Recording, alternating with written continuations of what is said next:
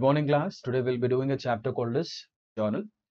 So the first step in accounting process is called as journal. The first step in recording the business transactions called as journal.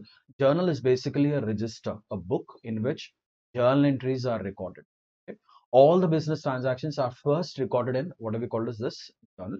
Both debit aspect as well as the credit aspect of a transaction are recorded. And this particular word journal is derived from a word, French word called as jour, which means a day. That means day-to-day transactions of a business are first recorded in this particular book or register. This book has got a lot of other names. That is, it is called as book of first entry, or is also called as book of original entry, prime entry or primary entry, or what we call as a day book or subsidiary. So there are a lot of names which are given to this particular book or what we call this register, this journal. Okay.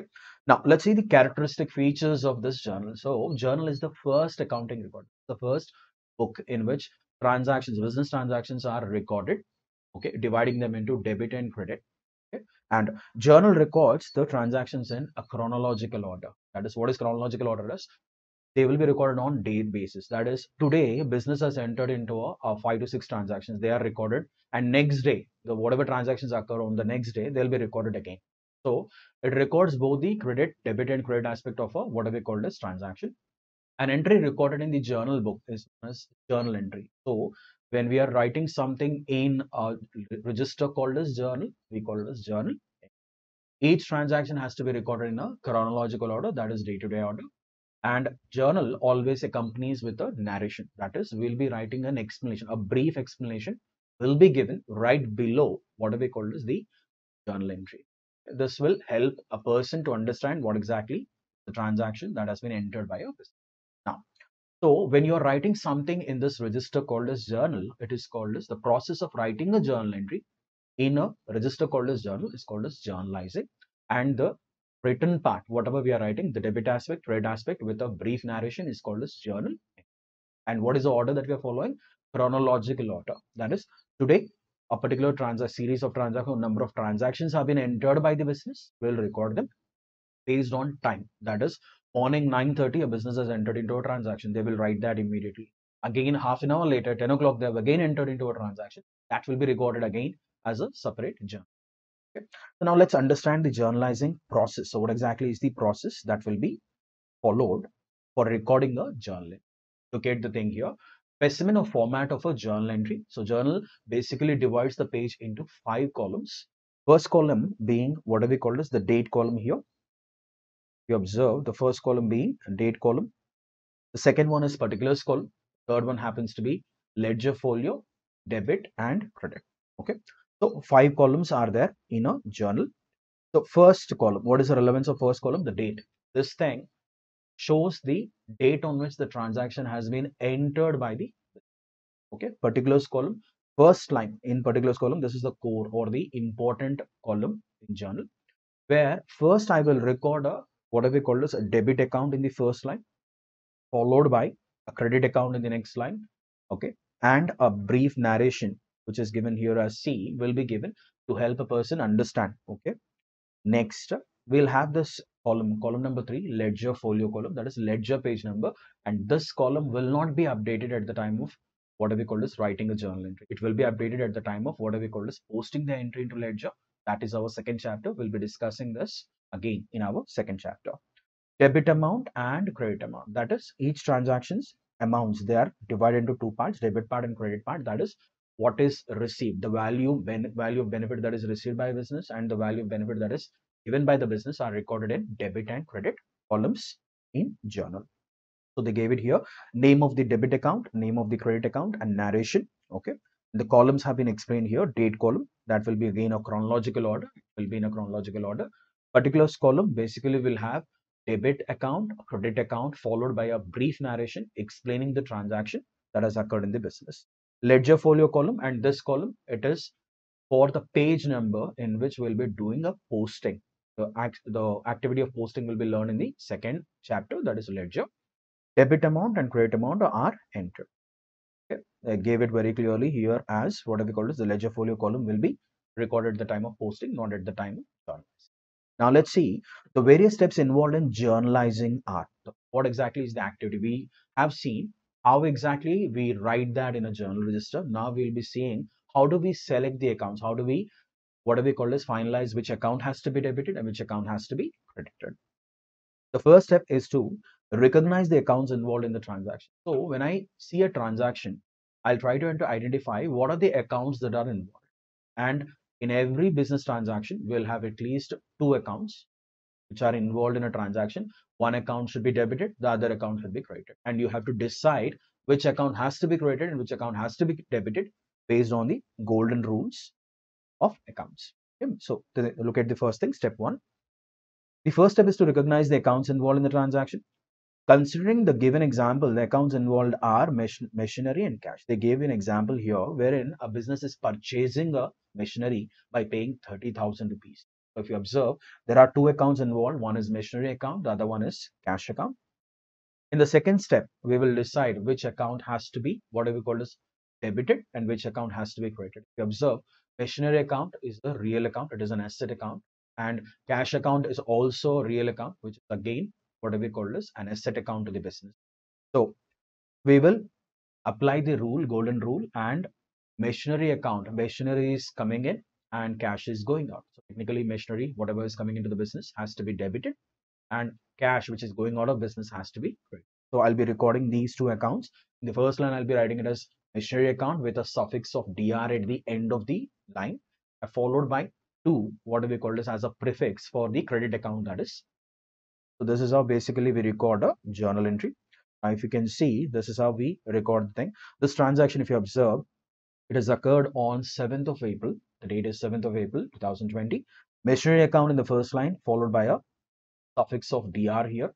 Okay. And they gave page numbers here. If you know the page numbers, or if already a machinery account is there in your ledger register that you'll be learning in the next chapter, there that page number will be taken here, showing that this particular machinery account is there on page number 34 in your ledger.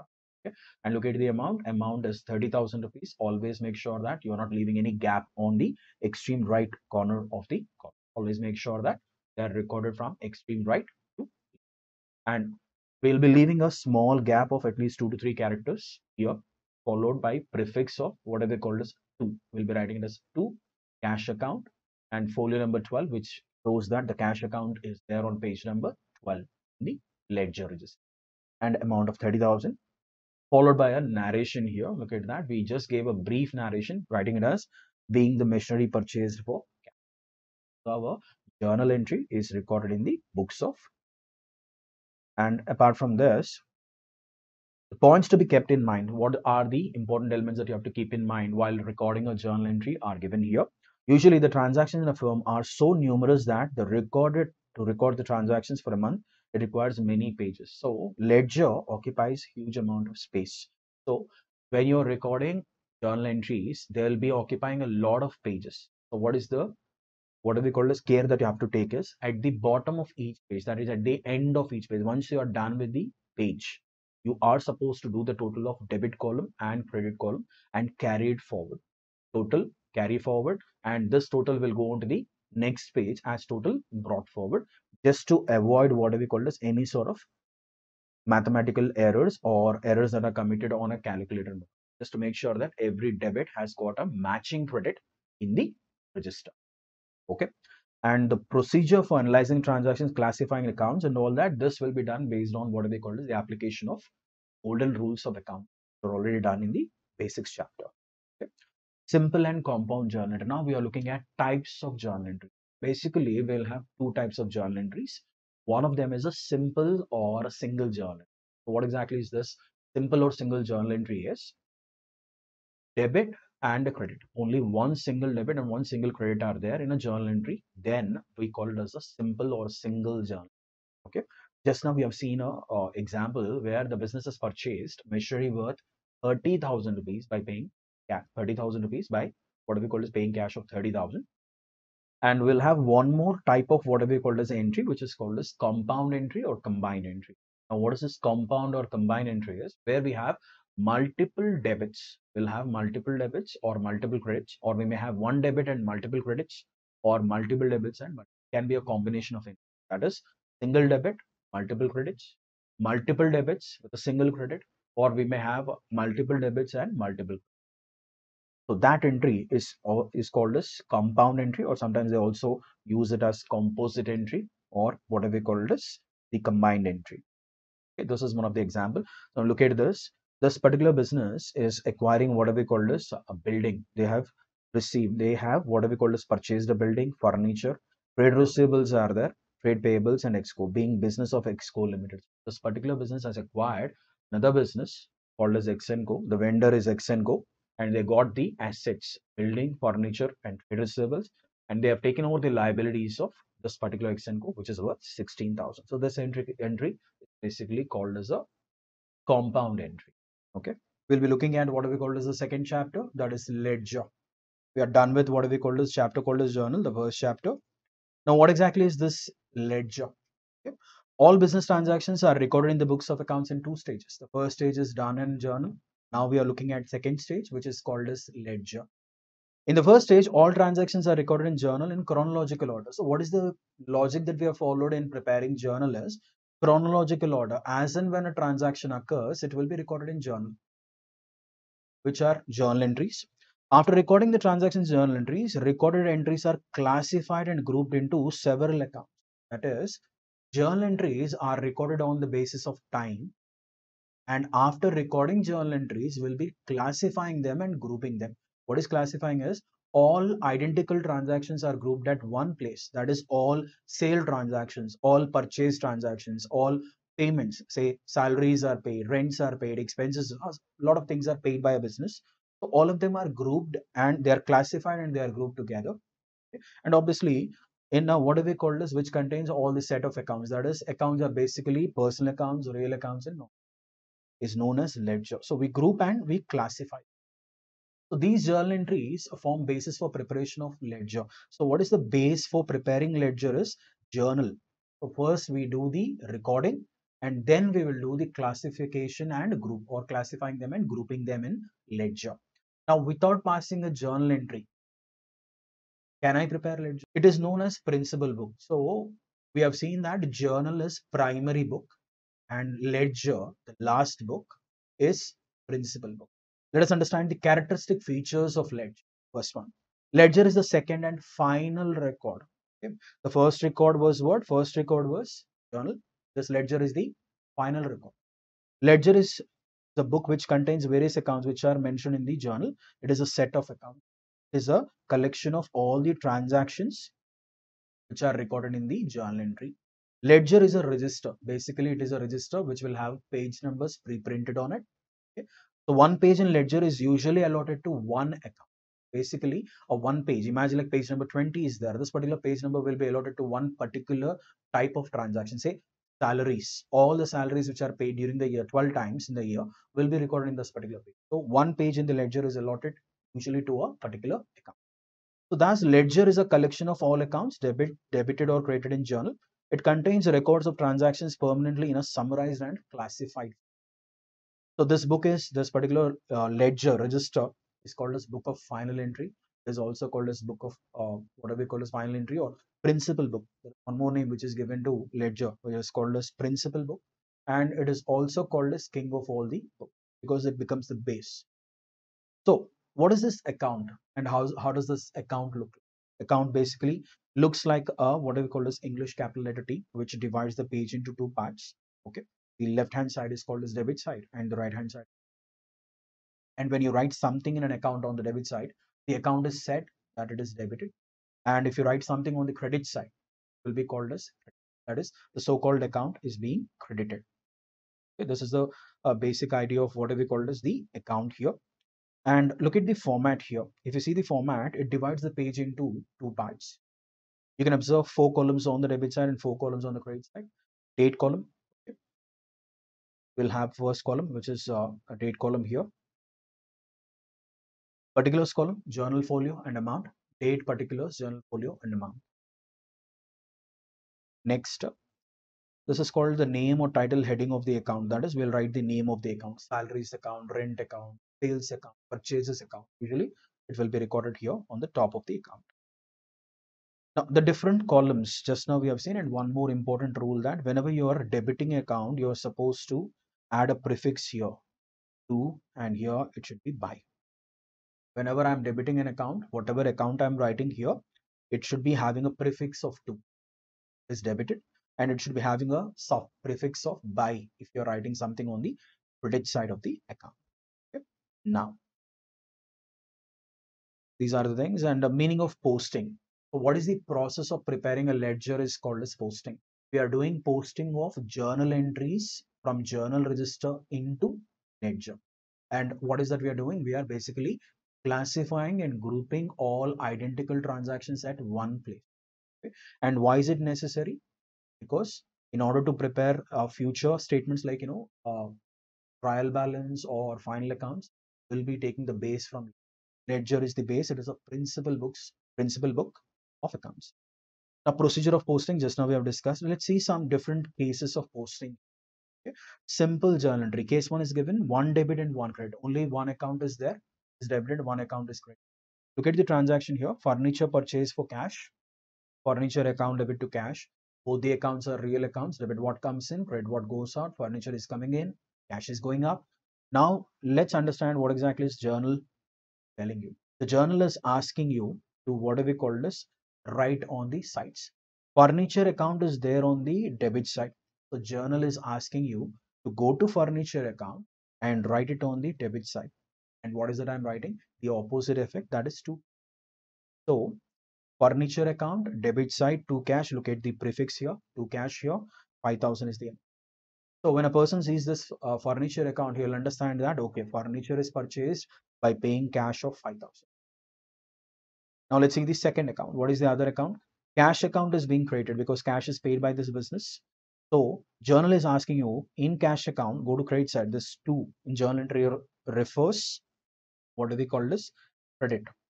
So it is asking you to go to credit side of cash account and write as buy furniture 5,000.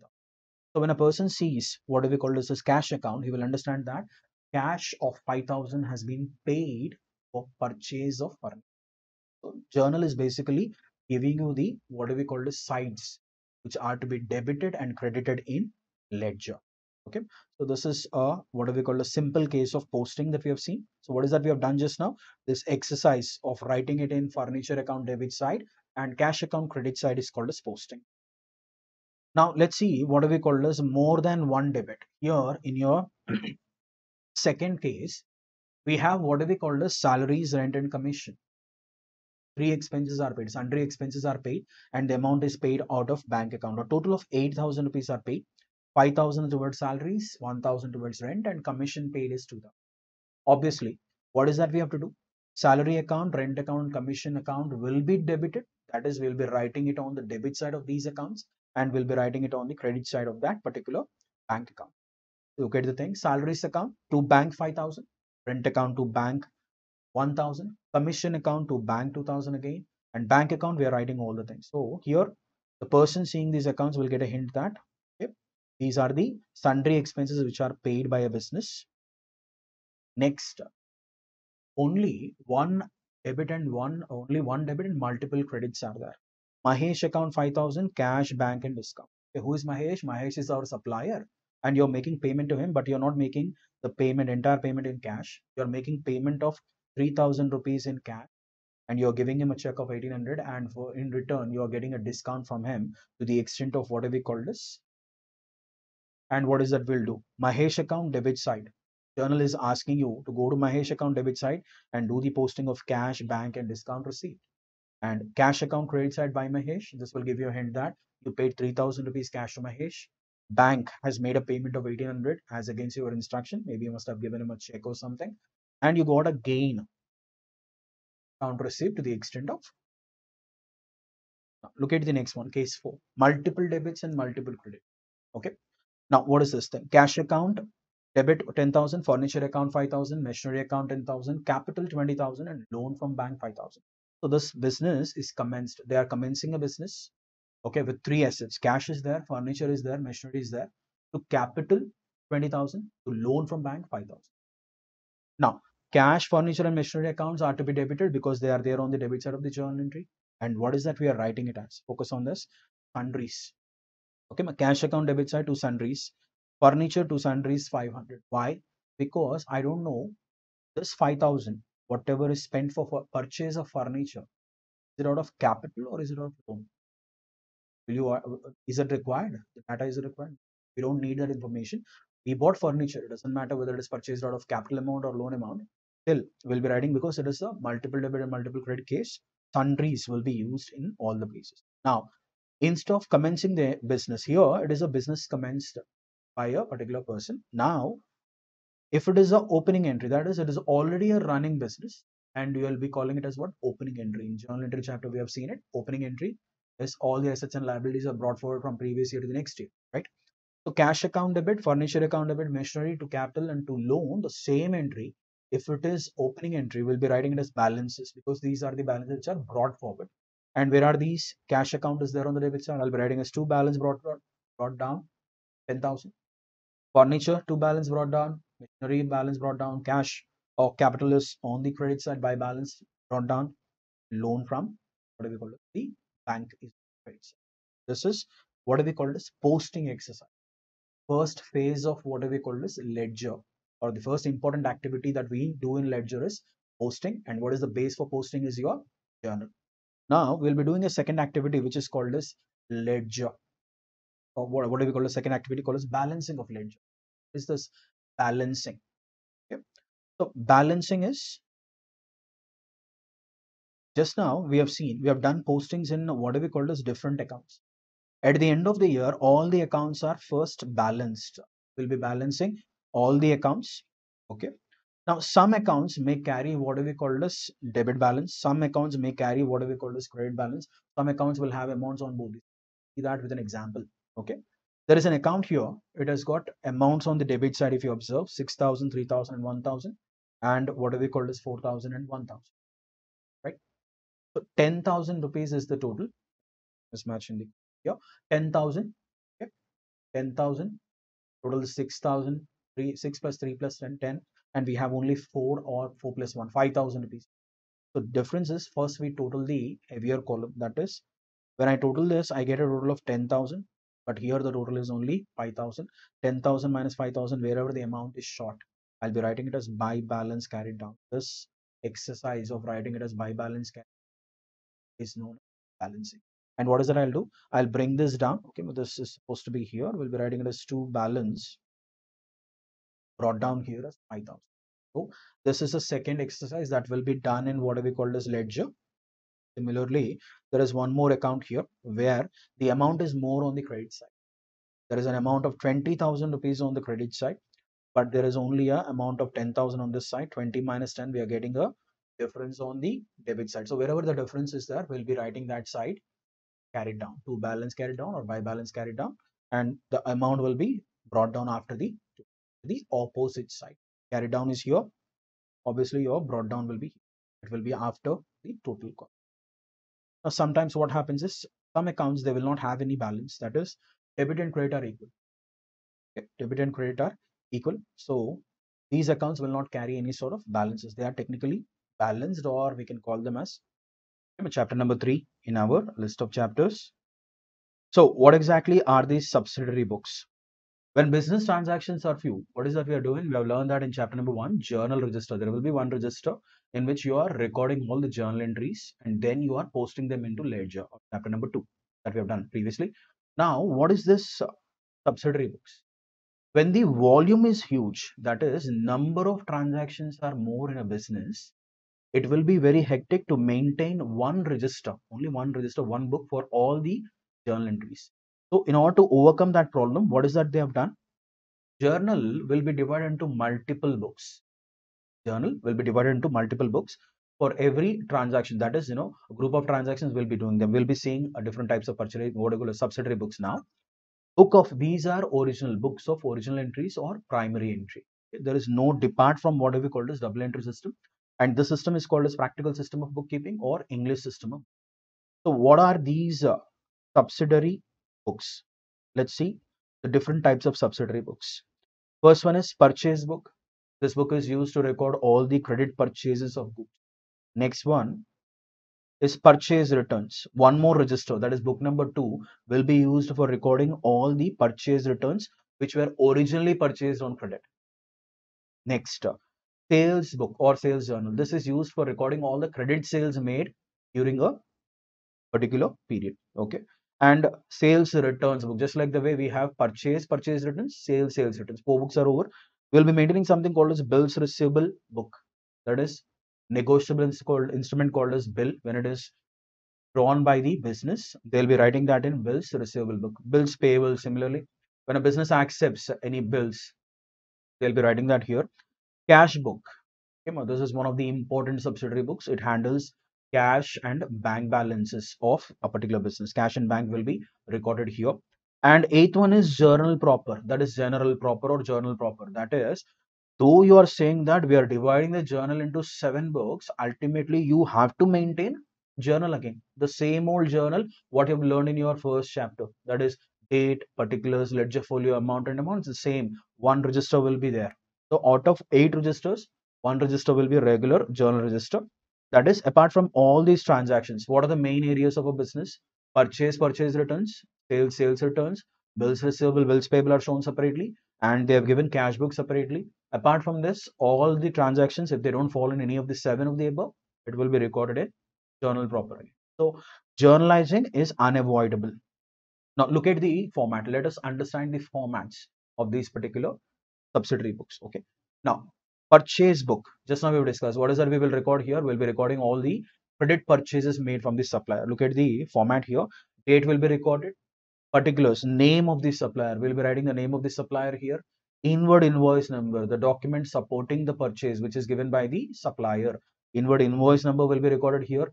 Ledger folio, of course, it will not be recorded at this particular point of time when you are writing subsidiary books. Yes, it will be recorded the time of posting. Obviously we'll be doing the posting from subsidiary books just like the way you used to do posting from journal.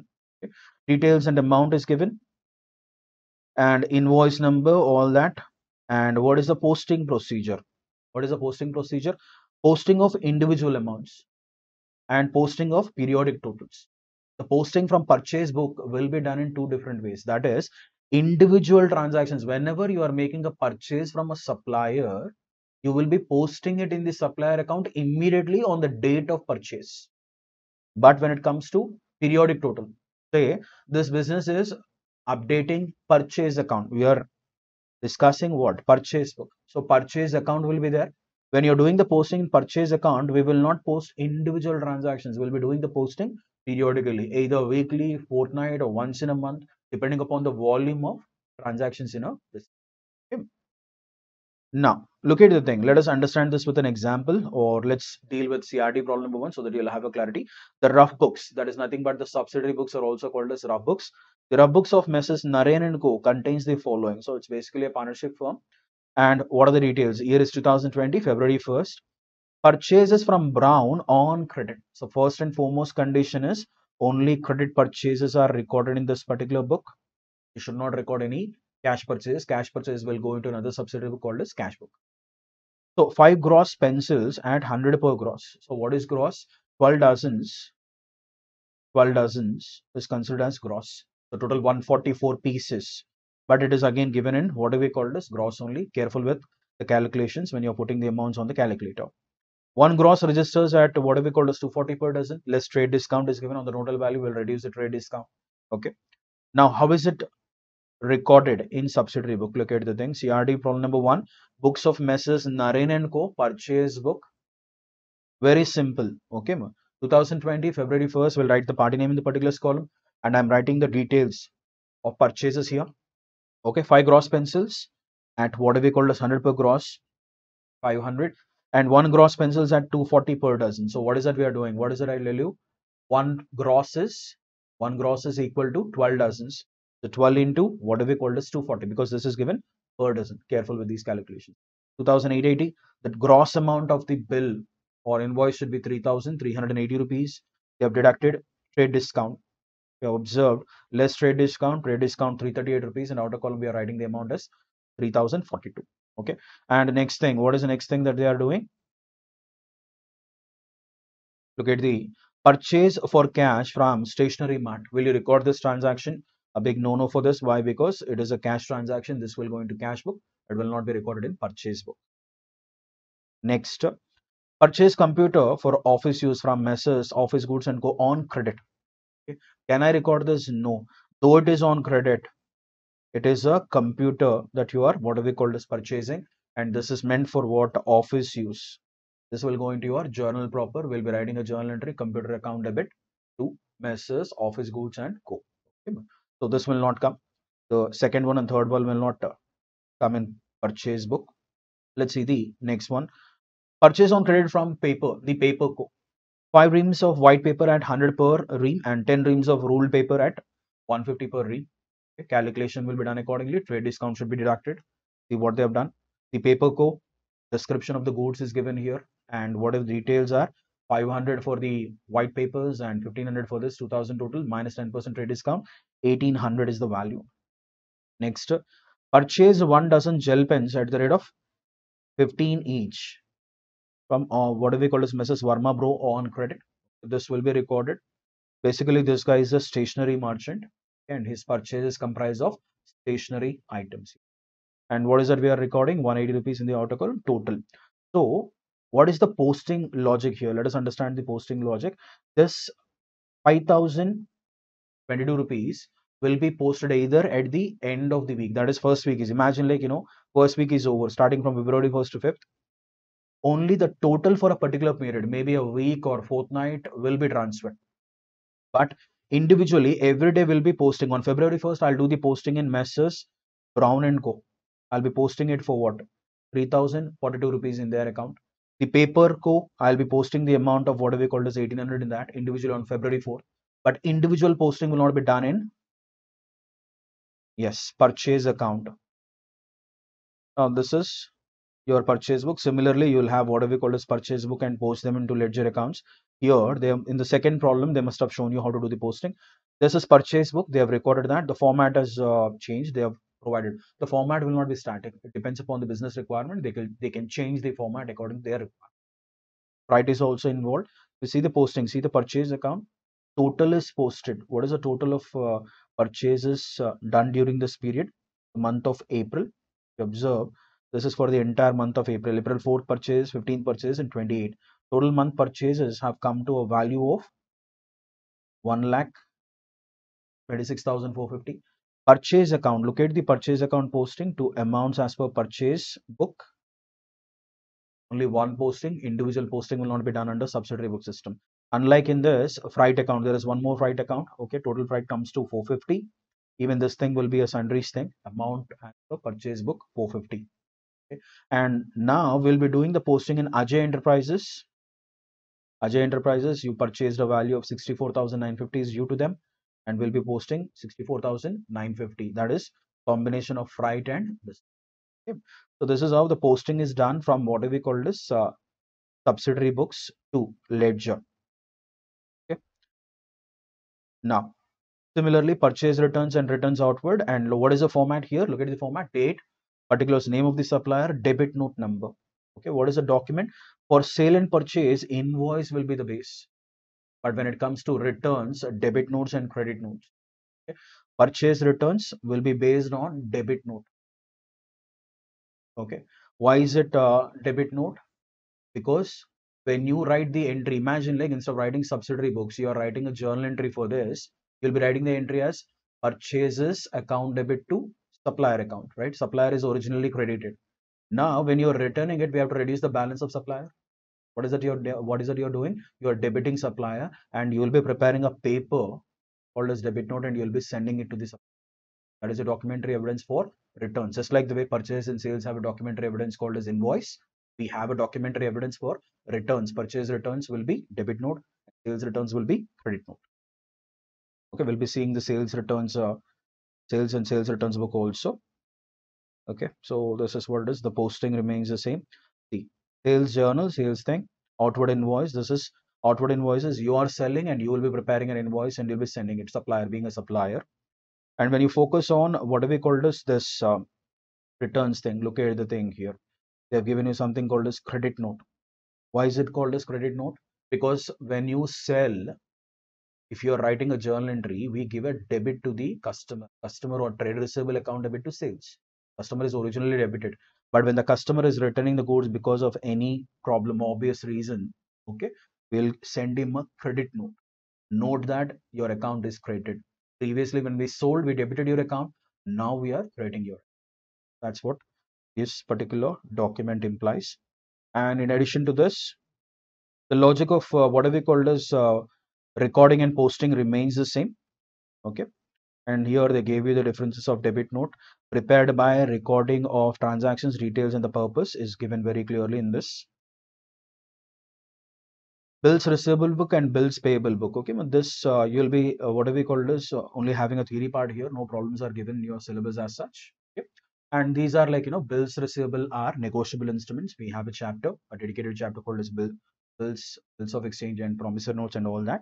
You'll understand this, and moreover, they didn't give you any whatever we call this problems as such in this particular thing. Okay, but you'll be doing problems extensively there.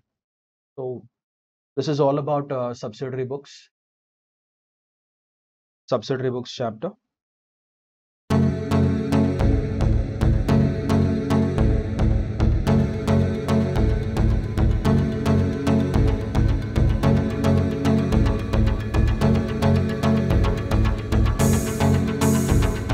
Today we'll be dealing with a chapter called as Cashbook. Chapter number 4, Cashbook.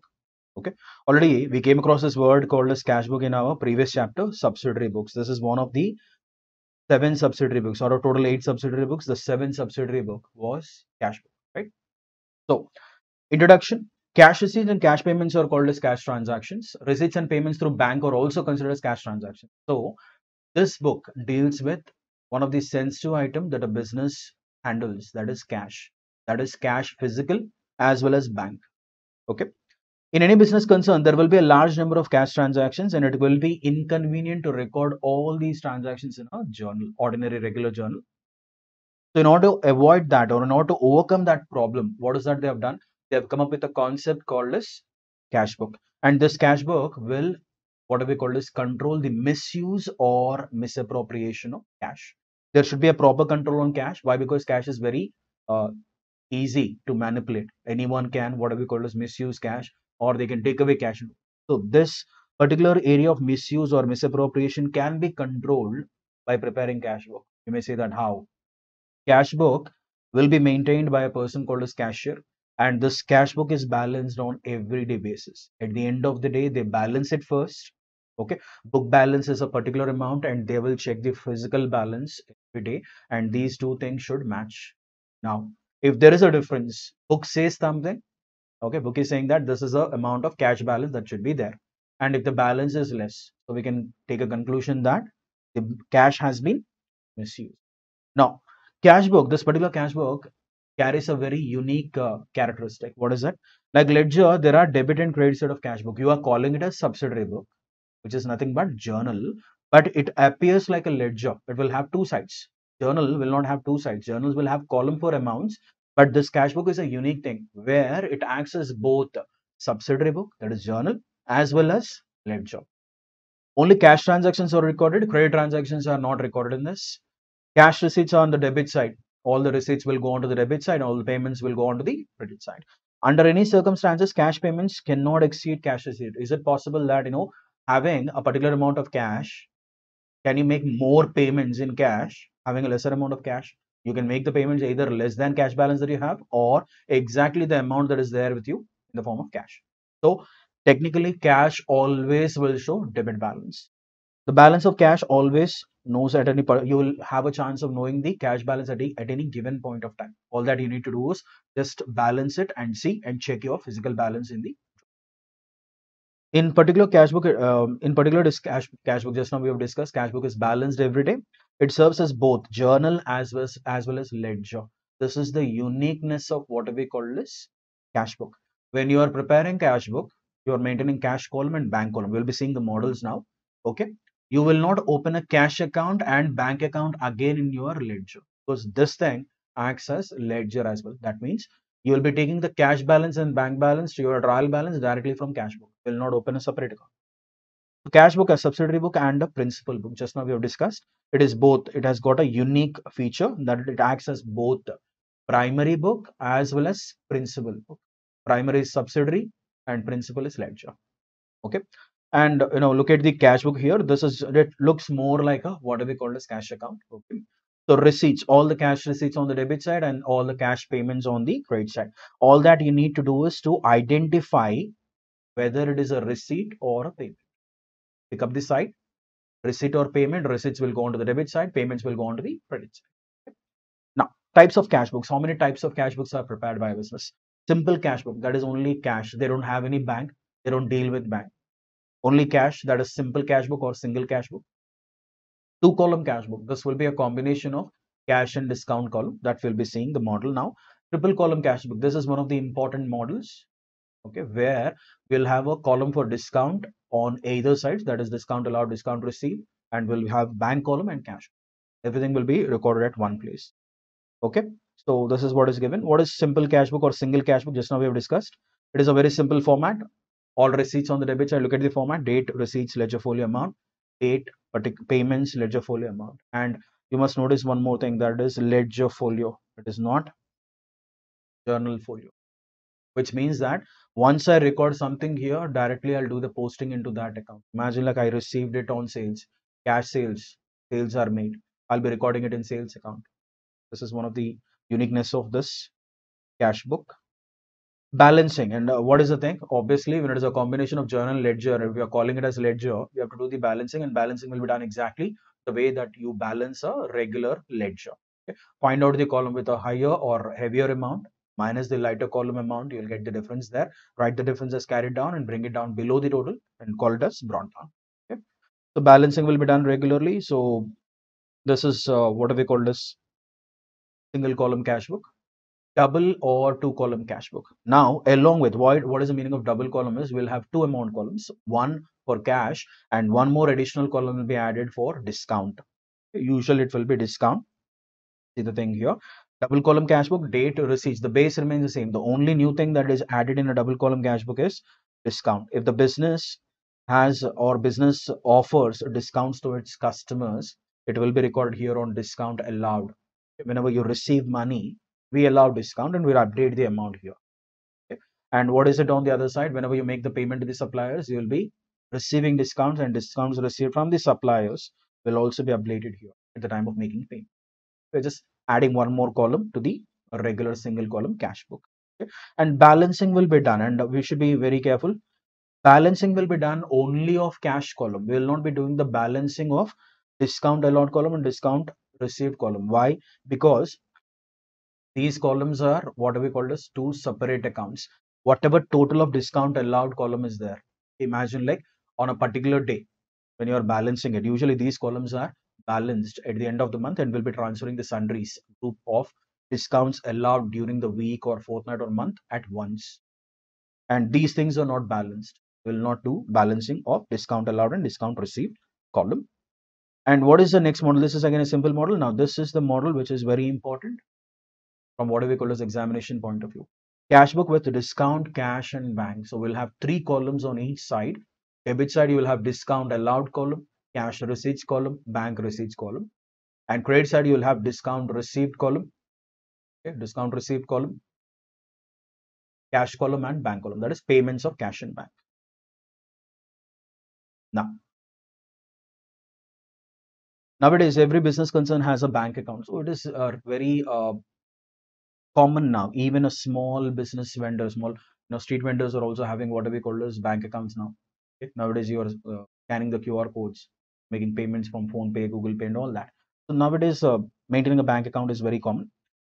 Every day there will be many transactions, and for this purpose, what is that they will do? They will have what we call as discount allowed transactions. They will have bank transactions. They will have cash transactions. Everything will be recorded at one place. We call it as triple column cash book. Look at the stretch of columns here.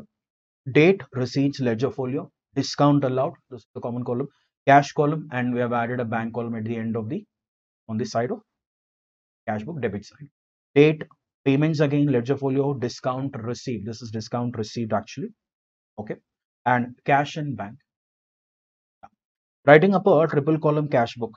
What is the procedure that is followed and what is the uniqueness of this thing? We'll understand it with a problem. Prepare a triple column cash book and show the ledger postings therefrom. They're asking you to prepare cash book as well as do the posting from this cash book. 2020 July 1st, cash in hand is 10,000, bank overdraft is 2,000. This will go into your solution as opening balance of cash, debit balance of 10,000, to balance brought down. And on the same date, we will have buy balance brought down, bank overdraft of 2,000. Goods purchased by check. You're making purchases, payment from bank by way of a check. So by purchases, it will be 3,000 rupees in your bank column. July 4th, drew from bank for office use. You are withdrawing money from bank and you're getting it to office. It will be a contra entry. July 4th, to bank cash, withdrawn from bank, and we are writing it as C. Okay, contra entry. Both the effects, that is debit effect as well as the credit effect, are posted in the same format. Then we call them as contra entries. Drew a check for personal use. This is nothing but drawings. You're taking money. This particular proprietor is taking money for his personal use. This is drawings and it is taken from bank. We'll be writing it as buy drawings, 1,000 rupees in bank column. Checks received from Kiran. Check received from Kiran, 2,940, discount of 2%. So if this is after 2% discount, the original amount, that is 2,940 rupees check amount, should be for 98%. Correct? So technically, we are getting a discount of whatever we called as 60 rupees. Let's go back to solution and see. To Kiran, 60 rupees in discount allowed column and 2,940 rupees, the amount of check. And you're writing that in whatever we call as bank column. Goods sold to Teja, 5,000. To sold goods to Teja. Can I record this in Cashbook? Can I record this particular transaction in Cashbook? No. Why? This is a credit transaction. Do you see whatever we call as a sale anywhere here? This is a credit transaction. This will go into your sales day book. It will not come into Cashbook. He is not making the payment. This is a credit sale. Transaction will not have any impact on your Cashbook as such. Next, what is the next transaction? Paid into bank. That is deposited into bank. How much are you depositing? 4,000. This is again a contra entry. We'll be writing it as what to cash, 4,000 rupees, and by bank, 4,000 rupees. Contra entry. Why both the postings, both the aspects are whatever we call is posted in the same format. Done. Next, bills receivable for 6,000 has been discounted at bank at a cost of 100 and the proceeds are created in the passbook. This particular businessman, he has received a bills receivable, that is he has drawn a bill on the customer and that bill he is discounting at the bank, that is he's selling the bill to bank at a charge of 100, which is called as discounting. So effectively he has received only 5,900 rupees from bank. The thing to bills receivable 5,900, and this discount is not a discount allowed thing. We are not writing this 100 here. Why? Because this is not a customer given discount. Are we giving it to a customer? Is it a bank? No. So this discount allowed column will not be recorded. This will be recorded separately in what we call as journal proper cost. You will not find this 100 in discount allowed because it is not customer to whom you are giving it, being deducted by a bank. Next, focus on the next transaction.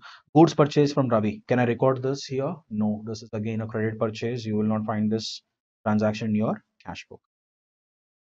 Next, Teja settled his account by check at a discount of 10%. The check was deposited into bank on 20th July. So you're receiving check on 14th and you're depositing it on another day. So when the check is received on a particular day and if it is not deposited into bank on the same day, we will write it as cash. We'll be treating it as cash. Look at the thing. Transaction dated 14th of July. You received a check from Teja. Discount given is 500 and what do we call this? 5,000. What is the amount that you're supposed to receive from Teja? Go back to your problem. You sold goods to Teja, 500. This was not recorded because not a cash transaction. But when you are receiving what we call as a check from Teja on 14th, we'll be recording it in cash book after a discount of 10%, which comes to 500, 4,500. In which column? Obviously, we'll be writing that in cash column because it is getting deposited on 20th month. Next, paid to Ravi by phone pay in full settlement of his account 5,800. Now, who is Ravi? Ravi is our supplier. If you go back here, we purchased goods from Ravi. Yeah, 6,000. You are settling the account. You are making the payment using phone pay, but ultimately it will be deducted from your bank account. So, by Ravi on 16th, it will be 200 rupees discount received and 5,800 will be paid. You are making payment of 5,800 out of your phone pay. Next, A bills receivable for 2500 previously discounted. So in the 11th transaction, you are discounting it now. But this particular 17th transaction, this bill is already discounted with the bank at an amount of whatever we call as 2. Banker gave you 5000 at that time when you must have recorded that at the time of discounting and receiving the money into your bank account. Now, what is wrong with it? The bank has been dishonored. The moment a bill is dishonored, what is a banker will do? Banker the amount out of bank account. That's what banker must have done. Banker must have reduced your bank balance. Go back to your solution and see. By debtors, bills dishonored 5200. What is the value of the bill? Value of the bill was 5200. Banker originally gave you 5000, but what will be deducted? The original value of the bill will be deducted, and banker has reduced 5200 from your account here. By debtor, customer will come back to his original position and bank will be credited. Bank is reducing your balance. Next, bank returns the check of Kiran as dishonored. Now, who is this Kiran? You remember, we received a check from Kiran which was worth 2940 after giving him a discount. This particular check was dishonored because of a number of reasons. Thing is, like, what is that we have written? At the time when you received it, you wrote it as Kiran here to Kiran, rupees 2940. Now we'll be reversing the entry on 18th by Kiran account 2940 and discount part 60. You recorded the discount here, right? Will I write the discount of 60 rupees here? No, because it will go into journal proper. Reversing the discount in journal proper by writing a journal entry. Next, pay to landlord Gopal by Google Pay 1000 and by cash. So you're paying rent technically. You're paying to landlord and you're calling him as landlord. Obviously, it is rent amount. It will be taken as by rent. Okay, an amount of what? 2000 in cash and 1000 phone pay or Google Pay. What is it? Yeah, Google Pay. Okay, 2000 in cash, the balance in Google Pay form. You're making a UPI payment out of it. Next, further capital brought into business 20,000 rupees. Half of the amount was paid into bank. So you're bringing additional capital into business. This is a receipt.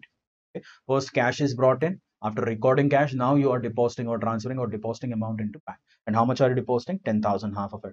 So for that, first we'll be writing it as to capital directly. Okay. 10,000 rupees in cash and whatever we call as 10,000 into bank. Done. Next. Dividend received from NEFTs on shares of X Limited, received by NEFT on shares of X Limited, 1000 rupees. So you are receiving dividend. This is income, a receipt. Okay, to dividend 1000 rupees in the bank column. Which column are we writing it in? Bank column, because this is an NEFT transaction. Items as shown in passbook. These are the items that are there in passbook. When you took the passbook or when you took the bank statement, they found this particular businessman has found these transactions. Now they are to be updated in your cash book. What are they? Bank charges, the payment which will go onto the credit side. Look at the thing here. By bank charges here, 4,500. Is it? No. Bank charges are 200. Yeah, bank charges are 200 here. 200 rupees bank charges. After that, life insurance premium. Life insurance premium was paid out of business amount. It will be treated as drawings, obviously. We'll be treating as by drawings. 1000 rupees again. All these payments are there only in passbook. Now we are updating it in a cash book. Next, interest on overdraft. This is deducted by bank. This is again a payment. The interest on overdraft part, 500 rupees is deducted by bank. This information is there in your passbook. We are updating that from passbook to our cash book now. Cash in hand more than 1000 was deposited into bank. So at any given point of time, they are not planning to maintain any cash balance over and above 1000. That is, on a given day, at the end of the day, say the business closed at 6 o'clock. So they should not have cash balance more than 1000 in office. Over and above 1000 rupees must be deposited into. Okay? They can go to a CDM and deposit the same into their current account. So for this, in order to do that, let us understand the balancing, how the balancing is done in a triple column cash book. Let's have a clear screen and remove this. Okay. So first thing is discount allowed column. Let's go in order. Discount allowed column, when you total up, you got a discount of 560 rupees. Okay. This will be transferred to your discount allowed column on the debit side. Okay. And cash balance, let us complete the bank column first. Total on the Debit side, you're getting receipt side of bank is 45,340.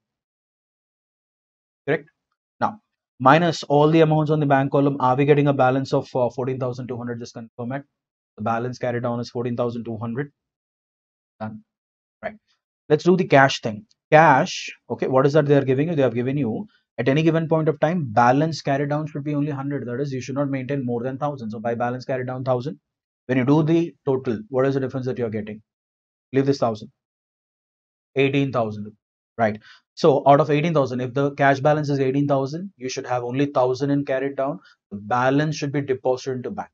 Right. So that's what they have done. On 31st, they have passed a contra entry. See this on 31st, a contra entry for 17,000 rupees has been, because cash balance was 18,000 should be maintained. Over and above 1,000 should be deposited into bank. And when we deposit, we pass a contra entry. This is how it is.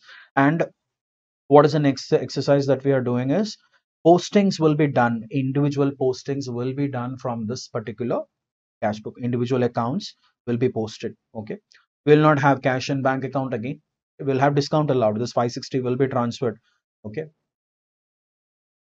560 will be transferred and 200 rupees. Discount allowed. Discount received column total. Only one transaction is there. 200.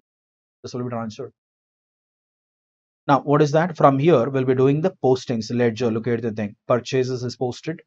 Here an account, all these accounts, the posting will be done.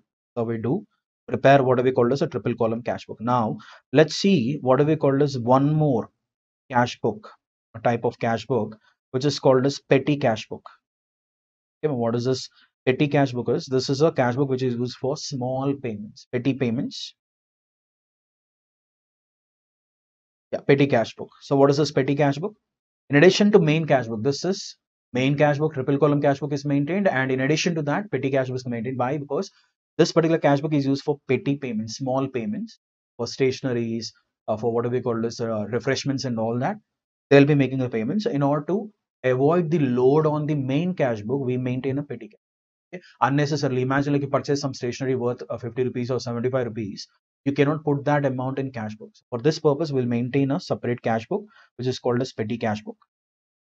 And it will be run on something called as impressed system. That is petty cashier. There will be a person called as petty cashier who will be given a amount, and this guy is supposed to spend the amount out of this, and he's supposed to give an account at the end of the week or at the end of fortnight or at the end of the month, depending upon the volume of payments involved. And this petty cash book is again prepared in two types: simple petty cash book and analytical petty cash book. Look at the format here. Cash received, it will be a typical format. Cash received first, cash book folio number, that is page number from where the entry of this particular petty cash transfer is made, date and particulars column. Okay, here we'll be writing the accounts for which the petty payments are made. Voucher number, if any documentary evidence has been generated. Some vouchers will have stationaries there. You've got a bill, you write the voucher number. Or for what we call as petty payments, they may have a separate format which will be used, internally generated format by the business, and total payment made towards that. This is a simple petty cash book. Analytical petty cash book. What is this analytical petty cash book is? In addition to this regular cash book, what you see here, we'll be having a separate column called as analysis of payment. And this analysis will have payments which are done frequently. Postage, this particular business purchases postal stamps, or they'll be having a lot of transactions with post office, revenue stamps or something like that. Printing and stationery, they purchase a lot of paper and stationery items and all that. For that, they have, wherever the volume is more, postage, a lot of transactions will be there, so they keep a separate column. Printing and stationery, they will have a separate column because a lot of volume is there. Every now and then they'll purchase stationery as such. Carriage and freight, they are carrying something, they are sending something for local commuting and all that, they are paying money. And then traveling expenses, whenever they are moving out of city for traveling and all that, short distances, can be called as conveyance or traveling, it depends on that. Miscellaneous expenses, yeah, this is again a group where if the expense cannot be named, we'll be writing it there. And ledger account, what is the ledger account is? If some petty payment has to be made to a party, okay, that is like, you're getting refreshments like tea and coffee from some vendor, and that vendor is settled once in a week. So for that, vendor will be keeping a separate column here. This is more like, simple cash book, simple petty cash book with an analysis where the payments are more will be recorded. So this is all about what we call as cash book.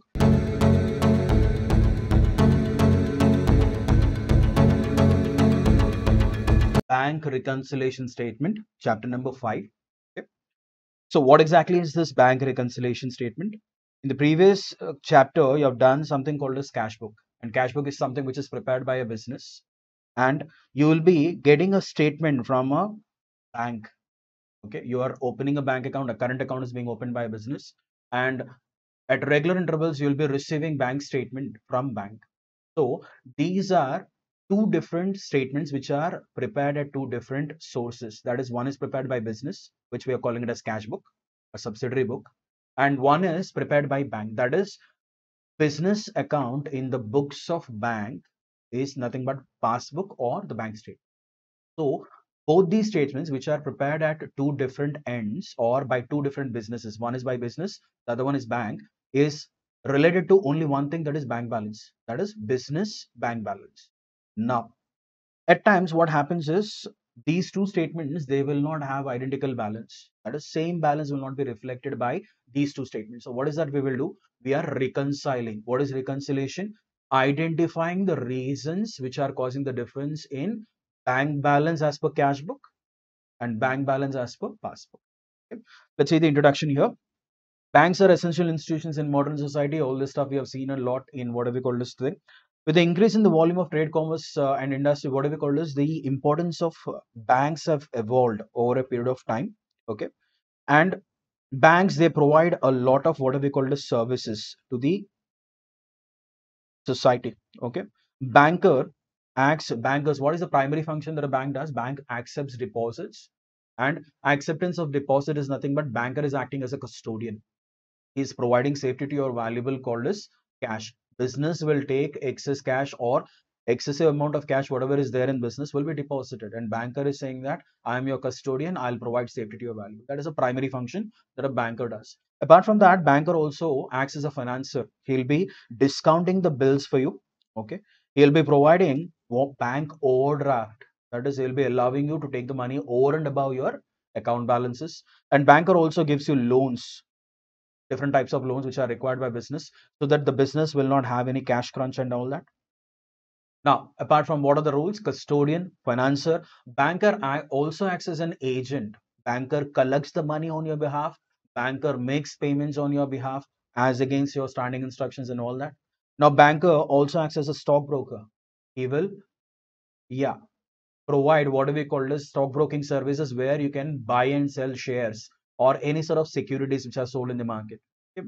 And after that, banker is acting as what? A guarantor. He's providing you with letter of credits, or what we call as, he's providing you with bank guarantees and all that. And banker also provides you with what we call as facilities like debit card and credit card. He's giving you payment services and all that.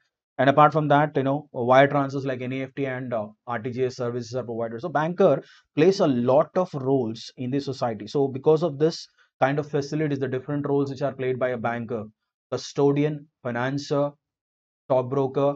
Okay, what else? Now he's acting as a agent on your behalf. He's making payments, collecting money. He's providing you with what we call this. He's acting as a guarantor on your behalf. He's providing you letter of credits, guarantee letters, and all that. He's providing you payment services. If you have to make the payment to a distance place, banker enables that with the help of NEFTs and RTGS. And bankers are providing you with what we call as this UPI services now. Okay. So a lot of services are offered. So that is the reason why business, they find it very convenient to deal it with through a bank. Okay. Now, having seen the role of bank, now what is the next thing that you're looking at? Cashbook. This is what we are reconciling it with. So cashbook is something which is prepared by business. And we have seen in the last class that we have prepared a triple column cashbook. We have learned how to prepare a triple column cashbook and all that. So based on this, we'll be reconciling this with the passbook. Bank passbook is nothing but customer's copy, that is business account copy, ledger in the books of bank. So these two things, usually they will not agree, or even if they agree, still you have to reconcile. You have to check one by one whether the amounts are matching with the amounts in our cash book. Look at the format of passbook. They gave you a format, a typical format of a bank passbook here. Date, particulars, check number. This will be usually instrument number, or transaction ID will be recorded here. Withdrawal column first, that is debits or withdrawals, credits are deposits, and the balance, whether it is a debit balance or credit balance by the end of this transaction, will be recorded here as debit and credit. Now let's get into what we call as differences. There will be a lot of what do we call this reasons behind the differences between cash book balance and passbook balance. But what are the major differences? And when we group them, what are the different groups of differences? One is timing difference. First category of mistake, what do we call this differences are timing differences. What are these timing differences are? You deposit a check into bank. Okay, technically, this check requires 3 working days, 72 hours for collection. So you made the entry in Cashbook on the day when you deposited, but will it be there in your passbook? Will it be getting credited to your passbook on the same day? No, right? So these things are called as timing difference. That is, you will be recording it in Cashbook, bank will be doing it, but at a later date. These are timing differences. Transaction differences. What are transaction differences are? Now, at the time of opening the bank account, you'll be filling an application form, and you agree that bank from time to time they can what do we call as put charges. For example, you applied for a checkbook.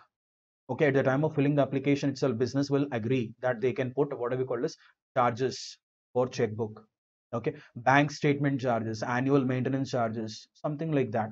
So these transactions, they'll be recorded by bank in passbook. They'll be deducting them, and they need not inform you.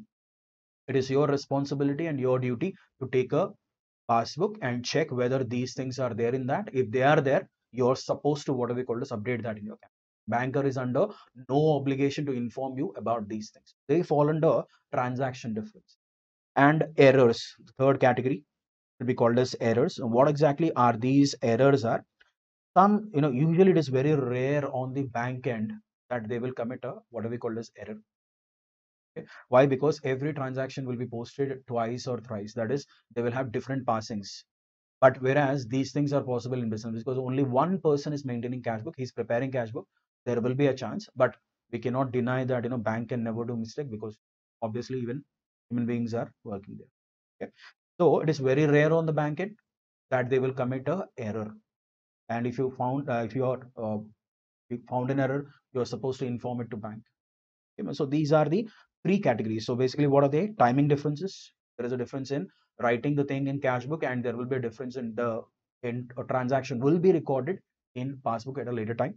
Timing differences, transaction differences are bank need not inform you, bank may debit you or credit you, but it is your responsibility to check your passbook and update the same. Errors possible on both ends, but a rare chance will be there. Rare chance in case of what we call as bank committing a mistake, but you can't say that bank can never commit mistake.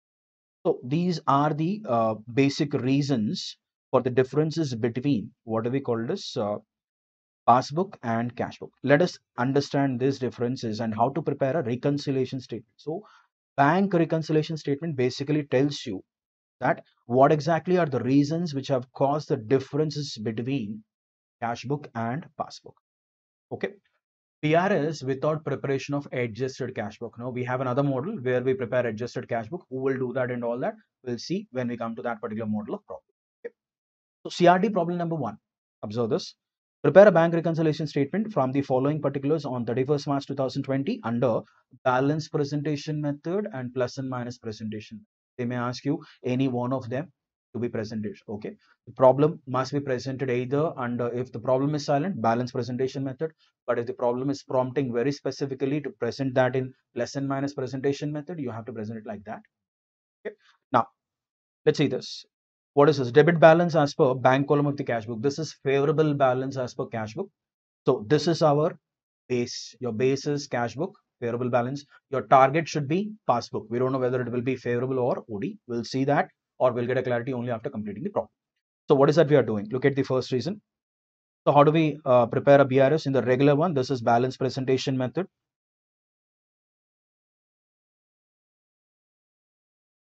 Okay. So BRS as on 31st March 2020, balance presentation method. This is a regular model that we follow. Debit balance as per cash book, 37,20,000. Okay. Now, add list and minus list. Accordingly, we will, what do we call this? Add if required. So where is this is called as base. This is our base and this is our target. So whatever happens to passbook, if it increases, we add it. Passbook, if it decreases, we decrease it. The regular rule that we follow. Let's analyze the statements here. Check issued to creditor but not yet presented to bank for payment. So you have issued it, you reduced it from your cash book, but the payment was not made by bank because this check was never presented by the party to the bank. So technically passbook is increasing. We'll be writing that in which list? Add list. 7,20,000 goes into your add list here. Okay, the first one. Second, go back to second one. Dividend received by bank but not yet entered in cash book. So dividend is received by bank. Banker is acting as an agent and has collected the amount of 5 lakhs. Passbook has increased. We write that in add list here. Interest allowed by bank. Careful with this statement. They use the word interest allowed. If it is income, interest charge. If it is expense. Okay. Interest allowed by bank. Again, 12,500 has increased in bank. We'll write it as 12,500 in the add list. Done. Next, checks deposited into bank for collection but not collected by bank up to this date. 15 lakhs 40,000 worth of checks were deposited, but these things were never collected by bank. Okay, maybe because of timing differences or something. Obviously, your cash book balance is increasing because you have entered them and you have deposited them into bank. But the same thing is not collected, so we write this in the less list here. Checks deposited into bank but not yet collected. Okay. Next, bank charges. Obviously, bank passbook balance has decreased. We'll write that in the less column, 2,000. A check deposited into bank was dishonored, but no intimation was received. So you received a check from a customer, or you received a check from or some sort of income source. The value of the check being 3,20,000. You deposited, you made an entry in cash book, but this was never collected. It got dishonored because of some reason. Okay. And what is the story? Cash book is increasing, but the same amount is not reflected in your passbook because banker will make an entry only if the amount is collected. 3,20,000 goes into the less list. Next one. Bank paid house tax on our behalf, that is on behalf of the proprietor, but no intimation received from the bank in this connection. Okay. 3,50,000 rupees. Passbook is decreasing. We write that in the less list. And when we add up the add list, we are getting a total of 12,32,500 from the 12,32,500. Add it to the base balance 37,20,000. 49,32,500 minus at the less list. Four amounts are there. 27,40,500. Done. So credit balance as per passbook. Done. Now, this is a regular model of presentation. At times, they will ask you to present the same problem in a plus and minus presentation model. Okay, plus and minus presentation model. Now, what is this plus and minus presentation model? Look at the thing. Same problem. For the same CRD one, we are dealing with plus and minus presentation model. Debit balance as per cash book. Favorable balance. I'll be changing the column heads here. I'll be writing it as plus amount and minus amount. Okay. Now, 37,20,000, there is no change, but we'll be writing it in the plus column because if it is a favorable balance, it goes into plus amount column. If it is OD balance, it will go into minus column. We'll be doing a problem down the line. Okay. Now, look at the story here. What is the thing? Checks issued to creditors but not yet paid. Okay, not yet presented to bank for payment. What is happening? Your passbook balance is increasing because these checks you have issued, you reduce the amount. Okay, so we'll see the impact on what? Impact on passbook. Okay, passbook is increasing. We'll be adding 7,20,000. Next, dividend received by bank but not yet entered in the cash column, 5 lakhs. Again, your passbook is increasing. We'll write that in the add column here.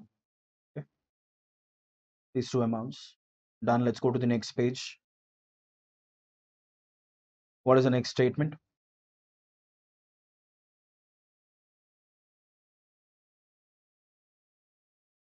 Interest allowed by bank. Passbook is increasing. Banker has credited your account with an amount of 12,500. It is increasing. We'll write that in the plus column. Yes, plus column. Next, let's go with the next reason. Checks deposited into bank for collection but not yet collected by bank. You made the entry for this 15,40,000 in your cash book. You raised your cash book balance, but these checks were never collected by bank. So technically your passbook balance is on a low. We'll write that in the minus column here. Okay. Only thing is the way we present the problem is different. Bank charges, what is happening? Bank charges, passbook is decreasing. We'll write that in the minus column. A check deposited into bank was dishonored, but no intimation was received. Again, what is happening? Passbook balance is decreasing. You expected that this check will get honored and you made the entry in cash book, but this thing got never honored, right? So minus list or minus column again. And look at the next one. Bank paid house tax on our behalf, but no information received from the bank. In this connection, 3,50,000. Again, passbook is decreasing. Okay. Now, look at the thing. What is that we are doing it? How do we arrive at the balances? First, we total up the plus column. Plus column total has come to what we call this 49,000, 49 lakhs 52,500. Is it the same? Confirm the balance. 49,000, 49 lakhs, sorry, 49 lakhs 52,500 minus the amounts in the minus column. All these four amounts, whatever are there in green. You should be getting a balance of 27 lakhs 40,500. That goes into the lighter column because minus column is the lighter column. Yes. Credit balance as per passbook. So this is basically plus and minus presentation. Only thing is, instead of writing it in a regular model, we will be using the columns as plus amount and minus amount. Okay. Now let's get on with what do we call this next model of problem. This was CRD1. Prepare a bank reconciliation statement from this, and what is that they are asking you to prepare? The regular model. Okay, again, this is as per passbook. The base is passbook. We have to see the impact on what do we call this cash book. Okay, to see the impact on cash book, let's go to CRD problem number 2. Let's analyze the things. Balance as per passbook, we'll be writing it as favorable balance as per passbook. 10 lakh rupees is the balance given here. Okay, my first statement. Next, checks deposited into bank. So what is the target? Cash book is the target. Always see the impact on cash book. Checks deposited into bank, but no entry was passed in the cash book. Okay, 5 lakhs. You deposited, but no entry was passed in the cash book. Cash book is decreasing by 5 lakhs. Checks deposited into bank, but no entry was passed in the cash book. 5 lakhs. This is the first statement. This is over. This is our statement number 1 in the problem. Next, checks received but not sent to bank. You received checks and you have not sent to bank, but you made the entry in cash book. Cash book is increasing by 11 lakhs 20,000. This is a statement which goes into add list because cash book is increasing. Okay, next. Credit side of the bank column cash short. Credit side of the bank column cash short. Credit side, what is that we write? We write payments. So you made a payment or you gave a check, and while doing the totaling, while doing casting on a calculator, you missed out one amount. So payment has been missed out. When payment is missed out, your cash book balance increases, but the same will not be the case in passbook. Why? Because they reduce the amount. Cash book, what is the story? What is the amount here? 2,000 rupees. Where is it shown? Why is it added? Because you made a payment. Banker promptly made 2,000 payment, but you didn't count it. You wrote it, but you didn't count it on a calculator while doing the totaling. Okay, so it will be increasing. Next, insurance premium paid directly by bank under standing advice. So banker makes the payment. Passbook is decreasing. The same thing is not recorded in cash book. It implies that it is not recorded in cash book. 60,000 rupees. What is happening? Cash book balance is increasing. Why? Because this payment was never recorded in your cash book. Okay, this is the next statement. After that, bank charges entered twice in cash book. So banker recorded it once and you recorded twice. Because of this, the cash book balance decreases by 2,000. 2,000 rupees. Look at the thing. Bank charges recorded twice. 2,000. Done. Next one. Bank issued. Check issued. Sorry. Check issued but not presented to bank for payment. Okay, you have issued a check to someone, immediately you reduced your whatever we call as cash book balance, but this payment was never made by banks. Technically your cash book is decreasing by 5 lakhs. Check issued but not presented for payment, cash book balance is decreasing. Next one is check received entered twice in cash book. So what is a mistake? Mistake is committed in cash book. You receive a check for 10,000, banker collected 10,000, but you entered that same check twice. Because of this, the cash book balance increases by 10,000. Check received recorded twice. Okay, next, what is our next statement? Go back to our next statement. Bills discounted, dishonor not recorded in cash book.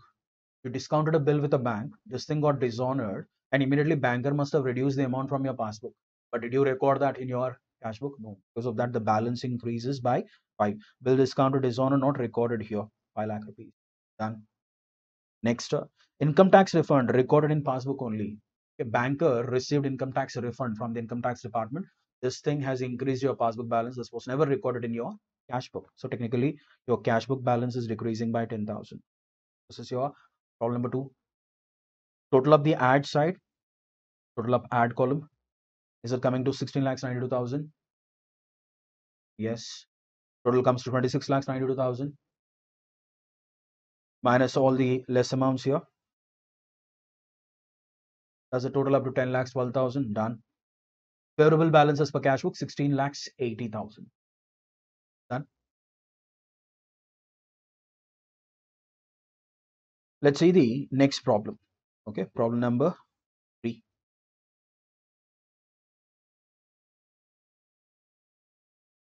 CRD problem number 3. Now, very important problem number. This is all this time we were preparing it for a month. Okay?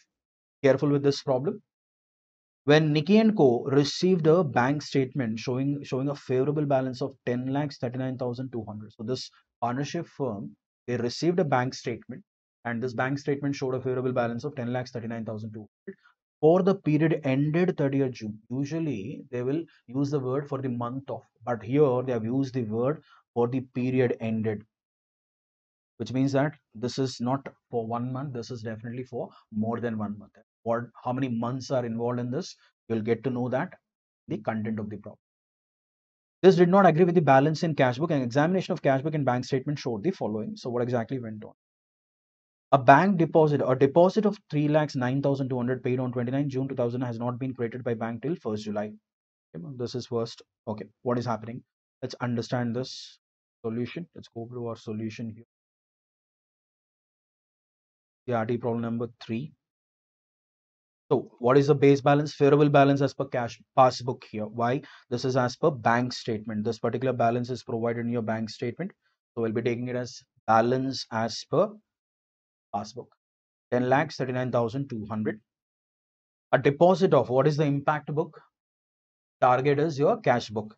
A deposit of 3 lakhs 9,200 paid on 29 June 2019 has not been created by bank till 1st July. So as on 30th June, this amount was not created into passbook, but you recorded that in your cash book. So your cash book balance is increasing by 3 lakhs 9,002. Deposited with bank but not credited. First statement. Next one. On 30th March 2019, look at the gap in the dates here. You are preparing it as on 30th June 2019, and here the date is 30th of March. Careful with this point, and this is a point which will tell you the duration for which we are preparing this BF. On 30th March 2019, the company has entered into hire purchase agreement to pay by bank order a sum of 3 lakhs on 10th of each month, commencing from April 2019. No entries to be focused is no entries have been passed. Okay, not no entry, no entries have been passed. And when is the first payment due? First payment is due on 10th, commencing from April 19th. So this particular Nikki and Co, they entered into a hire purchase agreement, and they said that on every month 10th we will give you a check of 10 lakhs for hire purchase. April 10th first check, May 10th and June 10th. 3 checks were issued and 3 checks were paid by the banker, but these checks were never recorded. Okay, maybe they must have given a bunch of checks, 12 checks or 24 checks to the party, the hire purchase vendor, whoever is there from where we have purchased it. These people, they went on taking things, but these things were never recorded. So it is technically 9 lakh rupees. 3 lakh rupees check, 3 checks, totals to 9. And what is happening? Cash book is increasing because you have never recorded this, but bank has made the payments. Look at the total. Careful with this particular point here. Okay, 3 lakhs into, what is it? Payment of hire purchase installment not entered in the cash book. Done. Get the next statement here. A customer of the firm who received a cash discount of 4% on his account of 4 lakhs paid the firm a check on 12th June. The cashier erroneously entered the gross amount in the bank column of the cash book. So what is the gross amount here in this particular thing? 4 lakhs is the gross amount that is due from him, minus 4% of this, which comes to 16,000 rupees. So technically, customer has given you a check of only 3 lakhs 84,000. Okay, but what is the mistake that the cashier has committed? He wrote the full amount of 4. So because of this, in bank, the amount collected by bank was only 3 lakhs 84,000. But here it is written as cashbook, you have written as 4. So cashbook is increasing by 16,000 rupees. Cashbook increases by 16,000. Let's go back to our solution and see. 16,000. Discount allowed wrongly entered in the bank column. 16,000. Done. Next, bank charges amounting to 3,000 had not been entered in the cashbook. Bank charges amounting to 3,000. If charges are not entered, obviously cashbook balance increases. 3,000 rupees increases there in the thing. Next, on 28th June, a customer of the company directly deposited the amount into bank 4 lakhs, but no entry was made in cashbook. So some customer went to bank and deposited the amount into your bank account, and he never intimated you. So passbook balance is increasing, cashbook balance is decreasing. So direct deposit by customer not entered in the cashbook 4 lakh rupees. This is a statement which is kept in brackets here. Okay. Next one. 11,200 paid into bank have been entered twice in the cashbook. You deposited 11,200 and you recorded that twice in cashbook. Obviously, cashbook balance increases by 11,200. Okay, deposit entered in cashbook twice. Next, a debit of 11 lakhs appears in the bank statement for an unpaid check. Careful with the language here. Unpaid check, which has been returned marked out of date. The check had been redated by the customer and paid in bank again on 5th July 2019.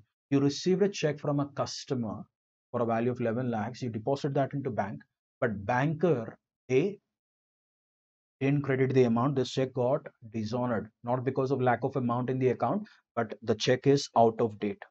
The check is more than 3 months old. Technically, what is the life of the check? 3 months. Okay.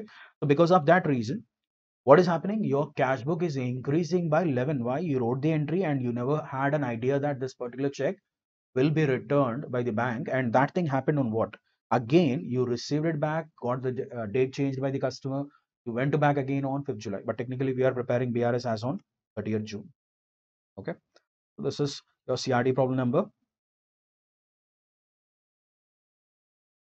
3. Totals confirm the balances here. Add total, are we getting it as 23 lakhs 39,400? And after adding it, is it coming 33 lakhs 78,600? Only one amount is direct deposit amount. Only one deduction is there. So what is the balance as per cash book? Balance as per cash book is 29 lakhs 78,600. Whereas your bank statement was showing a 10 lakhs 39,200. Huge difference, right? Next, let's get on with the next problem here.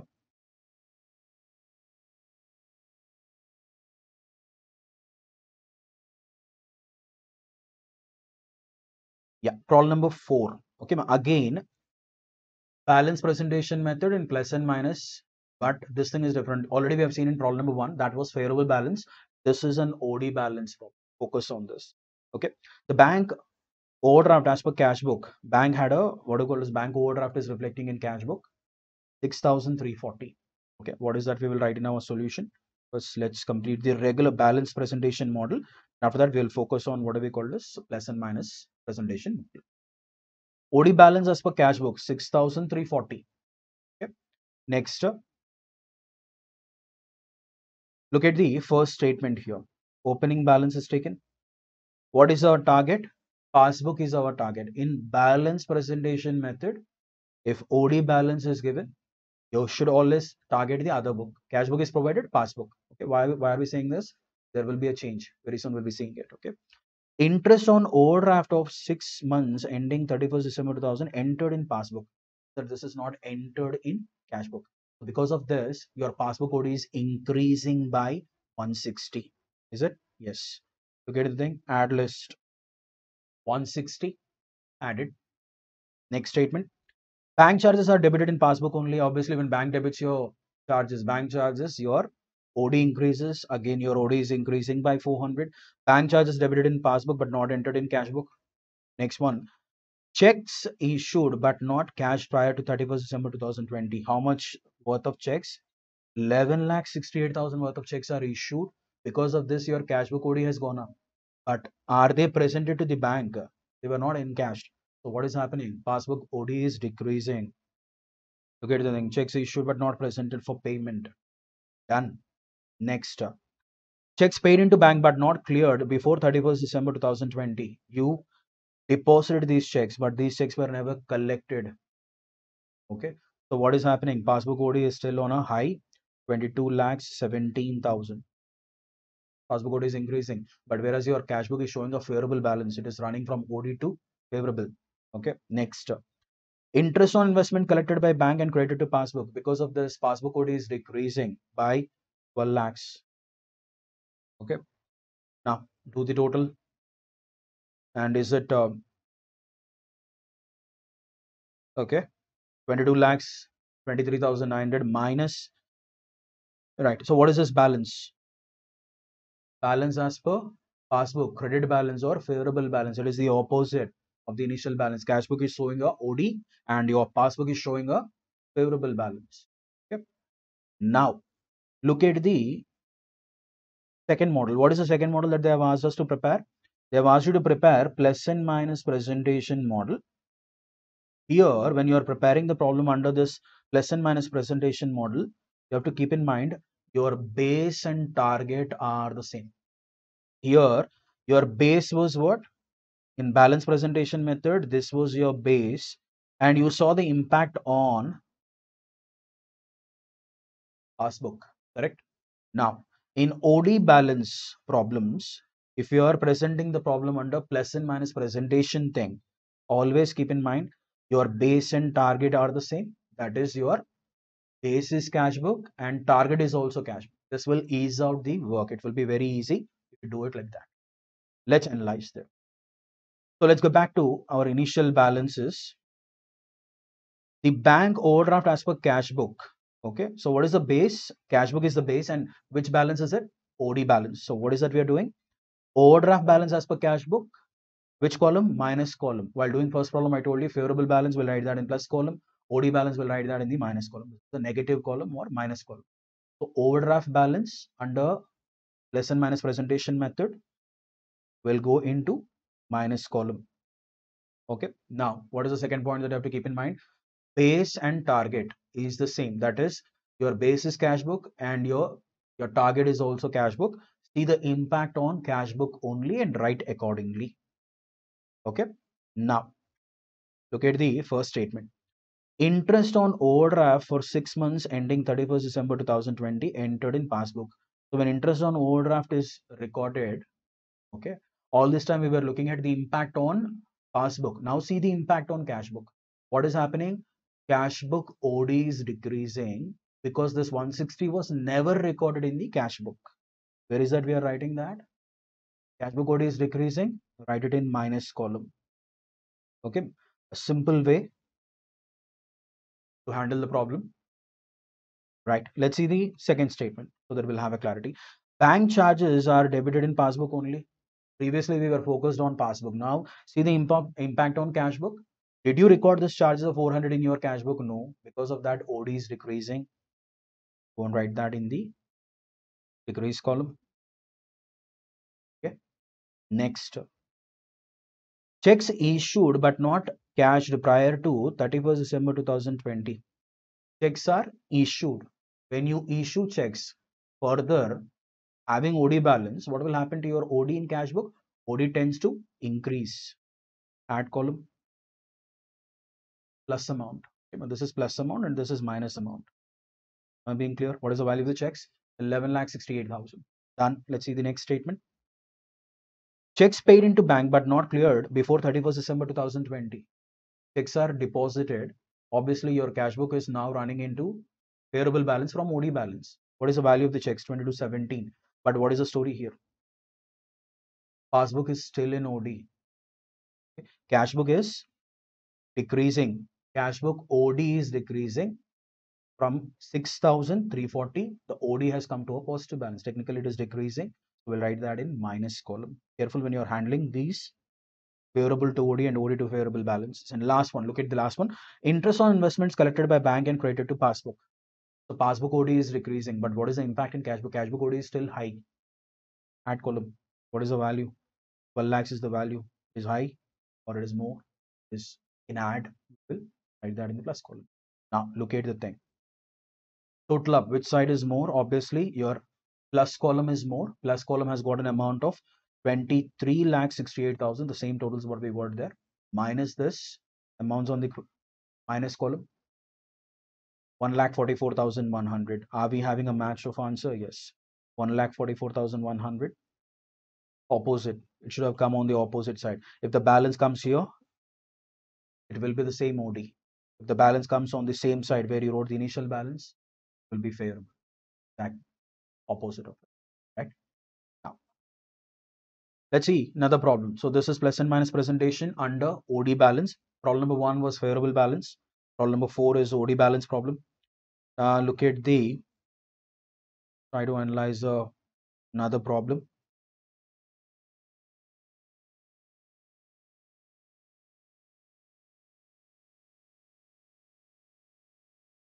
CRD problem number 5. Look at CRD problem number 5. It's a small problem. On 30th September 2020, my cash book, bank column of account number 1. So this guy is giving you a hint that there is another account in the same bank.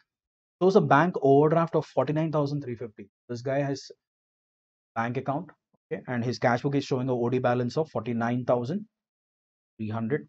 And these details are related to what we call as account number 1 taken out of cash book. Okay. So where do we write it? Overdraft balance as per cash book 49,350. Let's analyze the statements. Out of checks drawn on 26 September, and you are preparing it for the month of September. Out of checks drawn on 26 September, those for 3,700 were cashed by bank on 2nd October. So this guy has issued some checks on 26 September. These things were never presented for payment or paid by the banker anywhere before 30th of September. They were paid on 2nd October. The payment is not made. What is our base? Cash book. What is your target? Passbook. The passbook is decreasing by a value of how much? 3,700. Your statement number 1. Okay. Passbook is decreasing. Why? Because these payments are never made by the banker. A crossed check of 750 given to Abdul was returned by him, and a bearer check was issued, okay, to him in lieu on 1st October. So this person, Abdul, we gave him a check for 750. It was a crossed check. What is the problem here? This guy doesn't have an account, and without having the knowledge that a crossed check can be encashed only through a bank account, he took the check. Banker must have rejected it. This guy came back and he took a what we call this bearer check, which can be encashed over the counter, OTC check. So what is happening here? You made the entry. Okay. Was it paid by the bank till 30th September? No. It was paid by the bank on 1st October. So your cash book OD is high, passbook OD is on low by a value of 750. Next. Cash and checks amounting to 3,400 were deposited into bank on 29th September, but checks worth 1,300 were cleared by bank on 1st October. So out of this 3,400 rupees worth of total cash and checks, 1,300 were cleared on 1st October. The balance has been collected by bank, and one check for 250 was returned by the bank as dishonor on a later date. First of all, what is the story of this 1,300? 1,300 cash book. What is the base? Cash book is the base. Passbook OD is on a high by 1,300. Okay. So what is the total that they have taken? 1,300 here. They have added the amounts here. See, you can write the amounts individually or you can club that. Cashbook OD is on a high because this amount was not collected, and there was one more dishonor for 250, same impact, 1,515. Okay, OD passbook is increasing because this check was not collected. Okay, and the other thing was there was a dishonor of check. Next point, look at the next point here. Bulky. According to my standing instructions, that is, this account holder went to bank and he gave us standing instructions. The bank have on 30th September paid 320 as interest. So we are looking at what we call as payments made. paid 320 as interest, then paid quarterly premium of policy 160, paid a second call of share 600, and what do we call this the thing they have also received. So all these things are payments. So how many payments are made? Bank technically paid three payments, 320 rupees, and there was one more payment of 160 rupees, and one more payment of what we call the second call on shares. Three payments were made by bank. Passbook OD has gone up. Okay, passbook OD has increased. Look at the thing. They have consolidated them and wrote them at one place. Interest 320, premium 160, second call. Total comes to what do we call this? 1080 rupees. Passbook OD has increased because the banker followed your instructions. Next, they have also received 150 as a dividend. So now the bank is receiving what we call as dividend. This amount will reduce your OD. So what are the amounts that are collected by bank? 150 collected as dividend. Insurance claim recovered was 800. Okay, 800 rupees. And their charges were like, commission being 15. So two receipts are there. 950 rupees is collected by bank. OD decreases by what we called as 950. See, I think they consolidated the payments here. 150 plus 800 minus commission charges are removed. Technically 935 rupees is the balance. This decreasing in passbook because these are incomes which are collected by bank as an agent. Next, this point is over. Let's see the next point. My banker seems to have given me a wrong credit. Okay, we were discussing about three groups of what are they called as differences for reconciliation: timing differences, transaction differences, and errors. This is one of them. Banker has given a wrong credit of 500. When wrong credit is given, what will happen? Passbook OD decreases 500. Banker gave you wrong credit, and a wrong debit is also given to the extent of 300. This was supposed to be of account number 2. He gave us a hint very clearly that this guy's got two accounts in this bank. This is about account number 1. Okay. So 500 decrease and 300 increase, net of there is an impact of 200. Do the totals and check the answer, confirm the amounts.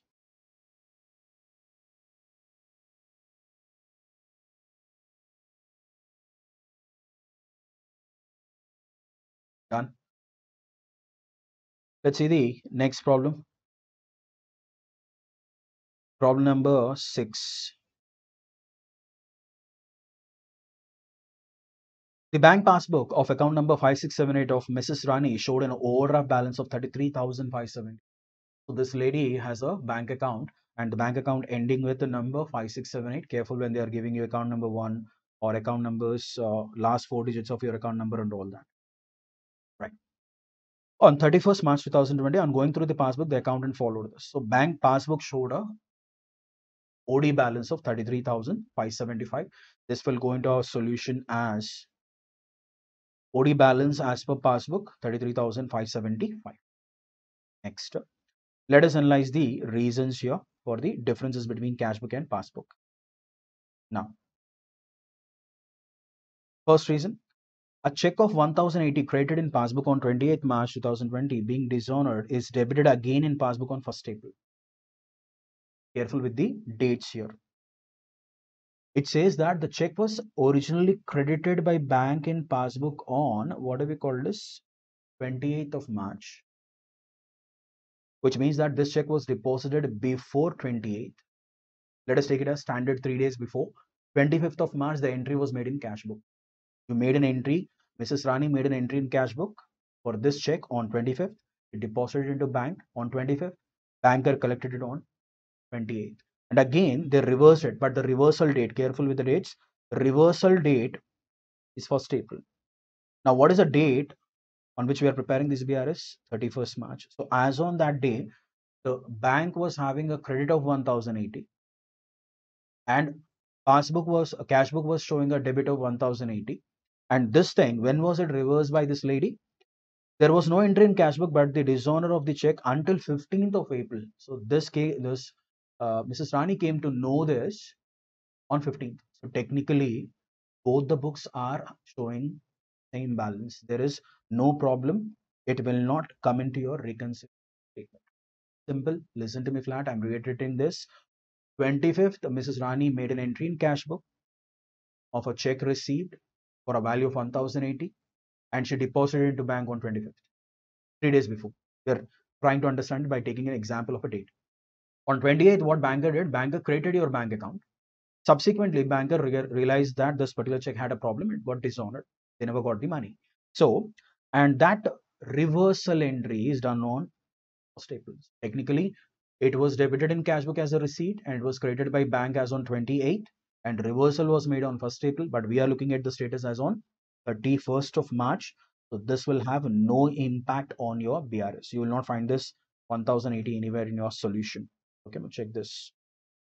Careful. There is a possibility that they will give a statement which will have no impact on your bank reconciliation statement. Next, let's see the next statement. Banker had created her account with 2,800 for interest collected by them on her behalf, but the same was not entered in Cashbook. So bank collected it. Bank passbook OD has decreased. Okay. What is the value? What is the target that we are seeing? Cashbook here. So Cashbook OD is increasing. Why? This amount was collected by bank and it was created in the passbook. Passbook OD decreased, but our target is what? Our target is Cashbook. Correct. So let's see the next statement. So Cashbook is our target. That was statement B. Over. Next one. Out of 20,500 paid in by Mrs. Rani in cash and checks. So it's a combination of both cash and checks. On 31st March, checks amounting to 7,500 were collected on 7th April. So obviously, if you deposit the checks on the last day, technically checks will take 3 days time, right? And there is no way that they will get collected on the same day. So the balance 20,500, 7,500 were not collected. In Cashbook, she made an entry for 20,500, but bank has collected only 13,000. So what is happening to your Cashbook? Cashbook OD is decreasing in excess by 7,500. Okay, Cashbook OD decreasing by 7,500. Let me reiterate this point. She deposited 20,500 worth of cash and checks together. Okay, on 31st, cash will be credited immediately. Problem will be there with the checks. And 7,500 checks were never collected. So bank has credited only 13,000. 7,500 difference is still there. Cashbook is having what we call this decreasing. Cashbook OD is decreasing more by 7,500. Next. Let's see the next point. Point D. Out of checks amounting to 7,800 drawn by her on 27 March, a check for 2,500 was encashed on 3rd. So she has drawn a check and immediately she must have entered that in Cashbook and Cashbook OD must have gone up, right? This collected by the party whom the check was given? No. So Cashbook OD is increasing by a value of how much? 7,800 drawn and a check for 2,500 was encashed on that particular date. So 2,500 check issued but not presented for payment before reconciliation. That is as on 31st March. Next, this is over. Banker seems to have given her wrong credit of 500 paid in by her in account number 8765. What is the account number that we are dealing with now is 5675. This lady has got one more account in this bank which ends with 8765. So she deposited the amount in that, but banker gave a wrong credit here. So because of the wrong credit, passbook OD is decreasing, which means that Cashbook OD is increasing. 500 will be added. See, wrong credit given by banker instead of her account number 8765. Done. Similarly, one more amount, one wrong credit and one wrong debit is given. Obviously, this decreases your Cashbook overdraft. Next, this point is over. Next one is a check for 1,000 entered in Cashbook but omitted to be banked on 31st March. So, what is this check? You received a check for 1,000 entered in Cashbook but omitted to be banked. Is this check received or check issued? Check received. Obviously, when I receive check, I will bank it. When I issue it, my receiver will bank it. Correct? So, check received entered in Cashbook, you immediately reduce your OD. Same thing happened here, but it was never banked. Cashbook OD is decreasing. Next, a bills receivable for 5,200 previously discount 200 with the bank had been dishonored, but advice was received on 1st April. So when a bill is discounted at the bank and if it is not honored on the due date, the banker deducts the amount from your passbook. The passbook OD went up by 5,200. Cashbook OD is decreasing by 5,200 because you never had this information as on 31st March. Next, a bill for 10,000 was retired, paid by the banker under a rebate of 175. So what is this rebate? 10,000 rupees worth of bill was paid by the banker and 175 was deducted. Banker paid only 9,825. Is it 9,825? And what is the thing? But the full amount was credited in the bank column of the cash book. Payment was made only to the extent of 9,825, but 10,000 was recorded. So what is the difference? 175 rupees increase in OD because bank paid only 9,825, 175 rupees difference increases in cash book. Next, this is over. See the next point here. A check for 2,400 deposited to bank but omitted to be recorded in cash book and was collected by bank on 31st March. Look at the thing. Check for 2,400 deposited to bank but omitted to be recorded in cash book. So cash book OD is increasing. Why? Because banker collected it promptly on 31st December. He reduced your OD, but you didn't record that in your cash book, and your cash book OD tends to increase by 2,400. Correct. Next, statement is over. A check for 500 issued by Mrs. Rani was wrongly paid by bank from account of Mrs. Soni. So this lady, Mrs. Rani, has issued a check.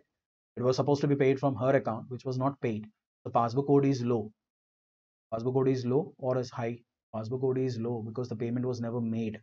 And cash book, she thought that this payment will be made and she raised the thing. Check issued wrongly debited to Mrs. Soni's account.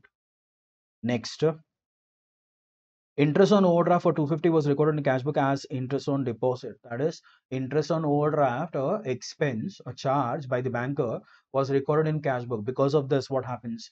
Expense or charges by bank are recorded as income. The impact of the amount will be double. So what is the amount? 250 plus 250, total comes to 500. Okay. And what happens? Expense, when it is recorded as income, obviously your OD decreases. Cash book OD decreases by 500 rupees because of this particular error paid in cash book.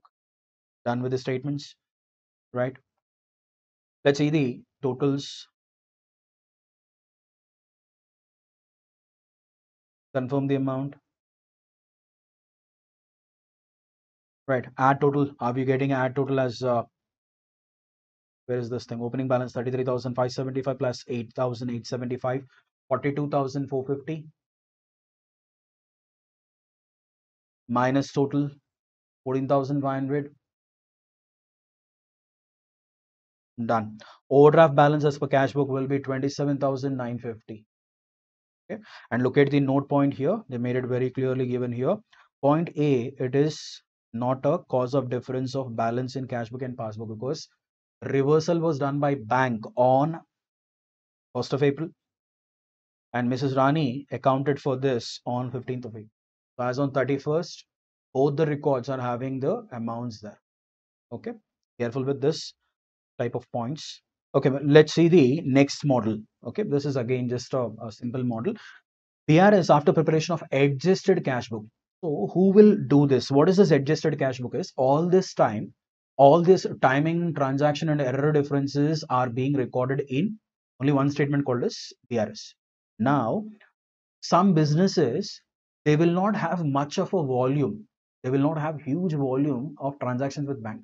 Example, there is a brand dealer, cars, okay, a premium brand, a luxury brand cars, let us not go with the brands. So they sold only some 12 to 15 cars in this particular, what we call this year. 12 to 15, very expensive car. So they maintain a separate account, bank account for this sales. Okay, expenses are paid from one account and incomes, whatever sales proceeds are there, they record that in one particular account. Only 15 entries are there. For this 15 entries, is it required to prepare BRS on every month basis? So when the volume with the bank is less, what is that they will do is at the end of the year, they adjust their cash book, which means that whatever amounts are missed out in cash book, which are there in passbook, which are missed out in cash book, they will adjust their cash book, arrive at a balance. That balance will be called as balance as per adjusted cash book. That we will take it as base. And then we'll prepare PRS. Obviously, whatever is missed out in cash book, if it is recorded already in adjusted cash book, we'll have what? Only amounts that are timing differences, transaction differences, and errors which are committed in passbook will go into your simple logic. All the amounts which are missed out in cash book will go into adjusted cash book. All the other amounts, obviously they are missed out in passbook, will be recorded in whatever we call this. That is what it is. And this is something which is prepared by businesses at the end of the year. It will not be a monthly BRS or quarterly BRS. It will be a annual BRS once in a year. Let's see that, understand that with a problem. On 30th September 2020, the bank account of X, according to the bank column of the cash book, was overdrawn to the extent of 4,062. On the same date, the bank statement showed a balance of 20,757, 758. They are giving you both the balances. So usually this will not be the case. They will give you only one balance, because if you're starting with this, you will get this balance, or if you're starting with this, you will get this balance in the regular model. But what is that we are dealing? We are dealing with adjusted or amended cash book model in favor of X. An examination of the cash book and bank statement reveals the following. So out of these reasons, we have to analyze. They gave you 7 reasons here. You have to analyze whether this particular statement or this particular transaction is missed out in cash book or is it missed out in passbook. Let's see that. Okay. We'll write it as CB and PB. Cash book missed outs are CBs and passbook missed outs are PBs. A check for 13,14,000 deposited on 29th September 2020 was credited by bank only on 3rd October. So this is clearly a timing difference. But what is the problem here? You are preparing the BRS as on 30th September. Is this thing missed in cash book? No. This thing is missed in passbook. You record the check and then you deposit. So this thing is something which is missed out in your passbook, which means that this will go into your BRS, bank reconciliation statement. Here, let's see the second one. A payment by check for 16,000 has been entered twice in the cash book. Now, where is this error committed? This error is committed in your cash book. This will be done in amended cash book, or just we'll write as amended cash book, ACB, amended cash book. Okay, clear? Next, on 29 September 2020, the bank credited an amount of 1,70,400 received from a customer of X, but the advice was not received by X till 1st of October 2020. Where is it missed out? It is missed out in cash book. This will go into your amended cash book, ACB. Okay, because amount was collected by bank because it was deposited by someone and advice was received on 1st October, right? Next, bank charges amounting to 580 have not been entered in the cash book. Again missed out in cash book, which will go into amended cash book. On 6th September 2020, the bank credited 20,000 to X in error. Banker gave a wrong credit. So will you bring it and write it in your amended cash book because it is missed out in amended cash book? No. This thing has to be adjusted in what we call as passbook. That is in your BRS. You have to inform the banker stating that a wrong credit has been given to us. Okay, don't update this in your amended cash book. Next one. A bills of exchange for 1,40,000 was discounted by X with his bank.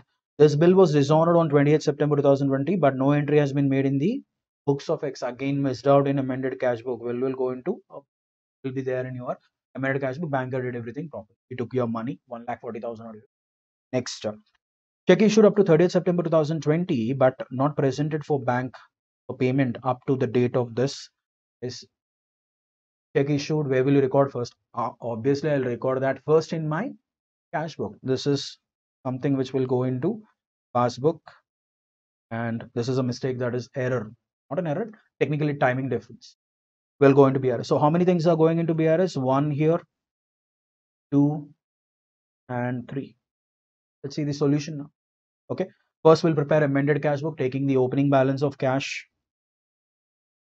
Okay, this is our CRD problem number 7. Look at the thing, amended cash book or adjusted cash book. What is the balance? OD balance as per cash book is given. Cash book was overdrawn to the extent of 4,062 by balance. Okay, let's see the first statement. This one, statement B. A payment by check for 16,000 has been entered twice in the cash book. When you make the payment by way of a check, you will write that on the credit side. But how many times did you write it? You wrote it twice. So in order to cancel that one extra time, we will write it on the debit side. 16,000 here. To party, cancellation of twice in cash book, or check which was issued, it was recorded twice. Cancelled. Next one. On 29 September 2020, the bank created an amount of 1,17,400 received from a customer. So this was supposed to be debited here. The customer made the payment.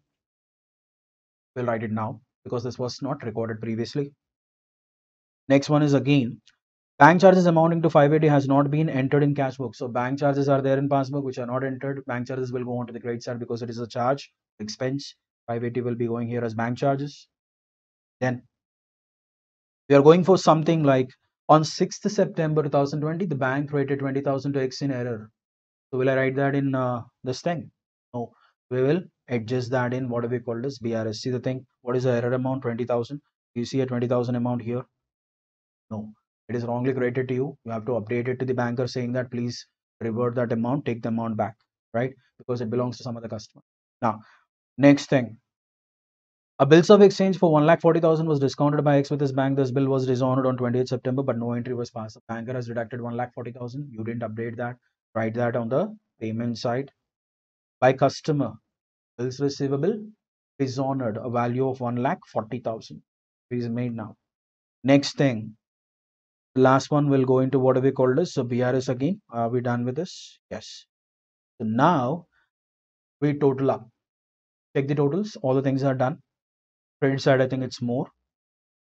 Credit side total 1,44,642 minus debit side two amounts 11,242. What is this thing? This is the new balance that we have arrived, and this balance is nothing but again the OD balance. Previously it was given as 4,062 as per regular cash book. This is 11,242 as per amended cash book. That we will take it as base and start our BRS.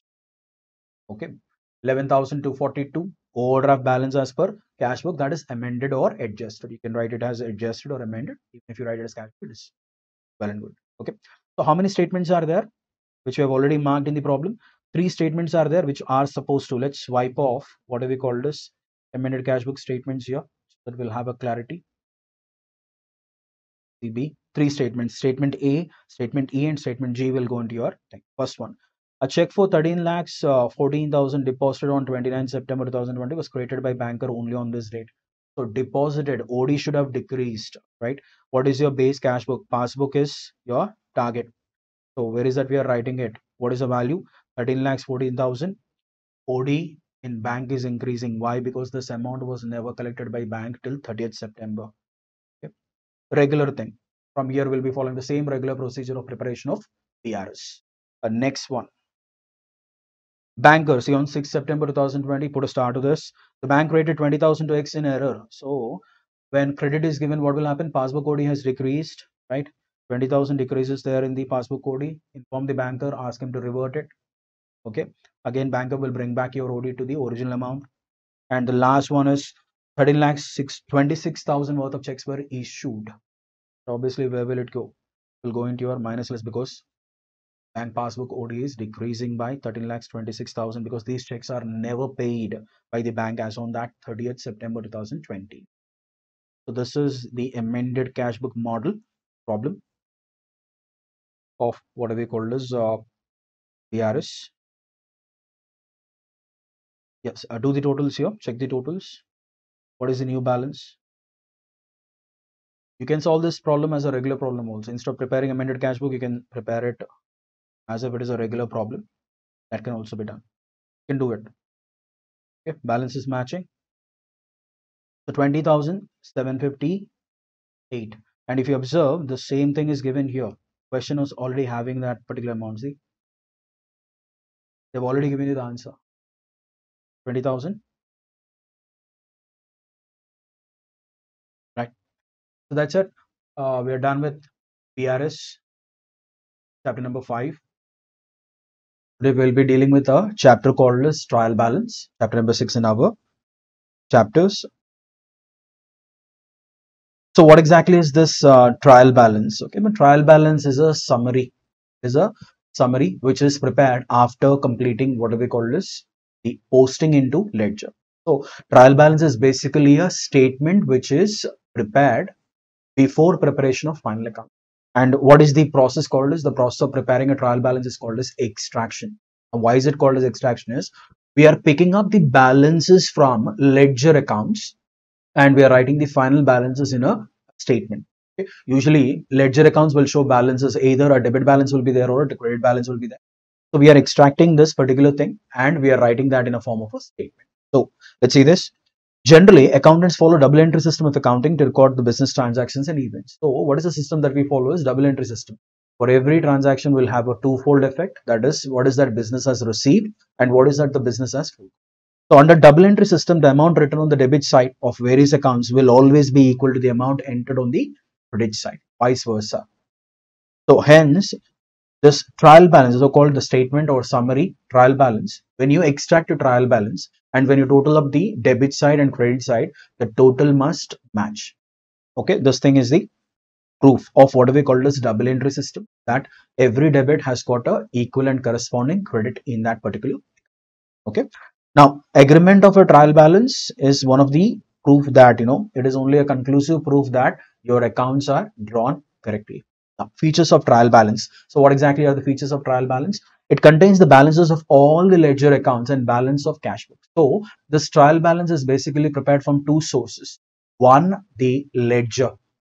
That is, either you are maintaining a single register for ledgers or you are maintaining the ledgers in different books. That is, we divide the ledgers into general ledger, trade receivables ledger, trade payable ledger, and one more ledger.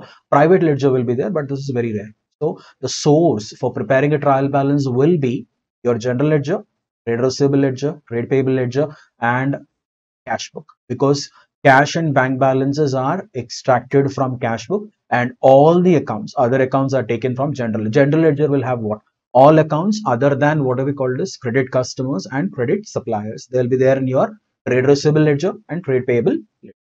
Okay, so usually this will be prepared at the end of what we call as accounting year, before preparation of final accounts. And look at this, trial balance is a statement only and it is not an account. It is not an account, it is just a mere list of accounts that we are preparing. Let's understand the format of trial balance. What exactly is this trial balance? Trial balance, look at the format, trial balance as it. So we are extracting it as on a particular date, just like the way a balance sheet is extracted on a particular date, it will be as at a particular date. Serial number, ledger account. Here we'll be writing the name of the account, and ledger folio, that is the page number from which you have collected this amount. That is the page number from which you have picked up this amount of total, or total of debit or total of credit. That is debit amount or credit amount of this particular account. That is the format. It's a very simple thing. We will not follow any rules or other things. Okay. And this particular trial balance. Now, what is the importance of trial balances? It is a statement which is extracted so that we can prepare the financials, that is our profit statement and position statement. That is your profit and loss account and balance sheet can be extracted very easily by using this particular statement. It is nothing but a list of accounts which are there in your ledger as well as cash book. Okay. So the undermentioned points are to be noted. So these points are to be kept in mind whenever you're extracting a trial balance. The trial balance is prepared on a particular date which should be mentioned at the top. So we usually write the date on which this particular trial balance has been extracted. In the second column, the name of the account is recorded. This we have discussed it just now. The fourth column, the total of debit amount of the account concerned or the debit balance, if any, is entered.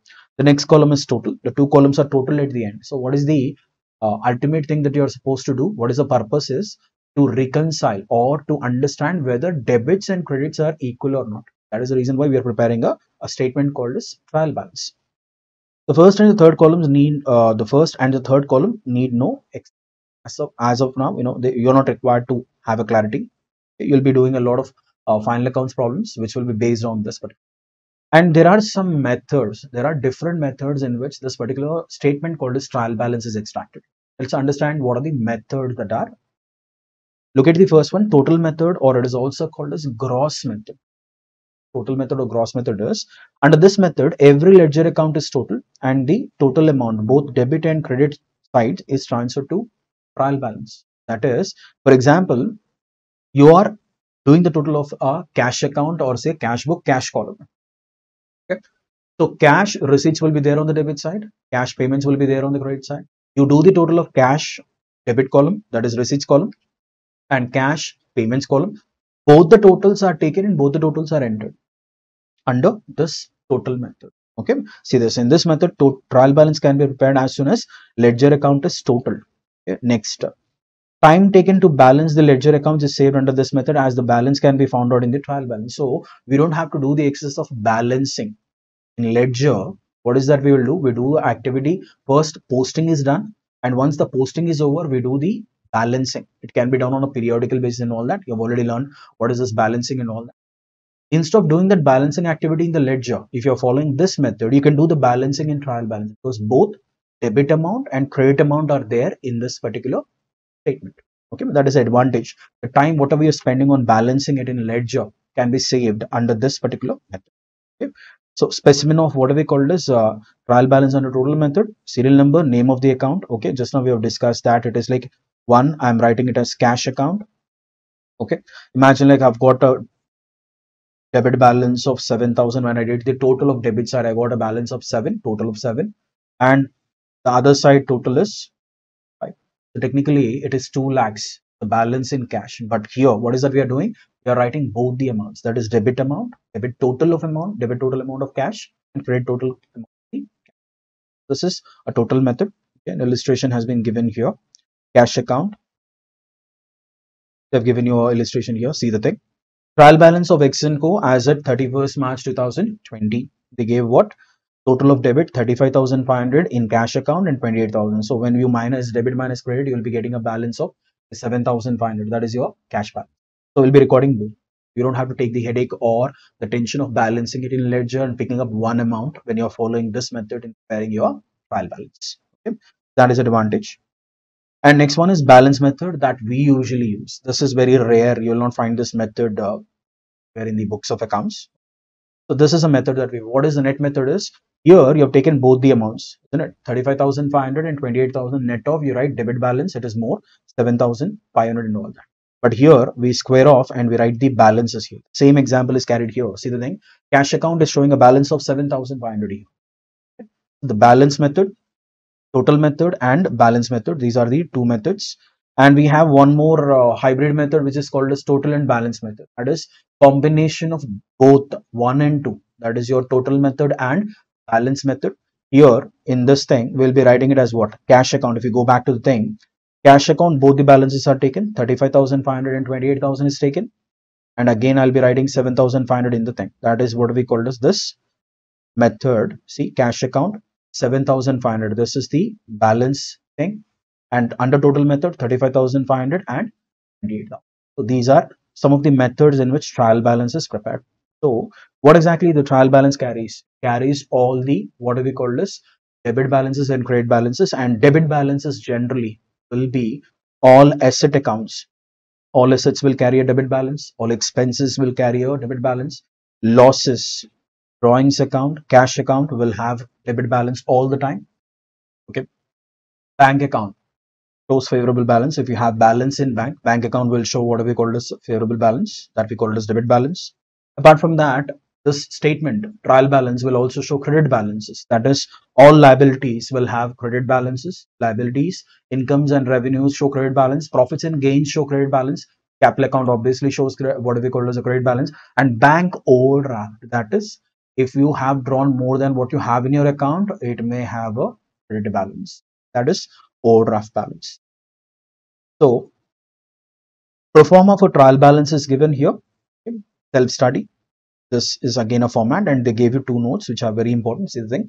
Closing stock is generally given as additional information or adjustment outside the trial balance if it appears in the trial balance only when it is already been adjusted through purchases by debiting closing stock and crediting. That is, usually whenever you are doing a final accounts problem, this closing stock information is provided as an adjustment outside the trial balance. But if you're finding or if you see a closing stock inside the trial balance, which means that it is already adjusted in your purchases, it is reduced from your purchases. And how is it done? Debiting closing stock and crediting purchase. Okay. Then it should be taken only to what do we call this balance sheet. That we will see. We'll be learning this particular point in our final accounts chapter again. Okay. Next, look at the second note here. In the trial balance, the total of debit balance must be equal to the total of credit balance. If they are not equal, it indicates that there are some errors in account. That is, just now we have discussed what is the reason for which we are preparing trial balances. to understand whether the debits and credits, the double entry rule, has it been followed in the accounts, or did we miss out on maintaining that debit equal to credit all the time. So in order to ensure that, we prepare a statement called as trial balance. And if it is not tallying, that is debit is not equal to credit, debit is more or credit is more, something or the other is not correct, it means that your accounts, there is a problem in that, there is some sort of errors, and we have to rectify these errors. And we understand the process of rectification of errors in upcoming chapter, that is rectification of errors. And that's all about what do we call this trial balance. Look at this, what do we call this problem number, CRT problem number 1. They gave you a list of things, and out of this you are supposed to, what do we call this, sort out which accounts show a debit balance and which accounts the credit balance. That's what you're supposed to do. All that you need to do is find out the thing and prepare a list. So what is the thing? From the following ledger balances, prepare trial balance of Mr. Chalapati Rao as on 31st March 2020. Okay. So how do we do the sorting? Purchase account show debit balance, sales account debit balance, insurance premium debit balance being an expense, drawing shows a, we list out them, and we total it up. Debit and credit are matching, well and good. It is just a conclusive evidence that your accounts are correct. Okay, if there is a difference, we transfer it to a temporary account called as suspense account. It's purely temporary if it is not agreed, debit and credit or not. That's all about a trial balance chapter.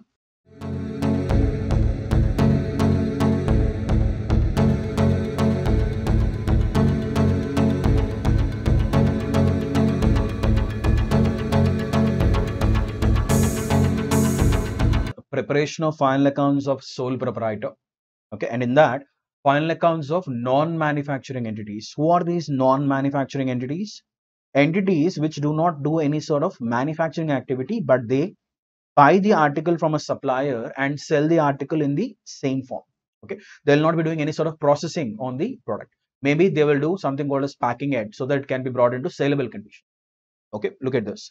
The accounting process is like recording, journal part, preparing ledgers, trial balance, and preparation of final accounts. So we are dealing with the final aspect of what we call as accounting cycle, that is the preparation of accounts. Okay, and in that we'll be preparing one statement which is called as profit and loss account, that is the income statement which shows the profit or loss made by the business during the year, and we'll be preparing a statement called as balance sheet. Okay, so the accounts of non-manufacturers are basically divided into what we call as two, that is income statement and profit statement. Income statement in turn, it is again divided into trading account and profit and loss account. Okay. And why are we preparing trading account? In order to arrive at gross profit or gross loss, and profit and loss account for arriving at net profit or net loss. And balance sheet shows the financial position, that is assets and liabilities of a business held on a particular date. Okay, so in this, what is the first one that we have discussed is now trading account. Trading account is basically it is the first part of your profit and loss account. Profit and loss account is divided into two parts. The initial part of profit and loss account is called as trading account. As the name suggests, it will have all the accounts which are related to purchase activity, that is purchase of goods, and all the expenses incurred in bringing this particular goods to the present location and into saleable condition. Okay, so this is the format of what we call as trading account. Before getting into a problem, let us see some important points. Look at the first point here. Direct expenses. Trading account will have all direct expenses. Now, what are these direct expenses? Direct expenses are all those expenses incurred for purchase of goods. First and foremost thing, purchase of goods, bringing them to the business premises and making them ready for sale. Three activities. Whatever you are paying to the supplier on purchases, and whatever you have incurred to bring the stock to the present location, that is your godown or factory or wherever you're doing it, the business, and making them ready for sale. That maybe it requires some packing in order to sell. You are bringing it in bulk and you are packing it. All those things will be there in your trading account. Okay, and gross purchases. What are these gross purchases? Cash purchases plus credit purchases. Net purchases are your gross purchases minus returns that are made to the supplier. Adjusted purchases. At times in problems you will be getting this adjusted purchase. What is this adjusted purchases? Opening inventory, that is unsold inventory last year, to that net purchases are added and minus closing inventory gives you adjusted purchases. And cost of goods sold, opening inventory plus net purchases plus direct expenses minus closing inventory. If you observe the difference between adjusted purchase COGS, direct expenses is the only thing that is added here. Okay, or you can rewrite this as adjusted purchases plus direct expenses amounts to cost of goods sold.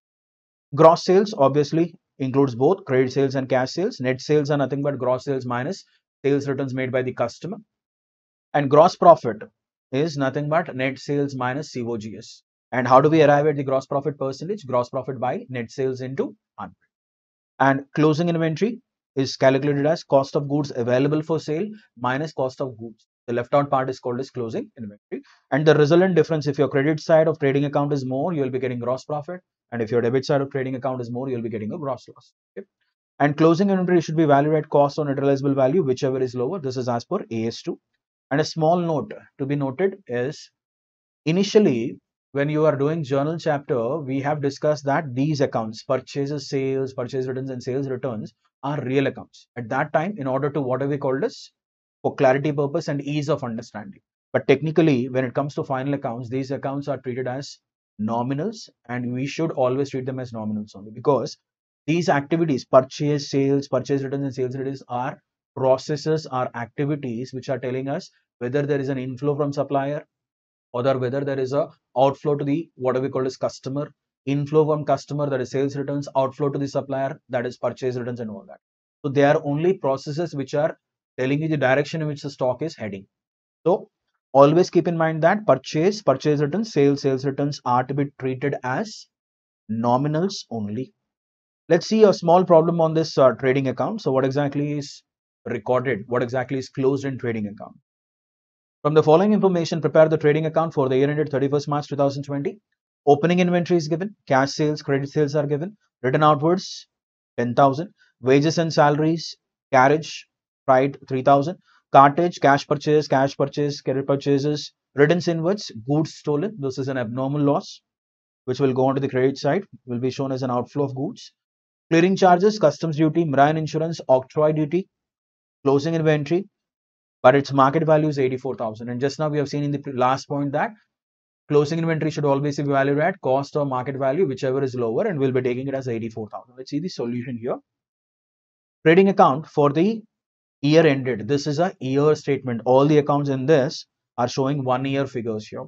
Opening stock, debit side, purchases, cash and credit together, written outwards deducted. 10,40,000 goes into it, and all the direct expenses, whatever you're seeing here, carriage, freight, cartage, wages and salaries, clearing charges, customs duty, marine and octroi, all these things are direct expenses which are incurred to bring the inventory to its present location and condition.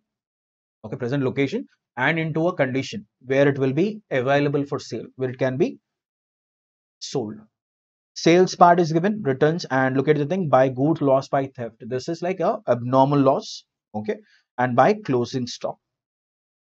Gross profit, what is the gross profit? Your credit side total comes to 13,34,000 minus all the direct expenses on the debit side, you get 1,18,000. This is a trading account, a typical trading account which is prepared. Next one is profit and loss account. The second part, we just said that profit and loss account is divided into two parts. The first part is called as trading part. The second part is called as profit and loss part. They'll not be separated. They'll be prepared at a stretch. Only thing is we'll be dividing them with totals. So whatever gross profit or gross loss is made that you have found out in your trading account will be transferred to profit and loss account. This is again a periodic statement. But what do we record in this?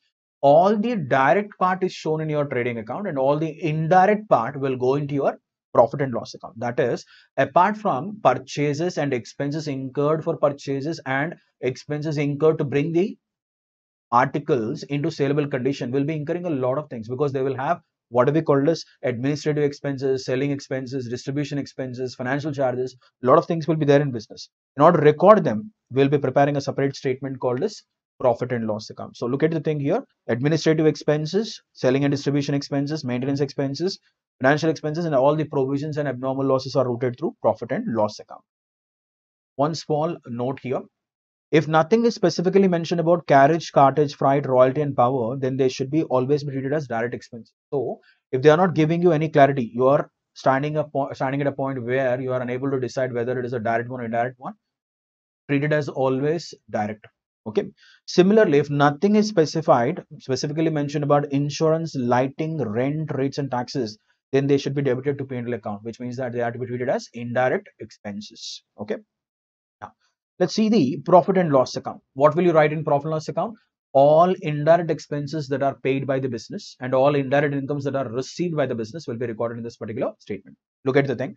The problem: from the following information, prepare profit and loss account of a trader for the year ended on 31st March 2020.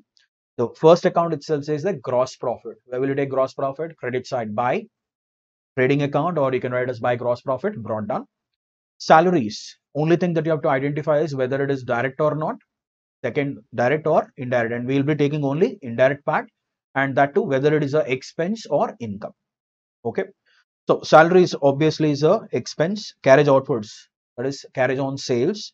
Freight outward, discount allowed, and discount received will go on to the credit side. This is a indirect income. Dividend received, this is again a indirect income which will go on to the credit side. Profit on sale of fixed asset, this is again a which will go on to the credit side. Commission allowed. Okay. Commission allowed is again an expense. This will go on to the debit side of that particular profit and loss account.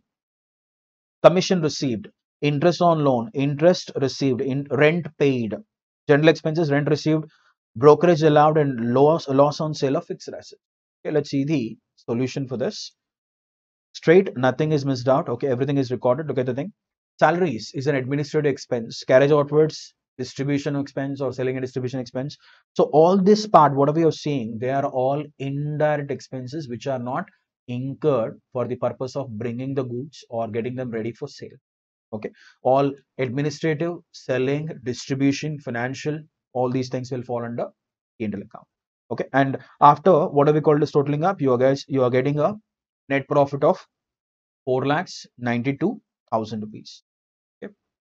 Next one, what is the next thing that will be prepared after profit and loss account? Now, closing entries. In order to prepare this trading account and profit and loss account, we'll be writing a separate set of entries which are called as closing entries, and these entries are basically recorded to close all the nominal accounts which are there in the books of accounts. Okay.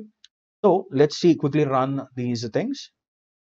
Transfer of purchase to purchase returns to purchase. You can do this, or you can show this in your trading account as a deduction from your purchase. This is an optional entry where purchase returns are debited and purchase is credited. Either you write an entry or deduct it from your purchases in trading account. Similarly, the sales return, sales account debit to sales returns. This is again an optional entry. You can write this entry and net off the sales before preparing trading account itself, or do it as a deduction. And the next one is trading account.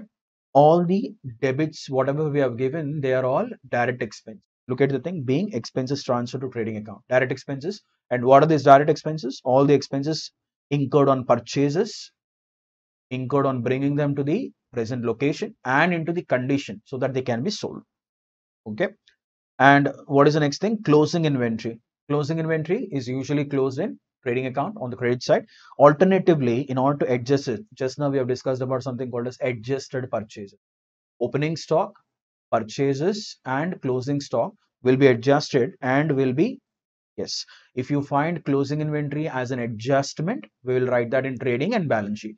But if you find the closing inventory inside the trial balance, it means that it is already adjusted in your purchases, then it will go only into your balance sheet. It will not come into trading account. And obviously, the trading result of trading account, either gross profit or gross loss, will be transferred to profit and loss account by passing these entries. Trading account debit to profit and loss account in case of profit, and profit and loss account debit to trading in case of gross loss. Okay. And expenses and all that. Look at the next one. From the following is the trial balance of Mr. C. Wanchu on 31st December 2020. They gave you a trial balance. Value of closing stock is given as 27,000. Okay. And they must have prepared a trading and profit and loss account out of this. Look at the next thing here, balance sheet. These are small problems. Balance sheet. So what is a balance sheet? It is a position statement which is prepared to understand the values of assets and liabilities of a business as on a particular date. And this balance sheet will hold good till the conclusion of next transaction. You prepared a balance sheet and immediately business is entered into transaction, your balance sheet is outdated now because there will be changes in the balance sheet accounts. Okay, so what exactly is this thing? It is a statement, it is not an account.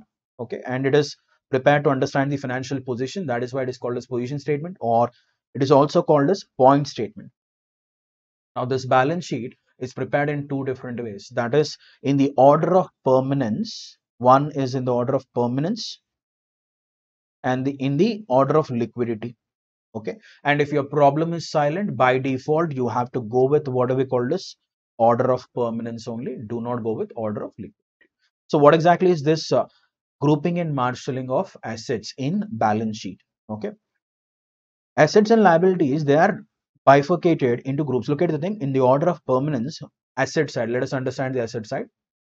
First, we'll be writing the fixed assets here, and in that tangible group, assets which will have tangible, that is assets which can be touched and which can be seen and which can be felt. And in that, we'll be starting off. This is a group of what we call as tangible assets. And in that, the first one will be the most permanent asset. Land always will be permanent. Land doesn't get depreciated. Land is permanent. Land and buildings, followed by plant and machinery, furniture and fixtures and fittings, vehicles, office equipment. This is the order. Okay. This is a group of what we call as tangible assets. And in that, again, we are doing marshalling in that. Okay. Most permanent first, followed by least permanent. Look at the second group, intangibles. Goodwill is the most permanent asset. Patents, trademarks, copyrights, designs and brand names, license and franchises, and all these things. And look at the current assets. Closing stock or closing inventory is considered as the most permanent current asset. Followed by, what is the last thing? Cash in hand. So this is what order of permanence is. And order of liquidity will be exactly the reverse. The group changes and the order inside the group also changes. That is, we'll be writing current assets first. If you are preparing balance sheet in the order of thing, what do we call it as liquidity? Your current assets will be the first group, and in that cash will be the first asset. The most liquid asset, cash will be shown first. This is about balance sheet. And let's see a problem wherein we are what do we call this preparing the final accounts with adjustments. So what exactly are these adjustments? Business has already extracted a trial balance. After extracting trial balance, but before preparing final accounts, they came across some transactions which are not accounted for. So trial balance is already extracted, ledgers are closed, and trial balance is already extracted. So now, after preparing trial balance, if we have to do any adjustments, we will pass entries which are called as adjustment entries. Okay, and we will adjust them accordingly. We will not be redrafting a trial balance, but we'll make the adjustments in final accounts. That is your income statement and position statement. Just now we have seen, let's quickly run with this adjustments here. Closing inventory, account debit to trading account, we'll be usually showing it in trading account and again in balance sheet. But just now I told you, if it is inside trial balance, after being adjusted in purchase account, it will go into your balance sheet only. Outstanding expenses, these are to be added to the respective expense in trading account and profit and loss account, okay, wherever it belongs to, and it will be shown in your balance sheet as a liability. Prepaid expenses, these are to be deducted from the concerned expense in your trial balance and they are to be shown in the balance sheet on the asset side. Depreciation, okay, depreciation is a loss in the asset. Depreciation account debit to asset, it will be debited to your profit and loss account. These are some of the basic adjustments that we do. Okay, let's see that in a what do we call this problem here. The same basic adjustments have been given here. Let's see the adjustments here, or we will mark the adjustments first. Focus on the adjustments because entire part is anyhow.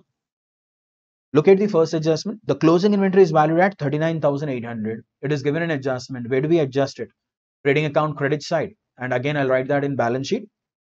Trading account credit side, balance sheet asset side. The first current asset. Outstanding wages. I'll be adding it to wages in my trading account and be showing it in balance sheet liability side. Outstanding salaries. This will go into P&L account, add it to the existing salaries paid. And again, it will be shown in the balance sheet on the liability side. Insurance premium was paid for the year ended 30th September 2020. Date. What is the date on which you are preparing final accounts? 31st March 2020. So this particular premium is paid for what? For the year ended. 6 months extra. 6 months is falling in the current year and 6 months is in the next year. We'll be taking it as what? Prepaid insurance to the extent of 6 months. Half of the amount will be transferred to prepaid insurance thing. And depreciate machinery by 10%. Okay, we'll be depreciating the machinery by 10% in this. Okay, basic problem, not that complicated. We'll be seeing some advanced problems in this rather than going for a basic problem. Now, outstanding incomes, this thing, bad debts adjustment. Okay, what is this bad debts? You sold goods to the customer and the customer has failed to pay because of obvious reasons like death of the customer or the customer is declared as insolvent. Okay. And what is the accounting treatment? Where do we have them? Bad debts are debited and corresponding credit will be given to trade receivables. And what is the regular adjustment that we do? P&L account debit side and balance sheet asset side to be deducted from trial balance, to be deducted from trade receivables. Okay. Now, if bad debts is given in the trial balance only, what is that we will do? Trial balance items will appear only once. So it will be debited in profit and loss account because it is already adjusted from your trade receivables in balance sheet. Don't adjust that again. Second thing, if bad debt is given in trial balance as well as in adjustments, then in profit and loss account, I'll write the trial balance. To that, I will add the bad debts given in the adjustment. And in balance sheet, I'll be deducting only the adjustment bad debts, but I will not deduct the trial balance bad debts. Okay. Now, this is what it is. Let us understand this in a point-wise thing. Okay. Let's see that in a problem rather than going with what do we call this example or something. So what is the next thing? CRD problem number 8. Okay, problem number 8. We are looking at a comprehensive problems. We'll be looking at comprehensive problems now. Prepare final accounts of Mr. Harikumar for the year ended 31st March 2020 from the following trial balance. They gave you a trial balance. First and foremost thing, whenever a trial balance is given in your exam, make sure that the totals are tallying on both the sides, like debit and credit, to the total on a calculator. Just in case if there is a difference, we have to transfer it to a temporary account called as suspense. Let's mark the adjustments here. What are the adjustments that are given? Inventory on 31st March 2020, 42,000. Inventory destroyed by fire on 25th March 2020, 9,000. The inventory was not insured. So the entire amount of 9,000, whatever is damaged, will be first credited to your trading account, treating it as outflow of stock. And the same 9,000 will be debited to your profit and loss account. Why? Because we don't have any insurance thing. Okay, we'll be seeing this in a problem. We'll check the solution also. Provide for depreciation 2,000 on buildings and 500 on machinery. So they are asking us to provide for depreciation on buildings. Okay, this buildings thing is 3. And what is the other asset that has to be depreciated? And machinery 500. Where is machinery? Okay, adjustment 3. Next, provide 5% on trade receivables as bad debts. First thing, whenever you are dealing with bad debts, what is that we have to check? Whether we have trial balance bad debts. Yes, they have given what do we call this? Trial balance bad debts here. Bad debts already given are 1600. Check, do we have a provision? Provision for doubtful debts? No. So, existing bad debts are 1600. To that, they are asking you to what? Provide for. There are no additional bad debts in the adjustments. So, first, what is the trade receivables balance in this? Sundry debtors or trade receivables balance is given as 36,000. So, we have to provide provision on this and what do we call this? Deducted from the trade receivables value. This is our adjustment number 4. Next, what is the next adjustment? Allow interest on capital at the rate of 5% per annum. Proprietor is taking 5% interest on capital.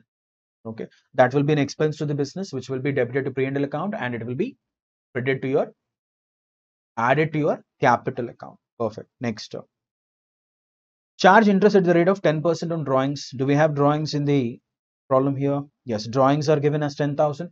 On this, proprietor will be, this will be shown. It will not be paid, but it will be deducted from the capital amount. Okay. Next one is advertisement expenses of 5,000 was included in general expenses. So what is that we are doing? Out of general expenses, we'll pull out that 5,000 rupees and we'll be showing it as a separate thing. Now a profit and loss account being an indirect expense. Next, commission accrued. What is the commission value? Do we have commission here? This commission received already is 2,000 and yet to be received is given as 500. Wages include 300 for erection of machinery. This has to be capitalized. Okay, we have to remove it from wages. What is the adjustment that we have to do? What is the amount of wages that are paid? Salaries and wages. Out of this 1800, we have to take out the amount and we have to add it to what do we call this machinery, and then provide depreciation. Okay, depreciation should be technically the last adjustment that you should be doing when you are having some sort of adjustments to be made to your fixed assets. Okay, so let's see the solution. I think we're done with the what do we call this adjustments wages thing. Done. See the solution part. CRD problem number 7. Right. Okay. So problem number 8. Right. Trading and profit and loss account of Mr. Harikumar for the year ended 31st March 2020. Okay. Opening inventory is taken as 44,000. This is given your trial balance. Okay. 44,000 rupees here. Inventory as on 1st April 2019. Purchase returns are there. Carriage on purchase is given, that is carriage in which. Credit side by sales returns. Loss by fire. This is an abnormal loss. What is the adjustment that you're seeing? This you have to write as by loss by fire, or you can write as by abnormal loss. Either ways, 9,000 rupees is treated as an outflow of stock. Closing inventory is given straight 42,000, and again it will be shown in your balance sheet. Salaries and wages. Okay, from that we are reducing what we call as erection charges 300, because it is the amount that is paid towards erection of plant and machinery. Taken out 17,700 is shown in the thing, and obviously this 300 we will add it in balance sheet asset value. Okay, that we will see later. To rent account 2,000 rupees. Taxes and insurance 4,000. General expenses 8,000 minus advertisement expenses of 5,000. Outer column will be writing it as 3,000 rupees. To advertisement expenses, see whatever amount is split here, we took it out and again we wrote it immediately in the thing, because advertisement expenses are basically indirect expenses. Discount allowed 3,200 by what we got to loss by fire. So there in trading account, abnormal loss will be created to indicate that there is a decrease in stock, and here it will be debited to show that this 9,000 rupees is a loss which is incurred by the business. To depreciation building is 2,000, plant and machinery is 500. And how did you arrive at this 500? After making the addition of erection charges. Interest on capital, 80,000 is the capital. Is it 80,000? Yes, capital is 80,000. On 80,000, we are calculating as 5%, 4,000. Provision for doubtful debts. Let's see the working notes here. Provision for doubtful debts. Do we have an opening balance? First and foremost thing, always check the provision account from the credit side. Do you see anything called as a provision for doubtful debts in your question? No. Right? But we have something called as bad debts given in this, right? What is that I'll do? First thing is I'll take it and close it in provision account, 1,600. And they are asking you to maintain a provision of how much? 5%. Is that 5%? Yes. Trade receivables, adjustment number 4. Provide 5% on trade receivables as bad debts. What is the trade receivables value here? 36,000. 5% on that happens to be 18,000. Total on the debit side, we are done with it. So total on this side comes to 3,400.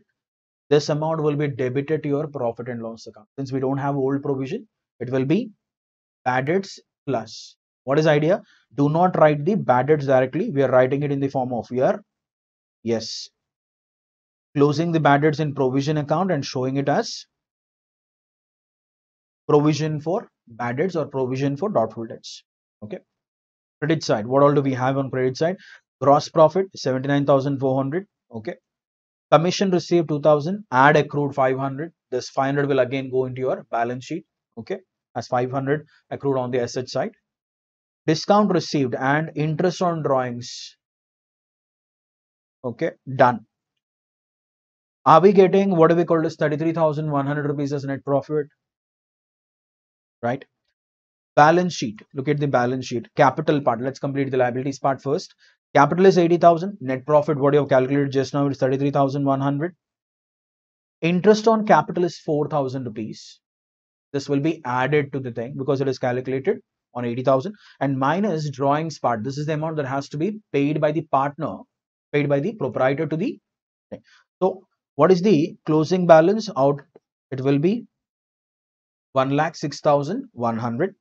Trade payables straight away taken from trial balance. Bills payable, bank overdraft. Buildings less depreciation, auto column 44,400. Machinery, after adding erection charges, we have to provide for whatever we call as depreciation. We did that. Okay. And trade receivables 1,800. What is this 1,800? The new provision, the adjustment provision, whatever is there, that will be adjusted. Okay. 34,200 is the net amount of trade receivables expected to be received from the customers. Bills receivable, closing stock, commission receivable 500. Balance sheet must tally at 1,36,100. Now, let's see the next problem. Problem number 9. Right, look at this. From the following trial balance of Mr. Upender Raju as at 31st December 2020, prepare final accounts after making necessary adjustments here. Okay, in this, let us read the trial balance because the problem is a lengthy problem and we'll be focusing more on the adjustments and how to adjust them. Capital is given 1,60,000, drawings 12,000, plant and machinery 1st January 2020, the balance was 40,000. Do again plant and machinery purchase on 1st July. So there are plant and machinery which are purchased during the year. So we have to provide depreciation on the opening value for the full year and on the July purchases only for 6 months. Yes. Okay. Next, opening inventory is given, purchase and sales, returns are given, trade receivables, trade payables, furniture and fixtures are given, freight and duty, carriage on sales, rent and taxes, printing and insurance, trade expenses, postage, provision for doubtful debts. Already we have a old provision, okay, which will go on to the credit side of your provision for doubtful debts account or provision for bad debts account. Interest received, rent for the year ended 30th June. Okay.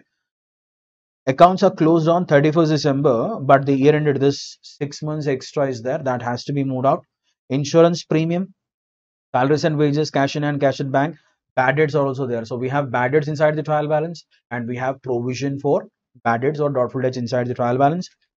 12% loan from Mahesh, and whenever you are coming across a percentile or date inside the trial balance, you can always expect a internal adjustment or a hidden adjustment. 12% loan from Mahesh, 10,000 is taken. 12% on this happens to be 1,200, and how much is paid? Interest paid to Mahesh is only 500. So still there is a outstanding part of almost 700, and it is implied, assumed that the loan is taken or loan is outstanding from the beginning of the year. Okay, let's see the adjustments here. Closing inventory 29,200 will go into trading account credit side and balance sheet. Trading account credit side, balance sheet. Bad debts to be written off. One more thing, already we have a bad debts given in the problem. What is the value of bad debts that are given in the problem? Do we have bad debts in the problem? Yeah, bad debts are only given as 200. These are trial balance bad debts. We have what do we call this? Adjustment bad debts. Both these amounts are to be closed in your provision account, and provision account is already standing with a credit balance of 1,000. Okay, we'll be seeing the account for that. Next, let's complete the adjustments and see. Bad debts additional 1,200. Increase the provision for bad debts up to 5% on trade receivables. We'll be calculating that. Create a provision for discount at 2% on trade receivables. That is provision for discount on trade receivables. Provision for depreciation on furniture is 5% and on machinery is 20%.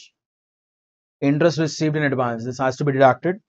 A fire occurred on 28th December 2020 in the godown, and inventory of the value 10,000 was destroyed. It was fully insured and the insurance company admitted a claim of 8,000. So what is the difference? This is a three-way adjustment now.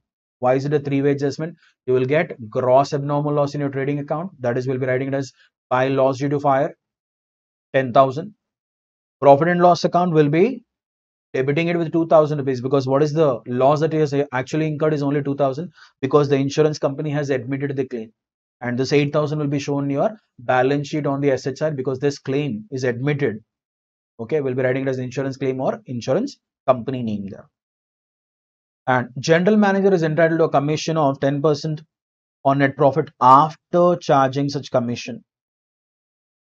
So what is the implication of after? Whatever net profit difference that you're getting in your profit and loss account comprises of two parts: net profit plus the commission of general manager, we have to divide that. That is, net profit is 100% and 10% comprises of the commission that has to be paid to the manager, okay, general manager. Let's go and see the solution part now. CRD problem number 9. Opening stock is given straight. Okay. Opening stock 30,000. Purchases are given. Returns are given right below them.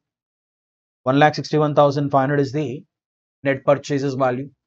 Freight and duty, direct expense incurred to bring the goods to their present location. Credit side, sales part is given as 2,40,000 less returns of 4,000, 2,36,000. Loss by fire, working note number 10. Let's go to working notes and see. Calculation of loss by fire. Goods lost by fire are gross loss is 10,000 less claim admitted to the insurance company 8. 2,000 is the thing. 10,000 will go into your, let's see all the effects of this particular adjustment. Trading account, I will write the gross loss, that is 10,000. Profit and loss account, I'll be debiting it with what? 2,000 rupees. Look at the thing. To loss by fire, 2,000 rupees. And balance 8,000, I will show that as insurance claim receivable or insurance company or a claim receivable. Okay. Three-way. So you'll have entry in. This thing turns into three-way adjustment if there is a, what do we call as gross loss, claim is admitted and a net loss. Next, after this, closing stock is shown here. Closing stock is given an adjustment. No complications in that. The total on the credit side comes to 2,75,200. Right? Gross profit happens to be how much? Do we have a gross profit of 79,700? Done. Let's get into profit and loss account. Okay, we transfer this, what do we call this? Gross profit. By gross profit 79,700. Let's see the list of what do we call this? Indirect expenses here. What are the indirect expenses? First thing is salaries and wages, 42,600. Carriage on sales or carriage outwards, rent and taxes, printing and stationery, trade expenses, postage, trade expenses are indirect expenses. Okay, they are not just because of the fact that the word trade is there. Don't write that in trading account.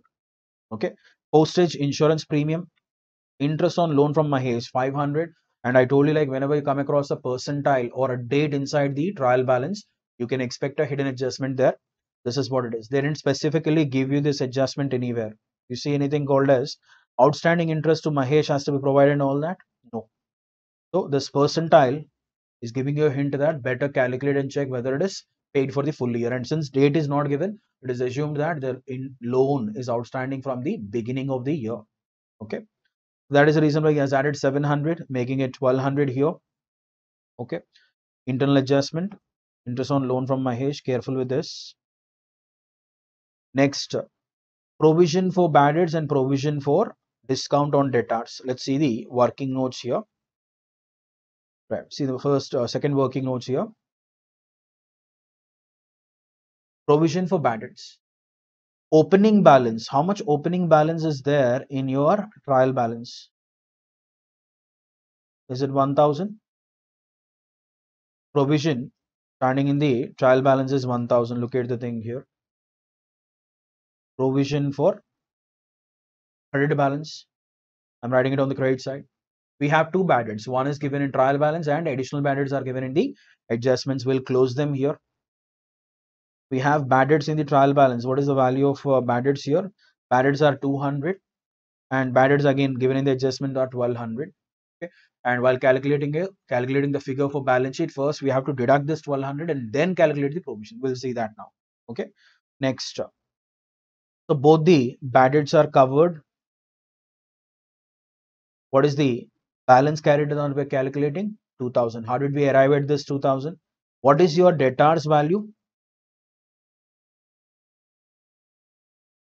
Trade receivables value 41,200. 41,200 given here. Trade receivables value. From that, what is the first thing that we have to adjust? Additional bad debts given in the adjustments. What is the value of additional bad debts that is given? 1,200. So 41,200 minus 1,200, 40,000. On that, I will apply 5%. Correct. That is what has come to 2,000. So what is the amount that has to be debited to profit and loss account? 2,400, right? Because your initial provision, which is there in your trial balance, is only for 1,000, but during the year you have sustained the bad debts more by 400. So it has to be debited again in the form of current year provision. 1,000 was created, but beyond your expectations, the bad debts have turned out to be 1,400. 400 excess part, whatever is there, will also be debited now. Okay, next. That was like provision part.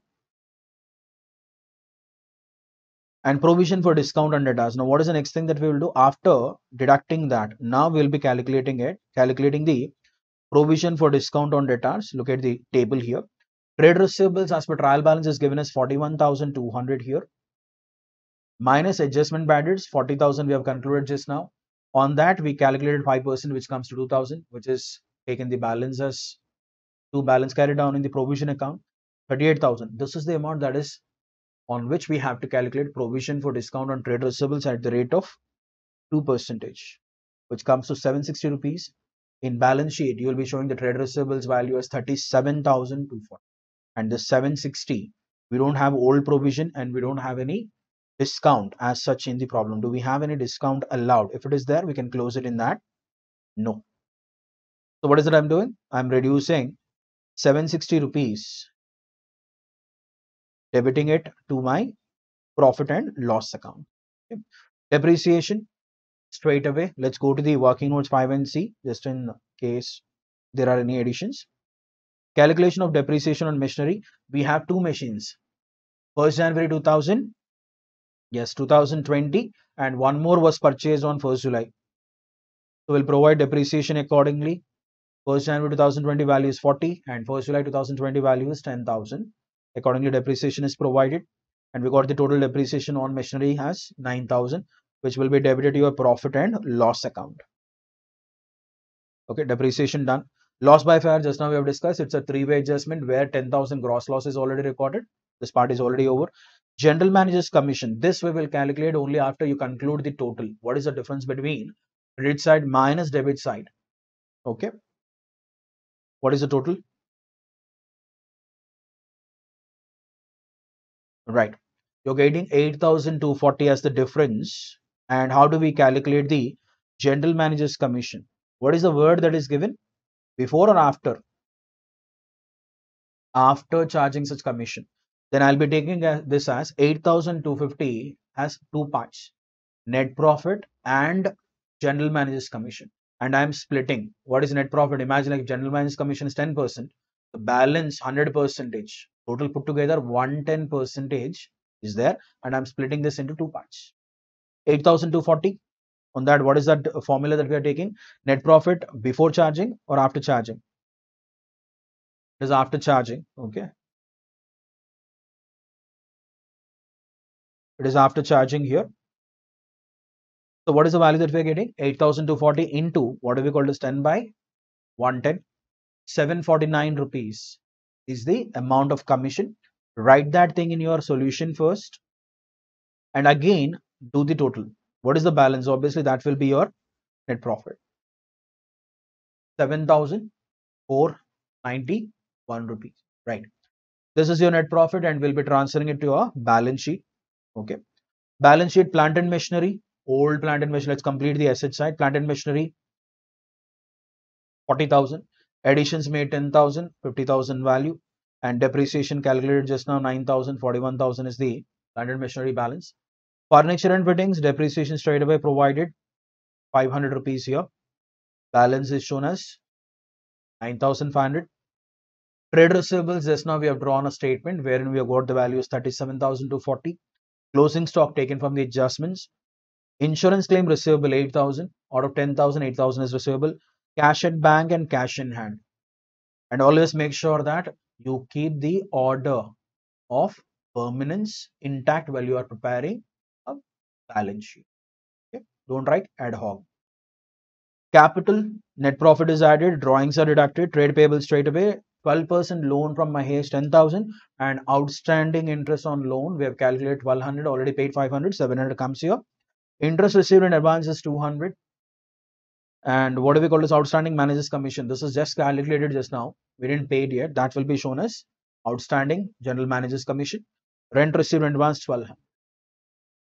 Check the totals. We should have a match on both the sides. It should be 1,88,340. Okay. So let's see the next problem here.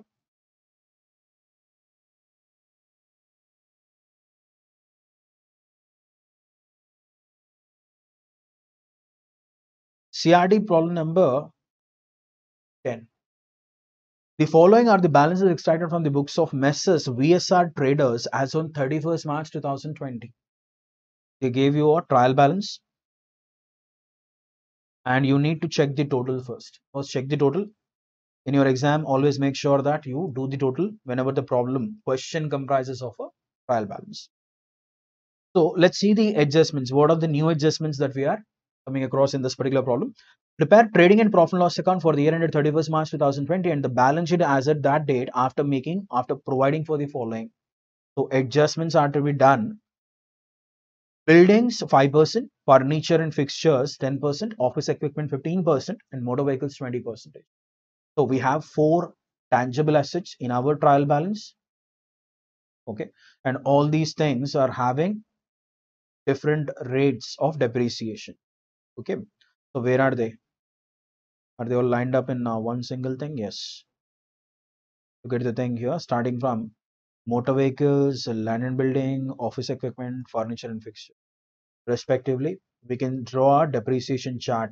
You can prepare that in a table form just to save the time and all that. Next one, what is the next one? Value of stock at the close of the year was 4,10,000. Closing stock is given. This will be taken to trading account and balance sheet asset side. 1 month rent of go down or for go down is outstanding, where he's giving you a hint. What is the go down rent that we have?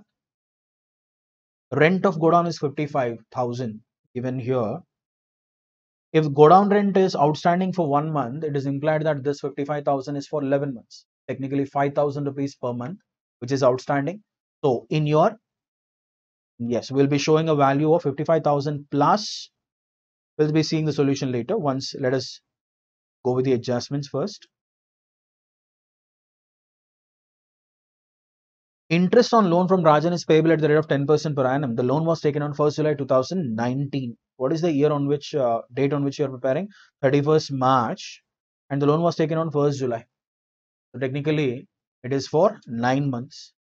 Okay. So how much loan is taken from Rajan?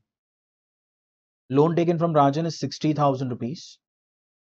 On this, we have to serve. And did we pay any interest on loan? Yes, interest on loan is 4,400. We'll be calculating the outstanding part. How much of it is outstanding as such? Next,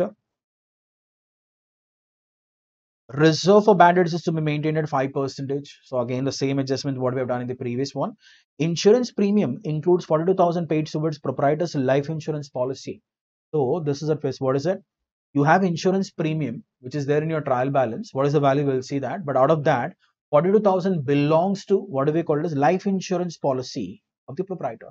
Obviously, this thing has to be treated as drawings, and balance part will be taken as business expense. And the balance of insurance covers the period of 1st April 2019 to 30th June 2020. A typical that this policy, whatever amount balance amount is there over and above 42,000 is covering a tenure of 15 months. How much is chargeable to the current year is only 12 months. We'll proportionately calculate that and take only 12 months to the profit and loss account, and balance will be treated as prepaid insurance. Okay, all basic adjustments, nothing complicated, nothing new in this particular problem. Let's quickly run the solution part. So CRD problem number 10. Trading and profit and loss account of Messrs. VSR Traders for the year ended 31st March 2020. Opening stock given straight away, purchases, right inwards, gross profit is there, sales and closing stock. Trading account does not have any abnormal items or anything new. We have all the regular accounts. Debit side, opening stock and purchases, and only one direct expense, that is right inwards, is given here. Credit side, we have only sales returns and closing stock. Okay. So trading account is quite easy. And what is the gross profit that we have got? 3,22,000, which is transferred to your profit and loss account by gross profit, 3,22,000. Okay. Let's see the indirect expenses. Salary straight, no adjustment. Carriage outward straight, 8,500. Rent of godown, just now we have discussed. In trial balance, they gave it as 55,000 rupees, correct? So if 55,000 happens to be for 11 months, what is it for 1 month? Because 1 month is outstanding, 5,000. That's why we have added, and this 5,000 will be shown in your balance sheet on the liability side. Outstanding godown rent. Okay, next. This will mark what we call as the adjustment parts only. Right, next. Taxes, rates and taxes, 24,000 straight away. No adjustment is there. Rates and taxes, yes, no adjustment. Discount allowed, printing and stationery, insurance premium, right? So what is it given? Insurance premium paid. They gave it as 48,000 rupees paid as insurance premium. When you go back to your adjustment, it says that out of this 48,000, 42,000 is exclusively paid for what we call as life insurance premium of proprietor. It will be added to drawings. We have to move it out of insurance premium and add it back to drawings. What is the balance after that? 6,000. But what is the problem with that 6,000? The 6,000 rupees is covering a tenure of 15 months, but we are supposed to take it only for 12 months. Okay. According to the calculation, you must have done that. So 1,200 is taken out of this. Let's see the calculation working note there. Calculation of insurance prepaid. 48,000 minus 42,000, balance 6,000. And this is for a tenure of 15. 3 months prepaid 1,200, 4,800 will be debited to profit and loss account. Okay, that's what they have done here. 1,200 taken out, 4,800. Next, electricity charges 14,000, no adjustments are there. General expenses 11, bank charges 3,800, repairs to motor vehicle 13,000. Interest on loan 4,400 is paid as per trial balance, 100 is outstanding. How did they arrive at that 100 outstanding? Calculation of outstanding rent. Okay, 4,500 is due. Why? Because you took a loan of how much? You took a loan of 4,000, loan of 60,000. 10% should be served as interest, and that is for 9 months. 4,500 already paid, 4,400, 100 is outstanding. Yeah, careful with the rates. This is again a what do we call this adjustment, which is given there. Next, provision for doubtful debts. Let's go and see provision for doubtful debts calculation here. Already we have an opening provision. Okay, I think we have marked it very clearly. No provision for doubtful debts. Trial balance provision, already old provision is there to the extent of 10,000. Okay. Bad debts are also there. Okay, and we have additional. Do we have additional bad debts also? No, we don't have additional bad debts. Let's go back to solution and see this. Old provision, trial balance provision on the credit side, trial balance bad debts will be closed in provision account, and current year you are supposed to maintain a provision at the rate of 5% on your trade receivables. No other adjustment is there for trade receivables, is it? Did we adjust any amount towards trade receivables anywhere? Yeah, Sunday data is 2,80,000. No other adjustment is there, so we can directly calculate the provision percentage on that. 2,80,000 upon 5% comes to 14,000. Total amount to be charged will be 16,200. And what is the breakup of the 16,200? 14,000 current year, 2,200 excess bad debts beyond our expectation. You were expecting it to be 10,000, but the bad debts turned out to be 12,200. Excess is 2,200. That will be charged now. Okay, that's what it is. And what else? Depreciation. Okay, they have prepared a complete depreciation chart here. Look at the thing. Land and buildings 5%, furniture and fixtures 10%, office equipment 15%, and motor vehicles. Total 80,000 rupees depreciation will be debited to profit and loss account. Depreciation 80,000. Okay. And credit side, we have gross profit and only one income, one indirect income, that is your discount received. Discount received to the extent of 12,000 rupees is there, credited to the profit and loss account. Check and tell me, do we have a net profit of only 8,700? 8,700 net profit to be transferred to balance sheet. Look at the balance sheet here. Capital 14 lakhs 11,400. Net profit is added, drawings are deducted, and LIC premium. You can show that individually. LIC premium of the proprietor paid, or you can add it to drawings and show it together. Better show it separately. Okay. So what is the balance of capital after making all the adjustments? 13 lakhs 58,100. Loan from Rajan 60,000. Outstanding interest added. Total due towards him is 60,100. Sundry creditors 62,000. Outstanding go down rent 5,000. Out of 55 we added 5. Done. Land and buildings, all the tangible assets are undergoing depreciation individually.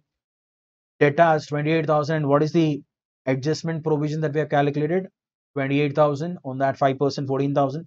2,66,000. This is the expected amount to be collected from the debtors.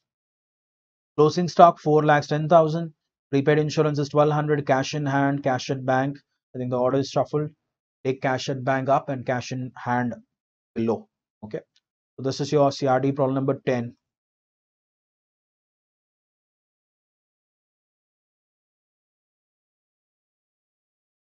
They gave the entire solution here.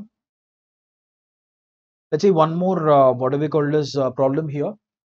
Trial balance and additional information of Mr. Bharat Tulsian, a proprietor, prepare trading and profit and loss account for the year ended 31st March 2020 and the balance sheet as at that date.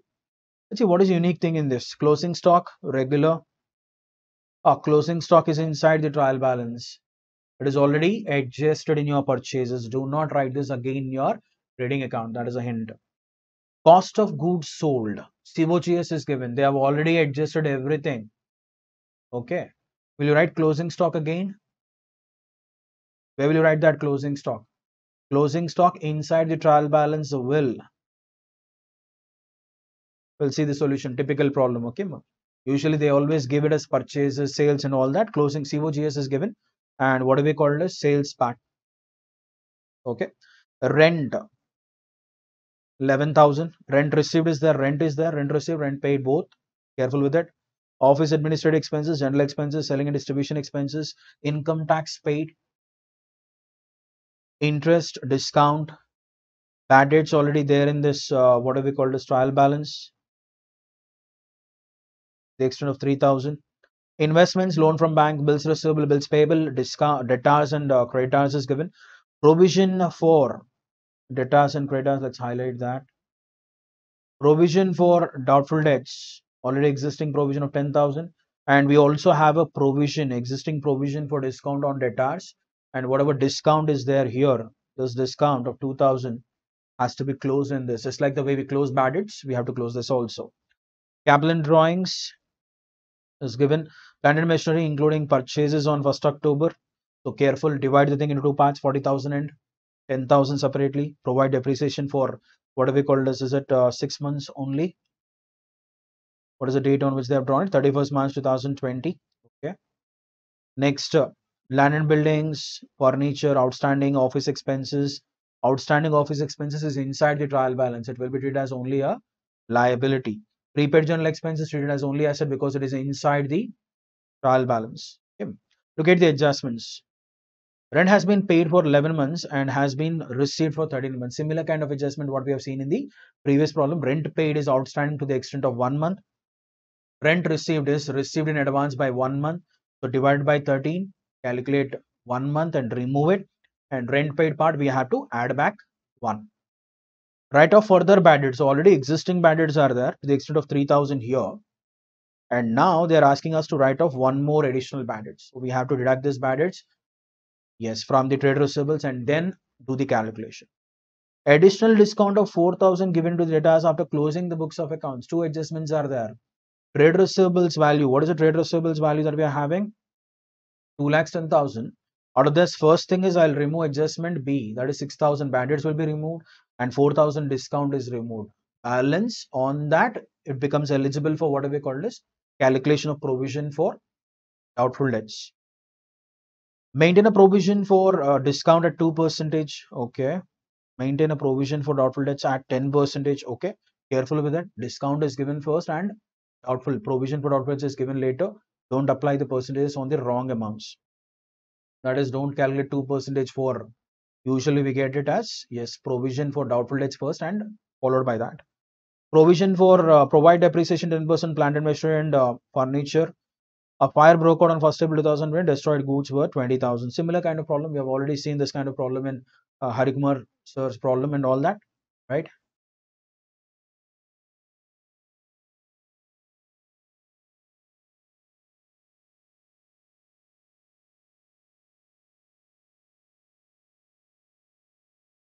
So let's see the solution for this. Only for I think bad debts part. Be careful when you are dealing with the bad debts and provision for bad debts. In the books of Mr. Bharat Tulsian, trading profit and loss account is given here. Okay. Cost of goods sold. Do you see anything called as closing stock here? Trading account is very simple in this. COGS is given 5,60,000. Sales are given as 6,20,000.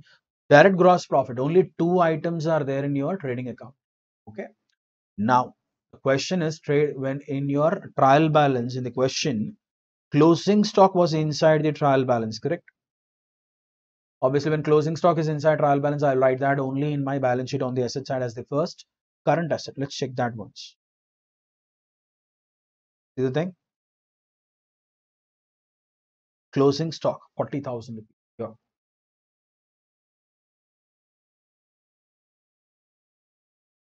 It is already adjusted in the thing. Some of you will feel that it should not be recorded. It should be recorded. Next, rent. What is the adjustment that they gave you? This is for 11 months. Correct? Adjustment says that it is for 11 months. So rent paid is for 11 months. So 11,000 is for 11 months. How much is outstanding? 1,000. So in profit and loss account, I'll be writing the rent at 6,500 is for 13 months. How much is it for 1 month? 500 extra that we will remove. Okay. Go to the solution and see.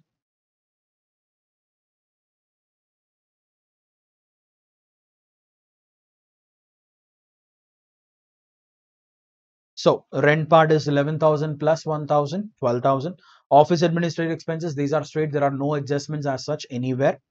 Office administrative expenses, selling and distribution expenses, interest, general expenses, provision for outwards. Let's see this calculation. Okay.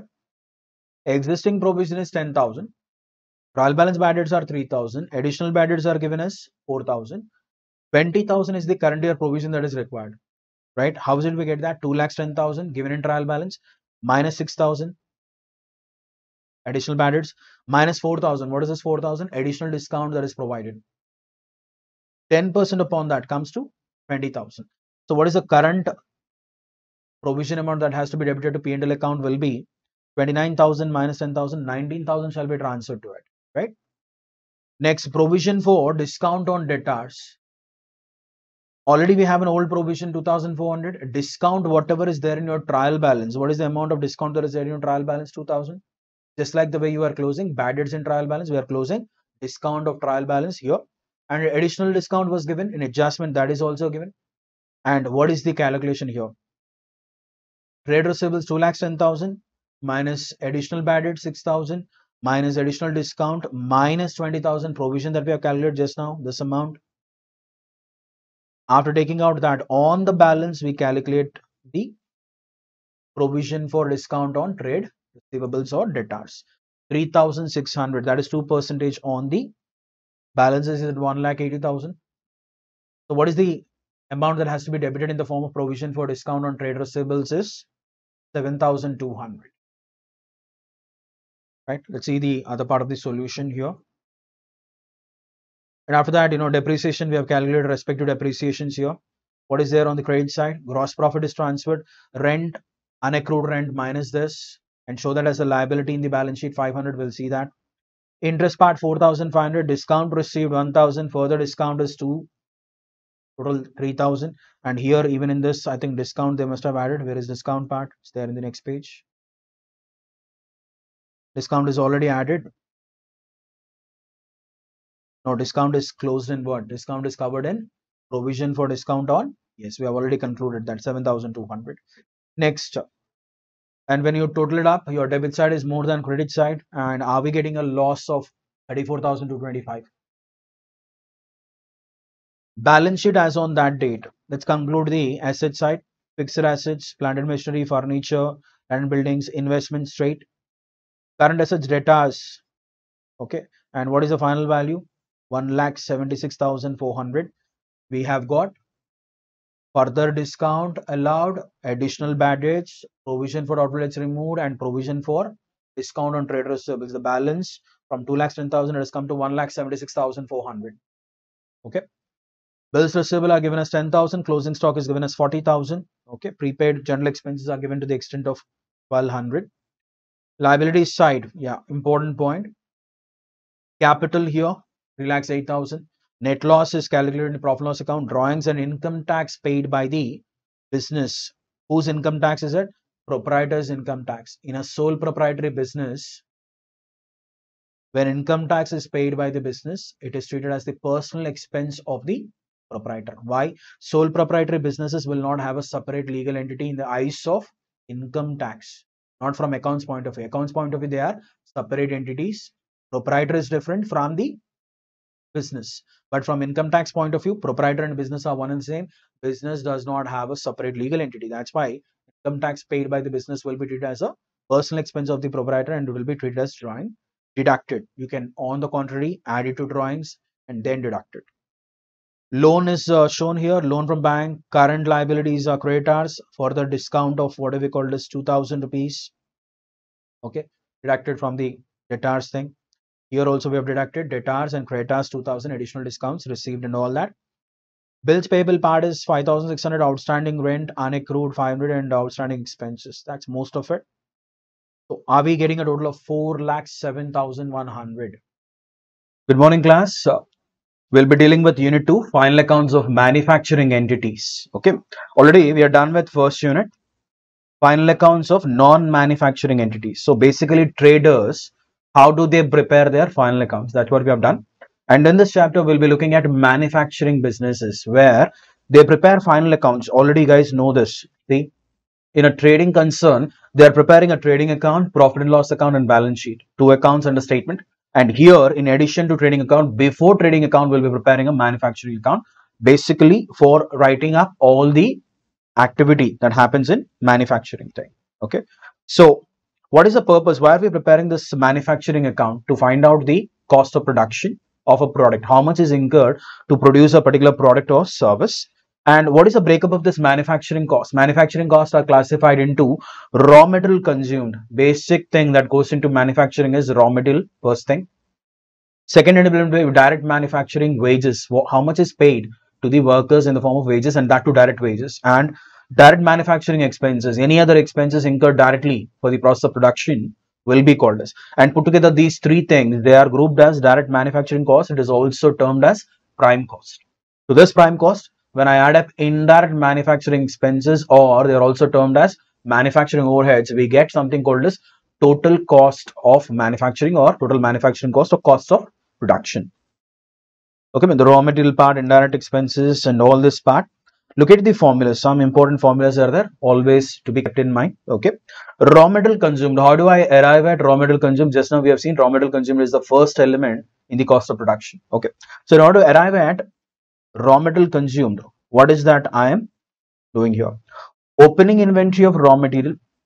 Okay, whatever previous year closing stock was there of raw material which is brought over to the next year. Raw material what is purchased during the year from the suppliers, less material returned. So we are talking about net raw material purchased during the year, less closing inventory of raw material at the end of the year, gives us a balance. That balance will be termed as raw material consumed during the year. This is the first formula. Prime cost, just now we have seen all direct part. Direct part is raw material consumed, direct wages and direct expenses incurred on production are termed as what? Prime cost. So how do we arrive at prime cost? Whatever output is there of the first formula, raw material consumed will be your first variable. To raw material consumed, I am adding manufacturing wages, that is direct labor, whatever is paid to those workers who are directly contributing in converting the raw material into work in progress and then finished product. To that, what is that I'm adding? I'll be adding all the direct expenses which are incurred in the process of production. I'll get what we call as prime cost. So, and in order to next one, what is the thing? Cost of goods produced. How do I calculate the cost of goods produced? Look at the thing. Opening inventory of work in progress. This will be the first units which will be converted. Last year, closing work in progress. Next year, they'll convert them into finished goods. That is the first thing. Prime cost, whatever we have found out just now in formula number 2. prime cost. Factory overheads, that is all the indirect expenses put together, less sale of scrap, less closing work in progress. But one more thing to be noted is sale of scrap will be credited to your manufacturing account. Will not be taking it here while preparing the accounts. I'll reiterate that once we come to that particular point. Okay. So sale of scrap, leave this in that, and minus closing work in progress in order to get cost of production. Okay, or cost of goods produced. And what is the last formula? Cost of goods sold, how much is sold? This is again our trading account formula. Opening inventory of finished goods, where will you have it? This is your opening stock in your trading account. To that, add cost of goods produced. That is, we'll be transferring this cost of goods produced or production to trading account, just like the way we transfer gross profit to P&L and net profit will be transferred to this. We'll be taking this in order to find out. Okay, these are the 4 important formulas that are to be kept in mind before doing it. And one more small thing, byproducts. What are these byproducts? In the process of production, okay, at times in some process of production, they'll be getting byproducts, and these byproducts will also have some market. Okay, there are people out there who are ready to buy them. So when they have whatever we call as market, they'll be selling it. Okay, and these byproducts will be credited. They'll be taken as a deduction from the manufacturing cost, and they'll be recorded at whatever we call as net realizable value. Okay. Examples are molasses in the production of sugar and buttermilk in the production of what we call as the dairy. And look at the next point. They are generally valued at net realizable value if their cost cannot be separately identified. And if you can't identify, and most of the cases, byproducts cost cannot be identified because we are not applying any dedicated what we call as raw material or anything for getting them. Let's try to see this what we call as final accounts of manufacturing entities by using a problem here. CRD1. Mr. Vimal runs a factory which produces soaps. Following details were available in respect of manufacturing activity for the year ended 31st March 2020. So, look at the thing. First and foremost thing is work in progress. 10,000 units are there. 16,000 is the value. Closing work in progress. 20,000 units. Opening inventory of raw material, closing inventory of raw material, and purchases. These 3 details will be using them in what we call as calculation of raw material consumed. Okay, so we'll be finding out the values now. Higher charges of machinery at the rate of 60 paisa per unit manufactured. So per unit manufactured, if it is given, then it will be treated as what?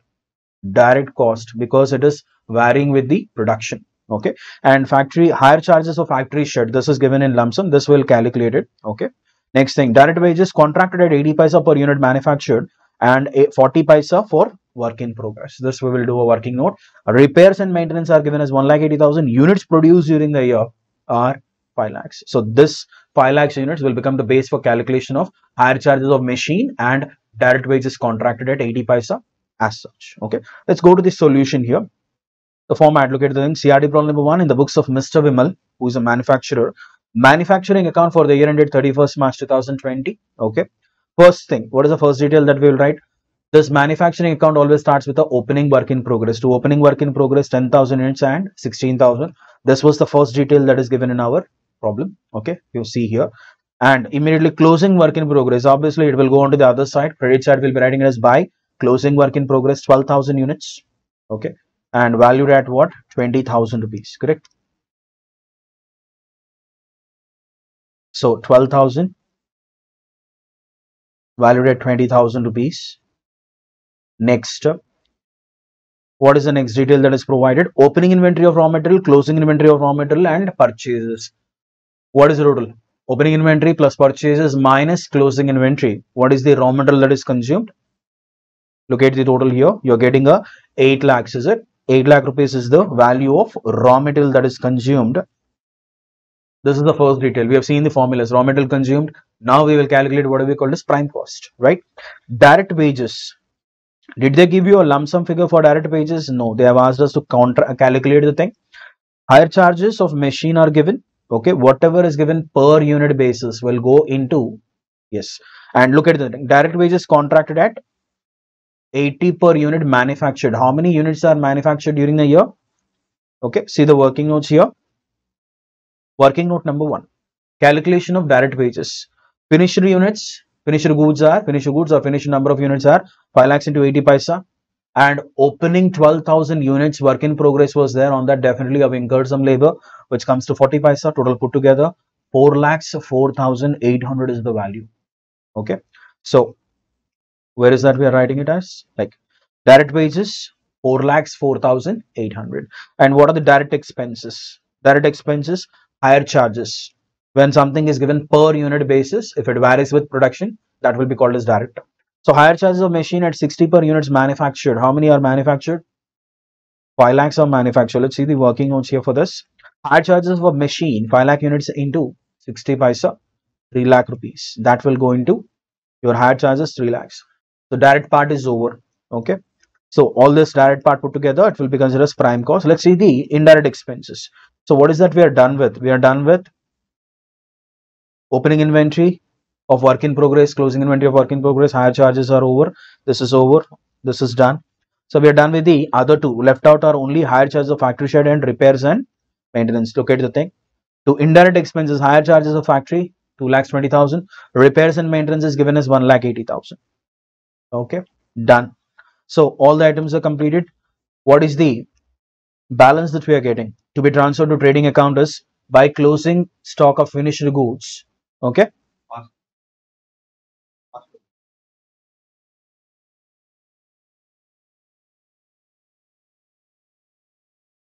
So what is that you're getting? 19 lakhs 800 units are 5 lakhs. Done. So this is the amount that will be transferred. This is how we prepare what we call as the manufacturing account. Okay. So this is our CRD problem number 1. Let's see the next problem here. So preparation of manufacturing account, trading account, profit and loss account and balance sheet. Complete comprehensive problem is given wherein we are preparing 3 accounts and the statement. Okay, look at the thing. CRT problem number 2. Mr. Pankaj runs a factory which produces motor spares of export quality. The following details were obtained about his manufacturing expenses for the year ended 31st March 2020. Okay, so what is given? Work in progress, opening and closing. Where will you take this? We'll be taking it to, yes, manufacturing account starts with opening work in progress and ends with closing work in progress. Okay, let's see the solution one by one. So work in progress, opening and closing, 3,90,000 and 5,07,000. This will go into, see the CRT problem number 2 in the books of Mr. Pankaj, manufacturing account for the year ended 31st March 2020. So where are we writing them? Opening work in progress, 3,90,000 and closing work in progress,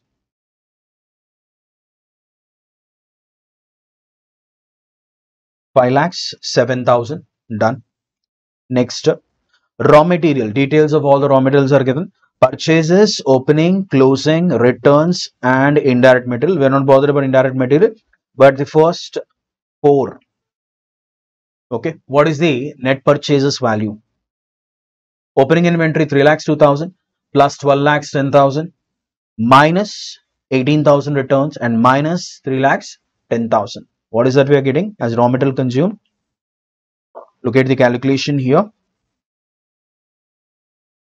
So purchases, opening inventory plus purchases less returns less closing inventory, we should be getting 11,84,000 rupees as the raw material consumed value. Let's go to the next thing. Let's find out all the direct part. To conclude, what do we call this thing? Indirect material, we'll write that when we go to the overheads part. So next thing is, what are the direct elements? Direct wages are given here. So direct wages, direct part, value of 2,10,000. Direct expenses. What are the direct expenses? Royalty on production is given, value of 1,30,000. These are the direct amounts which are given to us. So we'll be taking them to what do we call as the thing here? Direct wages 2,10,000. Okay, what is this 2,10,000? Direct wages 2,10,000 and royalty on production is 1,30,000. Given as 1,30,000. Direct expenses shown here. Okay, and after that, what is the next thing? Now we are done with what we called as the direct part is over. Prime cost is over. Now we have to account for what we called as indirect part. That is,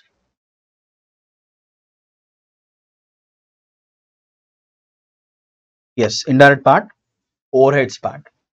So what are the indirect part here? Indirect material is given, indirect wages are given and indirect expenses are grouped out. Look at the thing here. Let's give a different color here. Indirect expenses, indirect material, indirect part is 48,000, and we have what you call as indirect expenses. List is given here.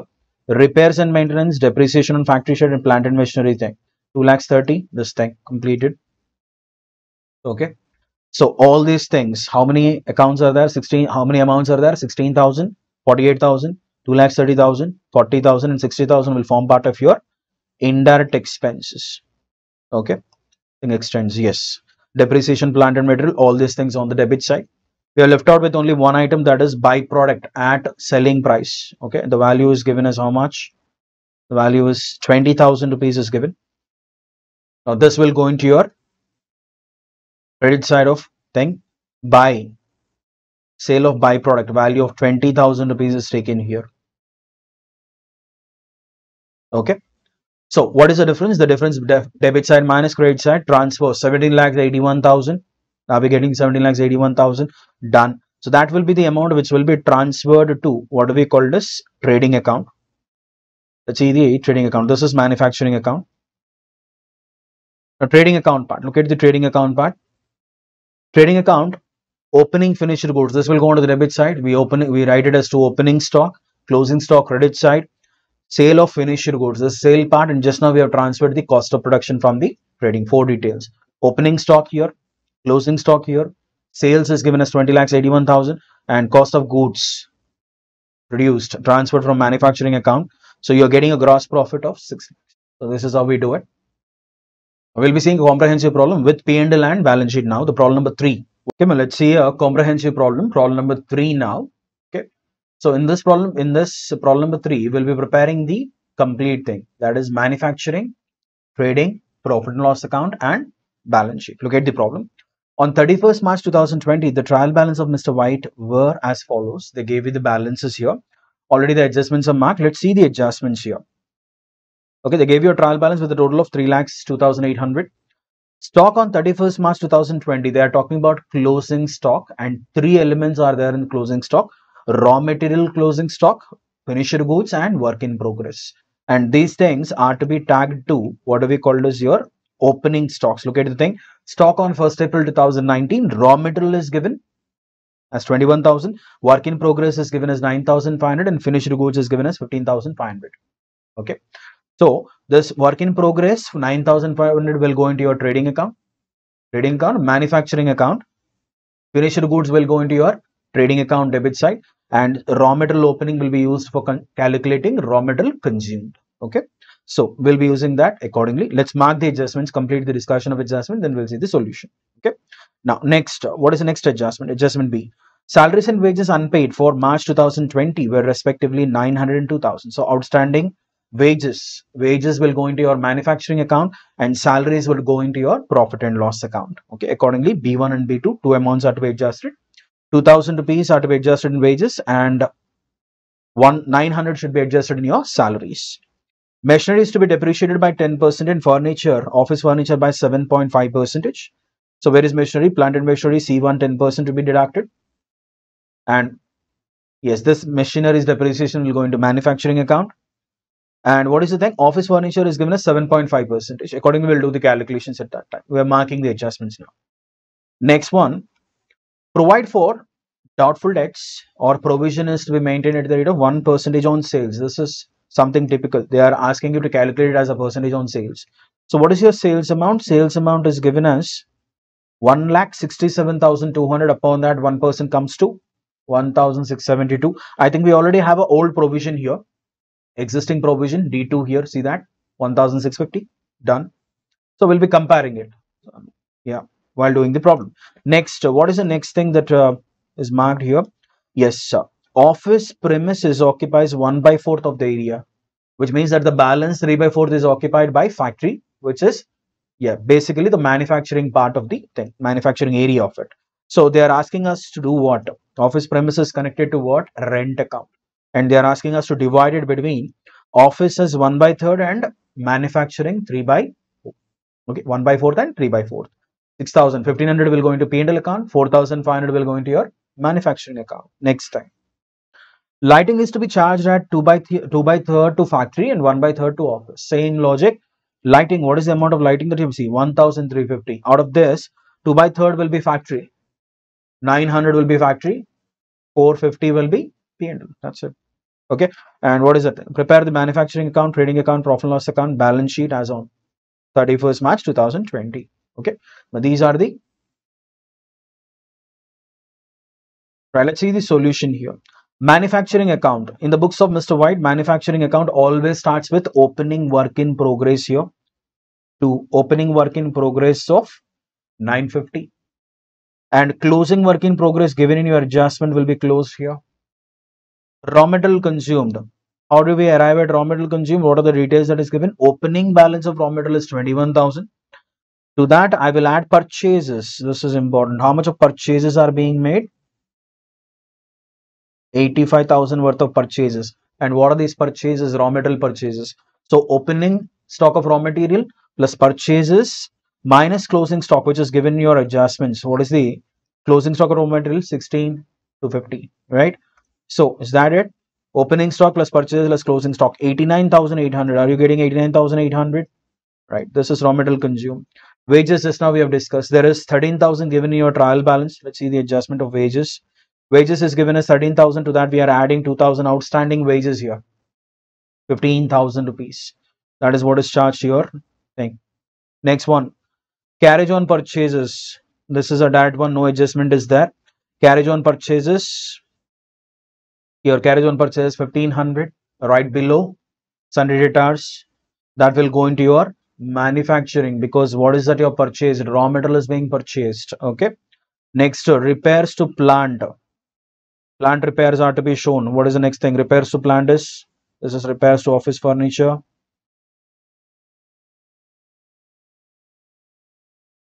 Yeah, repairs to plant is 1,100 right above purchases. That will go into your manufacturing account. Rent 6,000 into 3 by 4. Just now we have seen 1 by 4th is office part and 3 by 4th is manufacturing unit part. So 4,500. Lighting, again same logic. Just now we have calculated 900. Depreciation on plant. This will be charged to, what is plant and machinery? Plant and machinery will be there in the factory. 7,000. Upon that 10% comes to 7,000 rupees. 70,000, 10%. Look at the credit side. Sale of scrap. We will be writing it here. And the cost of goods produced balance is at 1,19,000. Done. Trading part, opening stock of finished goods given in your trial balance. Finished goods 15,500 here. The next one is cost of manufacturing, which is transferred from your manufacturing account, 1,19,000. Sales is given as 1,67,000. Correct. Just now we have seen. For PBD, we'll be using it again. And closing stock of whatever we called as finished goods is given here as 18,100. So what is your balance? Gross profit 50,800. Let's focus on the profit and loss account. Salaries plus outstanding 900, 10,900. Telephone and postage usually associated to office, hence debited to profit and loss account. Repairs to office furniture is given as what? 350, shown as 350 here. Rent 1 by 4th, already 4,500 is charged in your manufacturing. The balance 450 is taken here. General expenses are usually taken to what we call as P&L account, the last item in your trial balance.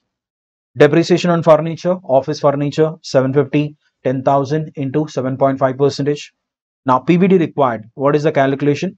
They are asking us to calculate it as a percentage on sales. Correct. Provision for doubtful debts is to be maintained at 1% on sales. Sales part is 1,67,200, which comes to 1,672 rupees.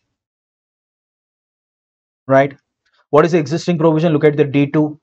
1,650 already provision is there. How much excess is required? Only 22 rupees. That is what is given here. 22 rupees. And after that, credit side, I don't think you'll have any of them. Yes, we have a commission here. Do we have commission received? Yes. One item is there on the credit side, commission received part. So what is the balance that you are getting? Your net profit will be 34,778 rupees. And balance sheet will transfer it to balance sheet. All the items in the balance sheet. Careful with your closing stock. Closing stock comprises of 3 elements here: raw material, work in progress, and finished goods. Okay. Latest provision is deducted out of trade debtors. 1,68,678 should be your balance sheet total. Matches. So this is it. We are done with final accounts of manufacturing entities. Chapter called as bills of exchange. Okay.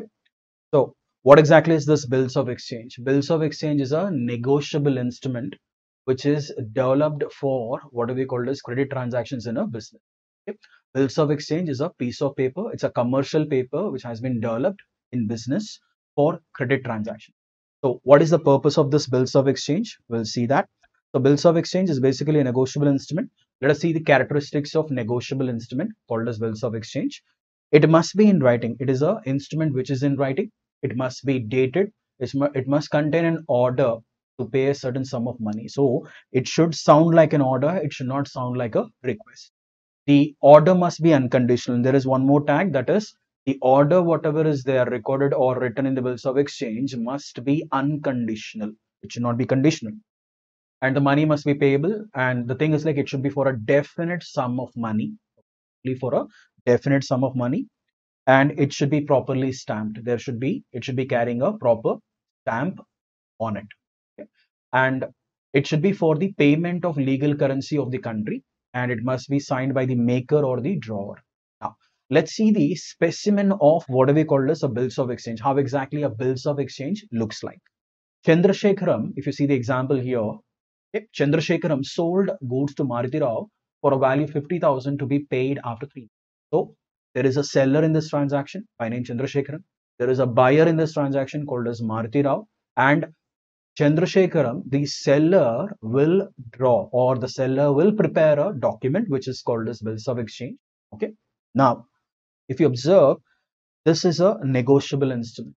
If you focus on us, the first part, Guntur, 19th of May 2020 is the date on which the transaction has occurred. Okay.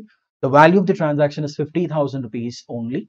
Okay. And the main body, the main part of the bill, 3 months after date paid to me, that is V. Chandrasekharam, or order the sum of rupees 50,000 only for the value received.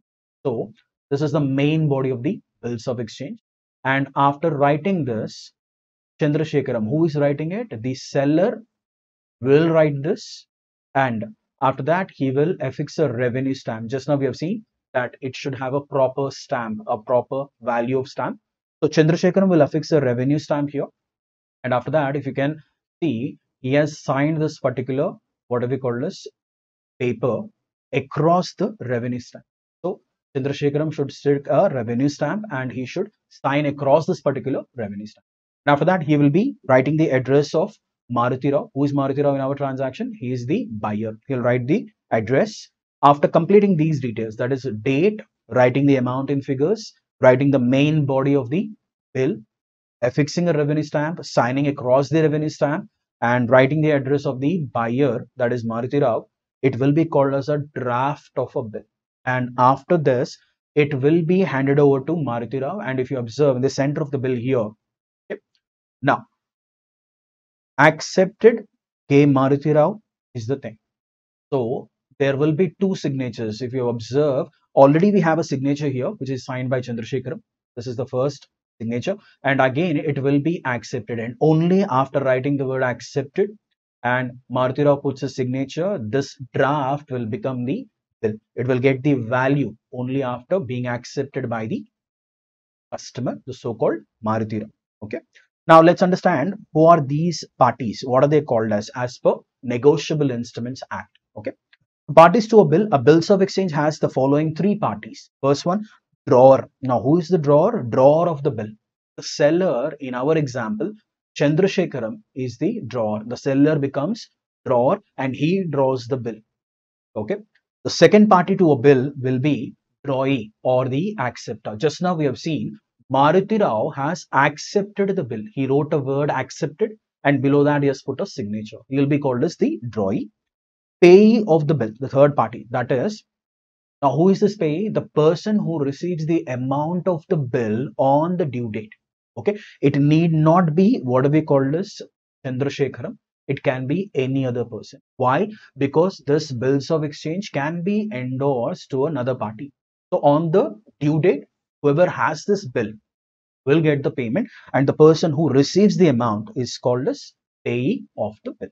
So these are the parties and holder of the bill. Now, who is called as holder of the bill? Two conditions are to be affirmative to call a person as holder of a bill. The first one is possession of the bill, the person who is having the possession of the bill, and the person who has got the right to receive the amount of the bill. Then he'll be called as the holder of a bill.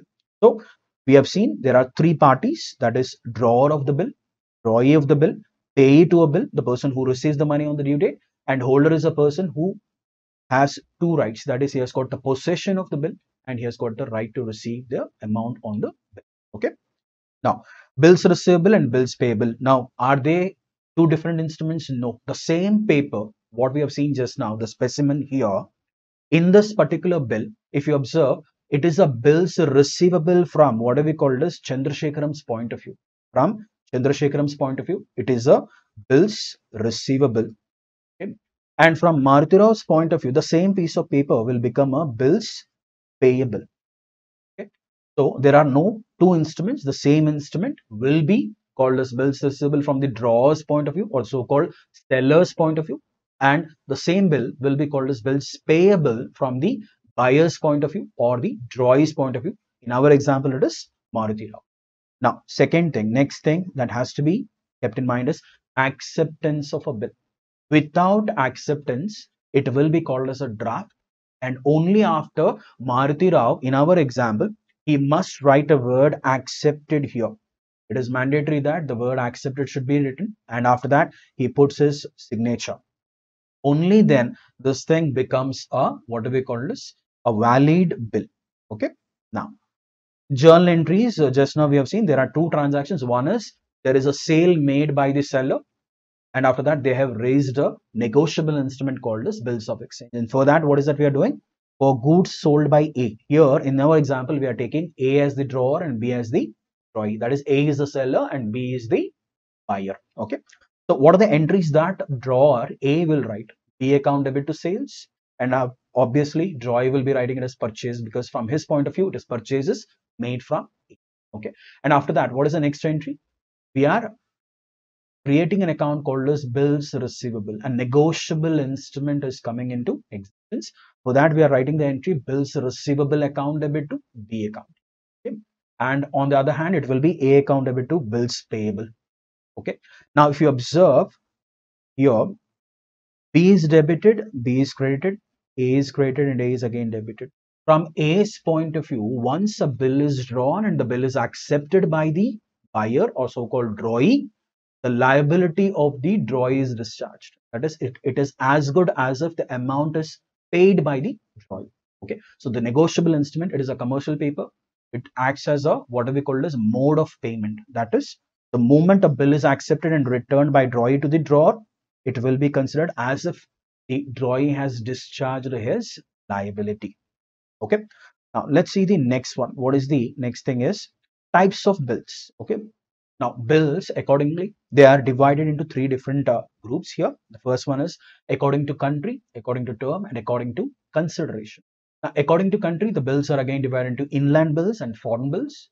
And according to the term, they are divided into demand bills and what do we call this? Term bills. Term bills, in turn, they are again divided into bill after date and bill after sight.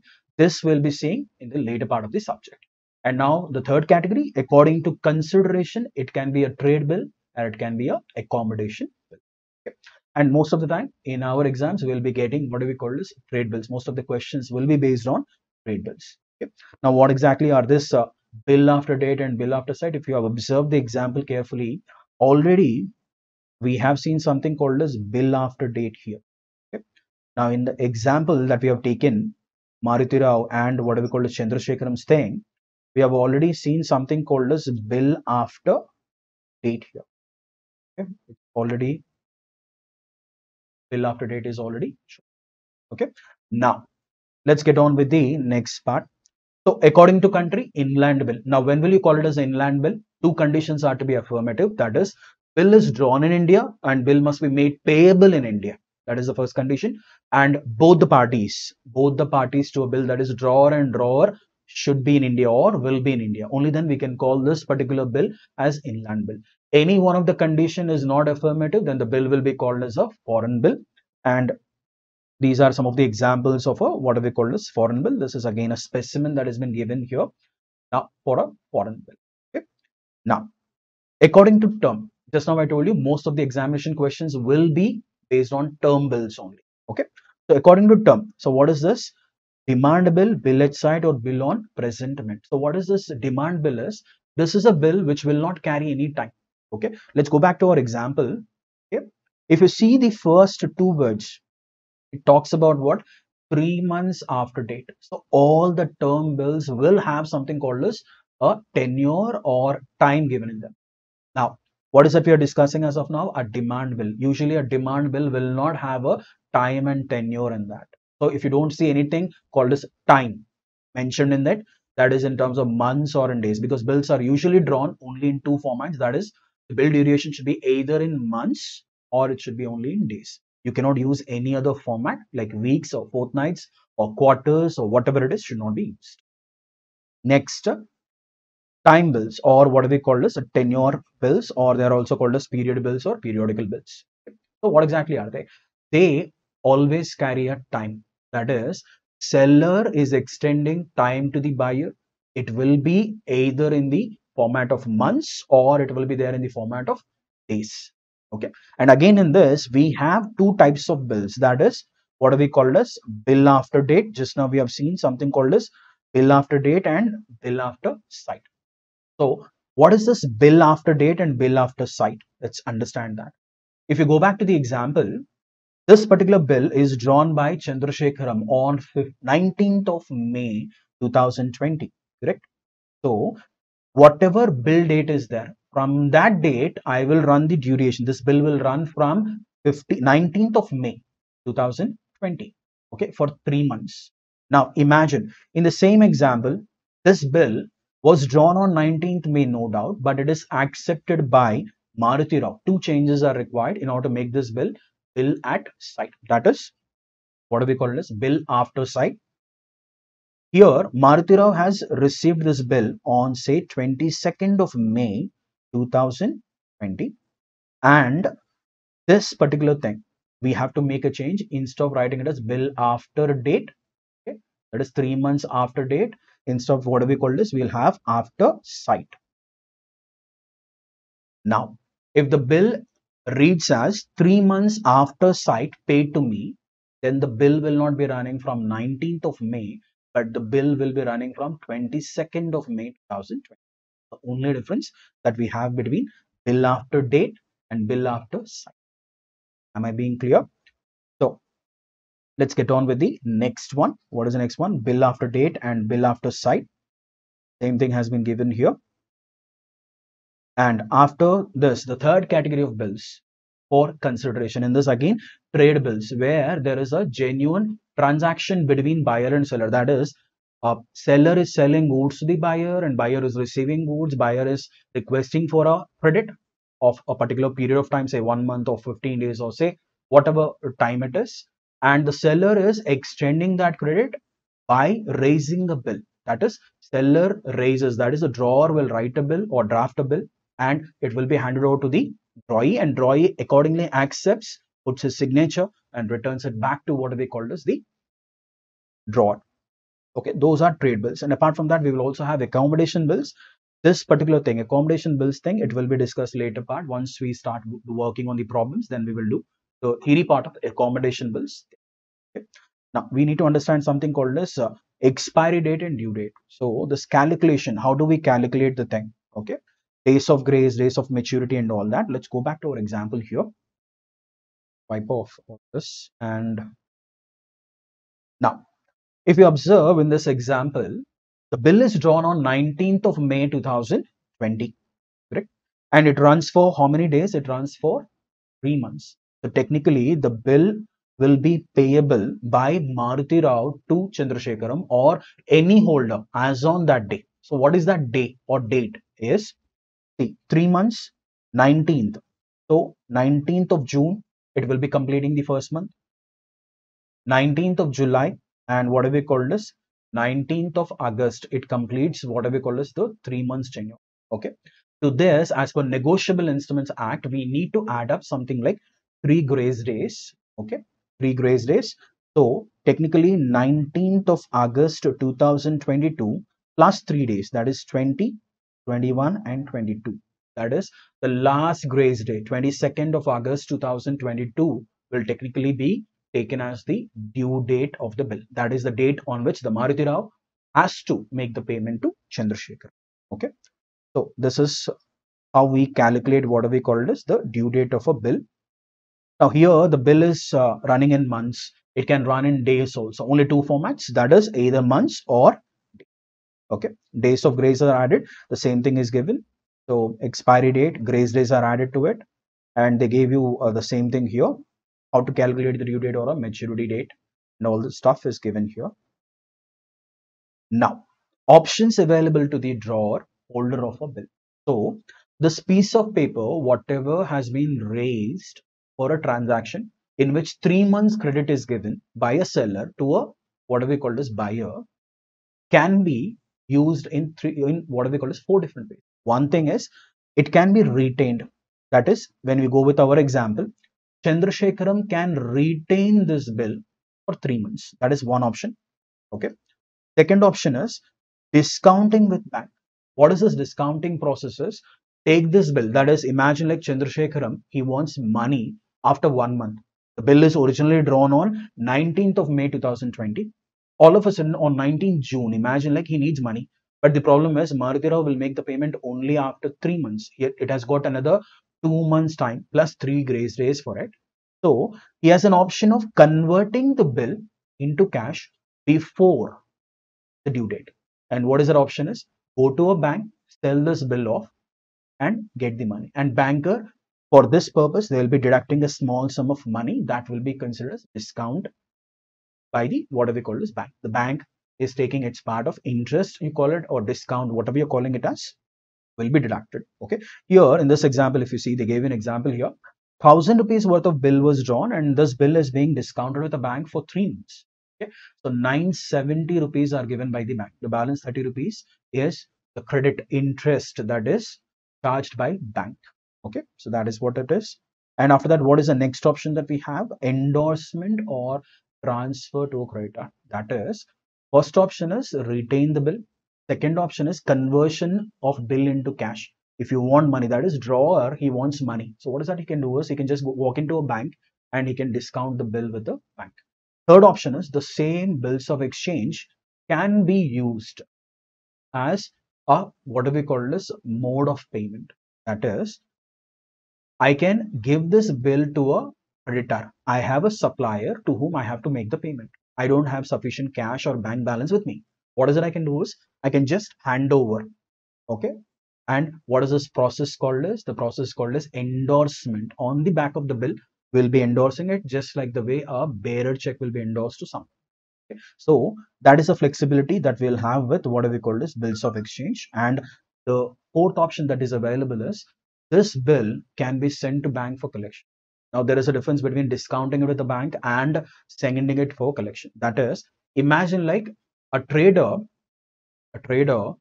on an average every week or say every day he draws 4 to 5 bills. So what is that he will do is these bills will have different timeline. That is, some bills are for 3 months, some bills are for 2 months, some bills are for 1 month. So he can't go around the city collecting the money from his customers. What is that he can do is he will avail the service of a bank. He will send this bill to bank and ask the banker to collect it. The bank is acting as an agent on behalf of the drawer and bank will collect the money. Okay. So that is the fourth option that is available. So that is a flexibility. This is an advantage of what we call this drawing a bill. So seller has given credit. Initially, he has decided that he can give a credit of 3 months. All of a sudden, okay, if he is not in need of money for 3 months, no problem, he'll retain the bill. Seller all of a sudden, because of some financial difficulty, now he wants money. What is the option? The second option is he can go to a bank, sell this off, we call it as discounting, get the money. Okay, or the same bill can be used as a mode of payment. We can give it to someone as if it is cash, though it is not cash. That is the advantage of what we call this a bills of exchange. And on the contrary, last thing is it can be sent to bank for collection. We don't have to, the drawer or the holder of the bill will not roam around the what we call this the places of the customers and collecting the money. They'll not be doing it. They can avail the service of the bank and bank does this services by charging a small amount of money. Okay. Now let's get into the core part of the what we call the subject here. The thing is like trade bills, honor of a bill. Now what is this honor? On the due date, just now we have calculated the due date of the bill, 22nd of what we call this August 2022 was technically the due date of the bill. Okay. So on this day, what are the possibilities? There are two possibilities. One, okay, Maruti Rao will approach Chandrasekharam, okay, and he will make the payment and he will take back the whatever we call this bill. Or Chandrasekharam, imagine like if he is holding the bill, if he is retaining the bill, what is that he will do is he will whatever we call this approach Maruti Rao, take the money, hand over the bill. That is what we call this honor of the bill. Okay, so honor of a bill, journal entries, no issues at all. The thing is like you have to observe this very carefully here. So in the first case, if you see the entries in the books of both the parties, when the bill is retained by the drawer, what is the entry? Cash or bank account debit to bills receivable. Now bill is honored. Imagine like in our example, Chandrasekharam retains the bill till the end of the bill tenure. That is, he retains the bill up to 22nd of August. On that day, who will present the bill? Chandrasekharam will present the bill and he will, whatever we call this, get the money. So then he'll be writing the entry as cash account debit to bills receivable. And on the other hand, in the books of drawee, that is in the books of Maruti Rao, in our example, bills payable account debit to cash. And if you observe in all the four scenarios, it doesn't matter whether the bill is retained, the bill is discounted with the bank, the bill has been endorsed to someone, or the bill has been sent to bank for collection, the entry remains the same. Okay? In the case of drawee. But here, the first case, cash is coming in and bills receivable is going out. Okay, bills receivable is handed over to the drawee or the holder of the bill. Second case, if the bill has been discounted at the bank, no entry in the books of what we call this drawee. Why? The transaction is between bank and the drawee. Banker will approach drawee, banker will ask the money from drawee, and drawee will make the payment to bank. In discounting, literally we sold the bill to the bank. So we don't have any sort of connection with the whatever we call this bill when it is honored. That is why we will not write any entry in the books of drawer when the bill is honored. Next thing, look at the next case here. The second one is when the bill is endorsed. What is happening here? When the bill is endorsed, again the same story. The transaction is between the buyer and the transaction is between the drawee and the whatever we call this endorsee. Okay. Now, last case, bank account debit to bill sent for collection. This is the what we call this the last thing where your bank is collecting the bill and they are crediting your money. The bank balance is going up. That's why bank is debited and the bill sent for collection. Okay. We'll be seeing the entries elaborately in our CRD problem number 1 here. Okay. So let's try to see the CRD problem number 1. Look at the problem here. On 1st April 2020, Mahesh sold goods to Pawan for 20,000. So Mahesh is the seller, Pawan is the buyer in the first transaction. For this amount, Pawan accepts 4 bills of 5,000 each drawn by Mahesh. So instead of 1 bill, what is that Mahesh is doing is Mahesh is raising 4 bills, okay, each 5,000. And what is that Pawan is doing? Obviously, Pawan will accept them and he will return them. Now, look at the tenure of each bill. Payable after 1 month, 2 months, 3 months and 4 months respectively on 4th of April 2020. Mahesh discounts. So we are done with this. On 4th April 2020, Mahesh discounts the second bill with his bank at 6% per annum. So Mahesh, what is that he's doing? Out of 4 bills, he's retaining the first bill. Second bill, as of now, whatever information is given to us, second bill has been discounted at the bank at 6% per annum. Okay. And the next one is on 1st July 2020, he endorsed the third bill to his creditor Prabhas. On 15th July 2020, the fourth bill was sent to bank for collection. Pawan honored all the bills on their respective maturity dates. Now, first thing, what is the first transaction? Mahesh has sold goods to Pawan for a value of 20,000. For this, we'll be writing the entry. What is the entry? If we focus on the entries here, okay. So the first entry will be Pawan account debit to sales. We are writing the entries in the books of Mahesh here. Pawan account debit to sales account. being goods sold to Pawan on credit. What is the value? 20,000 rupees is the value. And after that, on the same date, 1st April 2020, bills receivables are being raised and they have been accepted by Pawan and returned to Mahesh. For that, we'll be writing the entry: bills receivable account debit to Pawan account 20,000, 20,000. Okay. And what is the next thing? If you go back to your problem, after that, here, focus on that. On 4th April 2020, Mahesh discounted the second bill with his bank at 6% per annum. So, Mahesh is converting the second bill. What is second bill? This bill is drawn for a tenure of what we call as 2 months, and he's going to bank and he's discounting it. So, what is the entry? Bank account debit. Banker will give you a credit of 4,950 rupees into bank. And what is the discount part? How much is reduced by bank? Is 5,000 to 6% for 2 months, because this bill is running only for 2 months. So 50 rupees is deducted and the bill that has went out is now with the bank. Okay. Now let's go back to the problem. This is the status quo of what we call the second bill. On 1st July 2020, he endorsed the third bill to his creditor.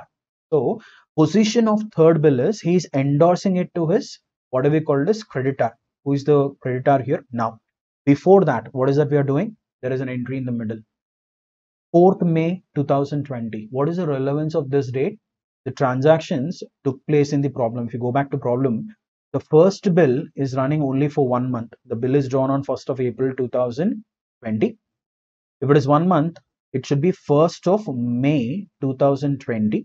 And to this, we'll be adding the grace days, that is 2nd, 3rd, and 4th. Technically, 4th May, the last grace day, is the due date of the bill. And on this day, what is happening? Pawan is making the payment of first bill to Mahesh. Get the entry here. On 5th of May 2020, cash account debit, cash is coming in to bills receivable. Now, which bill is it? This is our bill number 1. Okay. So, the story of bill number 1 is closed. Next. What is the next transaction on? The next transaction is on 1st of July 2020.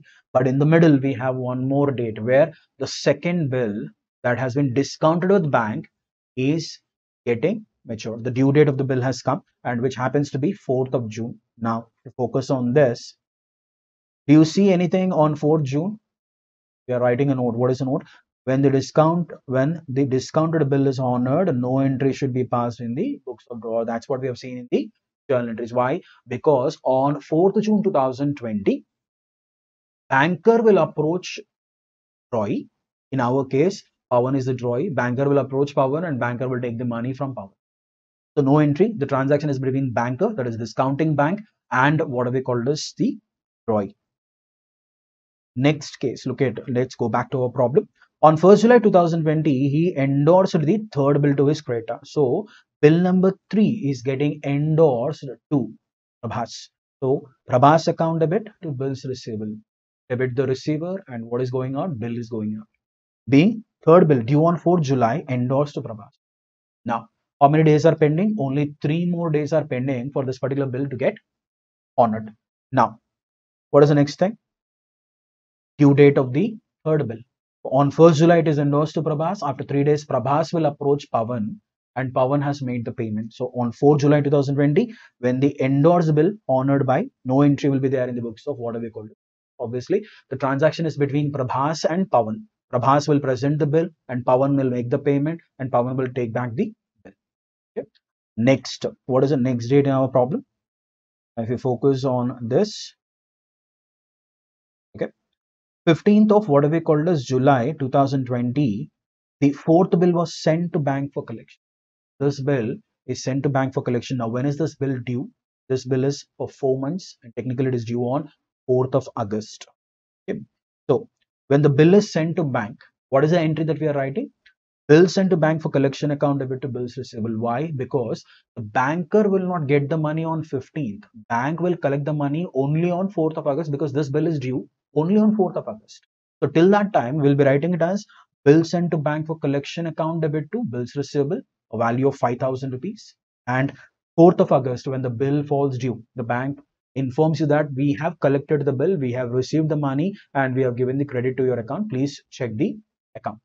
So on that day, I'll be passing a entry in my what do we call this books of accounts. That is Mahesh will write the entry as bank account debit to bill sent for collection, 5,000. Okay. So these are the entries in the books of what do we call this Mahesh, the drawer of the bill. Now let's focus on journal entries in the books of Pawan. Okay. First thing, what is the first transaction? Now on 1st April 2020, if Mahesh has sold the goods, Pawan has purchased the goods. Obviously, he'll be writing the entry for purchases, 1st April 2020. Purchases account debit to Mahesh, what do we call this, for 20,000 and 20,000. And on the same date, Mahesh has drawn the bills and Pawan has accepted. That's why he wrote the entry. Mahesh account debit, bills payable. How many bills are there? 4 bills. Total of 4 bills are being drawn. And these bills were accepted by Pawan and returned to. Now look at the thing here. Due dates. All the due dates, because all 4 bills have been honored by Pawan. So what is the first entry? Now on 4th April 2020, this is only given for your information. Okay, actually this is not required to be recorded anywhere in the journal of the drawee, that is in the books of Pawan. Okay. On 4th April 2020, what is happening? Mahesh is discounting the bill with bank. The transaction is between Mahesh and bank. Now will you get any entry in the books of Pawan, who is the drawee? No. So that's why we just gave a note here, or we can just write a note. Note entry is required because the transaction is between bank and.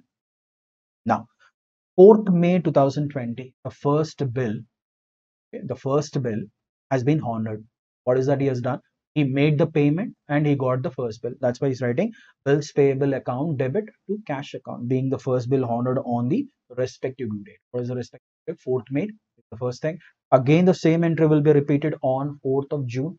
The second bill is being honored because Pawan makes the payment irrespective of the fact that whether the bill is held by Mahesh or the bill has been discounted by him or the bill has been endorsed by him to Prabhas or the bill has been sent to bank. All 4 scenarios are same for him. Why? Because he has to honor, he has to make the payment. What is that he is receiving is? In the first one, he is getting first bill. Second one, he is making the payment and he is getting the bill. But this time it is not coming from Mahesh, but it is coming from bank because it has been discounted. And obviously, 1st July 2020, when the bill is endorsed, the transaction is between Prabhas and Mahesh. No entry here. And July 4th, okay, 4th of July, third bill is being honored. The same entry, bills payable account debit to cash account. Third bill is being honored. And 15 July, when the bill is sent to bank for collection by Mahesh, no entry in the books of Pawan. Okay. And the last one would be, what do we call this? Bills payable account debit to cash. So the same entry gets repeated in all 4 scenarios because from drawee point of view, it doesn't matter where the bill is or who is the holder of the bill. Okay. In the first case, it was Mahesh was the holder. Second bill, it was the bank was the holder. In the third case, it was Prabhas. And again, the collecting bank. Okay. So it doesn't matter whether the bill is retained or the bill has been endorsed or the bill has been discounted or sent for collection. Entries in the books of drawee will be the same. Now, they gave an extension to the same first problem, like if the bills, whatever bills above in the above problem that we have seen, where Mahesh is selling and Mahesh is drawing 4 bills and Pawan is accepting, if the bills are what do we call this dishonored, what will be the still thing? Journal entries in the books of Mahesh. First one, Pawan account debit to sales, same entry, no change. Bills receivable account debit to Pawan, same entry, no change. Bank account debit 4,950, bills discount, I mean, what do we call this discounted part, 50 rupees has been deducted, no change. Now look at the entry on 4th of May. This is the due date of first bill. This is the due date of first bill. And if the bill is dishonored, what is that will happen? I will give a debit to Pawan for a value of 5,100. Why this 5,100 has come into picture? Let's see the second problem here. Second problem, yeah. See, they gave it very clearly. In CRD 1, assume that Pawan dishonored all 4 bills on their respective maturity dates and noting charges in each case being, what do we call this? So what exactly are these noting charges? Now, whenever a bill is dishonored, it is the responsibility of the holder to take this particular bill to a notary public. An advocate who is called as notary, okay? It should be presented or it should be, what do we call this, submitted to a notary. Notary will again present the bill, okay? See, who is the drawer? Mahesh. Mahesh went to a notary. and he said that, sir, Pawan has dishonored the bill. Okay, notary, in order to confirm it, what is that he will do? He'll again present the thing. He will send someone, or he will approach Pawan and he will inquire, sir, this bill is due. Okay, will you make the payment? Imagine like Pawan said that, sir, I don't have money, so please take it as dishonored. And he'll come back and he will record the same fact in a register, and he will give you an acknowledgement called as proof. Okay. So noting for this service, the notary will charge a nominal sum of, say in this case, in our problem, it is 100 for each bill. So for every bill, he's charging 100 rupees. Okay. Now, let's understand this entry here. Pawan account debit 5,100. Now, why Pawan will pay 5,100 when the bill is only for 5,000 is plus whatever 100 rupees noting charges are paid by Mahesh. The first bill, this is the story of first bill. First bill is getting dishonored. So whatever noting charges are paid by Mahesh to the notary will be reimbursed by Pawan. That is the reason why we are giving a debit of 5,100 rupees to what do we call this Pawan. Bills receivable value is obviously 5,000, and cash. Why are we writing cash? Because Mahesh is paying whatever is this 100 rupees noting charges to. Okay. So this is the entry for dishonor. Now, next entry. Now, what is common in dishonor is in all the entries, Pawan will be debited. See the second entry. Now, what is 4th June 2020? It is the due date of second bill. And where is this bill? Mahesh, is he holding the bill? No, this bill is there with a bank. This bill has been bill has been discounted with a bank. Okay. So Pawan account debit to bank. Why? Who will present the bill? Bank will present the bill. Banker gets a response that Pawan says that, sir, I don't have money. Please take it as dishonor. So banker will do what? Banker will take that money out of your bank account. That is Mahesh's bank account. Okay. So how much is deducted from the bank account of Mahesh is 5,100. Why? Bank is the holder, and bank will approach a notary. Bank will pay that 100 to notary. They will establish the fact that the bill has been properly presented. It has been dishonored by the drawee. Okay. And then after coming back, the banker will take out an amount of 5,000 plus 100 from the bank account. That is the reason why we are giving a credit to bank, because technically the bank balance of Mahesh will decrease by 5,000. Okay. Now, this was the story of what we called as bill number 2. Now, let's see the bill number 3. What is the bill number 3 story here? On 1st July, if you remember, we endorsed it. That is, Mahesh has endorsed the bill to Prabhas. Pending 3 days, okay, due date of the bill, he endorsed the bill. So, Prabhas account debit to bills receivable. This is our regular entry that we wrote. And next thing is the dishonor entry, because this bill is due on 4th July 2020. And look at the entry.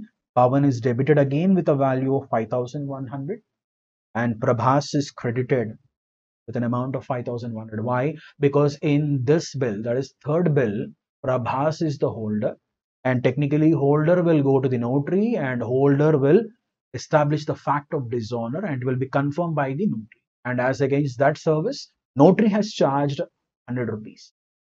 Okay, the total amount receivable from Pawan in third bill is 5,100 plus the same thing. At the same time, we have to pay 5,000 plus 100 to Prabhas. Why? Because Prabhas paid this money out of his pocket to the notary. Okay, am I understood? Now let's see the scenario of what do we call this bill number 4. Now, where is bill number 4 standing? Bill number 4, on 15 July 2020, we have sent it for collection. That is, Mahesh has sent this bill for collection. And what is the due date? Obviously, 4th of August. Focus on this. 4th of August. Pawan account debit. Pawan is again debited. Okay, 5,100. Bill sent to bank for collection, because previously we debited bill sent to bank for collection. Now we are closing that, cancelling it, and to bank. Now why? Because you requested your bank. Imagine like, fourth bill is dishonored. Banker has produced the bill, or banker has presented the bill to Pawan. Pawan said that, no, take it as dishonored. Okay, banker informs you, your collecting bank, not the discounting bank. Collecting bank informs you that the bill has been dishonored by the drawee. Immediately, what is that you will ask your banker? Sir, please get it noted. So banker accordingly gets it noted. Banker has paid 100, and banker will take this money out of whose bank account? Obviously, Mahesh bank. So these are the entries in the books of Mahesh when a bill has been dishonored. Let's see the entries in the books of what we call as Pawan. Who's Pawan? The drawee in our problem. So 1st April 2020, same story. Purchase account debit to Mahesh, no change in the entry. 1st April 2020, Mahesh account debit to bills payable 20,000. Okay, no change in the entry. Now, on 4th of April 2020, bill has been discounted. Second bill was discounted by Mahesh. If you remember, no entry will come. Okay. But the story will start here. Get the thing. What is this 4th May 2020? 4th May 2020 happens to be the due date of first bill. And what is the entry that we are writing in the books of Pawan? Bills payable is debited and noting charges of 100. Okay, we'll be writing this noting charges because eventually this noting charges will be borne by the drawee. Why are we paying this noting charges? Because drawee dishonored the bill, so he is responsible for bearing this noting charges in all the 4 bills. So bills payable is cancelled and Mahesh account is created again. So a total of 5,100 rupees should be paid to Mahesh as such. Now this is which bill? This is our bill number 1. The same entry gets repeated in all the other 3. Won't be any sort of change in the bills. Let's see that. Now 4th June 2020, this is the due date of bill number 2. What is the status quo? Again, bills payable is cancelled, debiting bills payable, noting charges 100 rupees, and Mahesh account is created again with an amount of 5,100. 1st July 2020, this bill endorsement is happening between Mahesh and what do we call this Prabhas? No entry here.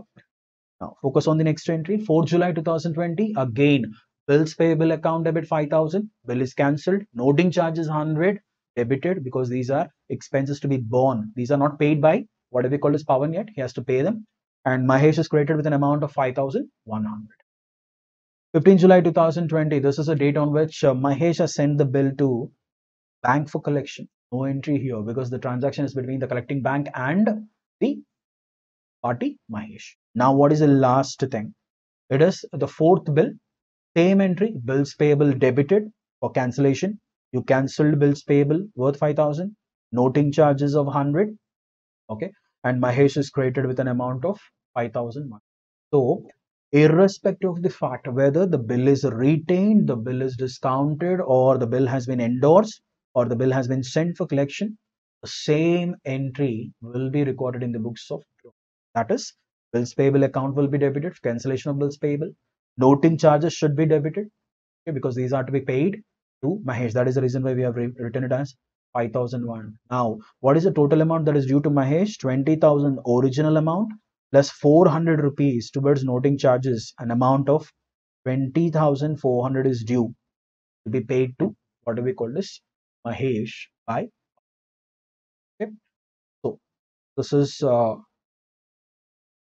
of what do we call this bill honored and bill dishonored.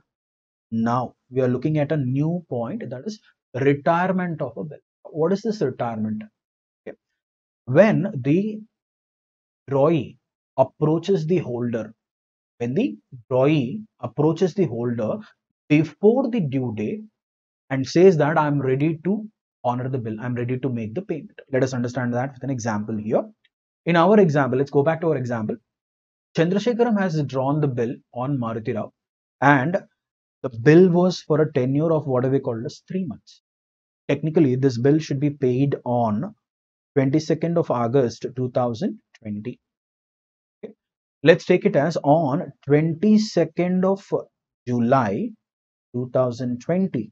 That is 1 month more pending for due. This bill is due. This bill has to run for another 1 month.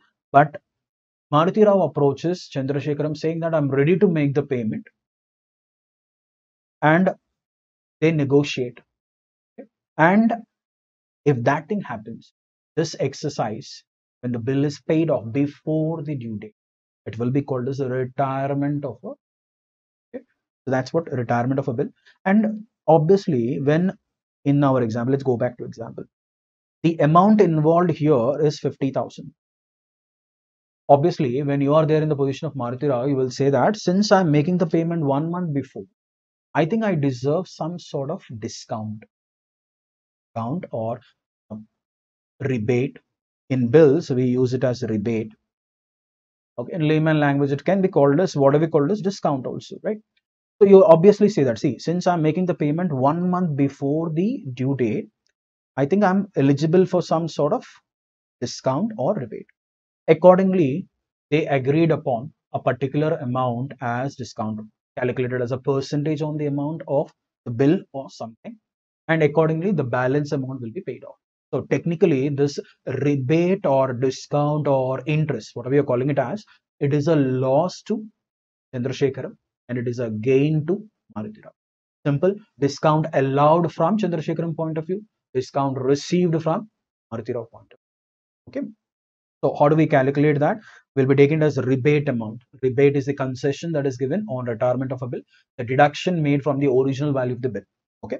Amount of the bill into rate by 100 into prematured period. Now, what is this prematured period is? In our example, we took it as technically the bill was supposed to be paid on 22nd of August, but Maruti Rao approaches on 22nd of June. So exactly 1 month before the due date, when the bill is being honored, obviously some sort of concession will be calculated as a percentage on the bill, and it will be calculated for one premature period will be considered as 1 in our example, 1 by 12, or sometimes the bill can run in days also. The bill is originally drawn in days and the bill is retired in what we call as days. Then we have to calculate it by number of days by 365. Okay. Now, what is the entry? Obviously, we'll be writing a journal entry. In the books of drawer, cash or bank account debit, what comes in? Cash is coming in because he's receiving. Let's go back to our example. They have decided that, 50,000. Chandrasekharam said that I'll give you a discount of say 500. So what is the balance that will be paid now? 49,500, because the original value of the bill is 50,000, right? So cash account debit 49,500. Rebate or discount is being debited because technically this is a loss to the drawer. To bills receivable, what is going out? Bills receivable is going out. And what is the entry in the books of the party? That is drawing bills payable account debit to cash account and to rebate account. So whatever has been debited here, it is technically a what do we call this? Loss to the drawer. It will be a gain to the 500 rupees, whatever deduction has been given, it will be taken as a gain from the drawee's point of view. Okay? So this is what we call as retirement of a bill. Now let's see the next topic, that is renewal of a bill. This is renewal, renewing, or the old bill is cancelled and a new bill is drawn. Now, why this situation will arise is drawee of the bill approaches the holder or the drawer and says that on the due date I'll not be there in a position to what we call as honor the bill. Because I'll not be able to make the payment of the bill on that date. So then he will request, who will request? The drawee requests the holder or the drawer saying that, sir, please give me some extension. Let's go for a renewal. Now, is it mandatory that the drawer must accept the request? No. But usually in businesses, what is that they will do? They will add up some interest to the amount that has to be received and they will, what do we call it, settle thing and renew it. Okay, but technically, legally, it is not binding or mandatory on the part of what we call as the drawer or the holder to accept the request of what we call as drawee for renewal of a bill, renewing a bill. Okay. So what are the scenarios? Obvious scenarios, when you're giving time, imagine like in our example, 22nd was the due date, right? 22nd of August, we have decided to be the due date. Now, before 22nd August or on 22nd August, Maruti Rao approaches Chandrasekharam and he says that, sir, I'll not be able to make the payment of this bill. Please give me an extension. Okay. They negotiate. A lot of conversation, a lot of discussion will happen. And, there will be something called as, Chandrasekharam may say that, can you make any part payment out of this 50,000? Okay. If Maruti Rao has that kind of money, he'll make the part payment. And for the balance, okay, there will be a new bill plus interest. Or sometimes there will be a lot of scenarios. Okay, if you go with scenario case, let's understand them. Maruti Rao says that, no, sir, I don't have even a single rupee with me. Please draw the bill for original principal amount plus what we call as interest. And they have reconciled it to be what we call as 50,000 plus 2,000 interest has been agreed upon. Okay. So the new bill will be drawn for a value of 52,000. First scenario. Second scenario. Chandrasekharam says that, okay, I'll renew it. Do one thing. Give me interest amount. Pay me interest amount. That is, give me this, whatever we call this, 2,000. I will draw the bill for whatever we call this, 50,000 is the value plus 2,000. You pay me this. I will draw the bill for the balance. This is one of the modes. The previous one, if you observe, it was 52,000 rupees was the value of the bill. Here it is 50,000. Sometimes if part payment is made, the part payment will be deducted and only for the balance plus interest, or only the balance amount for which the new bill will be renewed. Okay. That's what technically renewal is. And interest, see the thing, interest, balance amount to be paid into rate by 100 into extended period. If the period has been extended by 1 month or 2 months or number of days, it depends. For that, we will calculate the interest accordingly in case of renewal of a bill. That is, old bill is cancelled, and in the place of old bill, a new bill has been brought into what we call this use. So this is one of the books here. And now, so what is the thing here? Whenever a bill is what we call this going for renewal, what is the first thing that you have to do is you have to pass the entry for what we call this cancellation. Cancel the bill, or what we call this, the entry is nothing but the dishonor entry. Whatever entry that we have recorded at the time of dishonor, same entry will be recorded again. So dishonor entry, if it is retained, look at the thing, B account debit to bills receivable, or B account debit to bank if it is discounted, B account debit to C if it is endorsed to C, B account debit to bill center for collection. 4 scenarios. And what is the thing? Entry is common in all the 4 scenarios when it comes to drawee. No change in the entry in the books of drawee as such, right? Now, what will we think? For a part of the old bill amount paid by him. Now, we are looking at a scenario that is, drawee is making a part payment. Drawee is making a part payment. So, drawer is receiving the money and he is passing the entry. What is the entry? Cash or bank account debit to B account. Just now, you debited B account with a full value, right? Just now, we debited B account with a full value.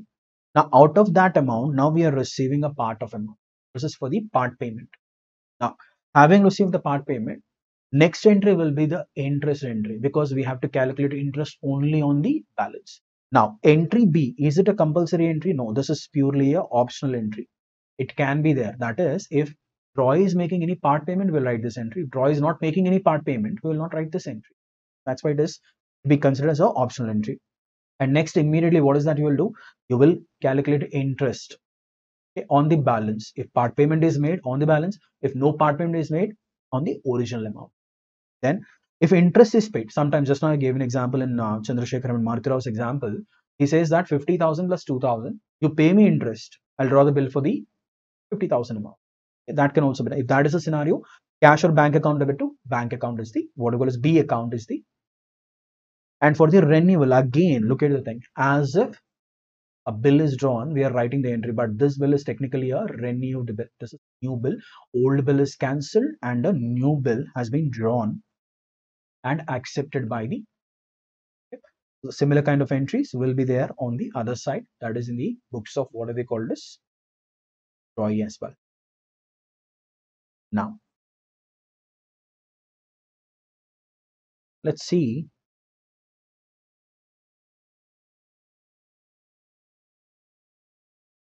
problems here. Insolvency. Let's have a thing. What is insolvency? When the person's assets are less than his liabilities, the person approaches a competent court and says that, please declare me as insolvent. He applies to court, and court, after what we call as due verification, they'll declare the person as, that is, this person doesn't have sufficient assets to discharge all his liability. Now, if it happens to, why are we discussing about insolvency here is, imagine if the drawee is declared as insolvent. What is our position? So there will be definitely a, what do we call this, amount that will be received less in terms of what do we call this, the bill value. Let's see this renewal case. Okay, renewal of a bill. Let's read this problem. Problem number 3. Mr. David draws two bills of exchange on 1st January 2020 for 6,000 and 10,000. Two bills are drawn, and who is David? David is the drawer in the problem. The bills of exchange for 6,000 is for 2 months, while the bills of exchange for 10,000 is for 3 months. So both the bills are not running for the same kind of duration. First bill is running for 2 months, and the second bill is running for 3 months. These bills are accepted by Mr. Thomas on 4th of March, and Mr. Thomas requests Mr. David to renew the bill with interest at on 4th March. Okay, this is like later part of the problem. The first part of the problem, two bills are being accepted by him. On 4th of March, Mr. Thomas requests Mr. David to renew the first bill with interest at 18% per annum for a period of 2 months. So this is one bill is getting renewed, and Mr. David agrees to this proposal. So drawer is agreeing for the proposal. On 20th March 2020, Mr. Thomas retires the acceptance of 10,000. So out of two bills, bill number 1 is going for a renewal, and bill number 2 is getting what we call as retired. So both the retirement and renewal have been handled in the same problem. The interest or rebate is being 100. So that is 9,900 rupees have been received by David from Thomas. So before the due date of the renewed bill, Mr. Thomas became insolvent and only 50% rupees recovered from his estate. So as discussed just now, we have seen why we're discussing insolvent. In our case, Thomas, the drawee, has been declared as insolvent, and obviously we have received only 50 paisa in rupee. Half of the amount has been received. Now, what exactly is the calculation and all that? We will see that in the solution now. Okay. So, CRD problem number 3 in the books of Mr. David, that is the drawer's books, journal entries. So, date is on January 1st, bills receivable 1 account debit, bills receivable 2 account debit to Thomas account, 6,000, 10,000 and 16,000 is the total amount that David has to receive from Thomas. Mr. Thomas account debit to bills receivable. Now, what is the next entry? We are reversing, that is on 4th March. If you go back to problem, on 4th of March, Mr. Thomas requests Mr. David to renew the first bill with interest of 18% per annum for a span of 2 months. So, first we have to cancel the old bill. For cancellation of old bill, Mr. Thomas account debit to bills receivable, 6,000, 6,000. Okay. And after that, what is that we are doing? Bills receivable number 3. Now, what is this? This is nothing but a renewed bill. This is the new bill, or we call this renewed bill. Okay. So, renewed bill is for a value of how much? 6,180. And what is the calculation? We are doing a calculation of what we call as 6,000 into 18 by 100 upon what we call as 2 by 12. You will be getting something like 180 rupees as the interest part. 180 rupees happens to be the interest part. So the new bill drawn is for a value of how much? 6,180. Now, after that, what is the next thing that is happening? Bill number 2. If you see the original things, bill number 1 is cancelled, and in place of bill number 1, we have renewed the bill. And now it is bill number 2, which is getting retired. Okay. On March 20, go back to your problem. On March 20, Mr. Thomas retires the acceptance for 10,000. The interest or rebate or being discount being what we call as 100. So, bank account debit 9,900. That is Mr. Thomas or Mr. David has received an amount of 9,900. Rebate, it is a loss to him. Why? Bill was originally drawn for 10,000, but now it is paid only by 9,900. There is a difference of 100, which is a loss to him. Now, look at the next case. March 7th. What is the relevance of this date? On this day, okay, that is nothing but the due date of what we called as the renewed bill. And in the problem, it is given very clearly. Before the due date of the renewed bill, Mr. Thomas became insolvent and only 50 paisa rupees recovered from his estate. So, first we have to cancel the bill. So, what is the entry? This is for cancelling the bill. Mr. Thomas account debit to bills receivable. Okay. And after that, what is that we are doing? Bank account debit to Mr. Thomas. And how did we get this amount? Out of 6,180, you have got only 50% of the amount. Correct? So 50% or 50 paisa in a rupee is technically half of the amount is received, and the balance half will be considered as bad debts. Obviously, that is what. So bill is to be cancelled first. Then we'll write bank account debit to Mr. Thomas. That is the amount that has come from his estate. Okay, and the balance amount of 3,090 has been debited to bad debts account. That's it. Okay. So this is all about our CRD problem number where we have seen both aspects of retirement of a bill and renewal of a bill together. Okay. So retirement of a bill and what do we call this? Renewal of a bill. Okay, so we are looking at what do we call this? Accommodation bills now, part 2, accommodation bills. So what are these bills of exchange and why are we calling them as accommodation bills? The name accommodation means that these bills are not backed up by a genuine business transaction. That is, no seller and buyer are there in this particular, what do we call this, bill. Okay, usually till now we have seen something like trade bills are there. What are trade bills? There is a seller is selling goods to the buyer is taking the goods and buyer is requesting for a credit. And as against that request, the seller is extending credit and they are drawing a bill. So it is acting as a, what do we call as a written promise for what do we call as a transaction that is occurring between a seller and a buyer. But now we are looking at a new thing, that is accommodation bills. What are these accommodation bills are? There is no transaction, that is no sale and no purchase happening between parties. There is no seller, no buyer. Two individual parties, two isolated parties who are not into a buyer and seller relationship, they are entering into a, what do we call this, bills of exchange. That is, one person is drawing the bill and the other person is accepting. So these bills, these type of bills, the accommodation bills, they are also called as kite bills and they cannot be enforced in the court of law. And why are they drawing these bills? What is the reason for drawing these bills? Is for financial assistance. For example, A and B, okay, two persons are there, they are not into business, okay, and A is in need of money or B is in need of money or both A and B, both of them are in need of money. So what is that they will do is they will draw a bill, okay, though they don't have a transaction backing up this particular bill, and they take this bill to a bank and they discount. This bill is called as accommodation bill, or it is also called as a kite bill, okay, which cannot be enforced in any court of law. Why? Because it doesn't have something called as consideration in it. There is no consideration moving from the seller to the buyer or from buyer to the seller. Now, let's understand this accommodation bills with a problem. CRD problem number 6. Look at the content of the problem here. Ravi draws a bill for 45,000 on Rishi on 15th April 2021 for 3 months.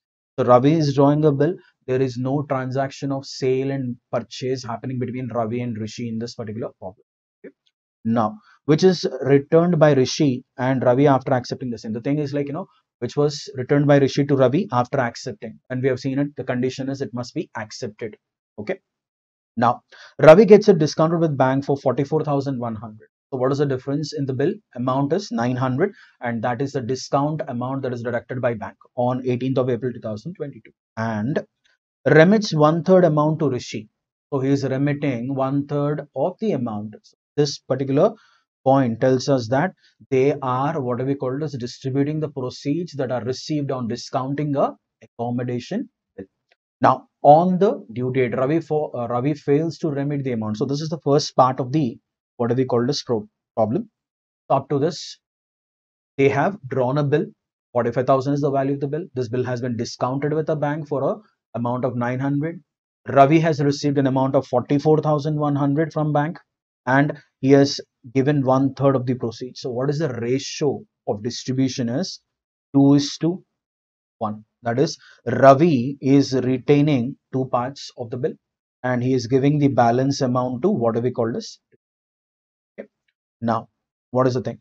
On the due date, Ravi fails to remit the amount due to Rishi, but he accepts for a bill of 52,500. So now the tables have changed. What is the story now? Previously, Ravi was the drawer. He draws a bill on Rishi. Rishi was the drawee. He accepts the bill and returns it to him. Ravi got it discounted and he remitted 1/3 of the proceeds. Now, on the due date, what will happen is bank will call Rishi and ask him that there is a bill which is accepted by you. You have to honor it.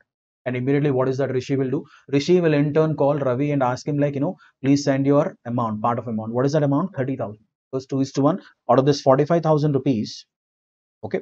Ravi has taken 30,000 and the balance 15,000 were taken by Rishi. They were remitted by Ravi to Rishi. Okay. Now, let's understand the later part of the story. There is a second bill coming into existence now. On the due date, Ravi fails to remit the amount due to Rishi, but he accepts a bill for 52,500. Now there is a second bill which is drawn by Rishi and accepted by Ravi.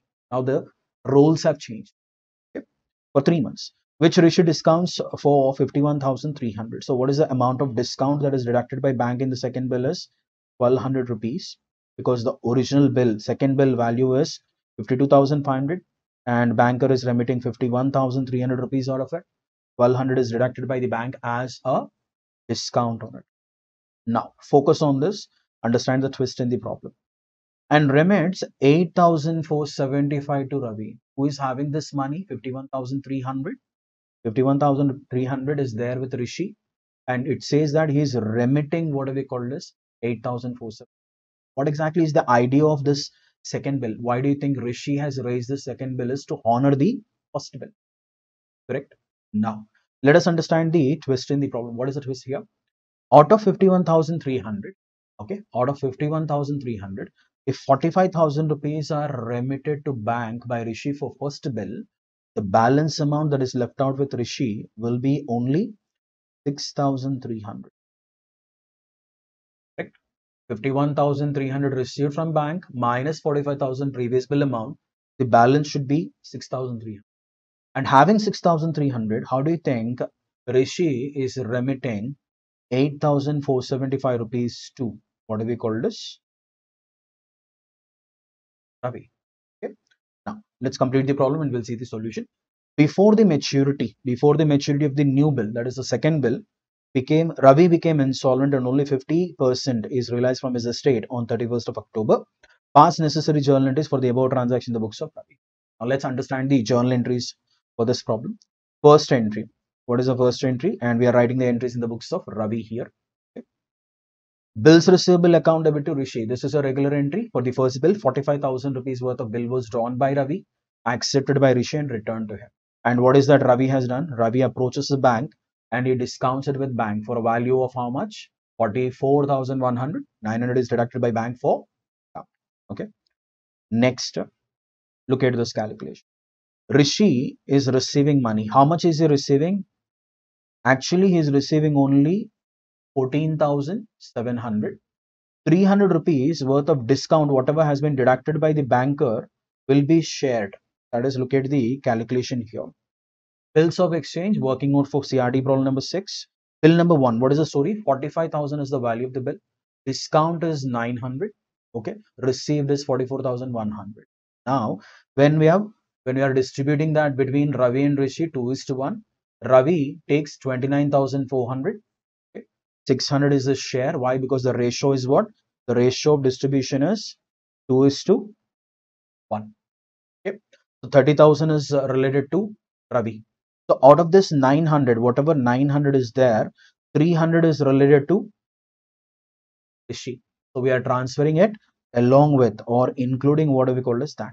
So Rishi account debit 15,000. Bank 14,700, payment made to Rishi, okay, and discount, his share of discount is 300. Done. Next, Rishi account debit to bills payable. What is the second thing? On July 18th, if you go back to problem, on July 18th, okay, new bill is drawn. When is it drawn?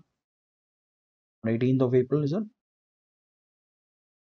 On 18th of July, the new bill is drawn for a value of 52,500. Who is drawing the bill? Now, Ravi is accepting the bill. Rishi is drawing the bill. So it becomes a bills payable for him. Rishi account debit to bills payable 52,500. 52,500. It is being discounted.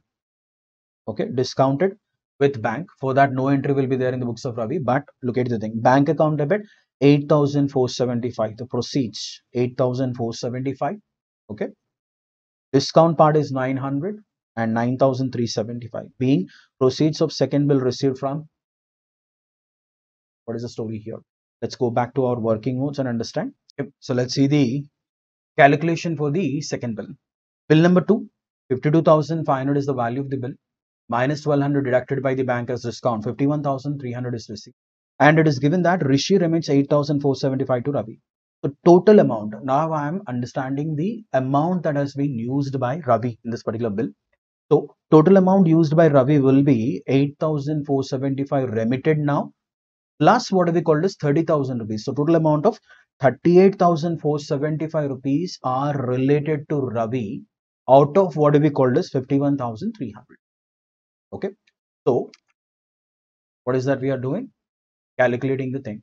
So total amount used by Ravi will be 8,475 plus 30,000, 38,475. So out of 51,300, Ravi has used 38,475. The balance amount of 12,825 are related to what we call this. And what is it? This thing is in a different ratio. First bill was in a different ratio. The second bill is in a different ratio. First bill ratio was 2:1. Correct. Now the second bill ratio is different. 3:1 is the second bill ratio. Okay. Now let's get back to our problem and see the thing here. So out of what we call as bank account 8,475 remitted, that is received by Ravi from Rishi. 900 is related to the discount, that is Ravi's share of discount here is 900. A total of 9,375 rupees is related to Ravi as far as second bill is concerned. And what happened on October 21st? Bills payable account debit to Rishi, that is the dishonor, because Ravi has been declared as insolvent. First we have to cancel the bills payable. Bill has been cancelled, and after that, if you go back to problem, they have given it as what?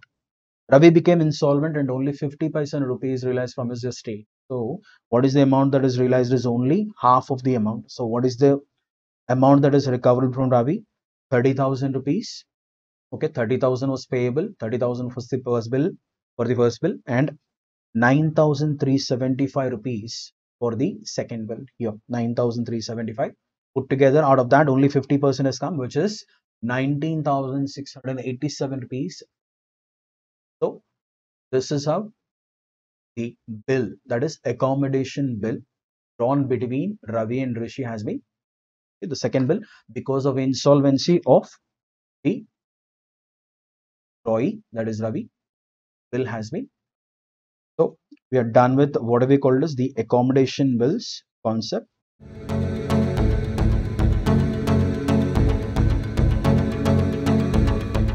We'll be dealing a chapter called as average due date and account current. Okay. Unit 1, average due date. So what exactly is this average due date? Now, in a business enterprise, large number of receipts and payments, okay, from a party and by a party will be made. Okay. There will be a lot of what we call as payments which are to be made by a single person to a particular, say, seller. Buyer has to make multiple payments to a seller. Okay. Or both the parties, that is there are cross transactions between the parties. So when both the parties, they have to make the payment to each other, and these payments are due on different dates. Okay, the due dates of all these payments are different. To simplify the calculation, what is that we have done? They have come up with a concept called as calculation of average due date. Now what is this? This average due date is the weighted average date on which the payment will be made by one person to the other person. Okay, and no party, that is the party making the payment and the party receiving the payment, neither of them will stand losing interest. That is a date on which when multiple payments are made, neither of the parties, when they stand losing nothing by way of interest, that date is called as average. And where do we use this average due date? Look at the thing. First point, calculating interest on drawings of proprietor or partners. It will be used in calculation of interest on drawings, and settling of accounts between principal and agent. In consignment and consignee, consignor and consignee, they will have a lot of what we call as payments to be. So this average due date concept will be used by consignor or consignee. And for settling contra accounts, what are these contra accounts? The same person is a supplier as well as customer. That is, he supplies raw material and he will purchase the finished product from the person. So he is both a supplier of raw material and a purchaser or buyer of finished product. Okay. So for those things, we'll be using average due date. And for making lump sum payments against various bills drawn on different dates with different due. That is, this concept can be used even for settling different bills of exchange. Okay. And now let us try to understand this with a what we call this example, or whatever. Let's go to a problem there. Look at the thing. Calculation of average due date from the following information. You see, they gave you date of bill, term of the bill, and amount of the bill are given. 5 bills are there. The bill is dated August 10th, and this bill is drawn for 3 months for a value of 60,000, or sorry, 6,000. October 22nd, 60 days, 5,000 rupees. December 4, 2020, 2 months is the duration, 4,000 is the value of the bill. January 14, 2021, 60 days is the tenure of the bill, 2,000 is the value of the bill. March 14, 2021, 2 months bill is drawn for 3,000. So, and they gave you a note here, assume February as what we call as 28 days, because 2020 happens to be a what we call as leap year. Okay. Now, though we don't have 2020 here, just in case if you are involving what we call as February month. Okay. Now let's see what we call as the calculation here. First of all, let us understand what are the due dates, how to arrive at the due dates. This bill is drawn on August 10th, okay, and it is for what do we call this 3 months, right? Let's see a working notes here.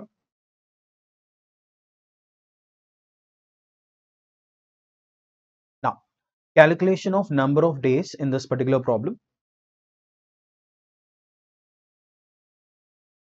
Taking 10th August as the what do we call this base date. So while calculating average due date, you have to take one particular date as what do we call as a base date here, and we are taking what we are taking 10th of August as the base date. Okay, 10th August as the base date. 3 months from there, when I do the calculation, what is that I will get? Look at the thing here. So 13th of November 2020 will be the due date of the first bill. Okay. The second bill is for what we call this is drawn on October 22nd, and this thing is due after 60 days. So when I do the calculation, what do I get?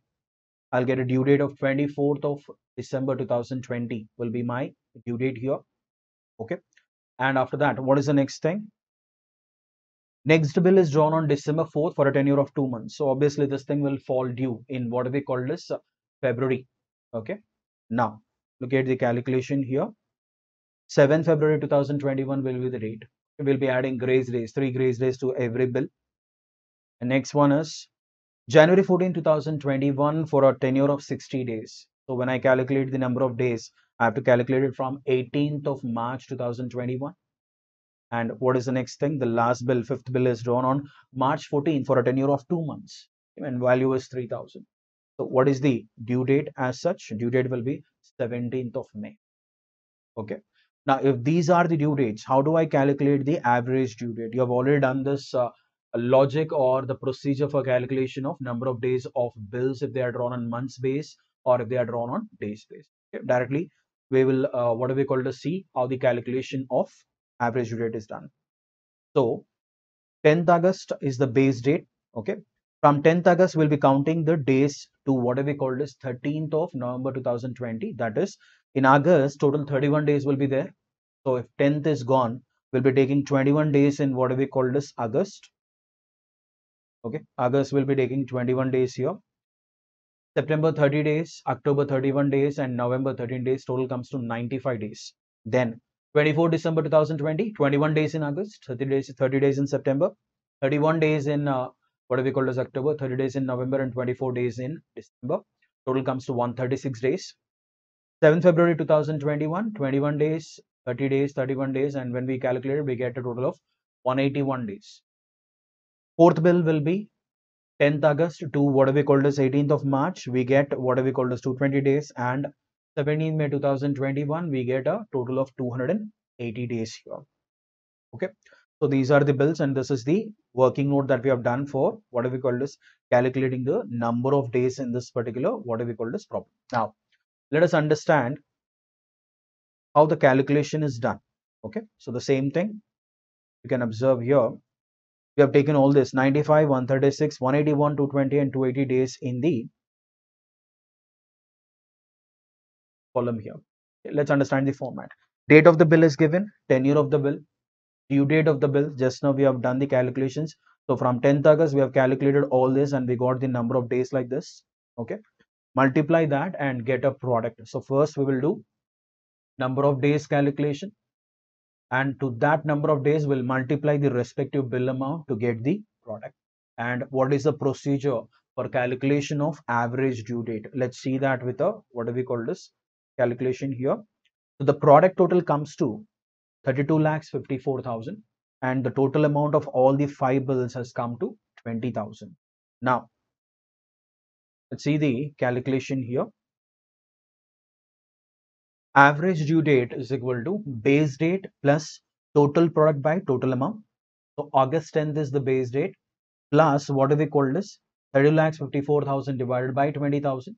We get a total of 162.7 days, which is 163 days. So what is that I'm doing here? August 10, 2020, to that I'm adding a 63 days tenure, which comes to January 20, 2021. Okay. And days of grace added as it is the case of bills, and it is a negotiable instrument. So average due date is the payment for all these 5 bills, whatever we have seen here. This case, if the payment is made by the person on what do we call this? January 2021. Okay, that is January 20th, 2021. Neither of the parties will be there at a loss. That's what it is. The calculation of average due date is. Okay. Let's see another case of what do we call as one more problem based on average due date here.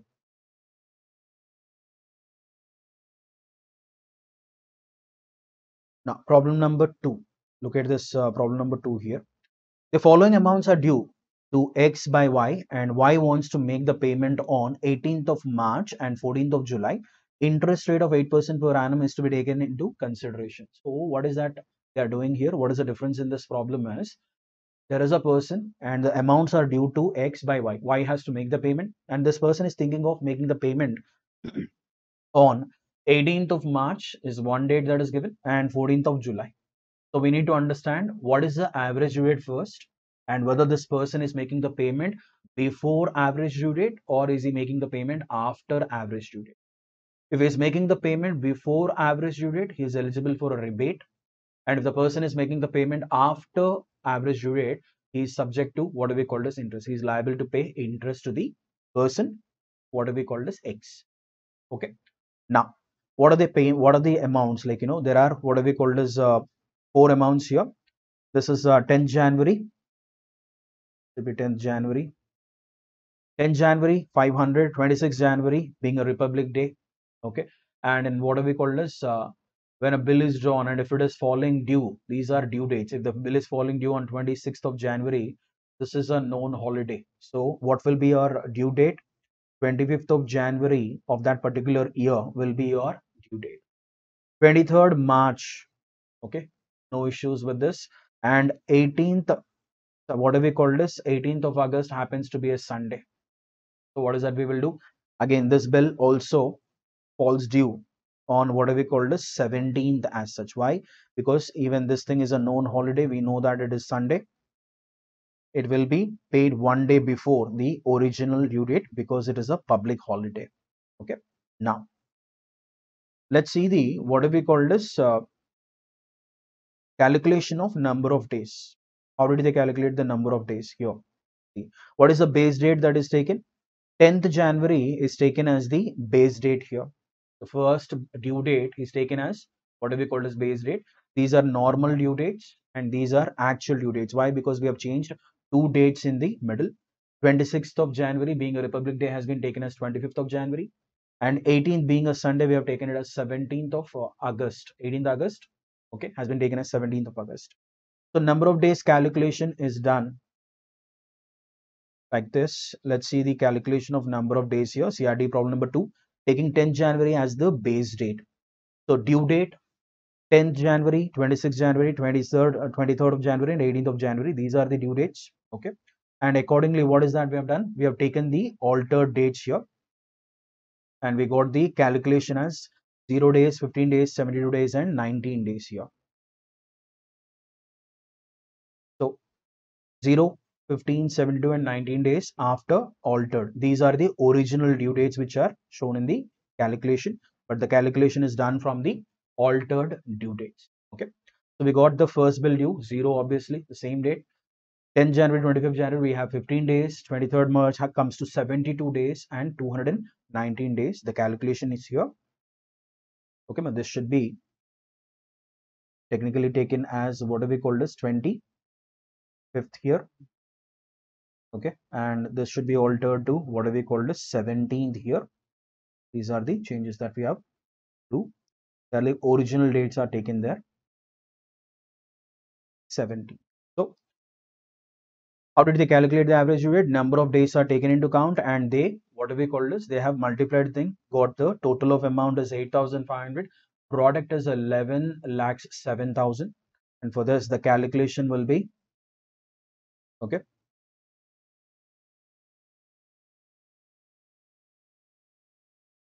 Okay.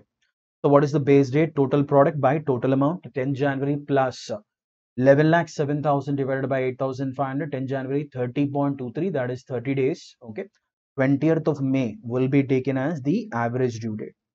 20th of May, how did they calculate it? 21 days in January, 28 days in February, 31 days in March, and the balance 30 days here taken. Total 110 has come. So April, May 20 days, balance 130, whatever 20 days is there, that is taken. Now, this is calculation of what we call as average due date, but we have seen it. The person is thinking of making a payments on two different dates. If you observe, 18th March and 14th of July. So if the average due date calculation comes to what do we call this 20th of May, and if the person is making the payment on 18th March, he's making the payment before average due date, and based on that, he is eligible for what we call as a rebate. And what is that rebate calculation? See this. If the payment is made on 18th March, rebate will be allowed for unexpired period from 18th March to 20th May. So when we calculate the dates, what are the dates that we are getting? We are getting 13 days, 30 days and 20 days. Okay. These are like 13 days in March, April 30 and May 20 days, 63 days before payment is made. So the person becomes eligible for rebate.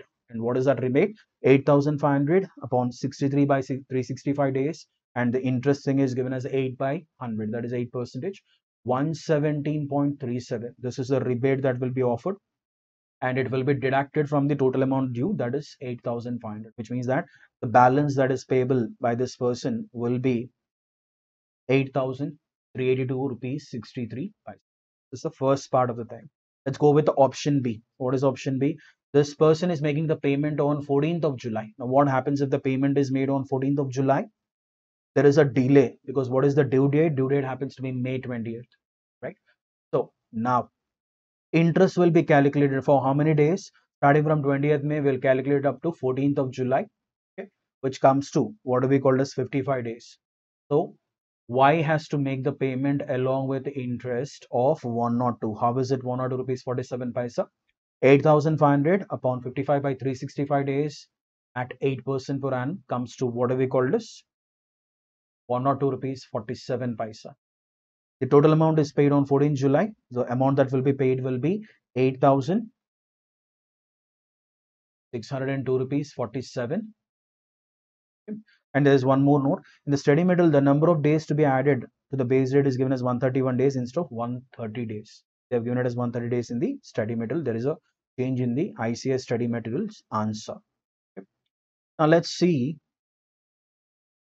what do we call as these contra transactions. Okay. Calculation of average due date when inter transactions between two parties are involved. That is, the same party. I gave an example initially when we were discussing the theory part. That is, same person is a supplier and the same person is a customer. That is, he supplies you raw material and he takes whatever we call as finished product from you. So he's both a supplier and customer. In that event, that is, the same person has to make the payment to you and he has to receive the money from you. So for those things, how do we calculate the average due date is given? See the problem, CRT problem number 3. Mr. Green and Mr. Red have following mutual dealings and desire to settle their accounts on average due date. So purchase by Green from Red. So these are the amounts which are to be paid by Green to Red. Okay. Sales by Green to Red. So Green, from Green's point of view, is purchasing and he is selling it to what we call as Red. Right. So what are the transactions? 6th January, 6,000 rupees. 2nd February, 2,800. 31st March, 2,000. 6th January, 6,600. 9th March, 2,400. And 20th March, 500 rupees. So when you observe, there is a common date in both of them. That is 6th of January is a common date, and this date will be taken as the base date for calculating things. And you're asked to ascertain the average due date 28 in February. That is, 28 days are to be counted in February, since 2020 happens to be a leap year. Okay. Now, Let's understand how the number of days are calculated in this particular, what do we call this problem? See the CRD3, calculation of average due date taking 6 January as the base date. Okay. So for green payments and for red payments, okay, in this case, purchased by green, who has to make the payment? Green has to make the payment. Sales by green, that is green has to receive the payment. So what is the thing? How do we calculate the thing? First one is 0, because these are not bills. These are not bills. These are regular invoices. They don't have any bills of expense. Okay. So 6th January is taken as the base date because it is a common date in both of them to ease the calculation. 6th January is 0. 2nd February, that is the second transaction is on 2nd February. There is a gap of how much? 25 days in January and 2 days in February. The same thing is taken here. 25 days in January, 2 days in February happens to be 27 days. And then we have 31st March. That is 25 days in January, 28 days in February, and 31 days in March, which comes to a total of 84. These are the payments to be made by whom? Green to red. Now, next thing. What is the next thing? Sales by green. For this, again, 6th is taken as the common date. Okay. What is the calculation thing? So how do we do the calculation here? For red payments, 6th January is the common thing, 0. 9th March. So how many days in January again? 25 days in January, 28 days in February, and 9 days in, this is January, February, and March. Same thing is continued here, 62 days. And next transaction, the last one is happening on 20th of March, which will be counted as 25 days in January, 28 days in February, and 20 days in March. Comes to 70. Okay.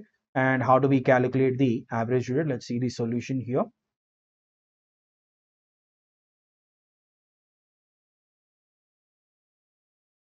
CRD problem number 3, the same format. Date of the transaction is given here. Due dates are the same because these are not bills and they don't have any tenure. The same dates, transaction dates and your due dates will be the same. Number of days calculation is done taking base as 6th January 2020, 0 in both the cases. Okay. And due dates, whatever we have calculated here, the same due dates have been taken. Okay. Total 0, 27 and 84. 0, 27 and 84. And we have 0, 62 and 73 days. The same thing is taken here. Amounts are 6,000, 2,800 and 2,000. 10,800 is the total. And what do we call this? 6,000, 2,400 and 500 is the amounts that are to be reds payments and all. So we multiplied with the number of days, find out the products. But how do we calculate the average due date is? We'll take out the difference in product and difference in amount. Okay, understand the calculation. So whenever you're having contra accounts or contra transactions, the formula will be average due date. Whatever calculation is there, average due date will be base date plus or minus difference in product by difference in amounts. Okay. So what is the difference in product? 2,43,600 minus 1,85,300 and 10,800 minus 9,500. The same thing is done here. Okay. So excess of greens product over reds product, excess of greens amount over this. We've got the number of days. How do we calculate? 58,300 divided by 1,300, 45 days approximate. This thing is rounded off actually. You'll be getting fractions if you put it on a calculator. Hence, the date of settlement of balance amount is 45 days after 6th January, which happens to be 20th of February. So technically, what is that we are doing in January? Okay, 6th January, we have 25 days in January.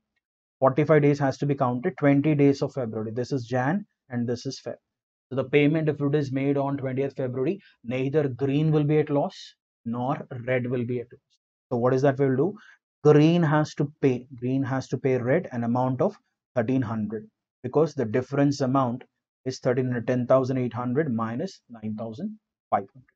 Okay. So this is how we calculate the what do we call as average due date in case of a contra transactions where both the parties have to make the payment to each other, and these payments are settled by calculating something called as average due date. Let's continue with the second unit of account current. Okay. So what exactly is this account current? Who prepares this account current and who sends it, and what is the purpose? What exactly is the purpose of account current? Okay. If two parties have a number of transactions between them, they will exchange a statement confirming the amount involved. So two parties are there. They are having amounts due between them. They exchange a statement, and the statement is called as account current. Usually, such statements are merely copies of ledger. This thing is nothing but a extension of ledger copy in the books of accounts of a particular party. Okay? But one party may calculate interest due or interest due from the other party. That is, the person who has to receive the interest, he may prepare an account current, or the person who is making the payment, or the person who is supposed to make the payment may calculate the what we call as interest by preparing a account current. The statement then includes only amounts of transactions, but also that is interest is also calculated. Now, why are we talking about interest here? In business, when you commit that you will make the payment on a particular day, and if the person is unable to make the payment, he has to make the payment with interest if there is a delay. And we are calculating that interest. What is the amount of interest for the delayed period by using the statement called as account current? Let us understand the meaning here. An account current is a running statement of transactions between parties of a given period for a given period and includes interest allowed or charged on various items. It takes the form of a ledger. So it is just an extension of your ledger format. Three columns are added, three new columns are added to your ledger. In simple words, account current is a statement in the form of ledger account showing the transactions between two parties for a given period. So this particular thing runs for a particular period from a particular date to a particular date. Now, account current is usually sent by, so who are the parties who are using this account current? To look at the first one, banker to its customer. Bank prepares an account current and sends it to customers. Lender to a borrower, supplier to his customer, agent to his principal, a co-venturer to another co-venturer. Now, situation when an account current is prepared. Now, when do they prepare it? It is prepared when frequent transactions regularly take place between two parties, okay? And lot of monies are due from one party and another party. Okay? Then they prepare what we call as account current. A consignee of goods can also prepare an account current and send it to consignor, because consignee has to make a lot of payments to what we call as consignor. When a lot of amounts are due from consignee to consignor, he may prepare a account current. An account current is frequently prepared also to set out the transaction taking place between banker and customer. Bank also prepares it and sends it to the customers who have taken loans and other things. Okay? And even your what we call as account statement, that is the so-called passbook or bank statement that you have seen in your DRS chapter, is a form of what we call as account current. It is prepared when two or more persons are into joint venture, though those joint ventures are not there in our syllabus. Parties to an account current. So how many parties are there and what is that? They are what we call as preparing. One who prepares and renders the account, that is the sender, and the other to whom the account is rendered. So one proper person prepares it and send it to the other person, and this is indicated in the head of the account. Now, how do I identify? When you read the heading of this account current, you will understand who is the sender and who is the receiver. Now, heading of account current. Okay, this is the chapter where you will have a what we call as a very keen observation on heading. How are we writing the heading and what is the meaning of the heading? Okay. At the top of the account current, the name of the parties are mentioned. Parties, that is both the parties will be there in the heading. The name of the party to whom the account current is sent is first. That is the receiver's name will be first and the sender name will follow. Look at the example. Prabhas an account current with Mahesh. So this is if Mahesh is sending an account current to Prabhas. Who is the receiver? Prabhas is the receiver. Mahesh is preparing it and he is sending. And whose name appears first in the heading? Prabhas, the receiver, and Mahesh. And what is the heading that we are writing? Prabhas an account current with Mahesh. And this thing is taken out of your ICS study material. Now, if the heading of an account current is A in account current with B. Now, who is the receiver and who is the sender? It implies that A is the customer and the account is being rendered by B to him. That is, B is preparing this account current and he is sending it to what we call as A. Now, method of computing the number of days, even this thing, just like the way we have calculated the number of days in average due date chapter, okay, and bills of exchange chapter, you have a procedure that you have to follow when you are calculating the number of days. Usually, there are two methods of computing the number of days. One is forward method, okay, and one is backward, or it is called as epoch method. Okay. Let's understand what is the procedure or what is the method that we have to follow when we are calculating the number of days in the forward method. So what is this forward method? This is the most widely used method of calculating the number of days. So this is the method which is extensively used when they are preparing an account current and they are planning to send it to the, what do we call as customer, or a seller is preparing it and he is giving it to the customer. Under this method, number of days is calculated from the due date of the transaction to the date of closing the account current. So every account current will have a closing date, and from the due date of the transaction will count the number of days to the date of closing that account current. While calculating the number of days, the stated date, the starting date, or the stated date or starting date, due date should be excluded. So this is one of the important element that we are under what we call as forward method. We exclude the starting date, due date, okay, ignored, and the close date of the account current should be included. So we will not be including the due date of the individual transaction, but we'll be counting it from the next day because the interest will be running from the next day. Okay. In the case of what we call as brought down balance or opening balances, the opening date as well as the closing date of the account current should be included. Now, this is an exception. What is an exception? That is when you have opening balance. Okay, usually if it is a customer, in your ledger account will be starting it as to balance brought down. If it's a supplier account, will be writing it as by balance brought down. Okay? So that opening balance date will also be included. Why? Because the transaction, the amount, whatever is there in the opening balance is old balance, and the date on which this opening balance is taken is running for interest. So interest must be calculated even for that particular date. Okay, and what is the next thing? Let's see the thing. They gave an example. If the opening balance is given on 1st July and the date of closing of account is 31st December. So opening balance is on 1st July and you are closing your account current on 31st December. So how many days are taken in July? See, 31 days. Unlike in our previous chapters, we have excluded what we called as the date. But for opening balances, we have to include what we called as the opening balance date also. That is the reason why they have included 1st July. July has 31 and they have taken complete 31 days and entire thing runs for 184 days. Next, what is the next transaction that we are looking at in this is, in case of any other transaction, the rate of transaction is excluded. So what transactions will be there?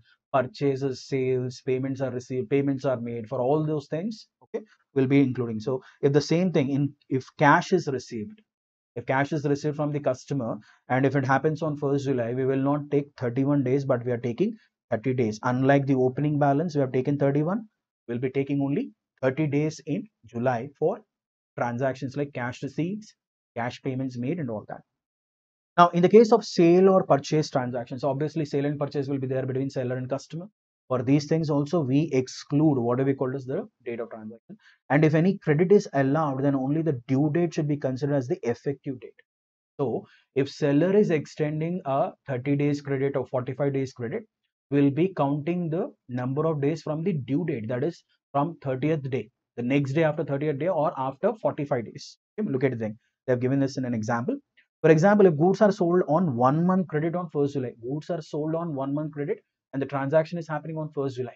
But we will not be counting the thing from 1st July. It will be counted from where? Date of closing the thing is 31st December. The number of days will be counted from the due date, that is 1st August. Because 1 month from 1st July will be 1st August. We will be taking it from 1st August. And again in this, we will not include 1st August. We will be including only what we call this from 2nd of August, only 30 days. Okay, to December 31st, it will be 152. Next,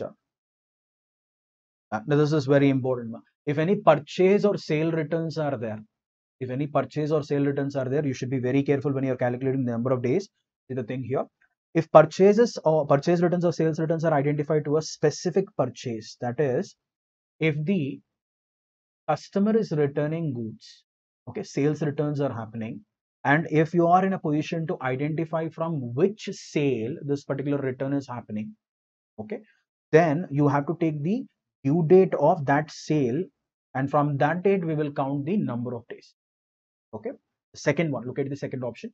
If the purchase returns or sales returns are not identified to a specific purchase, that is, there is no way that you can understand or identify from which lot or from which date purchases are being returned or sales are being returned, then what is that you have to do? the date on which you are returning them will be taken as the date for counting the number of days. Okay, let me reiterate this once again. Whenever sales returns and purchase returns are involved, if purchase returns are being made to the supplier, and if you know that these purchases are made on a particular day as against this invoice, then you take the due date of that particular purchase. But when you are not in a position to understand, or when you are not in a position, imagine, like, it will not be possible all the time to identify like this particular lot, whatever we are planning to return, is purchased on a particular date or as against an invoice. When that is a scenario, what is that we'll do? We will take the date of transaction and we will count it from the date of transaction only. We will not go with the due date of original purchase or sale. Okay. And the last one is, in case of bills, time bills, obviously bills of exchanges are over, right? Due date of that bill is the date from which we count the number of days to the date of account current. Look at the example. For example, if a bills receivable for 3 months is received on 1st July and the date of closing the account current is 31st December. Now, the number of days will be counted from the due date 4th of October, because this bill is, though it is drawn on what do we call this 1st of July, it is running for a tenure of 3 months. So that's technically 4th of October. From what do we call this, in October, I'll exclude 4th. I'll be counting it from 5th. So that's why we have 27 days in October, 30 days in November, and 31 days in December, which comes to 8. Okay, this is how we calculate what do we call this, the number of days calculation when it comes to forward method of preparing account current. Now let us understand the other one. What is the other one? Backward or epoch method of computing the number of days. We'll be seeing a problem now. So we'll be doing both the methods for the same problem so that you guys will have a clarity. Now, under this method, the number of days is calculated from the opening date of the statement to the due date of the transaction. That is, epoch means calculating it backward. Let's understand that with an example. For example, account current opening date is 1st January. Account current opening date, that is opening balance, is given on 1st January. Further transaction due date is 3rd February. Date of preparing of account current is 31st March. Now, then the number of days will be counted from the opening date 1st January to the due date of the transaction 3rd February as under. That is 31 days in January, 3 days in February, 34 days. Okay. Now, under this method, no product is calculated for the opening, and this is very important. You are not supposed to calculate any product for the opening balance. So for opening balance, to balance brought down or by balance brought down, the number of days are 0. Technically, your product is also 0. Next, number of days in ascertaining and then multiplying, ascertaining them and multiplying them, the amount concerned, calculation of product will be there. The product on either sides of the total or difference in this you will understand it only after doing a problem, because epoch method, it is a little typical, and moreover majority of the times the businesses, they will use what we call as product forward only, not product epoch. Okay, now methods of preparing account current. There are 3 ways of preparing account current. The previous one what we have discussed is how to calculate the number of days. Now we are looking at what there are different ways of preparing account current. Out of that, interest table method is one of them, and by means of product, that is individual transaction products are taken, and by means of product of balances, this is product of balances method is used by banks. The first 2 methods are used by businesses, regular businesses, but the third method is exclusively meant for banks when they send an account current to their customer. Okay, now let's understand that with a what do we call this problem. We'll be seeing a what do we call this product method, product forward and product backward. It is just an extension of what we call this ledger. We are adding some more columns to our what do we call this ledger format. Let's see the format ones. Format of account current according to this method. Okay, we are looking at the thing. Dash in account current with, that is a receiver in account current with the sender, interest up to, what is the date of account current will be written here at the rate of what do we call this percentage. Okay. Heading is very important, and you'll be fetching marks even for heading in this particular chapter. They may give you a 1/4 or a half mark sometimes for the heading. Look at the format here. You know most of these columns already. Date is a common format in your ledger particulars. Instead of what we call as journal folio, we are replacing it with a due date thing. Amount column, 4th column is obvious thing. And these 2 columns, days and product, are added in addition to your regular thing. So out of these columns, 3 columns are regular columns. Ledger folio has been replaced with due date column. Similar columns will be there even on your credit side. That is on the other side of it. Date, particulars, due date, amount, days, and product. This is the format of account current. Now let's understand this with a problem. Okay, we'll be doing both product forward and product epoch for the same problem so that you will have an idea. Okay, from the following particulars, make up an account current to be rendered by S. Das Gupta to A. Haldir. That is, who is the sender? S. Das Gupta is the preparing party who is preparing the account current, and it will be sent to Haldir. So Haldir in account current with S. Das Gupta. And what is the date on which we are closing? Date of closing of this account current is 31st December is the date of closing it. And interest is calculated at the rate of 5%. Assume 1 year is 365 days. Just in case, to avoid the problem of this leap year and all that, the problem is asked you to take it as 365 days only. Under forward method and backward, that is epoch method. Okay. Now, how do we prepare it? First of all, posting, just like the way you do the posting in case of ledger. First, you complete the posting of these transactions. You will be given a series of transactions in the problem. Let's try to understand them. So, who is the sender? S. Das Gupta is the sender and A. Haldir is the receiver. June 30th, balance owing by A. Haldir. That is the amount to be paid by A. Haldir. So, technically, Haldir will have a opening balance. That will be a debit balance. We will write this on what we call as debit side of our account current. See this. Calculation of number of days using forward method. The calculation table is given right here. Okay. We'll be what we call as calculating the number of days also. First, let's complete the posting part. Then we'll what we call as understand the number of days. See, June 30th is the date. Balance owed by A. Haldir. So, S. Das Gupta is preparing it and he'll be sending it to Haldir, and the rate of interest is given as 5%. June 30th, first transaction, opening balance to balance brought down. Okay, opening balance is how much? 520 rupees here. The product column. Give a tick here before the amounts. This is the amount. 520 rupees is the opening balance. Next, what is the next transaction? Goods sold to A. Haldir. So goods are sold to him. Obviously, sale is made to Haldir. Haldir account debit to sales. 17 July. Okay, sales part 40 rupees here. Done. Next one. August 1st, cash received from A. Haldir. Cash account debit to A. Haldir will go to credit side. August 1st, cash here, value of 500 is received. Okay, done. Regular posting, the way we do the posting in a ledger. August 19, goods sold to A. Haldir. Again, sales are made. We'll be posting it on the debit side as 2 sales here. 2 sales, an amount of 720. Okay, done. After that, August 30th, goods sold to Haldir. Again, one more sale is there for a value of 50 rupees here. Again, we'll be writing as August 30 sales, amount of 50 here. Next one is cash received from Haldir. These are like regular transactions that we have when a customer is there and goods are being sold to this particular customer. Okay. Now, see, buy cash again. Buy cash here. 400 rupees is the value. Okay. Next one. What is the next transaction here?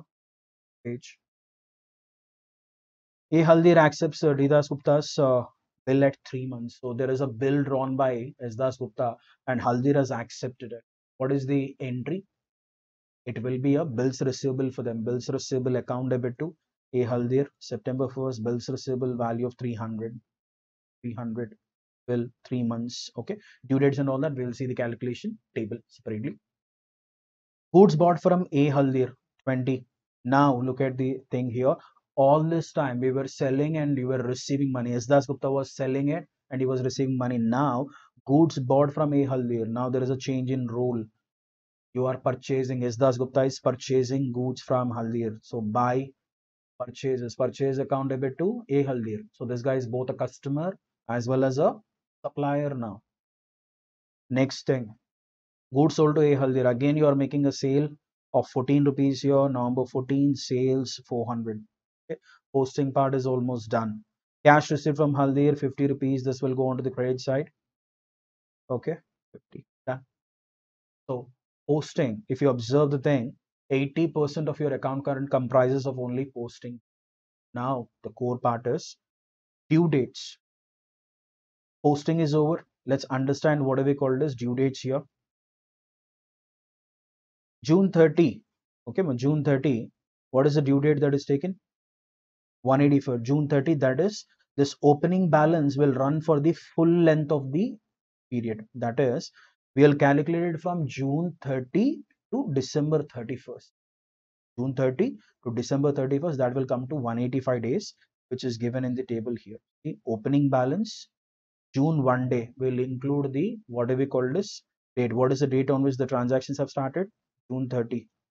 Okay, while discussing the procedure for calculating number of days, we've discussed that the opening date, the opening balance date will also be included. So June 30, 1 day is included. Okay, June 30, it will run up to what we call as 31st December, and the table is given here. We are getting a total of 185 days here. Okay, month wise, June 1, July, we'll prepare a table like this, and the number of days are running to 185 days opening balance.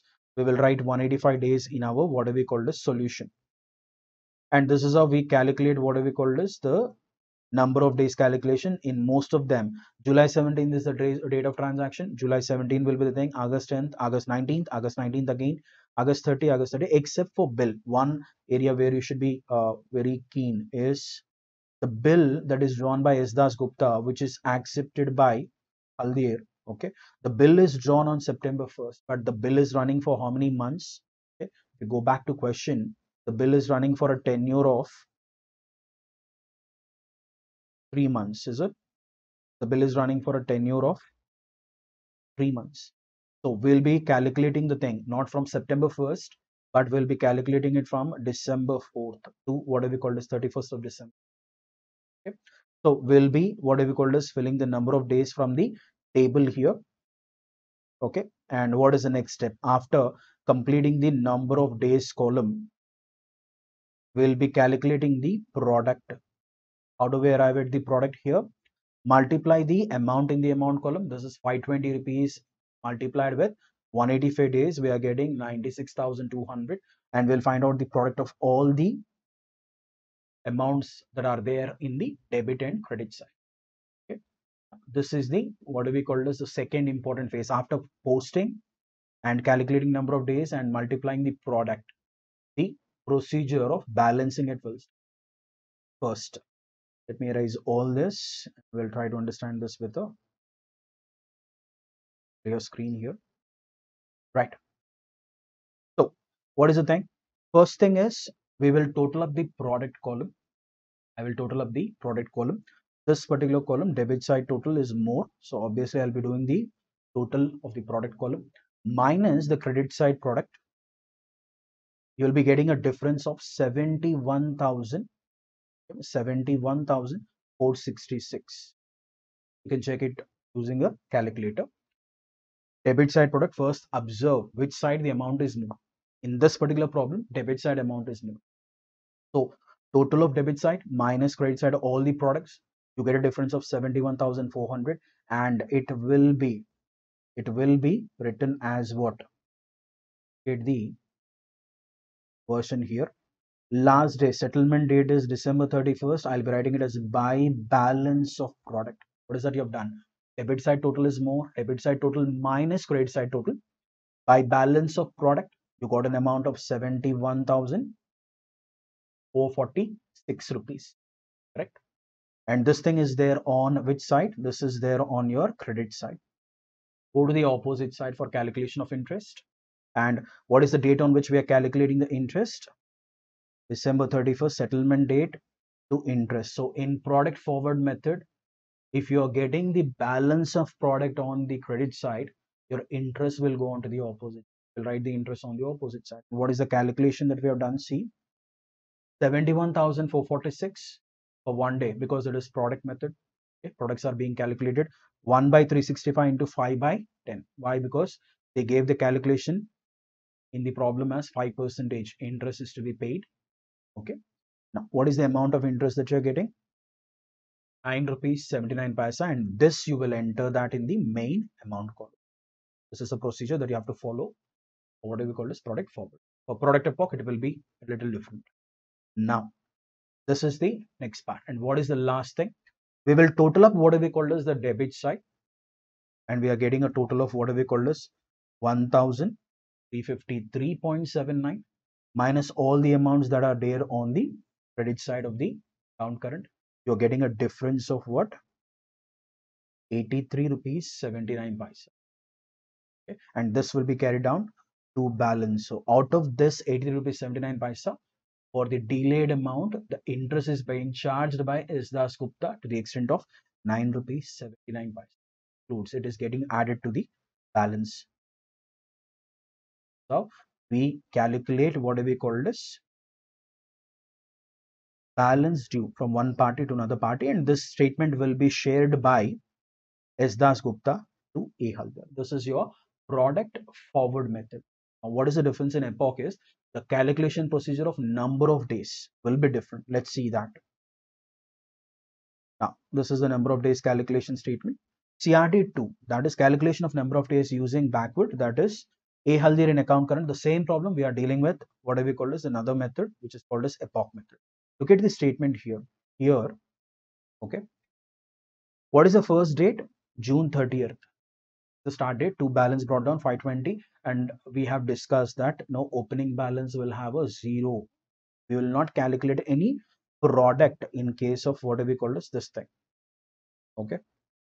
The opening balance under this method will not be having any sort of what we call this calculation in that. The same problem if it is solved in epoch method. Now, number of days calculation, everything, the posting part remains the same except for the number of days calculations will be done backward. That is June 30, July 17th. Okay. How did they get this? June 30, July 17th, they are writing the days as 18 days. How is it 18 days? July, what do we call this? 17 and added 1 day of June. Okay. Calculation, look at the calculation here. June 1 day, July 17 days, 18 days is okay. It is backward. Why is it called as epoch? From July 17th, we are counting it backward to June. Okay. Next calculation, August 19th to what do we call as same? June 30th. That's why it is called as a backward method. Backward in the sense, this is the actual procedure, but we keep writing in the statement in a what do we call a straight manner, and the same statement is provided here. Look at the statement here. So due dates, every number of days, whatever we are calculating, they will change. Okay. The August 1st is the due date, and we have done what? June 1 day, July 31 days, and August 1 day. Okay. August 1st is there on the other side here. Okay. So we are going with date wise. August 1st, August 19th will be coming now. Okay. This is how we calculate the number of days, and we put the number of days in the account current. Now let us understand the procedure. What is the difference that you find in product forward and product epoch is? First and foremost thing, this will be product of balance. Writing it as product of balance here.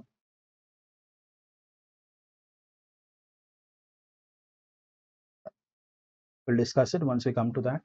We will change it accordingly. Now, what is that we are doing?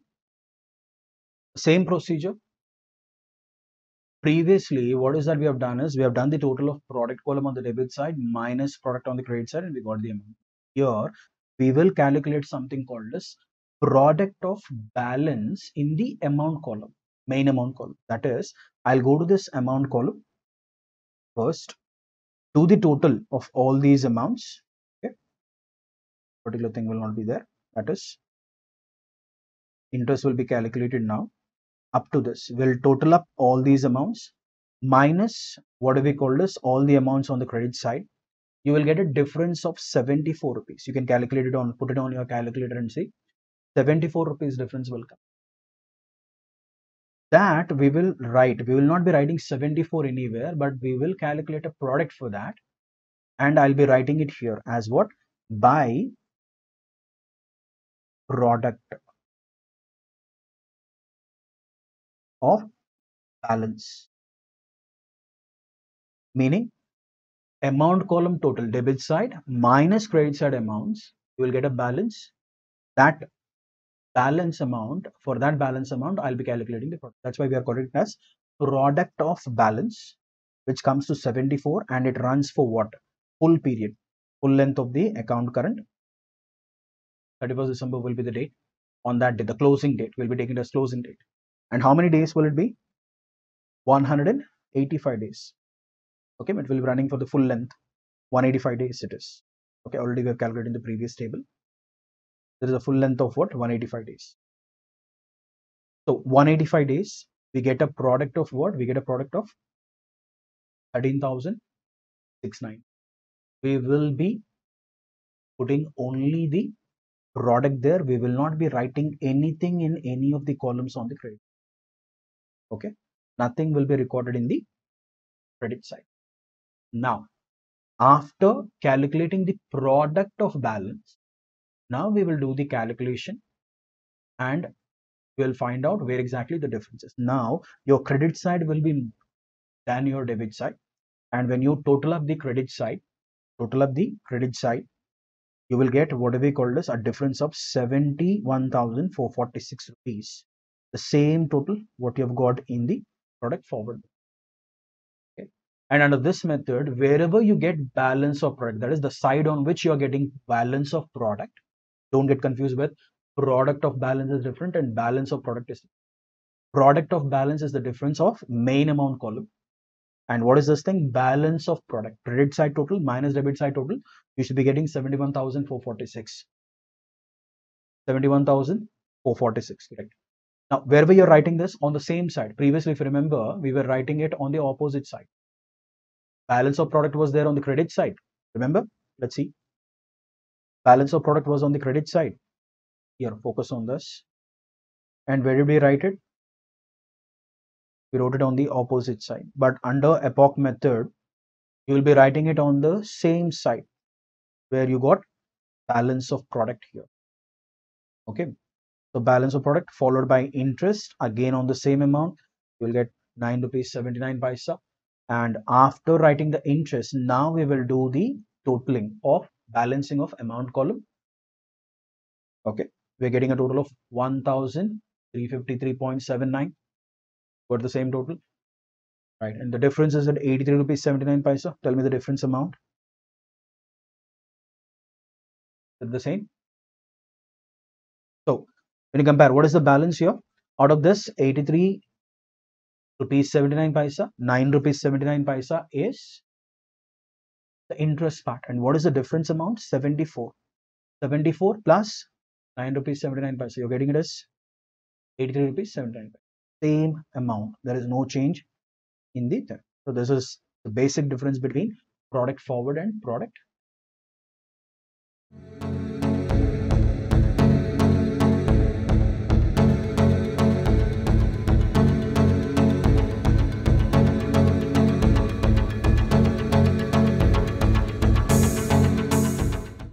We'll be dealing with a chapter called the sale of goods on approval or return basis. You've already done this in your final accounts chapter. There was an adjustment that you've done in your final accounts. Let's see this elaborated.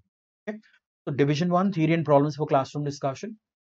Under normal course of business, goods sold to the customer is treated as sale immediately, and when the goods are sold with corresponding revenue from such sale being recognized in profit and loss.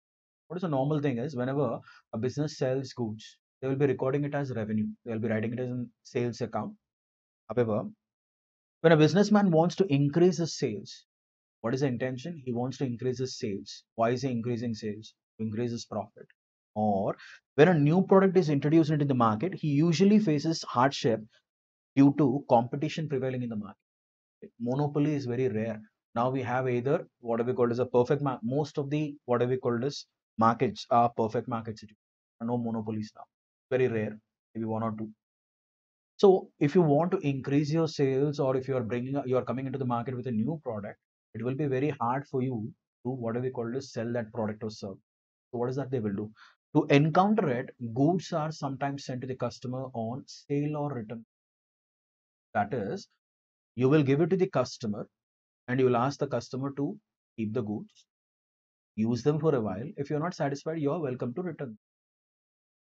So here, goods sent on approval or return basis means goods are delivered to the customer with the option to retain or return them within a specified period. Again, what is the condition? Take these goods, keep them with you, or use them for say 30 days or 45 days or 2 months or whatever it is. After that, still if you're not satisfied, you are welcome to return. No problem, we'll take it back. Generally, these transactions take place between a manufacturer or a wholesaler and a retailer. We are not talking about what we call as the regular transactions that individuals do. Okay? You do a lot of what we call as purchase on e-commerce websites, right? Uh, Return policy will be there. Similar kind of thing exists even in business, but these transactions, what we are talking about, are between a manufacturer and retailer, or it could be between a wholesaler and a. Now, in this scenario, let's understand this elaborately. In this scenario, this practice is prevalent in case of online sales. What is this? So just now we have seen Amazon, Flipkart, whatever you do, where the buyer is given time for few days to return the goods if the buyer believes that the specifications of the goods are different from the same mentioned on the website at the time of sale. That is, you bought a product thinking that this is the purpose for which I'll be using it. Subsequently, you found that it is not serving the purpose. You have every right to return it. Most of the e-commerce giants, they give you this opportunity, right, of returning them after using them for a while.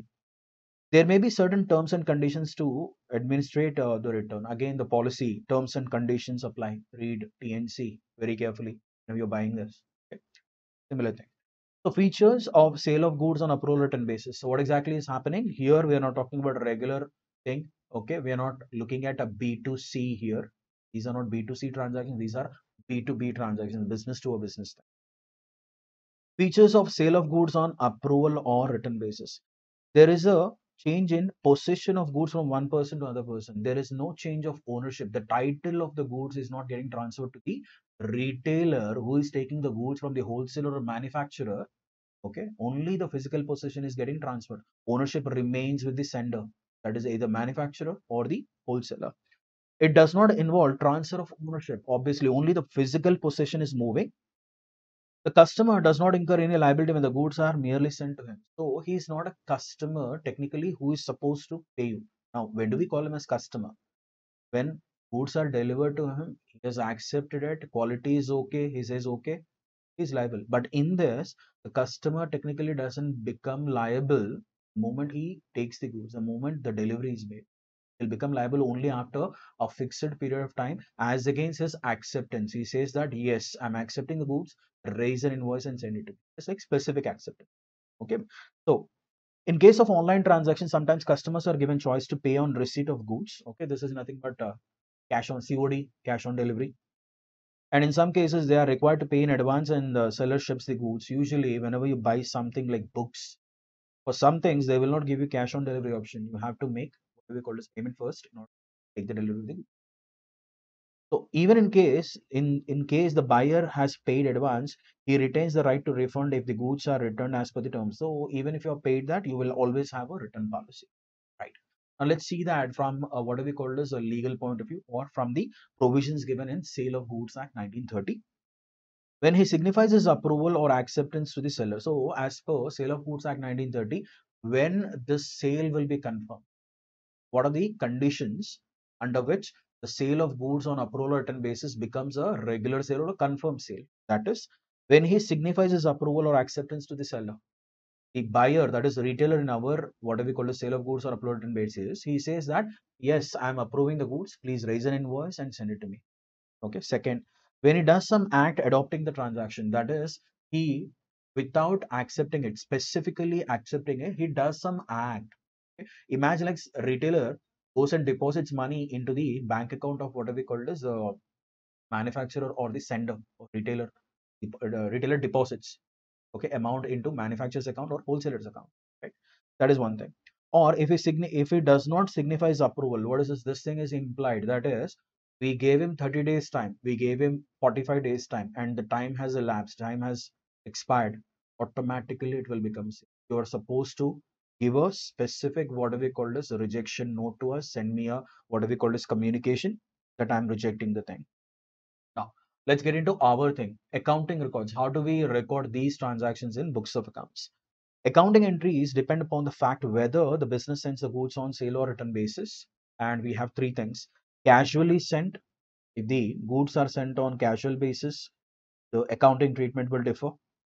Okay, casually is different, frequently it differs, and numerously it differs. Now, an overview of the accounting treatment. Look at this. Sale of goods on approval or return basis. Accounting treatment when the business sends the goods casually. So when the goods are sent casually, what is that we are doing? We are treating them as a regular, what do we call as sales. Transaction is treated as an ordinary sale. Goods sent on approval. Next, frequently.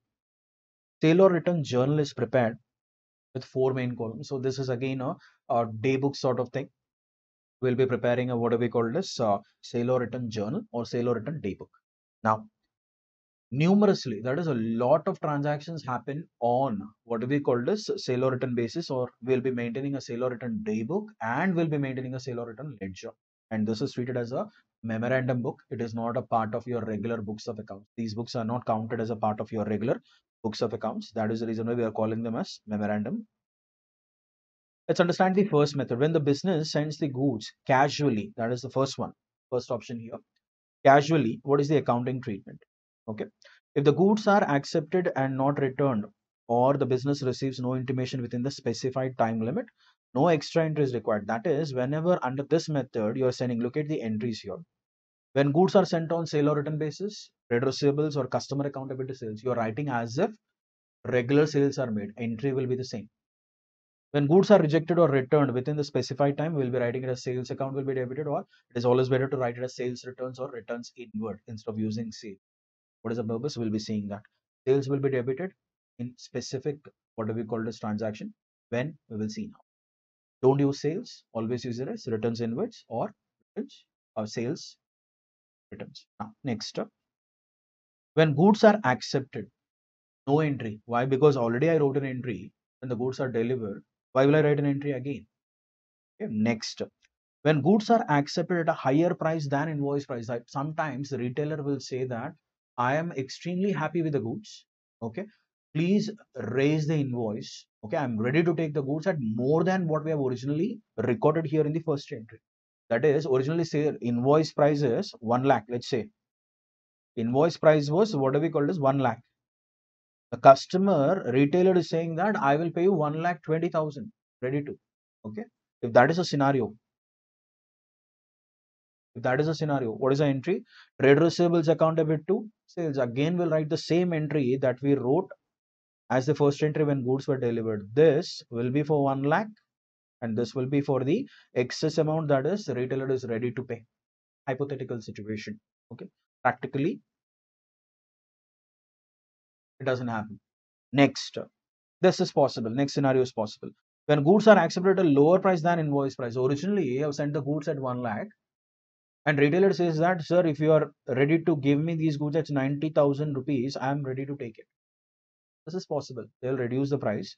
And that is what he has done. So what is that we are doing? We are reversing the entry. And now look at the thing. We will debit the sales. Previously, you credited the sales with 1 lakh, right? Originally sold at 1 lakh. Now we are ready. That is the reason why I've asked you not to write sales here. Better to write it as returns inwards or sales return. Now, when do we debit sales is in the event of reduction of price made by the retailer, and if is it mandatory that the sender or the manufacturer or the wholesaler should agree? He may agree or he may not agree. Depends. Okay. Now, at the end of the year, what is the ground? What is the base for this particular sale of goods on a pro return basis? Is you have given a timeline 30 days after date, 45 days, or 60 days or something. Okay. On 31st March, when you are preparing your books of accounts, imagine like the approval time is pending. You gave these goods to a retailer on 15th of March. 15th of March, and you gave a time of 30 days. So technically, he has got time up to April 15th. Now, can you ask him to give a confirmation on 30th of March just because of the fact that you are preparing accounts? Obviously not. What is the accounting treatment at the end of the year? What is that you have to do is first cancel the sales. Two accounting entries are to be passed. First one, cancel the sales part. Okay. Why are we canceling it? Conservatism concept says that never anticipate any revenue or any profit. Based on that, there is a chance that on April 15th, this guy may reject the sales also. He may say that, no, take them back. I'm not interested. That can also happen, right? So in order to avoid that, based on conservatism concept, reverse the sales, sales account debit to trade receivables if goods are pending for approval, time for approval with the customer is still there. That is, the retailer is still there. Next, now the goods, if they are cancelled out of your sales, they must be included in your inventory. Obviously, that is the reason why I'm including them in my inventory here, inventory with customers on sale or return. Why? Because physically the goods are there with the retailer. But who is the owner? I am the owner. And where am I including them? I'm including them in inventory because I can't keep them in sales now. Okay. And what is the thing? One more thing. Always inventory must be recorded in the books of accounts at cost or market price, whichever is lower. We'll be following the same logic here. Now, this is at the end of the year, that is as on 31st March. Now, next year, just now we have taken an example, April 15th, which falls in the next accounting year.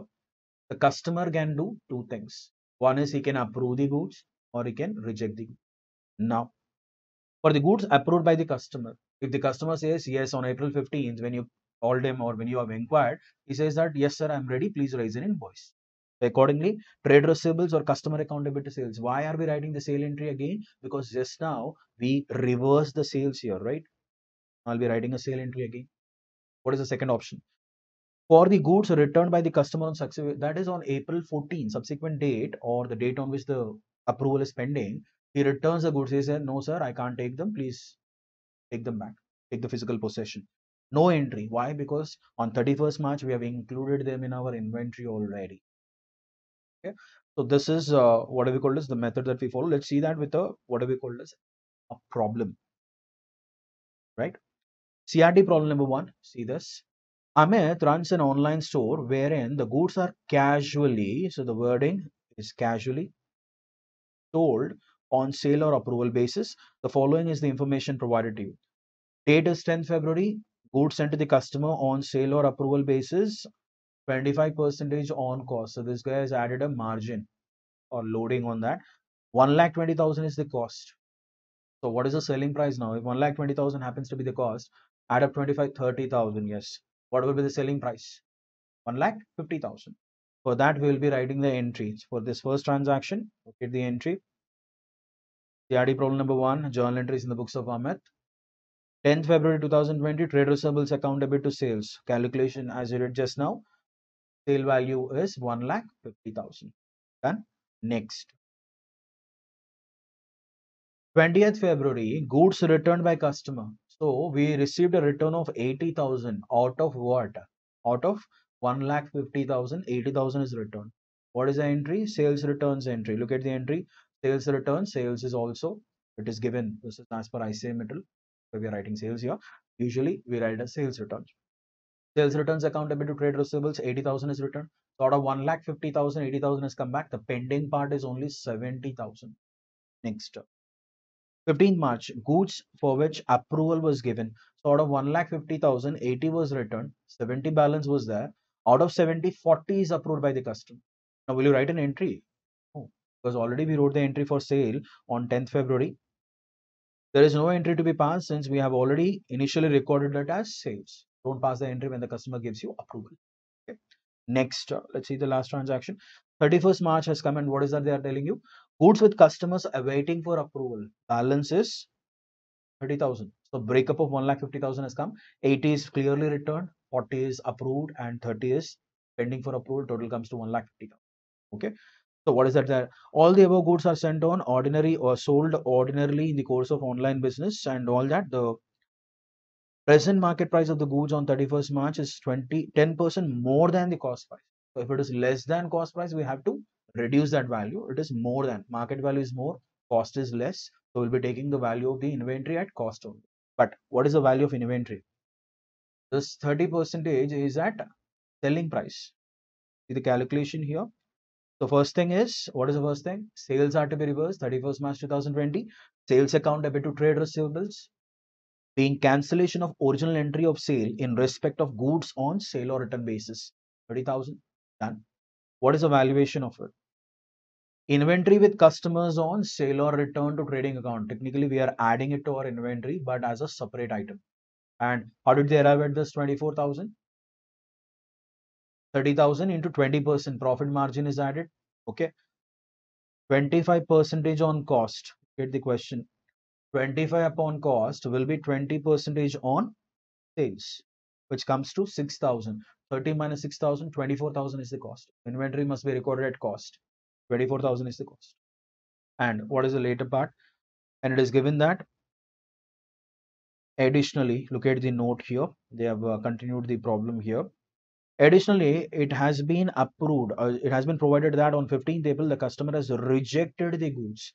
So what is the status of these goods which were reversed on 31st of March 2020 was the customer has rejected the goods.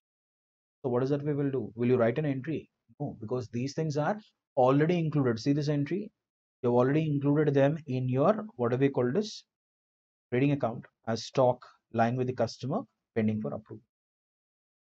So this is our CRD problem number 1. Let's see one more problem.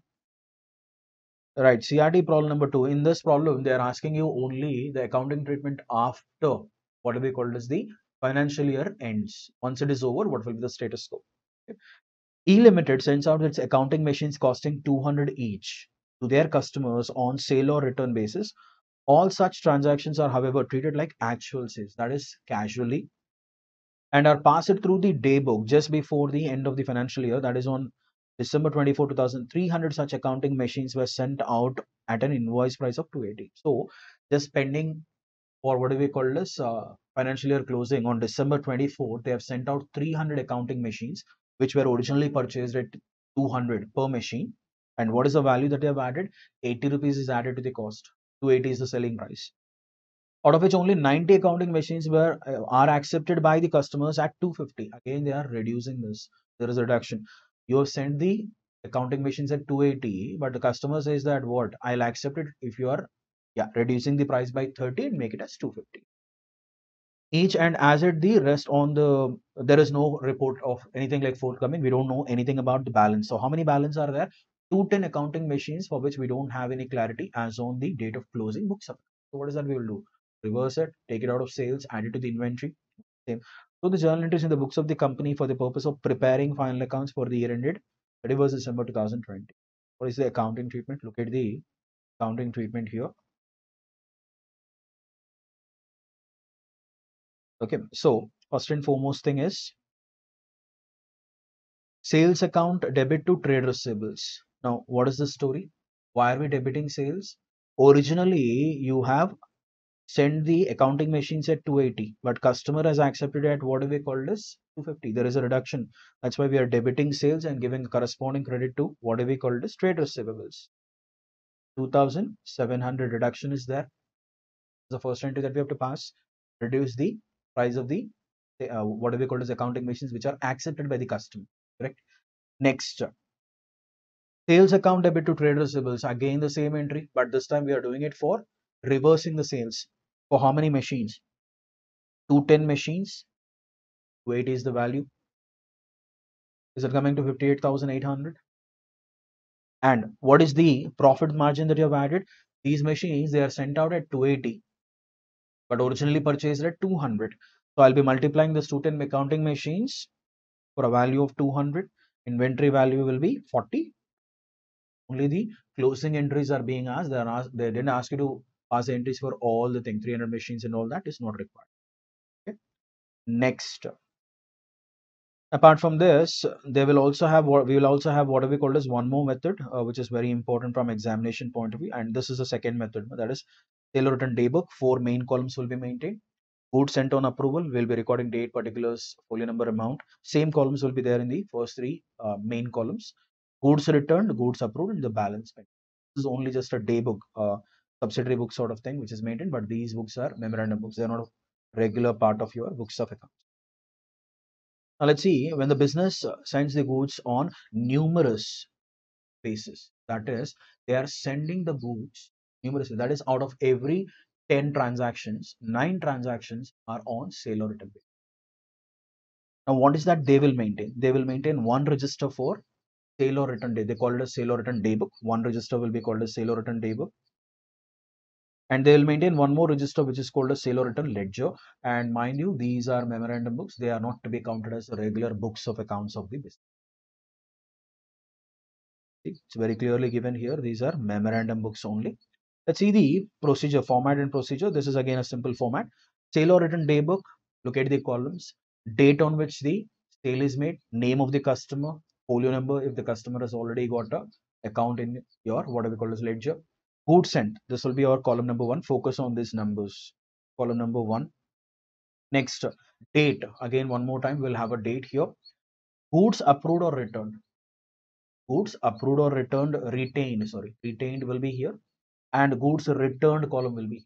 So one is the total, two is accepted, and three is the return part. And if you have a balance, 1 minus 2 minus 3, whatever balance is there, that is pending for approval with the customer. Okay. Look at the ledger part. Second book, sale or return ledger. What is that we are doing here? Column number one will go on to the credit side. Sale or return account. Credit side will be writing it as buy sundries, goods sent. Column number one, total here will come here. Two sundries, approval, column number two, total will come here. Returns column will come here. Credit side minus debit side. Whatever balance is there, this is balance with the customer pending for approval. And accordingly, we'll do the posting in individual customer accounts. Okay. So they gave you a problem here. X supplies goods on sale or return basis to the customers, and information is given. Okay. Date of dispatches 10th December, 12th December, 15th December, 20th December, 25th December, and 30th December. And it is given to Messrs ABC, Messrs DEF, Messrs GHI, Messrs DEF. So they are selling it twice to all these parties. If you observe, ABC, they purchased it twice. DEF, they have purchased twice. GHI has purchased twice, and the values are given in here. And remarks, no information till 31st December. So what is the time that is given? Time that is given is 15 days from the date of dispatch. So in this case, the seller has given the buyer or the retailer a time of 15 days. This thing is sold on which date? 10th of February. 10th of December. 10 December, 15 December, 25th December. 15 days added. No information till 31st December 2020. So the time has already expired. Can I treat it as sale? Yes, it is to be treated as confirmed sale. On 25th only. Yes, 15 days added. 12th December 2020, DEF, we sold a value of 15,000. Returns on 16th of December 2020. So the customer has returned it. Accordingly, we'll reduce the value. Goods are dispatched on 12th December, returned after 4 days. We'll be going into the return column. Now, we'll be seeing the solution. To better understand this based on a solution. The same thing here. Sale or return day book. Look at the thing here. Date of sale, parties' names are given here, amounts are given here, and respective dates of whatever we called as returns and approvals are given here. Out of total 77,000, 47,000 is sold, that is accepted by the customers. 17,000 is returned. So what is the difference? That difference will be reflected in your sale or return total account. 47,000, total 77,000 minus 47 and 17, 13,000 is still pending for approval. Okay. Only thing is understand the remarks here. Goods worth 2,000 returned on 20th. So out of 12,000, if only 2,000 is returned, balance 10,000 is accepted. Correct? We are writing the same here. See, 10,000 is sold and 2,000 is returned. Next one, goods retained. Okay, on 24th. So they have given approval on 24th. Goods are retained. We're recording it as a confirmed sale. 16,000 is over. The value is 16,000. Goods again retained on 28th. The problem is there with only what we call as the last dispatch which was given to Messrs GHI. Value is 13,000. It was given on 30th of December. And what is the time that you're giving them? They have time for approval, which is 15 days. Right? Obviously, they have got time. That's why they took their own time. So we can't take it. We can't. Can I ask them like, can you give me approval? So this 13,000 will be shown as your inventory. That is the balance here, 13,000 inventory. And accordingly, they have asked you to prepare one of the customers account here on sale or return basis. Same story, ABC. How many dispatches did we give them? 2 dispatches are made. Okay. On 10th we gave it, and again on 25th you gave it.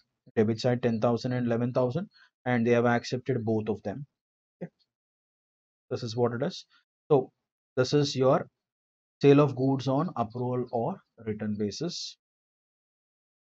Accounting treatment under what do we call this? All three methods when the goods are sent on casually, frequently, and numerously. What do we call this technical framework? Unit number 1. Yep. Meaning and scope of accounting. So what exactly is this accounting, and what is the scope? What is its reach and all that? So look at the first one. Define the term accounting. What exactly is accounting? Accounting is the art of recording, classifying, summarizing in a significant manner and in terms of money, transaction events which are in a part or at least of a financial character. That is, whatever transactions and events happen in a business, they'll be recorded in a systematic manner, and that thing we are calling it as accounting. Okay. And interpreting the results thereof. And one more thing is we are interpreting the thing. So as per the definition, accounting is simply as art of record keeping and interpreting the recorded information is what we are doing in accounting. So what are the procedural aspects? What exactly happens in accounting when we divide that into different stages? Okay. Procedure of accounting, general financial information, and using the financial information thing. So general financial information is like recording, classifying, summarizing, analyzing, interpreting, and communicating. So these are the various activities that happen in what we call as accounting. What are the various steps involved in generating the financial information? Just now we have seen recording is nothing but writing your journal entries or subsidiary books. Classification is nothing but preparing ledgers or posting them into ledgers. Okay. Summarizing, preparing trial balances, profit and loss accounts, balance sheet, and cash flow statement. Analysis, while doing what we call as preparing balance sheet, you guys have done an activity called as grouping and marshalling of assets and liabilities. Okay. Order of permanence and order of liquidity. And while preparing trading and profit loss account, you guys are grouping all the direct expenses in trading, okay, and all indirect expenses in P&L account. So this is basically the analysis part. Interpreting, simplifying something which is complicated by giving something called as notes to accounts. At times it will be very tough for a person who knows accounts to understand what exactly has happened there. So in order to help them understand, we are giving notes to accounts which form part of your interpretations, and a lot of what we call as techniques like ratio analysis, comparative statements, common size statements, they'll be used to what we call to simplify the complications that are there in accounting. And ultimately we are doing it for what? Communicating it to the users, because the owners of the business, either sole proprietor or partner or company shareholders, whoever are there, they'll be interested in knowing the performance of the business as such. So these are the different things. So let's see the stages elaborately. What is a recording phase? It is the basic function, nothing but the transactions and events, whatever happen in a business, they are converted into accounts language. That is, we are applying the golden rules of accounting, debit and credit rules, and we'll convert that transaction and event into accounts language, where we divide the transaction into two parts, okay? Debit part and credit part, and that recording will happen in your journal. That is recording aspect. Classifying. What is classifying or classification is transactions in journal are recorded on chronological order. It will be very difficult for us to do the sorting when you are sorting something. So what is that we are doing? We are preparing one more book or register, which we are calling it as ledger, and this thing takes the base from journal or subsidiary. And what is it classifying? All the identical transactions are grouped at one place, and they'll be recorded at one place, and they'll be there in a T form called as an account. So basically ledger comprises of all accounts. Summarizing, what is that we are doing? Summarizing, and this is the end of what we call as bookkeeping part. So recording and classification are the two stages. After classification, the bookkeeping ends, and summaries, they start at the what we call as end of the financial year, or whenever you are planning to prepare your what we call as financials. So what are summaries? Summaries are basically preparations and presentations for classified data. Whatever data is classified in your ledger, out of that we first extracted trial balance, right? Trial balance is extracted from ledger and subsidiary books like Cashbook. Okay. After that, based on trial balance, we'll be preparing a account called as profit and loss account and dividing that into two parts, trading part and P&L part. Effectively, it is profit and loss account. Then you prepare a statement called as balance sheet, which shows your financial position as on a particular date, and cash flow statement. This statement shows a summarized, what we call as cash outflow made by a business during a particular year. Okay, these are summaries that we prepare. And after that, what is it we are doing? Analysis. Term analysis means what? You are analyzing them, okay, in what we call as various statements. Whatever you are prepared about, in those statements, we will be analyzing the data. Just now I gave an example. Analysis of fixed assets. Fixed assets again divided into tangibles and intangibles, and again we are following an order of permanence or order of liquidity involved. Trading account, debit side, we'll be debiting all the direct expenses which are incurred for the purpose of bringing the asset, bringing the stock to its present location and condition. All these things. That is what basically the analysis part is. Interpretation part. What is interpretation is, at times, there will be a what we call as a lot of confusion, even to a person who knows accounts. Imagine the position of a person who is not at all aware of accounts and all that. So in order to help them understand the financial statements, we prepare what we call as a lot of statements which form part of this interpretation of financial data. Okay, for that, cash flow statements, fund flow statements, comparative balance sheets, common size statements, and ratio analysis, which will help the person to understand the accounts a lot easier. And why are we doing this entire activity of recording, classifying, summarizing, analyzing, interpreting is for communication? Why?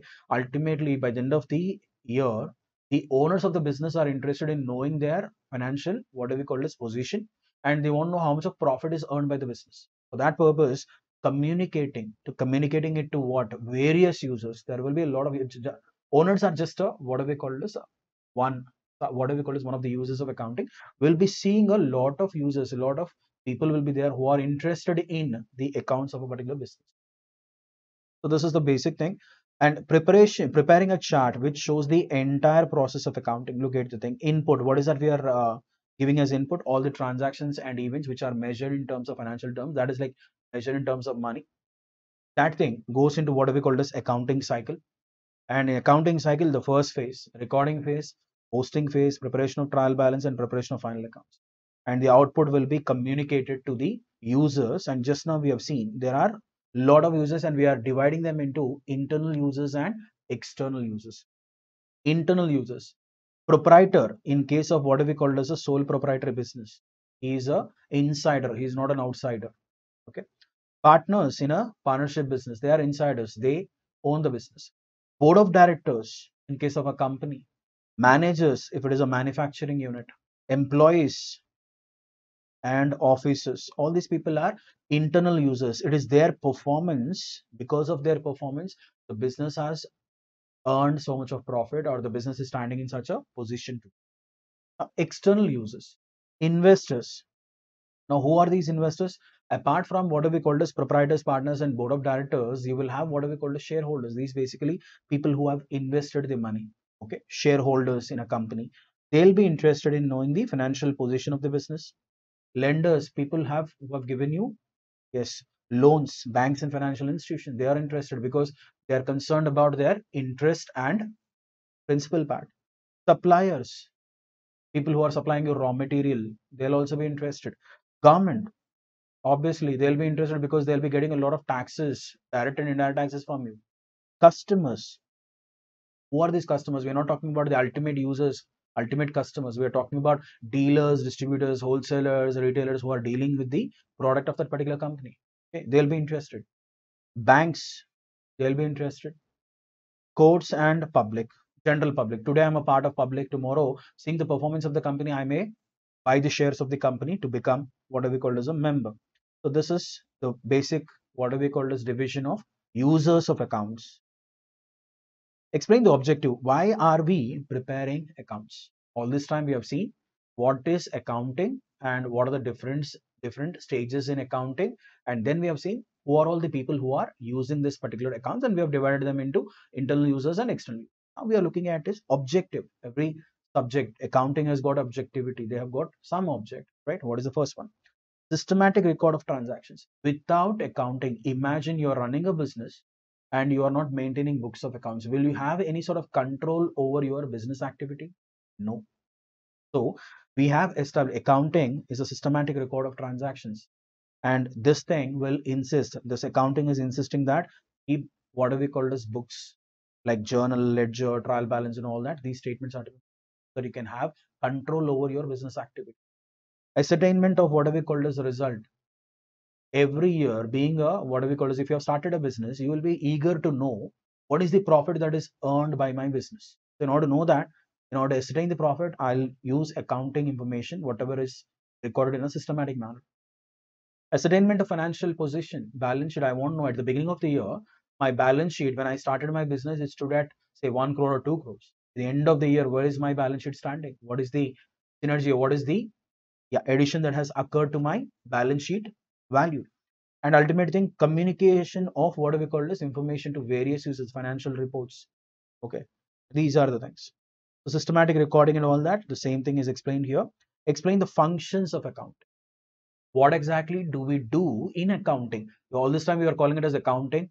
What are the stages of accounting? Who are the users of accounting? Okay. What is the motive or objective of accounting? What do we do in accounting? We measure.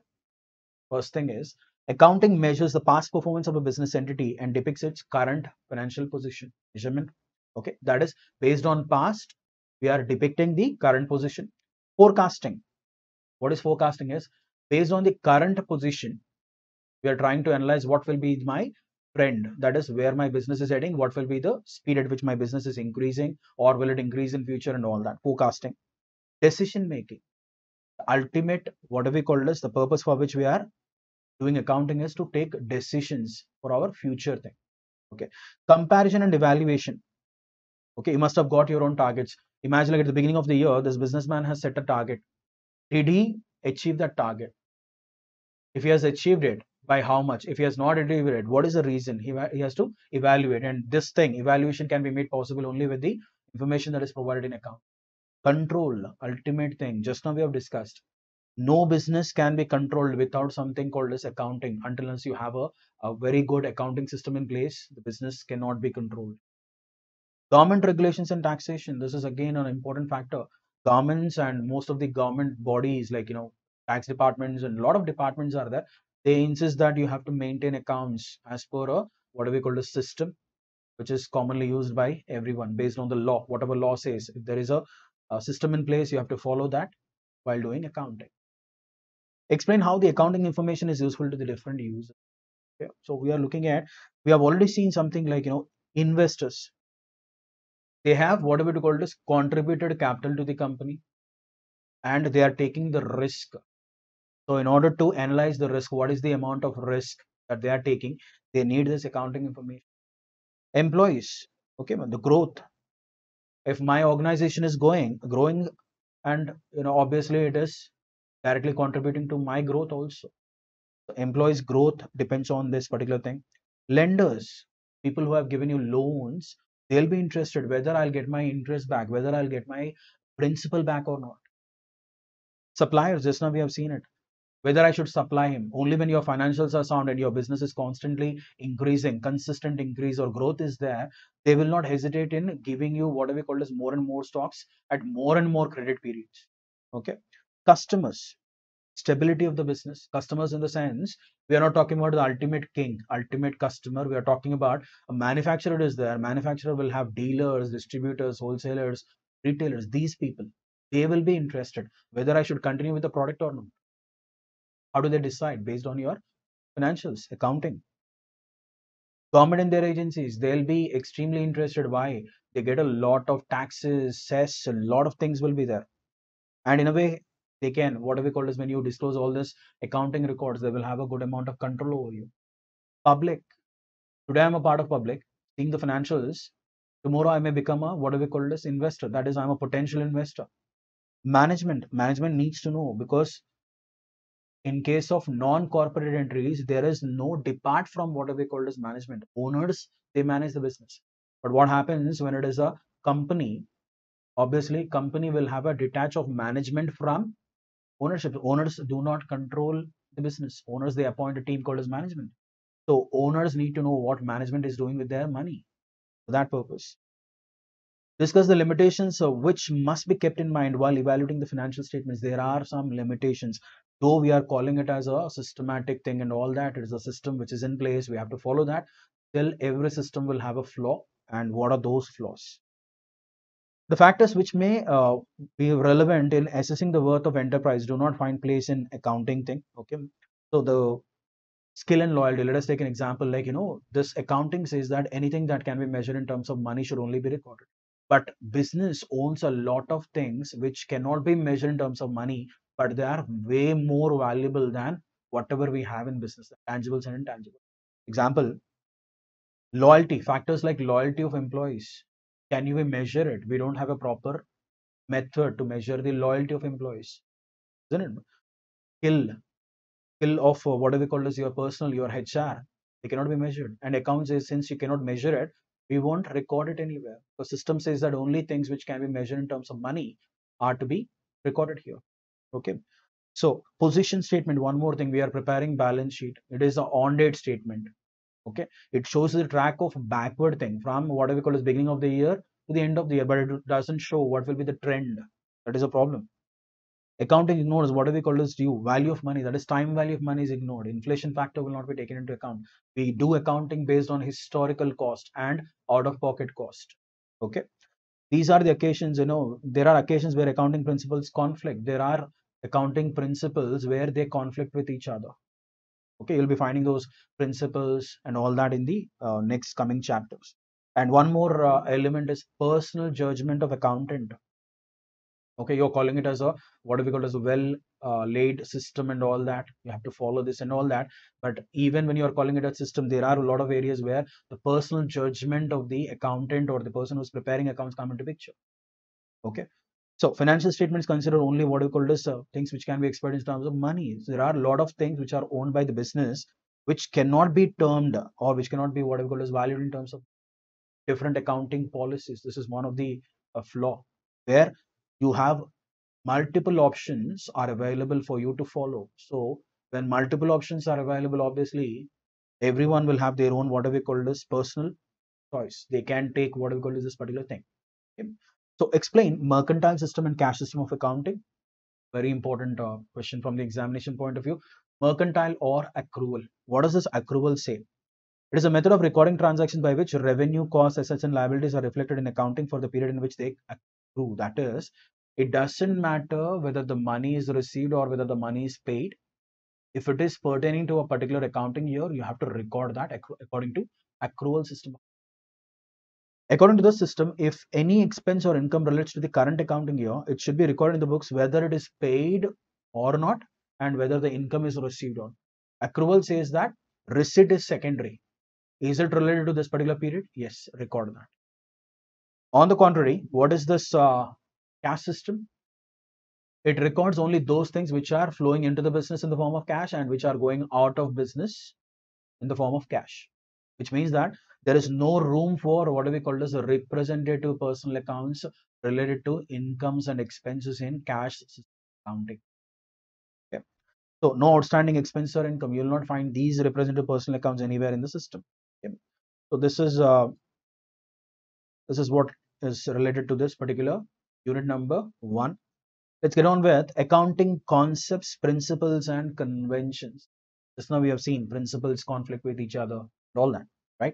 So what are these accounting concepts? What are these accounting principles? And what are these accounting conventions? Let's define what do we call as accounting concept. What is an accounting concept? It is an assumption on the basis of which the financial statements of a business entity are prepared. What is an assumption? What is it you have to bear in your head while preparing the accounts of a business? Those are accounting concepts. Certain concepts are perceived, assumed, and accepted in accounting to prove unified structure and internal logic to the accounting process. What is the idea? Accounting concept, they'll try to bring about the harmony. That is, everyone follow the same accounting concepts. Then we'll have something called as, yes, everyone is following it. Unity will be there in order to achieve that. Financial transactions are interpreted in the light of concepts which govern the accounting methods. So these concepts are those basic assumptions and conditions which form the basis upon which the accounting has been laid. So the very foundation of accounting, whatever we were talking all this time, is based on your assumptions and conditions. And the thing is, like, unlike physical sciences, accounting concepts are only the result of what we call as broad consensus. Okay? So concepts, these things are universal. We'll be doing a comparison. Now, what are these principles? Accounting principles are body of doctrines commonly associated with the theory and procedure of accounting service serving as an explanation of current practice. So these principles are intact based on the existing practices of business. Okay? And accounting principles must satisfy the following conditions in order to be called as principle. They should be based on real assumptions. We should not take any sort of imaginative assumptions or which cannot be what we call as real. They must be simple, understandable, and explanatory. The principle should be easy to understand. It should be simple. Second thing is it must be followed consistently. If you're calling it as principle, it should be followed consistently. It should be reflecting the future predictions and they should be informational to the user. Only if it satisfies all these conditions here, it can be called as principle. Now, what is this convention? Conventions are like common rules which have come into existence because of usages and practice. Okay? So convention means a common rule, a commonly accepted practice, or a common way of doing something. Accounting convention means accepted way of solving a problem. And these things, they will not have a universal applicability. Concepts have universal applicability. Conventions, they change from country to country. Give an overview of accounting principles, concepts, and conventions. We are looking at in a table form now. Accounting principles are divided into two groups: accounting concepts, accounting conventions. Okay. What are these accounting concepts? Let's see a list and we'll be seeing them individually now. Entity concept or business entity concept, going concern concept, accrual concept, cost concept, dual aspect concept, money measurement concept, periodicity concept, matching concept, and realization concept. And on the other side, accounting conventions, only three of them are there: conservatism, okay, conservatism, consistency, and materiality. What are they? First one, business entity concept. Whenever a person is preparing accounts of a business, he should always bear in his mind that business is separate entity from its owners, and he should be recording all the transactions from the point of view of business and only if the transaction is related to the business. Okay, that's what business entity concept says. Okay. Next one, money measurement concept. Very simple. Only those transactions and events which can be measured in terms of money are only recorded in books of accounts. If something, in spite of having value, if it cannot be expressed in terms of money, then it cannot be recorded. Just now we have seen loyalty of employees and all that, they cannot be measured. Define the term going concern concept or concept of continuity. Okay. Now, whenever you are preparing accounts, you should always bear in mind, like, business is an ongoing process and no one knows when a business will come to an end. Okay. So always keep in mind. And what is this concept basis? If you are preparing your balance sheet, in your balance sheet, you are dividing your assets into fixed assets and current assets based on what? This going concern. Why? Because business is an ongoing process. That is the reason why I'm dividing my assets as long term, that is fixed assets, or what do we call this? Non-current assets and current assets. This thing is the base for dividing your assets into group of fixed assets and current assets. Okay, the concept of continuity. And just now we said that business is an ongoing process. Now, saying that, can I say that I'll prepare my accounts only when my business ends? Imagine like I started a business today, and will you say that I'll prepare accounts after closing my business? Do you know when you will close your business? What is that we will do is artificially the life of the business will be divided into number of years. Okay? And that we call it as financial year. And at the end of every financial year, we'll prepare accounts. This is what periodicity concept says, dividing the life of the business into artificial parts of 12 months tenure and preparing the accounts for that. Usually we follow what we call this April 1st to 31st March next year as the accounting year. That is what periodicity concept says. Accrual concept, just now we have seen. This concept says that expenses incomes are to be recognized in the books of accounts irrespective of the fact whether they are paid or not. What accrual says, correct?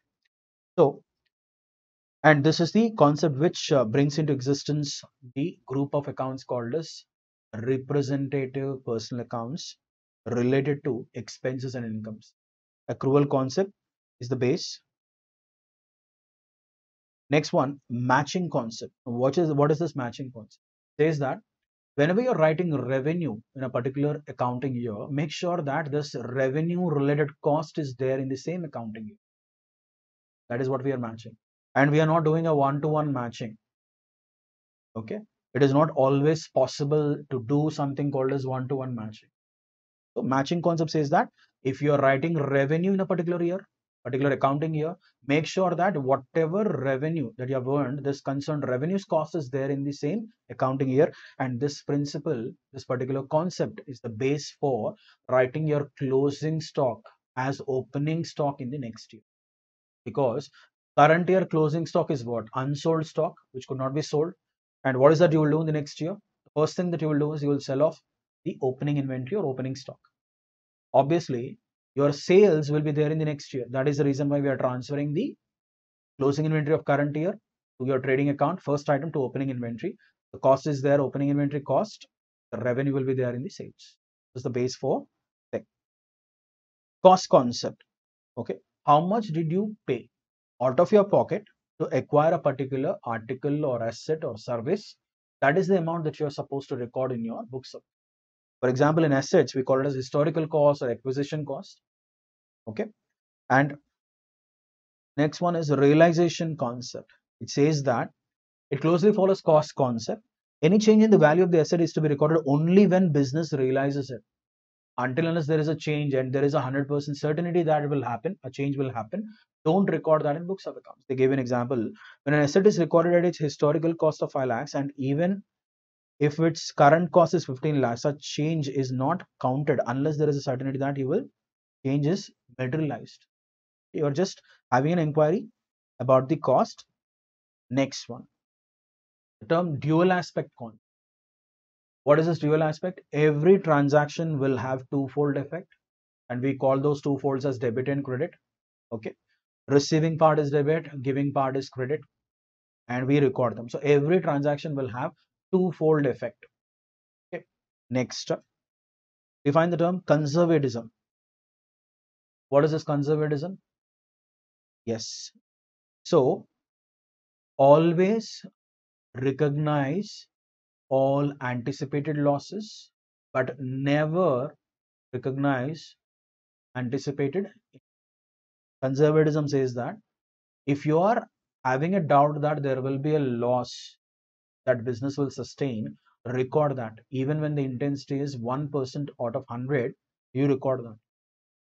But when it comes to gains or profits or something like that, even if it is 99% sure that you will be getting it, don't record that. Let it get confirmed, let it get 100% sure, then we will record. That is what conservatism is called as, or prudence is called. Okay? And this particular concept is the base for what?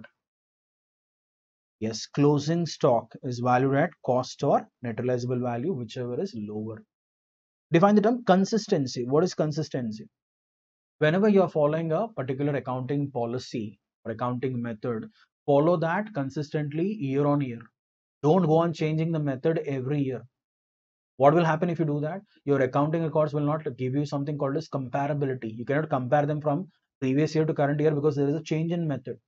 If same method is followed, I can compare it and I can come to a conclusion. But the problem is, if I keep on changing, for example, depreciation. First year you have followed straight line method, second year WDV method, third year sum of years is it method, next year shifting to some other method. Do you think your financials can be compared? No, because you are constantly going on changing the method. So consistency, follow the method consistently. Okay, and this consistency can be broken only in 3 situations. One, okay, that is when a law or statute says that don't follow that, follow this, or a standard insists that don't follow that, follow this, or all of a sudden the organization realized that whatever method they were following all this time, it was not right. Now they can change it for what we call as disclosing a true and fair view of state of affairs of a business.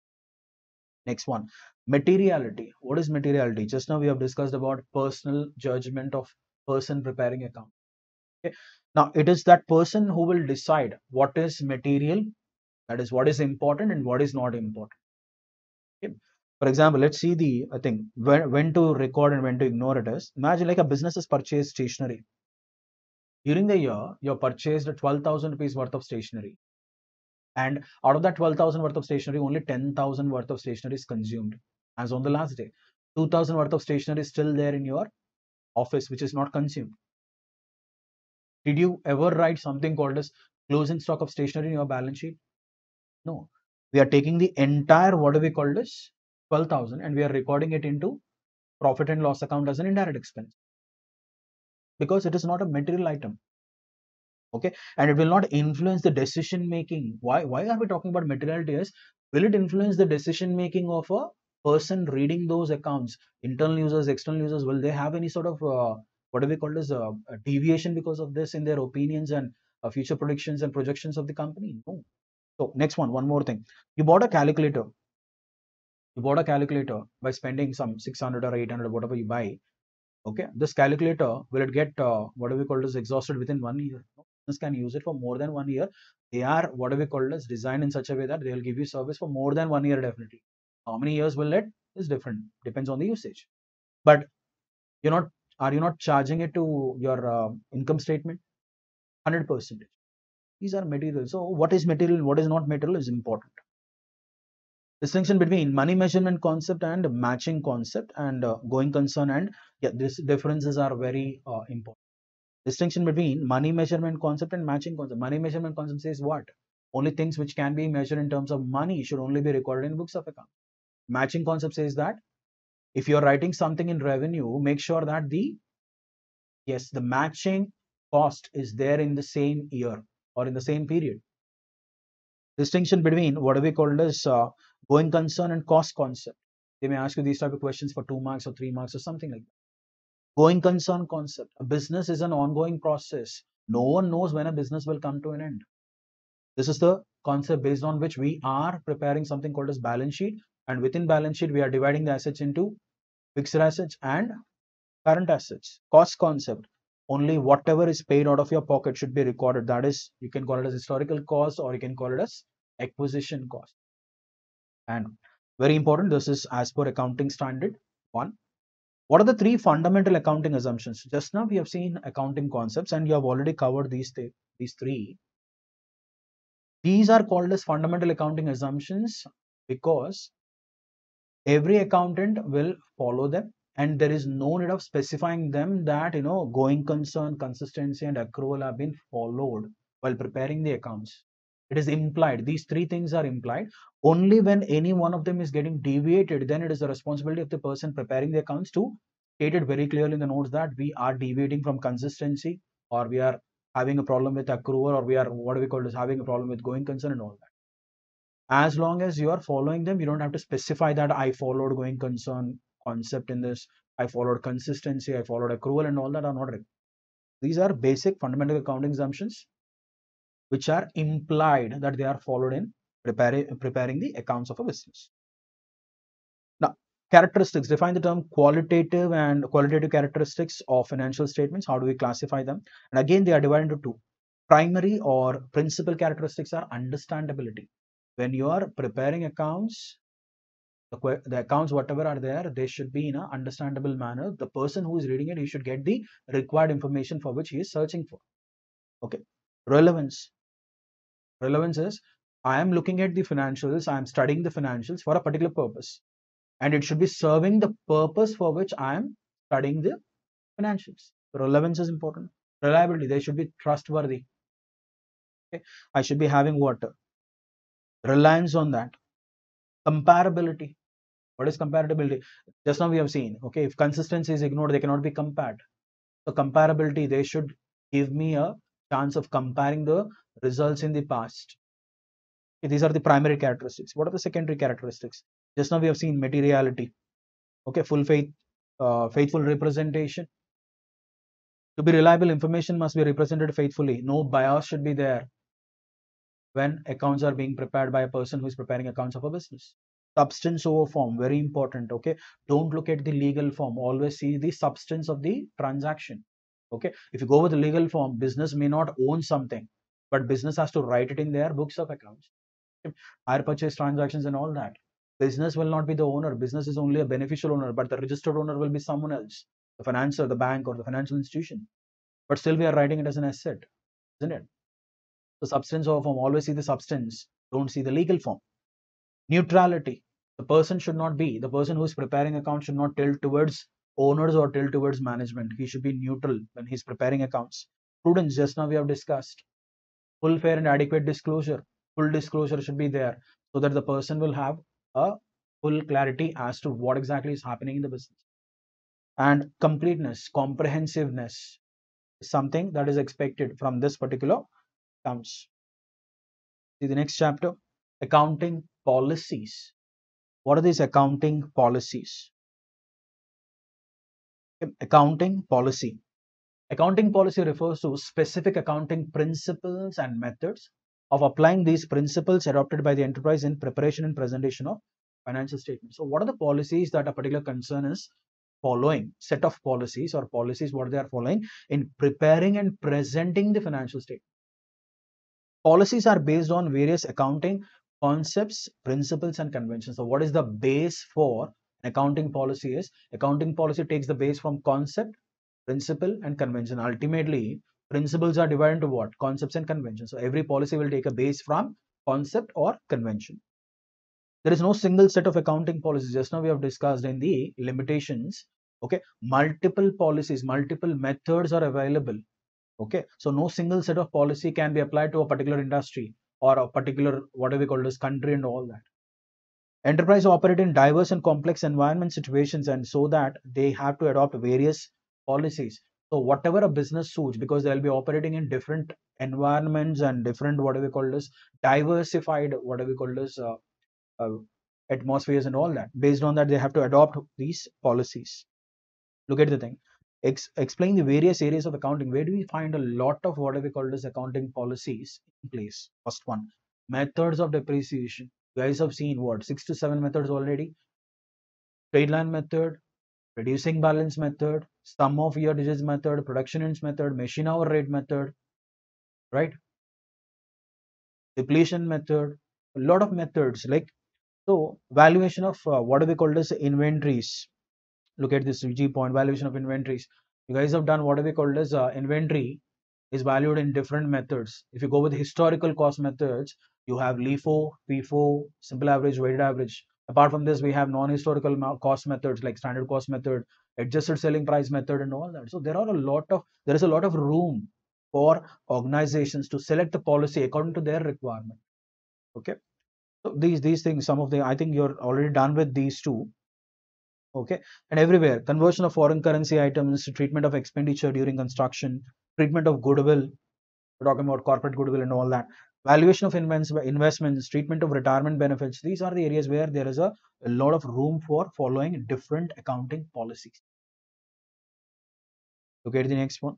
What are the major factors to be considered while selecting and applying the accounting policy? How do I pick a policy? How do I select a policy? Is prudence first thing. Make sure that whatever policy you are selecting, accounting policy, is apt for your business, and it will provide you the precise information and in what we call as a true and fair manner. Look at the thing. Since future events are uncertain, may or may not happen, profits are not anticipated but recorded only when they are realized. Provision is made for all known liabilities and losses, even though the amount can be estimated and not a exact figure. So prudence says what? Prudence is nothing but conservatism. Always account for future losses, but never account for future gains or incomes. Substance over form. Just now we have discussed it. Always always choose the accounting policy which goes with substance over form and which will not override substance over form. Business purchased a asset on hire purchase. It is hypothecated to a particular financial institution, say SBI, but the vehicle is being used by the business. Okay, three parties are there in this. The vendor is there, bank is there, and what do we call it as the buyer or the business which is using it. Now, if you see the beneficial owner, the business is using this particular asset, but technically on the document or on the record as per government, this asset is under hypothecation, which means that the bank is the owner till these loans are being cleared. So can I say that since I'm not the owner, will I remove that asset from my list of assets? No, don't go with legal form. Legal form says that bank is the owner. Substance says that business is the owner. Go with substance, not with the legal form. Materiality, just now we have seen. What is important and what is not important is again very important, that don't ignore something which may cause a change in decision making of the reader who is reading, who are the users that we have seen. So make sure that materiality, all the material items are reported in your accounting system. How do you select an accounting policy? Choice of accounting policy is an important decision making which affects the performance measurement as well as the financial position of a thing. The performance measurement is nothing but calculation of your profit, and in a way, calculation of profit will definitely affect your financial position. Profit and loss account will have an impact on balance sheet also because of profit or loss, whatever you are transferring. Selection of inappropriate accounting policy may lead to understatement or overstatement. What will happen is if you choose a inappropriate, not wrong, but inappropriate, which is not apt for your business, what will happen is either your finances, they will be getting overstated, or they'll be understated. Thus, accounting policy should be selected in with a due care. You should always do a lot of whatever we call it as thinking before selecting a particular policy. Okay. And unified exhaustive prudence, again the same thing will come into picture. So this is, now can you change an accounting policy? We have already discussed it previously. Can I go for a change of accounting policy? Yes. Under what circumstance? First one, a change in accounting policy should be made in the following conditions. First one, it is required to comply with the statute or accounting standard. When a law says that follow this, don't follow that, whatever you're following now, then you have to change. And this thing I told you in connection with consistency, right? We are not breaking consistency here. When the law says that or a statute says that, you have to follow. That will not amount to breaking the consistency thing. Second, it will result in more appropriate presentation of financial statements. All of a sudden, whatever legacy method you are following all this time, you felt that it is not appropriate. Go for a change. When you feel that it is not correct or not appropriate to follow that, then you can go for a change. Okay. So that is what is given here. So this is all about your accounting policies thing. Next one, accounting standards. Every country will have its own standards. Okay. Even India has got our own standards here.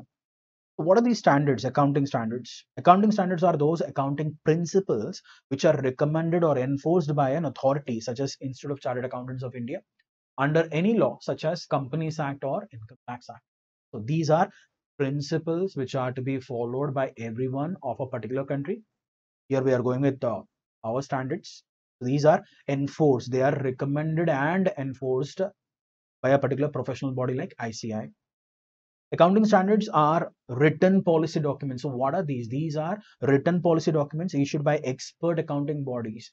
So this particular body, whatever they are, they do a lot of research and they lay down like this is the right method. This is what we call as the right policy to go with. They will fix that and they'll call it a standard, and everyone must follow that standard. What are the issues the accounting standards deal with? Okay.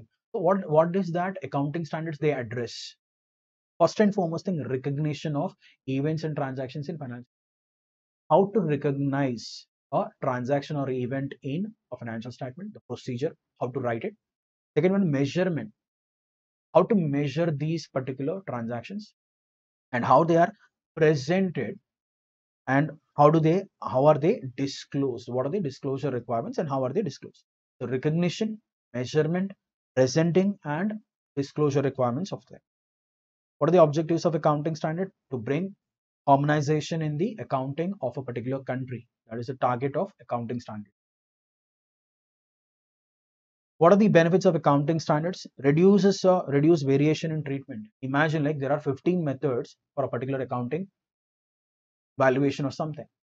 Standard says that approved are only 3. You are supposed to use only 3. The flexibility, that is, the accounting standard reduces the variation, or you can say that accounting standard, they reduce the flexibility in using the thing. Out of 15 methods, they say that only these 3 are approved. Follow only these 3. You have a choice of choosing only one out of these 3. That's it. Okay. Additional disclosure. Okay, maybe it is required at times. Standards, whatever you're disclosing is not sufficient. They may insist upon increasing the amount of disclosure. And facilities comparison, only when you are following these two, that is standards, when they are followed, when they are in place, it will give you the facility of comparing the thing, because when everyone is comparing, that is, the same business can compare its own past results to competing business in industry. They can compare when they are following the same accounting standards. The comparability increases when the standards are being followed. Now, though we are calling them a standard, still they will have their own limitations. What are the limitations? Difficulties in making choices between different treatments. Just now we have seen 15 are there. Out of 15, it says that only 3 are, what do we call this, approved. Then it creates a difficulty in choosing. Why? Because previously we have 15 in place. Standard says only 3. But one out of these 3, none of them are suiting your particular business. That is a problem. Restricted scope. The scope is the area. Okay. Whatever boundary previously you had, it is being compressed by standard. Standard says like be in a box, don't go out of box. And whatever we are calling it as box, whatever are there available in that, you are supposed to follow that. That is what standards do. These are the limitations basically. And let's see the next one, IND-AS, or what we call as Indian Accounting Standards. Now, what are these accounting standards? Indian accounting standards are explain the need for convergence, rather adoption of IFRS as global standards. So, international financial reporting standards in India, what we did is most of the countries they adopted IFRS as is, like the way they are. Global standards, these are global standards. But what we have done is instead of adopting them the way they are, we try to converge them into our standards, Indian accounting standards with IFRS convergence. Okay, so we call them as carve-ins and carve-outs. You'll be getting them in your next levels. Okay, so Indian accounting standards are there. We are comparing with the global standards, which are called as IFRS. Ours is better. We'll keep it. IFRS is better. Whatever good part that is not there in our standard, that will be absorbed. Or if IFRS is better, we'll make changes to our standards, and we are calling them as IND-AS. Okay. What is the significance of IND-AS? Global standards facility across the thing is like, global business. The businesses are not restricted to states and countries now. Business is all global now. So you should have accounting standards which are globally accepted. And for that purpose, you cannot, whatever we call as, do accounting for your global business based on your country's standards. So you need to converge them, you need to merge them with, or you need to match them with the international standards. For that purpose, we are, what we call is, going with this IND-AS, trying to bring a convergence between Indian accounting standards and IFRS. So we are done with what we call as Unit 6. In that, we'll be dealing with Unit 7, contingent assets and contingent liabilities. So what exactly are these contingent liabilities and contingent assets? According to AS 29, the term contingent is used for items whose existence will be confirmed only by the occurrence or non-occurrence of one or more uncertain future event, not wholly within the control of an enterprise. So AS 29 defines the word contingent, that is, existence of something when it is depending on occurrence or non-occurrence of a uncertain future event which is not wholly within the control of the enterprise, then those things are termed as contingent things. Okay, now let's see the first one, contingent asset. That is an asset which will be confirmed only upon the occurrence or non-occurrence of a future event which is not wholly within the control of enterprise. Okay, what is this contingent asset? A contingent asset is a possible asset. It is not even probable. It is possible, that arises from the past event. Something happened in the past. Because of that particular past event, the concern is expecting that they'll be getting an asset and whose existence is confirmed. The when this asset will become a confirmed asset to them is upon the occurrence or non-occurrence of one or more uncertain future events. There is a lot of ambiguity in happening or non-happening of these future events, and these things, whatever we are talking about uncertain future events, they are not wholly within the control of the enterprise. Okay, then we term that particular asset as contingent asset. So contingent assets usually they arise from unplanned or what we call as unexpected events. These things are to be what we call as taken as contingent assets. No recognition. First and foremost thing is these contingent assets will not be recognized anywhere in your books of accounts. Next, no disclosure. So if they are not recognized, if they are not recorded anywhere in the books of accounts, will they be disclosed anywhere in the financial statements? No. A contingent asset need not be disclosed in the financial statements. It is usually disclosed in the report of approving authority. So where do we find a contingent assets mention is, it will be there in the board of directors report, which will be laid by the board of directors in front of shareholders in a meeting called as AGM, annual general meeting. There will be directors report, there will be auditor report, there will be a directors report. In that directors report, they will be mentioning about this particular contingent asset. And continuous review. What is this continuous review? Is at the end of every financial year, they have to review and get a clarity as to what is the status of this contingent asset. For example, there is a suit, there is a case that is going on in a court of law, and this particular business is either plaintiff or defendant. What is that they are doing? Every year they have to review that, they have to ask the concerned law firm which is dealing their case, and they have to take a representation from them in writing saying that this is the status of the case as on 31st March so and so. Okay, so that is what continuous review is. For example, let's take an example. There is a pharmaceutical company, they were doing research on a particular medicine, okay, and this particular lab is not owned by this particular company. Okay, pharmaceutical company doing research in a third party lab, suddenly say they found a medicine, they came across something, it won't happen accidentally, but we are discussing a hypothetical situation. They accidentally found a medicine, a cure for some sort of disease. Now this lab and company, they are fighting over for the rights over that particular, whatever we call this, blueprint of medicine or whatever you're calling it as. So both these parties, they go to court of law, and accordingly based on facts of the case and the situation. The problem is this judgment, whatever will come, they don't have any control over it. When any business or plaintiff or defendant have a control over judgment, which will be given in a court of law or pronounced in a court of law. So that kind of situation. Let's see the second one. Define the term contingent liability. Explain how it is treated in accounting records and financial statements. Now, just now we have done contingent asset. Now, what is this contingent liability? When business has to pay, that is, there was a past event. First and foremost thing, there was a event which has occurred in the past. Because of that, there is a present obligation. Every year on 31st March, they have to get a clarity over what is the status of the case. Okay. So, how do they assess that? Look at the thing. A possible obligation that arises from the past event. What is this contingent liabilities? Possible obligation that is arising because of a past event. In the past, something has happened. Okay. And because of that, they are having an obligation. What is an obligation? Obligation means what? They may end up paying money, and existence of which will be confirmed only by occurrence and non-occurrence of one or more uncertain future events. So what are these? We are talking about judgments in a court of law. Now, judgment is something purely dependent on something called as evidences and all that, right? Not wholly within the control of the thing. Same logic applies. Contingent, whatever word is there, that is depicted here. Or look at the thing. A present obligation that arises from the past event but is not recognized because what is this possible obligation is, which is in a 50-50 state. That is, it may or it may not. And what is the percentage? Probability is 50-50. Next thing is present obligation. What is this present obligation is? It is more than possible. That is, let us say the intensity as 95% or 99% chances are there that this company will end up what we call as incurring a liability. A present obligation that arises from the past event. Something happened in the past. Because of that, today, as on 31st March, the company is under an obligation. And what is the status? Present obligation. What is its status? It is not probable that an outflow of resources embodying economic benefit will be required to settle the matter. That is, present obligation, which is probable. Understand the words possible as 50-50. Probable as more than what we call as 50. Let us put that on a scale, taking it as 95% or 99%.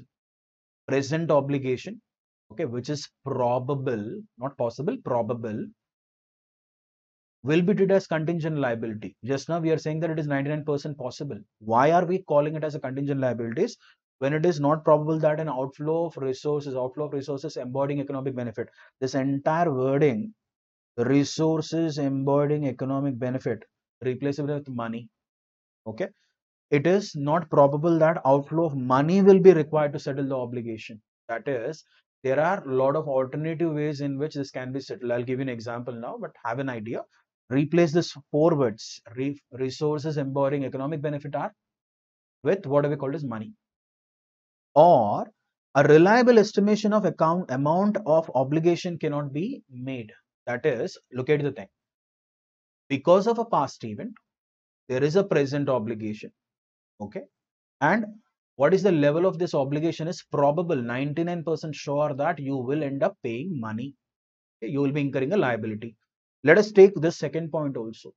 Instead of using not, let us take it as it is probable that an outflow of resources embodying economic benefit, money is required. But we cannot make a reliable estimation for accounts purpose. I need how much money is required to be paid. When I don't know the amount, how much amount is required to be paid, can I write that in my books of accounts? I need monetary measurement for writing it.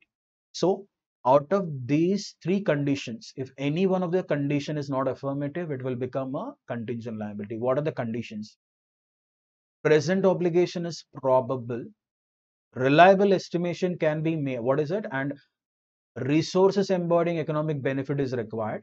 And I know with a reasonable certainty that this is the amount that will be discharged, or this is the amount that is required to clear the liability. Let us go with an example. Okay, I'll give you a what do we call this example, where there is a what do we call this, there was an accident in one of the what do we call this industrial unit, and some workers, they got injured during this particular accident. And obviously the worker union, they went to court claiming that this accident has occurred because of bad maintenance of machine. It is management's responsibility that they have to, yes, compensate the workers who have sustained the damage. And what is the what do we call this version of defendant is company is saying that no sir, the maintenance is absolutely perfect, and they got some what do we call this representations from technocrats and big companies which are experts in finding out, investigating whether there is a problem in the machine or not. And court accordingly, again they have what do we call this taken up the case. Okay. Now imagine, like, eventually from the books of accounts of this company, which is the defendant in that particular case, tomorrow morning, if it is proved in the court of law that it is purely because of bad maintenance of machine, the company has, the workers have sustained the damage, they will end up paying compensation to them. So imagine, like, 31st March 2023, as on that date, the status as per your law firm or your lawyers are saying that, sir, 99% sure that you will lose the case because all the evidences are against you. First thing. So that brings a what do we call as present obligation. They have to, on the date of balance sheet, 31st March 2023, you have a situation where there is a chance that you will end up paying. And what is the level? Probable, 99% sure.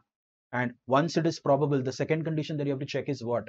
We have to check whether resources embodying economic benefit are required. That is it money that has to be paid, or do we have an alternative ways? What are the alternative ways? The company says that we will employ two of the family members from each of the workers' family, and we'll give them what we call this thing. If the workers are okay with it, they can go ahead with it, and company need not pay them anything. That can also be done. Next thing, imagine, like, money is required. Last condition, reliable estimation. Can you make a reliable estimation? Yes. As per Workmen Compensation Act or as per Factories Act, this is the compensation that will be awarded because there is a law which clearly calculates. There is a procedure in the law which says that this is a compensation that has to be paid. Then, okay, it becomes a provision. When all these conditions are affirmative, it becomes a provision as per AS 29. Any one of these condition is not affirmative, it becomes a contingent liability. Look at the thing here. Present obligation. Existence of obligation on the balance sheet date is considered probable. When do we call it as present obligation is? Look at the wording here. Probable. Close to certainty. Possible obligation. Existence of an obligation on the date of the balance sheet as which is not considered probable. So that is why possible and probable. Probable is more certain and possible is a 50-50 state where it may or it may not happen. Okay. Next, let us talk about the recognition. I hope I made it clear with an example. Recognition. An enterprise should not recognize a contingent liability in balance sheet. This is not a regular liability. Do not show this anywhere in the balance sheet. And you guys have already come across a contingent liability in your bills of exchange and promissory notes chapter while doing theory, where bill discounted with a bank is a contingent liability. Correct? Yes. Recognition, it will not be recognized anywhere. Will it be disclosed anywhere? A contingent liability is disclosed in the financial statements in the notes to accounts as per ES 29. So just a note will be made to the books of accounts, nothing more, nothing less, because it is not fulfilling any one of them or any two, or maybe may not be all of them. Okay?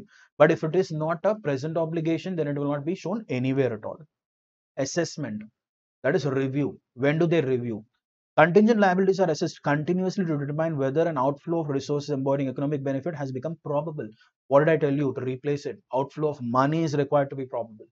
And if it becomes probable that an outflow of future economic benefits will be required to an item previously dealt with contingent liability, a provision is recognized in the financial statements, and we are talking about AS 29 provision.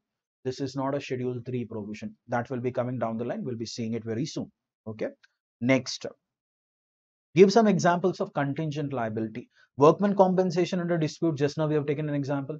Workman Compensation Act, it says that very clearly this is the amount of compensation that you have to pay based on time, service, and all that. A lot of calculations will be there. Uncalled liability on partly paid up shares. In company accounts, we have seen it. Claim against the company not acknowledged as debt. Arrears of cumulative dividend. Bills receivable discounted with bank. Just now we have discussed it. Guarantee given in respect of third parties. Now, what is the difference between this contingent liability and other normal liabilities? Whatever we write on balance sheet's liability side, what are they and how are they different from this contingent liability? Distinction between contingent liability and other liabilities based on the judgment of management. First one, basis of distinction, and always write a difference model of answer in 3 columns. Don't write blankly in 2 columns. Basis of distinction, meaning it is an obligation. What is the obligation?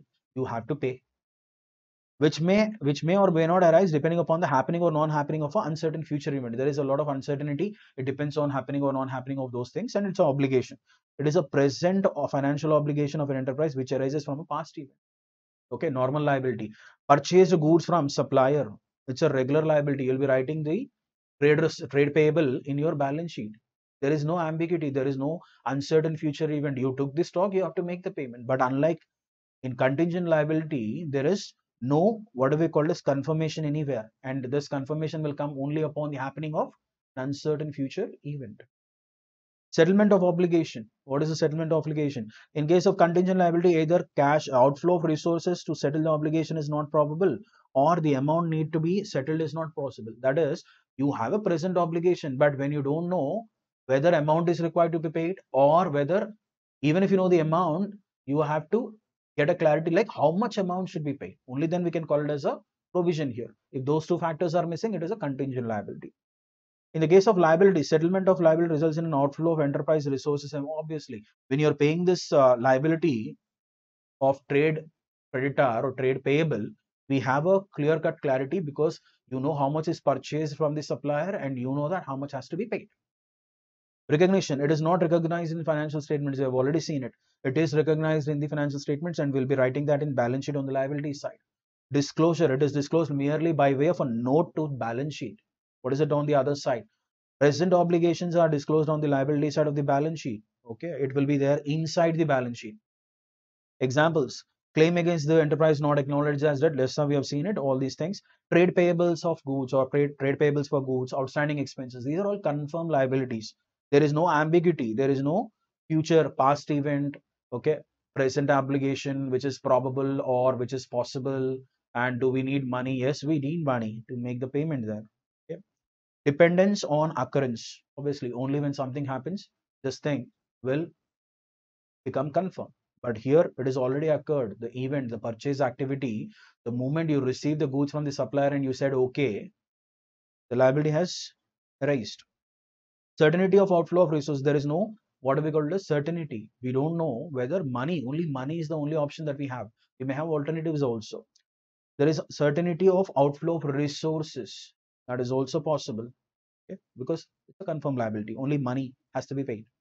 Measurement can't be measured with sufficient reliability. That is a problem. That is a reason why, since we are unable to measure the amount of liability, we are grouping it as a contingent liability. Can be measured with a sufficient reliability because you know well in advance that this is the amount that will be required to settle the obligation. Define the term provision. What are the conditions to be satisfied to recognize a provision? We are not talking about, yes, look at the thing. As per Schedule 3 of the Companies Act, provision means any amount written off or retained by way of providing for depreciation, provision for depreciation, renewal or diminution in the value of the asset, retained by way of providing for any known liability for which amount cannot be determined with a substantial accuracy. Now, the thing is, this is as per Schedule 3, where you are not clear with the amount, then we go for what we call as creating a provision as per Schedule 3. Provision for doubtful debts. You don't know how much amount will be lost in the form of bad debts.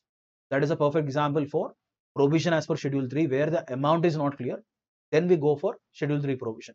Now, what is the story here? In case of AS 29 provision, the story will be different, where past event, there is a present obligation, and this present obligation leads to a probable outflow of resources embodying economic benefit, and you have a reliable estimation to make where you can clearly say that this will be the amount that will be required to pay. Then we create a provision as per AS 29. So there is a difference in provision word as per Schedule 3 and as per what we call as AS 29. Let us understand the differences here. Distinction between provision and contingent liability. Now look at the provision here. Provision is a present liability of uncertain amount which is to be measured reliably by using a substantial degree of estimation. But what is the other one? A contingent liability is a possible obligation that may or may not crystallize depending upon the occurrence and non-occurrence of one or more future events which are not wholly within the control of a thing. A provision meets the recognition criteria, okay, but this thing is not meeting the recognition criteria. That is the reason why we are not in a position to show that anywhere in the books of accounts. Provision is recognized when an enterprise has a present obligation arising from a past event. An outflow of resources embodying economic benefit is probable, 99% sure, and reliable estimation can be made. Here, what did I tell you? If three conditions are satisfied, it can be taken as a provision. You can show that as a liability, or you can put that as a liability in your balance sheet. What are the conditions? Present obligation as a result of past event, which is probable. Resources embodying economic benefit are required. That is, money is required to be paid. We don't have an alternative. And can you measure this money with a reasonable degree of assurance? Yes, I can calculate that with a reliable estimation. This will be the compensation that will be awarded by a court. Judgment will be pronouncing this particular amount to be settled as the compensation. Then I will write a provision as per AS 20. But what is the other side it is? Okay, there we don't have a, what do we call it as, though it is a present obligation. First thing is it probable? You have to check. No, it is not it is not probable, it is possible. Forget about it. Don't check the second two conditions. That is, money is required, or can we calculate the money exactly? Not required. Let us go with first condition is affirmative. Probable outflow. Okay. Probable. That is probable. But do we need money? Yes. Even second condition is affirmative. Third condition, can you make a reliable estimation? No. Again, it drops into what do we call this? Contingent liability only. Okay. Next. If the management estimates that it is probable that the settlement of an obligation will result in an outflow of economic benefit, it recognizes a provision in balance sheet. We write that as a obligation in what do we call this balance sheet? Provision for compensation, or provision for workman compensation. You write it. Only thing is you are waiting for the final verdict to come. As on the date when you took the representation from the law firm which is defending your suit in the court of law, they are very clear that you will lose the case. And they are very clear that this will be the compensation, because there is a law which specifies very clearly that in the event of so and so, based on the facts of the case, this will be the compensation that has to be discharged. In that event, AS 29 insists upon creating a provision in your balance sheet. But what is at the other side? If the management estimates that it is less likely that an economic outflow of what we call as simple money is required, it discloses the obligation as a contingent liability as a footnote to balance sheet. If it is probable, but money, is it required? They have a question mark. Or even if it is money, they don't have a clarity as to how much money is required to be paid. In that event, they will group it as contingent liability. Okay? So this is all about what we call as so nature of obligation. They gave you a self-study thing here. So nature of obligation, present obligation, possible obligation. Okay. Present is 99% confirm thing. Outflow of resources, probable or not probable. Probable is certain, 99. Not probable, replace it as possible. That is 50-50. Reliable estimation can be made. Only then we go for. So see the conditions here. What are the conditions that are to be affirmative? Present obligation as a result of past events. Outflow is probable and can be made. That is can be measured. Then it becomes a provision.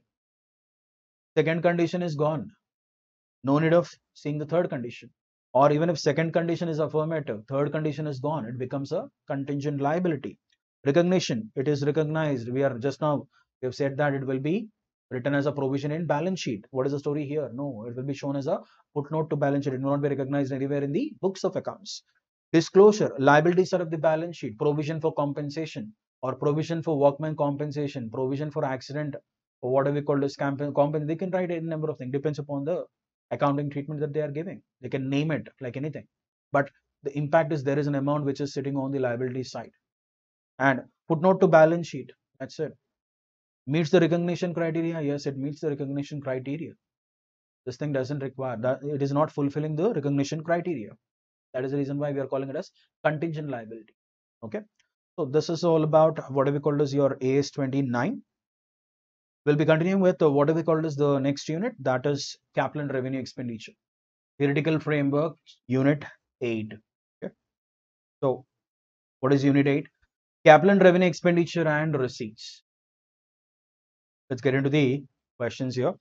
Define the term expenditure and show its classification. So every business will have a lot of outflow of money, and this outflow of money is divided into capital expenditure, revenue expenditure, and deferred revenue expenditure.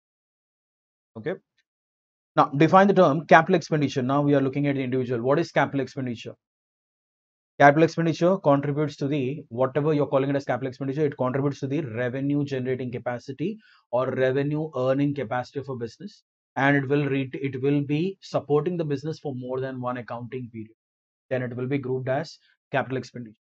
Any expenditure that helps business in generating revenue, and it helps the business in generating revenue for more than one accounting period, it will be termed as capital expenditure. That is purchase of assets, fixed assets, or we call them as tangible assets, okay, and intangible assets. These things, they help the business in generating revenue, first condition, and the second condition is they will be helping the business in generating revenue over a period of years, okay. And to improve the earning capacity, okay, usable condition, what are the other things is to extend, develop, or improve. First thing is acquisition of a fixed asset. Second one is extension or development or improvement to an existing fixed asset is also termed as capital expenditure. Improving the earning capacity, okay, by doing some expenditure, if it increases the revenue earning capacity of a business, it will be termed as capital expenditure. To bring the fixed assets into usable condition, that also amounts to capital expenditure. To acquire a benefit of enduring or long lasting nature, and increasing the capacity, efficiency, or lifespan of a existing asset will be termed as capital expenditure. Examples: purchase of fixed assets, cost of leasehold land and building, cost of purchase of goodwill, patents, trademarks, land, what do we call this? Yeah, all these things, intangible assets, cost of additions, extension to the existing building, installation expenses of machinery. Okay, these are capitalizable expenses. Whatever amount is incurred till the asset is ready to put to use will be termed as, yes. Cost of registration of building purchase, that is land registration expense, whatever you pay to the government, that will also be counted as a capital expenditure. Air conditioning of a non-AC theater. Previously it was a non-AC theater, now you have converted that into AC theater. Construction of second floor on the existing building. Whenever you are constructing something on an existing building, that will amount to capital expenditure. Cost of construction of a new building altogether will also be termed as capital expenditure. Now, what is the accounting treatment of capital expenditure? Where will you write all this? Okay, they'll be debited to the respective asset, okay, and they'll be shown on the asset side of the balance sheet. And expired portion of the capital expenditure will be transferred to profit and loss account in the form of depreciation. Okay, and unexpired portion of the capital expenditure continues in the balance sheet as asset. Okay, so purchase of a machine, over a particular period of time when it is depreciated every year, the amount of depreciation will be charged to the P&L account, and eventually one day this particular machine will become zero, and again it will be replaced. We have seen this particular thing in the depreciation chapter. Ultimate target of depreciation is to replace the asset or replenishment of asset. Okay? Next, what are these revenue expenditures? We should not be calling it as expenditure. Since it is given in ICM material, we are following the same wording here. Revenue expense, if it is only one, or it should be called as revenue expenses if multiple things are there. Okay. So revenue expenses or revenue expense is incurred to generate revenue for a particular accounting period. Unlike capital expenditure, which helps the business in generating revenue for more than one accounting period, revenue expenses or revenue expense will help the business only for a limited period of time. They will not have enduring benefit. Yes, they will not give enduring benefit to the business. Any expenditure which cannot be recognized as capital, it is very simple. If you can't group it as capital, it should be grouped as revenue item. To maintain a fixed asset, whatever repairs and maintenance cost of a fixed asset are there, they'll be termed as revenue. To maintain the productivity or earning capacity of a business, to carry out day-to-day conduct of operations or normal course of business, whatever amounts. Imagine, like, we'll be seeing a lot of examples here. Thus, revenue expenditure may be associated with the physical activity of the entity. So, examples: purchase of inventory, raw material or finished goods by a trader or a manufacturer; salaries, wages paid to the employees; stationery expenses; rates and taxes; insurance premium; all these things, what we have debited to, trading and profit loss account in our final accounts chapter. Now, what is the accounting treatment? Just now we have discussed. They'll be debited to the relevant expense account and they'll be closed in either trading account or profit and loss account, depending upon the nature. If they are direct, they will go into trading. If they are indirect, they will go into profit and loss account. It will not be shown in balance sheet because all these things, what we are talking about, revenue, are default and nominal accounts, and they will not find any place in balance sheet. It will be debited to trading account or profit and loss account. What are the factors to be considered in determining the capital and revenue expenditure? How do we bifurcate? How do I identify whether an outflow is a capital expenditure or a revenue expense? Okay. Explain the basic considerations in distinguishing between capital and revenue. How to bifurcate something as revenue, because at times there will be a situation where you are not in a position to judge whether it is capital or revenue. Then we'll be using these criteria to understand whether to call it as capital or to treat it as revenue. Nature of business. First and foremost thing, nature of business will tell you whether a particular item is capital or revenue. Okay. Imagine, like, there is a furniture dealer. Furniture dealer purchases furniture. Is it a capital expenditure or a revenue expense for him? Technically, furniture is stock for him, purchases for him. So that's a revenue item. Now, if the same furniture dealer, if he purchases a car for using it for what we call as commuting purpose, or let us take it as he purchased a computer for billing purpose, that will be a capital expenditure. Why? Because his intention is not to sell. Because based on the nature of business, when you are purchasing something, is your intention? Yes, the intention is either to sell it or to use it in business. So it depends purely on nature of business is the first factor to decide whether a particular outflow is capital or revenue. Next one is recurring nature of expenditure. This is the second criteria. That is, when a particular expenditure or expense, what is the frequency at which these things are incurred? Now, will a business purchase fixed assets every day? No. Will a business sell fixed assets every day? No. So, recurring nature, more recurring, there will be revenue. Less recurring, or they happen once in a year or maybe once in 5 years or something, they'll be called as revenue items. Okay. So, if the frequency of expense is quite often in an accounting year, then it is said to be expenditure of revenue, while non-recurring expenditure is infrequent in nature and do not occur often in an accounting year. Okay. So examples are whatever you're debiting to your profit and loss account trading thing, they are like, they occur repeatedly and all. Next one, purpose of expense. What is the purpose for which you are spending them? Expenses for repairs of machinery. They gave it the example here. Expenses for repair of machinery may be incurred in course of normal maintenance of the asset. Such expenses are revenue in nature. What is the purpose is just to maintain the asset in a normal working condition, or just to maintain the business day-to-day activity. Whatever you are spending, they'll be treated as revenue only. But on the other hand, expenditure incurred for major repairs of the asset so as to increase its productivity capacity is capital nature. That is, you have spent some money on an asset, and because of that, there is some sort of additional benefit, either in terms of productivity or in terms of life or something, then that can be grouped as, that can be called as capital expenditure.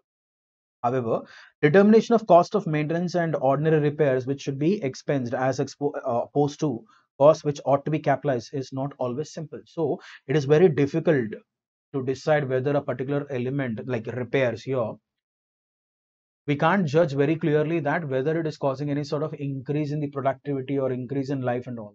So there will be a very thin line of what we call as difference between these two, and it will be very hard to judge whether it is a capital expenditure or a revenue expense.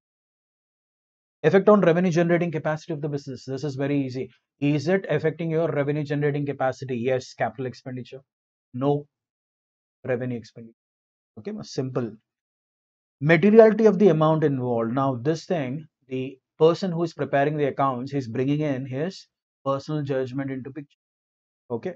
Relative portion of the amount involved is another important consideration in distinguishing between revenue. If the amount is small, usually it will be charged to, it will be taken as a revenue item, it will be charged to either trading account or profit and loss account.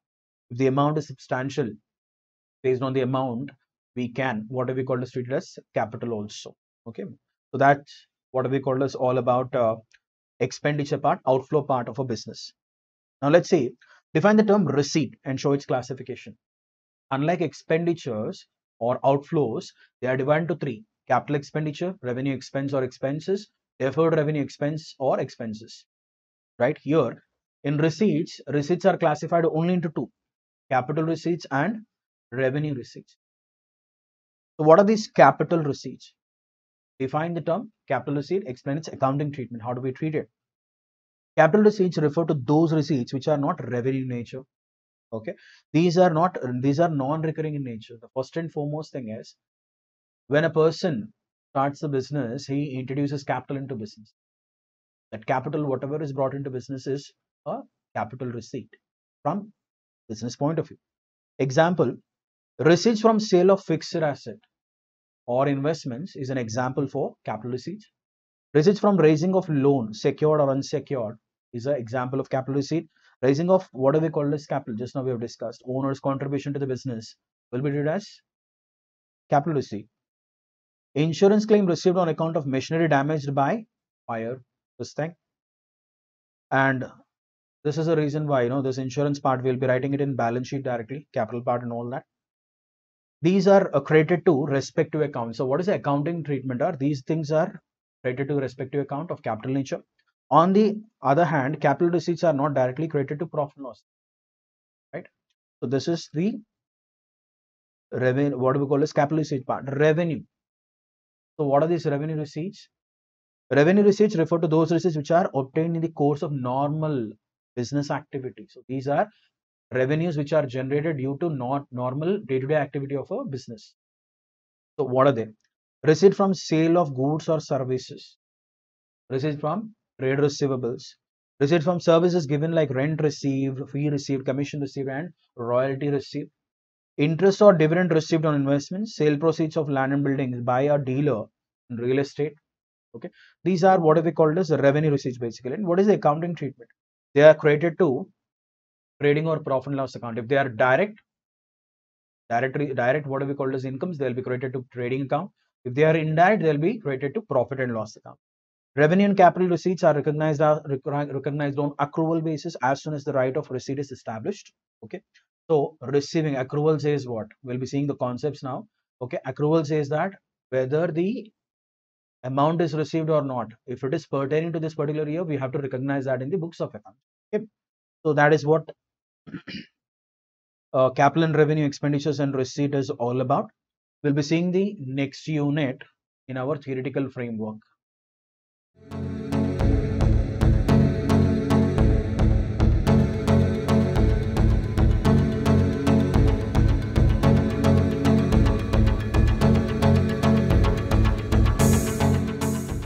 Chapter called as Consignment, chapter number 12 in our list. So what exactly is this consignment? What is the meaning of consignment and who does this consignment business? Okay, every manufacturer or wholesaler aims at maximizing profit. They want to earn profit. Business, the motive of business is to make profit. So now we are looking at manufacturer and wholesalers. In order to maximize their profit, what is that they have to do? They have to increase their sales. And in order to increase the sales, in order to do direct selling, they have two options. One option is start branches across what we call the state or across country and all that. Or the second option that is available with them is appointing agents in various areas. Okay. So opening branch, first option, is a very expensive option. Why? Because opening a branch requires a building. A lot of capital is required. Huge amount of expenses are to be incurred in order to run a branch. On the contrary, what is the alternative? The best alternative that is available is consignment is the alternative method. So what is the meaning of this consignment? Consignment means to consign, means send. Consignment means to send goods to an agent and asking the agent to sell it on our behalf. Okay. So the basic relationship between the agent and the what do we call as manufacturer and or the wholesaler is that of a principal and agent. Is driven by the contract of agency. Okay. And what is the consideration for the agent? The consignee, the commission. That is, if he sells the goods, he'll be getting commission. That is, whatever sales amount is received by him, out of that he will retain his commission, and any expenses incurred by him, he will render us the balance or he will remit us the balance. Okay. So consignment basically runs on commission basis. Parties in consignment, consignor is the sender, that is so called the manufacturer or the wholesaler who is sending the goods to the agent and asking him to sell on their behalf. Okay. And consignee, the agent who is receiving the goods and he'll be selling the goods as against commission. Okay. Now characteristics of this consignment, let us quickly run the characteristics of consignment. Ownership of the goods, that is property in the goods, remains with the consignor. Only the physical possession is moving from consignor to consignee. Consignee is not getting the title of the goods, or he will not become, or in fact he will never become the owner of the goods. They are only there in his physical possession. Okay. Usually consignee recovers all the expenses. Consignee will not pay anything, or even if he is paying anything for the purpose of consignment, he will be recovering the same from the consignor. It is also usual for the consignee to give an advance. So at times in some what we call as businesses, the consignee is supposed to give what we call as advance, and this advance will be seeing down the line. It can be a casual advance, that is advance given by consignee, and it will be in the form of security deposit. There will be a accounting treatment difference between them. Now, if there is any sort of what we call as commission, what is that we were talking about? Commission thing. Commission is the consideration that is moving from consignor to consignee. Consignee is working or consignee is selling goods on our behalf on the base of commission. And in this, we will have three different types of commissions. The first one is ordinary commission. If this is paid, okay, consignor will not get the protection from bad debts. So in order to protect himself from bad debts, when bad debts will come? When consignee sells the goods on credit basis and the amount is not recovered by him, the loss has to be borne by consignor. In order to avoid this loss, consignor gives a second commission or an additional commission called as del credere commission. Now, if consignee is receiving del credere commission, he will be responsible for bad debts. Okay. And we'll be preparing what we call as one consignment account separately for one consignment each. That is, we'll have multiple consignments. Imagine like I've got 6 agents, I'll have 6 consignment accounts, and every time whenever I send consignment, I'll be updating that particular consignment account. Okay, what is this pro forma invoice? It is a document which is sent by consignor along with the goods. Okay, and this particular document, it is pro forma invoice, it is not invoice. It will have the details of quantity, quality, price of the goods at which the consignee is supposed to sell them, and the price that is mentioned in this pro forma invoice is called as pro forma invoice price. Okay, and having received this pro forma invoice price, pro forma invoice, consignee will not become responsible, unlike in a what we call transaction of sale. When buyer is receiving a invoice, buyer technically becomes liable to pay the invoice, but this is pro forma, a model invoice. It doesn't make the consignee liable. Okay, just now we have discussed about advance given by the consignee and security deposit. What are these? We'll see that in the problems. Account sales. What is this document? This is a document which is sent by consignee to consignor. Okay, and having details of sales made by him during the year, expenses incurred by him on our behalf. Look at the thing. Consignee will not bear any expenses of consignment. He will pay the money and subsequently he'll take the amount out of the sale proceeds. Okay. All the expenses of consignment are to be borne by consignor only. Commission earned, unsold inventory, advance payments and adjustment of that particular advance and the balance payment to be made, and what will be remitted to him will be recorded here. Pro forma invoice, this is a typical model, a simple model of pro forma invoice that is shown here.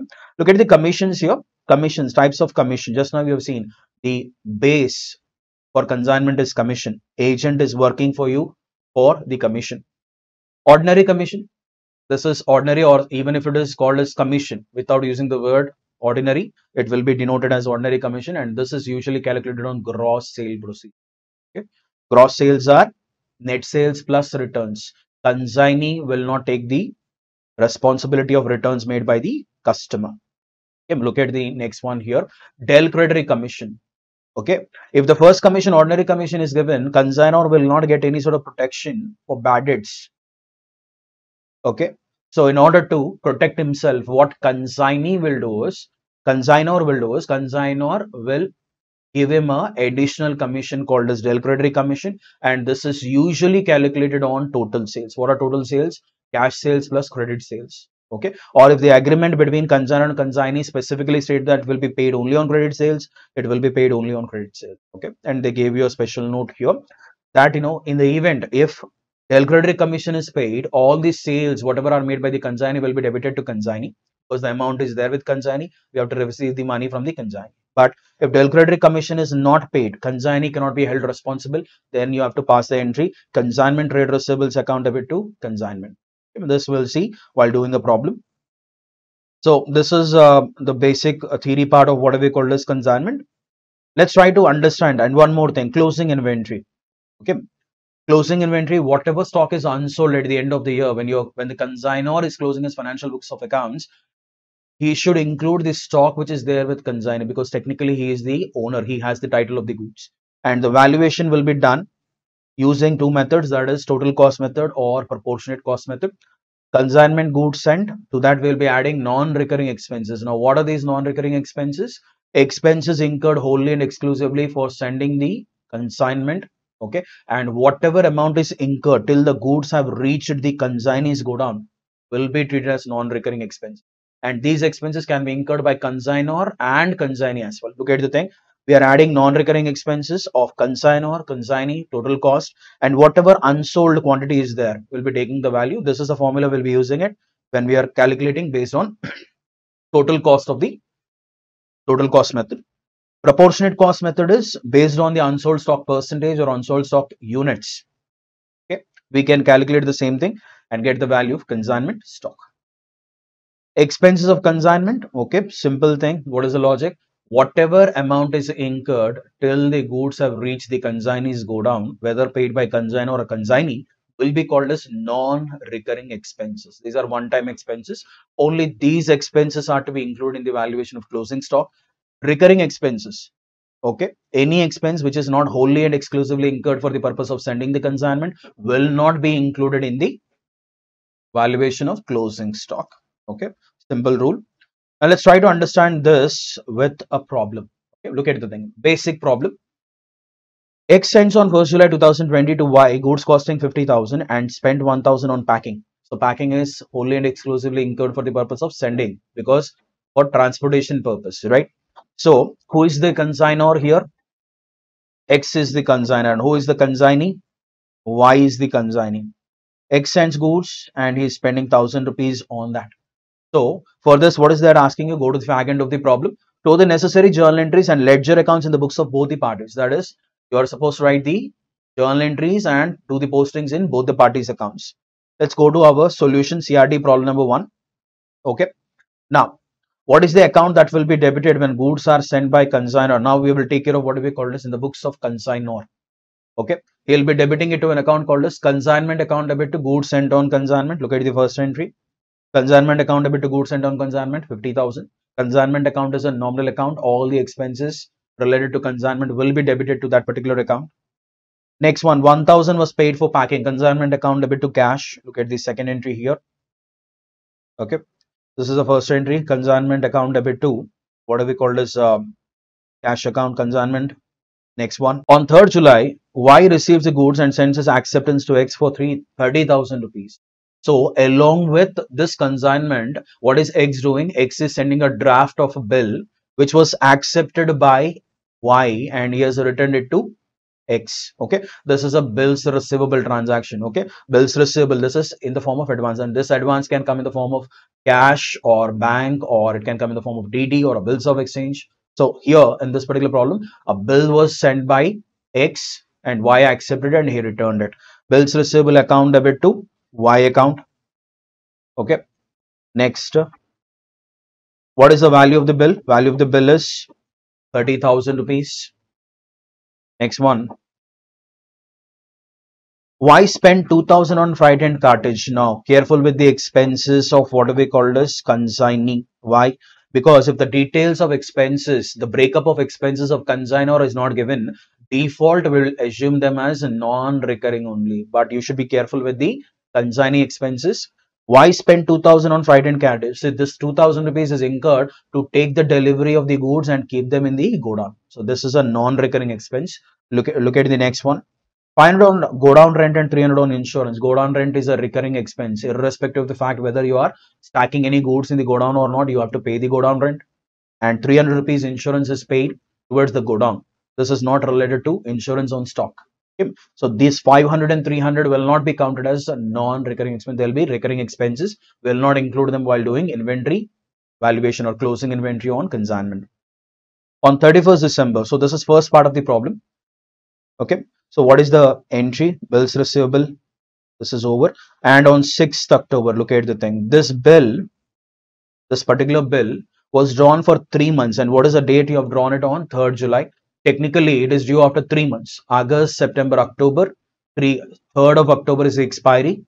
And 3 grace days. 4th, 5th and 6th. 6th of October, the bill is honored. If this was not honored, they would have given you the information in the problem. Okay. So this, don't forget to write that entry, very important. And next one, let's see the conclusion. On 31st December 2020, he has sent his account sales. Okay, just now we have seen the document along with the amount due to X. So even the due amount was sent, showing that 4/5 of the goods have been sold for 55,000. So what is the value of the consignment that was originally sent was 50,000. Out of this 50,000 rupees worth of stock, he sold 4/5. That is 80%. Okay, and at what value? 55,000. Now, for that, what is the entry? Who is having this money? Consignee. That is Y is having this money. Y account debit to consignment account. Okay. Y account debit to consignment account, 31st December, 55,000 rupees is the value. This is a sales entry. And what is the next thing? We have to pass the entry for this 2,800. 2,000 rupees towards freight and cartage. And 500 go down rent, 300, total 2,800 rupees. That will be debited to consignment account and credited to Y account. Look at the entry here. And bad debts part. Are they writing about bad debts here? Yeah, they have jumped into bad debts here. What is a bad debt story? But anyhow, we'll be writing an entry for 2,800 here. Look at the entry here. Consignment account debit to Y, 2,800. Okay. Now, let's go back. There is a problem here. What is the problem? Y was entitled to a commission of 10%. What is 10% on 55? Which commission is it? Only one commission, that is ordinary commission. Ordinary commission is given. This is the reason why the bad debts are to be borne by consignor X only. So 5,500 will be the commission amount. Look at the entry here. Consignment account debit to Y, 5,500. Okay. Next, one of the customer turned insolvent and could not pay 600 due from him. What is the commission that is paid? Only ordinary commission is paid. So when only ordinary commission is paid, the bad debts are to be borne by consignor. So debit will be given to consignment account, and this amount 55,000. We are writing the sales as 55,000, but the problem is Y has got only 54,400 rupees. Okay, why? Because there was a bad debt of 600. So consignment account debit to B account. This is the entry. Consignment account debit, sorry, consignment account debit to Y account. 600 rupees is the value. Y is the consignee here. Okay. Now, what is the next entry? So the necessary journal entries, we are done with the regular entries here. Now, what is the story? We have to do the calculation of consignment inventory.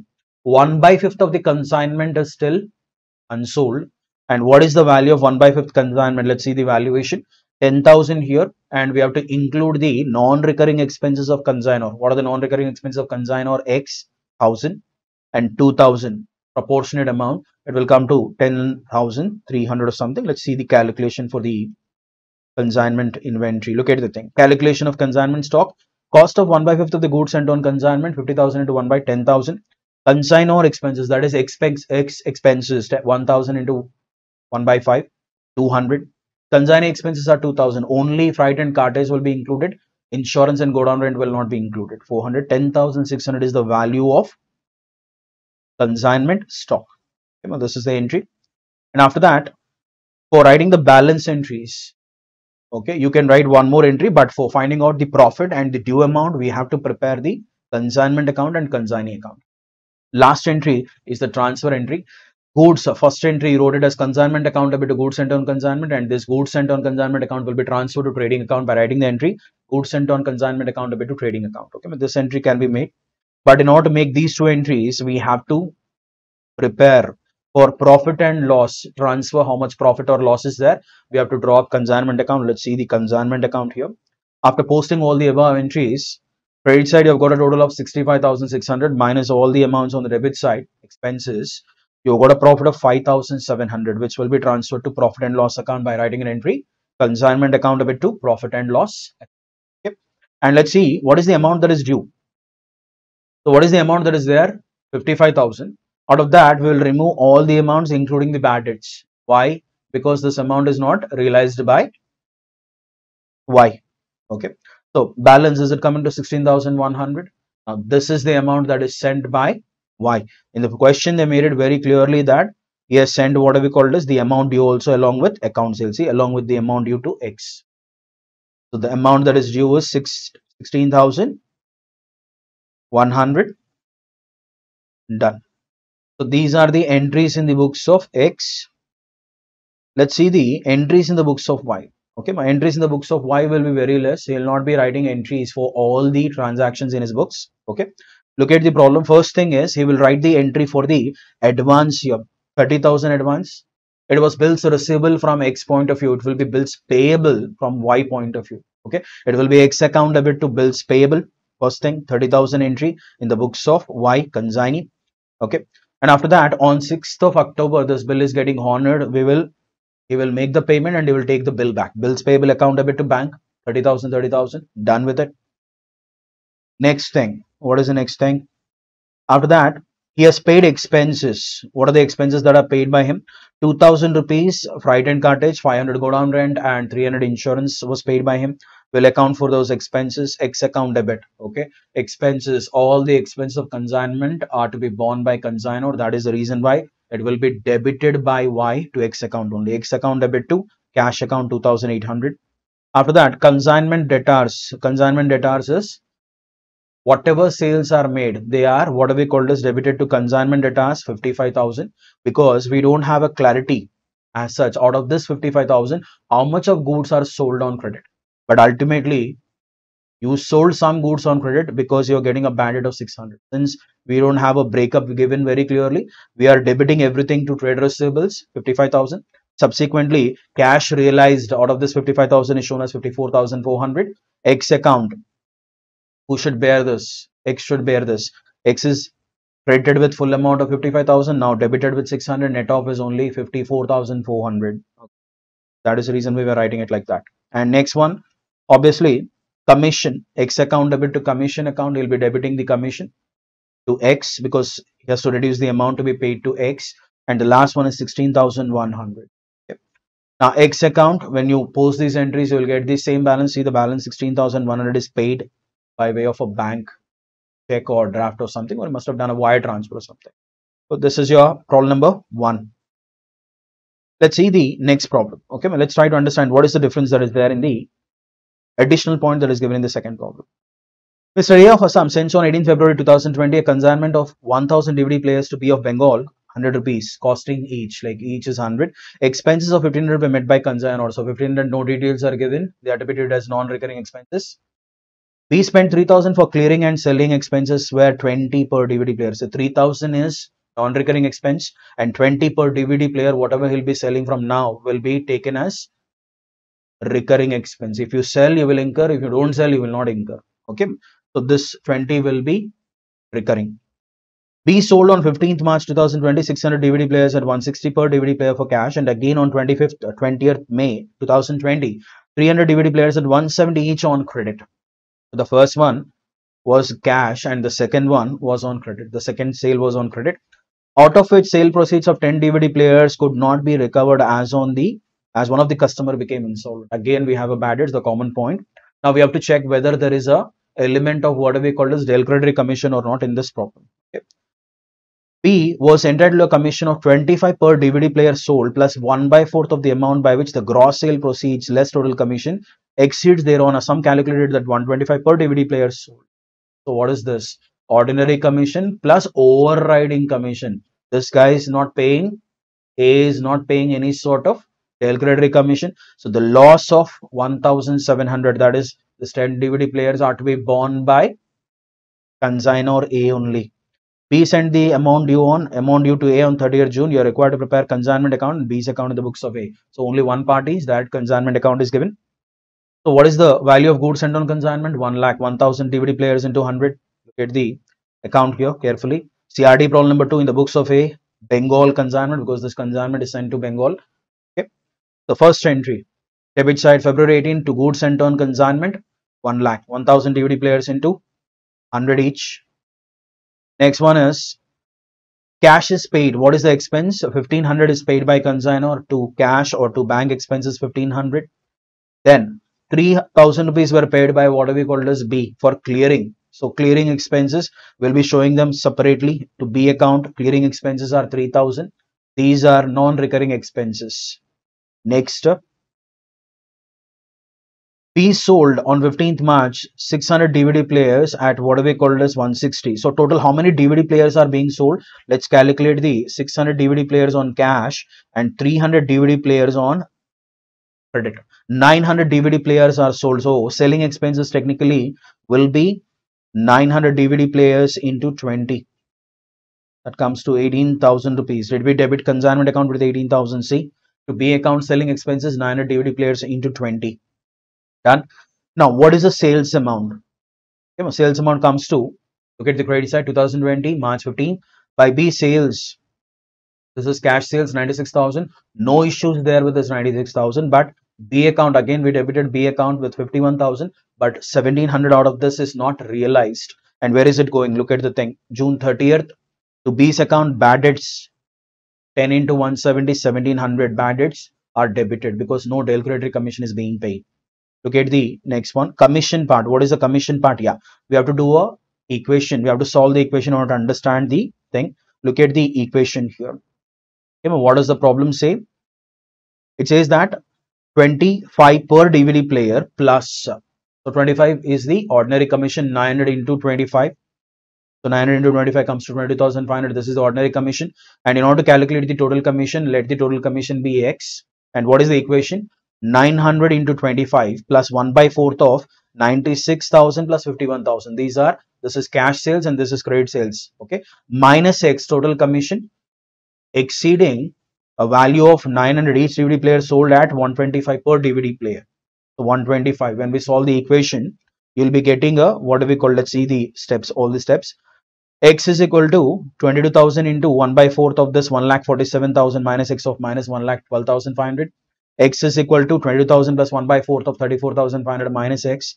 Now, X is equal to this value. Ultimately, you will get 1.25X coming to a total of what? 31,125. Where X, what is the value of X? X is equal to 24,900. Okay, and out of this 24,900, if you deduct what we call this 22,500, the balance excess over and about 22,500 will be your overriding commission. Okay, so what is it that they have done? Look at the calculation in the account here. To commission working note number 1, 24,900 is taken. So consignment account is over except for closing stock. How many DVD players are there with the consignee? 100 DVD players. 100 DVD players, and what are the non-recurring expenses? 1,500 were paid by consignor and 3,000 were paid by consignee. Okay, so 1,500 plus 3,000, 4,500, 10% of the consignment is unsold. Let's do the Valuation of consignment inventory. See this very simple calculation. 100 DVD players, 100 rupees each, 10,000. Proportionate expenses, 1500. 100 DVD players unsold divided by 1000 DVD players, 150 and 300 in case of this. 10,450 will be the value of consignment inventory which goes onto the credit side of your consignment account. Okay. By consignment account, 10,450. Confirm the amount. Profit is at 8,350 rupees. Credit side minus debit side. Right. Now, what is the next account that we have to prepare? We found out the profit on consignment. Now we have to find out how much amount was paid by B to A. Okay. So when we do the posting, first thing is sales part. Look at the debit side. Consignment account and consignment account sales are recorded here. Consignment account clearing charges, selling expenses, commission, bad debts. Balance is 99,400. This is the amount that is paid or payable. Does it say that it is paid already? Amount due to, yeah, B sent the amount due to. So what is the amount that is sent by him? 99,400 rupees is being sent by him, B, consigning to A by way of a bank draft. Okay, so this is our problem number 2. Now let's see. Now we are bringing a new complication. What is it? Abnormal loss. What is abnormal loss? Unexpected loss. Okay, we never had an idea that the loss will occur. The goods are not subject to something like damage, but because of external factors like accidents, earthquakes or fire or theft, there is a loss, and this loss can occur either in transit, that is before the goods reach the consignee's godown, or this particular abnormal loss may occur inside the godown of the consignee. The valuation will be similar to what we call as a closing inventory valuation. Take out the abnormal loss units, value them, add what we call as non-recurring expenses. If it happens in transit, only consignor non-recurring expenses will be added. If it happens in the godown of the consignor, we'll be adding both consignor non-recurring expenses and consignee non-recurring expenses. The same calculation procedure will be used even for this. Now, what is the unique point here is, if the goods are having insurance cover, and if any insurance is admitted by an insurance company, or if you have received any claim from the insurance company, it will be deducted, and the net of, still if any balance is there, that will be considered as net loss. Okay, must see this calculation here. So statement showing the calculation of abnormal loss during transit. If it happens in transit, cost price of the goods in transit, add non-recurring expenses of what? Consignor. That will be called as abnormal loss, and this will be gross abnormal loss. From that, when we deduct insurance claim admitted or received, the balance loss will be considered as net abnormal loss. This will go into your profit and loss account. This is in transit. And what is the new point that we will add if it is inside the consignee's godown or in the possession of consignee is, we'll be adding non-recurring expenses, if any, incurred by the consignee on these goods. That is the only additional point. Rest of the thing remains the same. Deduct insurance claim and the balance will be net abnormal loss. Now let's study this abnormal loss point in this problem number 3. Okay. Miss Raki consigned 1000 radio sets costing 900 each to Miss Geeta, our agent, on 1st July 2020. Miss Raki incurred the following expenses on sending the consignment. Write 7,650 non-recurring expense and shall be included for closing inventory or consignment inventory if anything is unsold. And insurance of 3,250. This is insurance, transit insurance. Yes, insurance taken on goods which are in transit, which are moving from Raki to Geeta. During transit, 50 radio sets were stolen. So this is the point of what? Abnormal loss. Okay, and we'll be doing the valuation for this abnormal loss also. 150 radio sets were in transit. One more thing. So out of 1000 radio sets, 50 were stolen in transit, 150 are in transit, which will be 150 will be counted as goods in transit and they'll be counted as a closing inventory. How many radios have reached Miss Geeta? Only 800 radios have reached. Miss Geeta received the delivery of 800 radio sets, clearly given here. An account sales dated 30th November 2020 showed that 750 sets were sold for 9 lakhs. So Miss Geeta is having only 50 radio sets in her possession.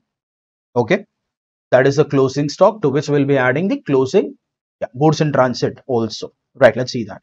An account sales dated 30th November 2020 showed that 750 sets were sold at 9 lakhs and Miss Geeta incurred 10,500 for carriage. So what is this 10,500? Carriages, again for local transportation, maybe she is taking the assistance and taking assistance of some transport vehicle and taking these radios to her godown. Okay. This is again non-recurring. Ms. Geeta was entitled to a commission of 6% on sales effected by her. Only 6%, which means that ordinary commission, no derogatory, no overridings are there. She incurred expenses amounting to 2,500 for repairing damaged radio sets remaining in the inventory. So out of 50 radio sets which were there in her godown, some of the radio sets were damaged and she got them repaired so that she can sell. Okay. And these expenses, can I consider them for closing inventory valuation? No, these are recurring expenses. Okay. Any expense incurred after the goods reach the consignee godown, after that, whatever you're paying, including these repairs, okay, will be treated as recurring only. Ms. Raki lodged a claim with the insurance company. So she has lodged for what? 50 radio sets which were stolen in transit and admitted at 35,000. Insurance company said that we will give you 35,000. Now we have to find out whether she has sustained any loss or not, and for that we will be doing valuations now. So consignment account and Ms. Geeta account in the books of Ms. Raki. Okay, we will see the solution, and whenever required we'll be seeing what do we call as the thing. Let's start off from the thing. What is the value of consignment? 9 lakhs is the value of consignment. CRT problem number 3 in the books of Miss Raki, consignor, consignment account. July 1st, goods sent on consignment, 9 lakhs. Okay, done. Next one is Miss Raki incurred the following expenses: 7,650 and insurance 3,250. Total comes to 10,900. Okay, that will be shown as what? To cash account, freight and insurance 10,900, and both these things are non-recurring. Okay, next, during transit 50 radio sets were stolen. Now let's do the valuation. This is in transit before the radios were received by Ms. Geeta. So we'll be including what?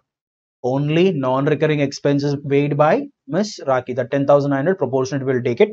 Let's see the calculation here. Okay, look at this. Calculation of abnormal loss. Cost price of goods lost during transit. 50 radio sets into 945,000 is the value. Plus proportionate direct expenses, that is non-recurring expenses incurred by consignor, 10,900. Just now we have seen it, 10,900 into 50 by 1000 radio sets, 545 rupees. Gross abnormal losses 45,545 rupees, and insurance company admitted a claim of what we call as 35,000. So net loss sustained by Ms. Raki is 10,545. Okay, and where do we show this? We will show that in consignment account, credit side. Look at the thing here. Okay, don't write it as bluntly by abnormal loss. Abnormal loss, gross abnormal loss should be divided into two parts. How much of claim is admitted and how much of loss is actually sustained. So insurance claim admitted is 35,000 and profit and loss account abnormal loss net part will be transferred to that. Okay, right. Done with it. Let's follow the problem here. 150 radio sets were still in transit. This will be counted as inventory. We'll be adding it to the inventory. We'll come back to this point later while doing the inventory valuation. Okay. Ms. Geeta received the delivery of 800 radio sets, and account sales dated 30th November 2020 showed that 750 radio sets were sold at 9 lakh rupees. Sales part, consignment account credit side, I'll be writing it as by Geeta. Okay. By Ms. Geeta, sales part 9 lakh rupees here. Done. Next one. Ms. Geeta was entitled to a commission of 6% on sales effected by her. So only ordinary commission of 6% on 9 lakhs comes to 54,000 rupees. Look at the calculation here. Is it 54,000? Yes. They have included all the other things also. Okay, 54,000 as of now. We have calculated this part. Commission part is 54,000. Okay. Now, after that, they gave us what? She incurred expenses amounting to 2,500 for repairing the damaged radio sets remaining in the inventory. Okay. Apart from this, 10,500 rupees, whatever she has paid, she has also paid 2,000. Total expenses are 13,000. But out of that, 2,500 paid for repairs will not be counted as non-recurring, but it will be debited. See the thing, carriage, non-recurring expense, repairs, recurring expense. Total 67,000 rupees were spent by Geeta for the consignment thing. Okay, for the purpose of consignment. Now let's see the next one. What is the next one? The repairs part is over. Ms. Raki lodged a complaint. We have taken care of this. What is the next valuation that we have to do is we have to take care of the consignment inventory, and this problem has got consignment inventory divided into two parts. in hand and in transit. Okay, what is the valuation procedure? Look at the thing. Calculation of goods in transit. These things have not reached the consignee, Miss Geeta.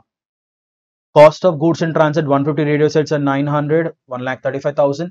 Proportionate expenses which are paid by Miss Raki 10,900 into 150 by 1000 radios 1,635. Total comes to 1,36,635. This is goods in transit, consignment inventory, one part of it. And what is the other part? The stock that is there in the possession of Miss Geeta. Cost of unsold radios, 50 radio sets are sold at 945,000. Proportionate direct expenses incurred by consignor, 10,900 into 50 by 1000. This is easy. Careful with the second part. 10,500 expenses are paid by Miss Geeta on 800 radio sets, not on 1,000. Okay. 656 rupees. Total comes to 46,201 rupees. Done. So this is what will be showing in our, what do we call this, consignment account as consignment inventory here. Look at the thing, credit side. By consignment inventory, clearly in hand 46,201, those 50 radios, and in transit 1,36,635, which are in transit. 1,82,836 is the consignment inventory. Okay. Now, do the total. Credit side total check, is it coming to 11,28,381? Less all the amounts on the debit side. Confirm the profit amount as 1,50,481. Done.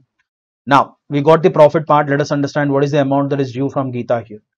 Total 9 lakh sales are there with Geeta. 9 lakhs amount is there with Geeta. Out of that, she'll be deducting what?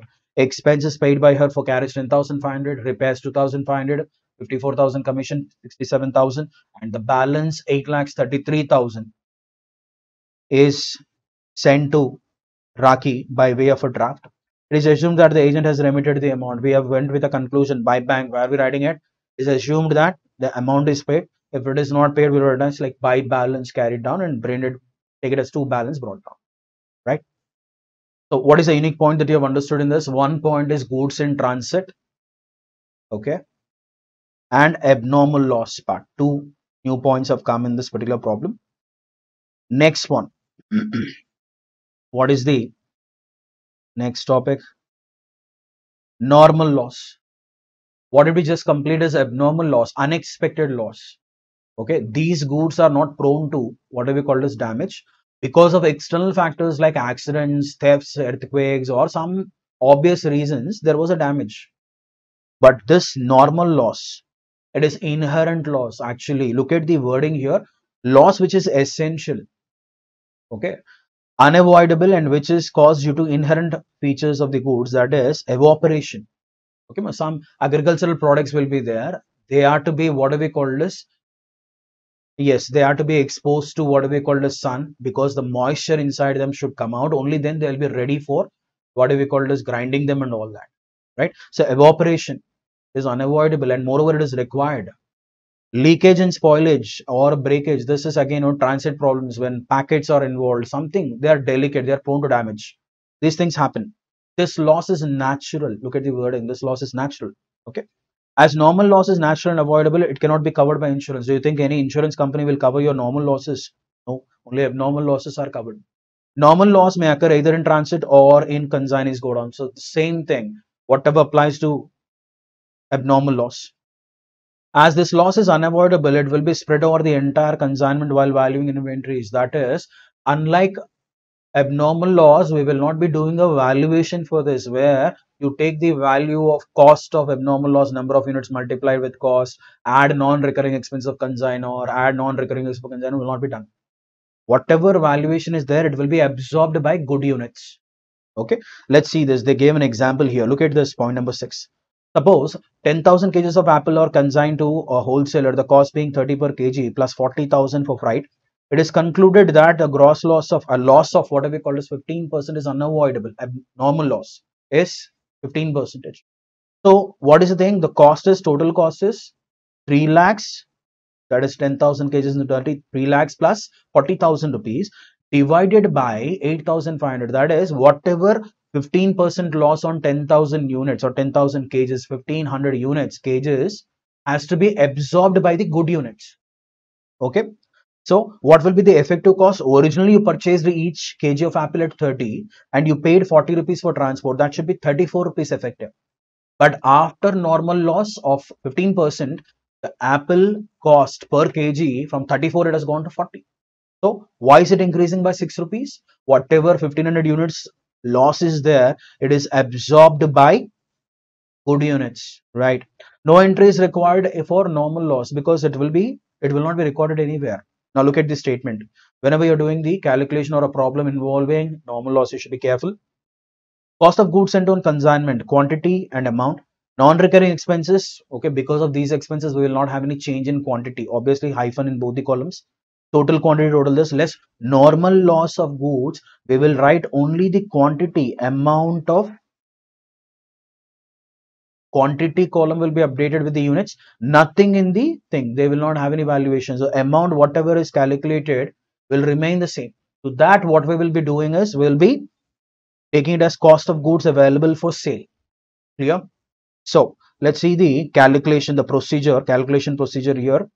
Cost of closing inventory, cost of the goods available for sale divided by total quantity of goods into quantity left in the godown, that is closing inventory. Okay. Now we'll see this normal loss point in CRD problem number 4. Look at CRD problem number 4. Raj of Gwalior consigned 15,000 kgs of ghee at 30 per kg to his agent Siraj at Delhi. So this is an oil, basically ghee is a liquid, and obviously it is coming in what? Containers or in packets and all that.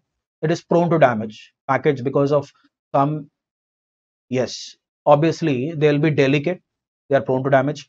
He spends rupees 5 per kg as freight and insurance for sending the ghee to Delhi. 5 rupees per kg, 30 plus 5, 35 rupees per kg. On the way, 100 kgs of ghee was lost due to leakage. What is the reason? Leakage expected. And this, can I consider it as abnormal? No, it is normal, right?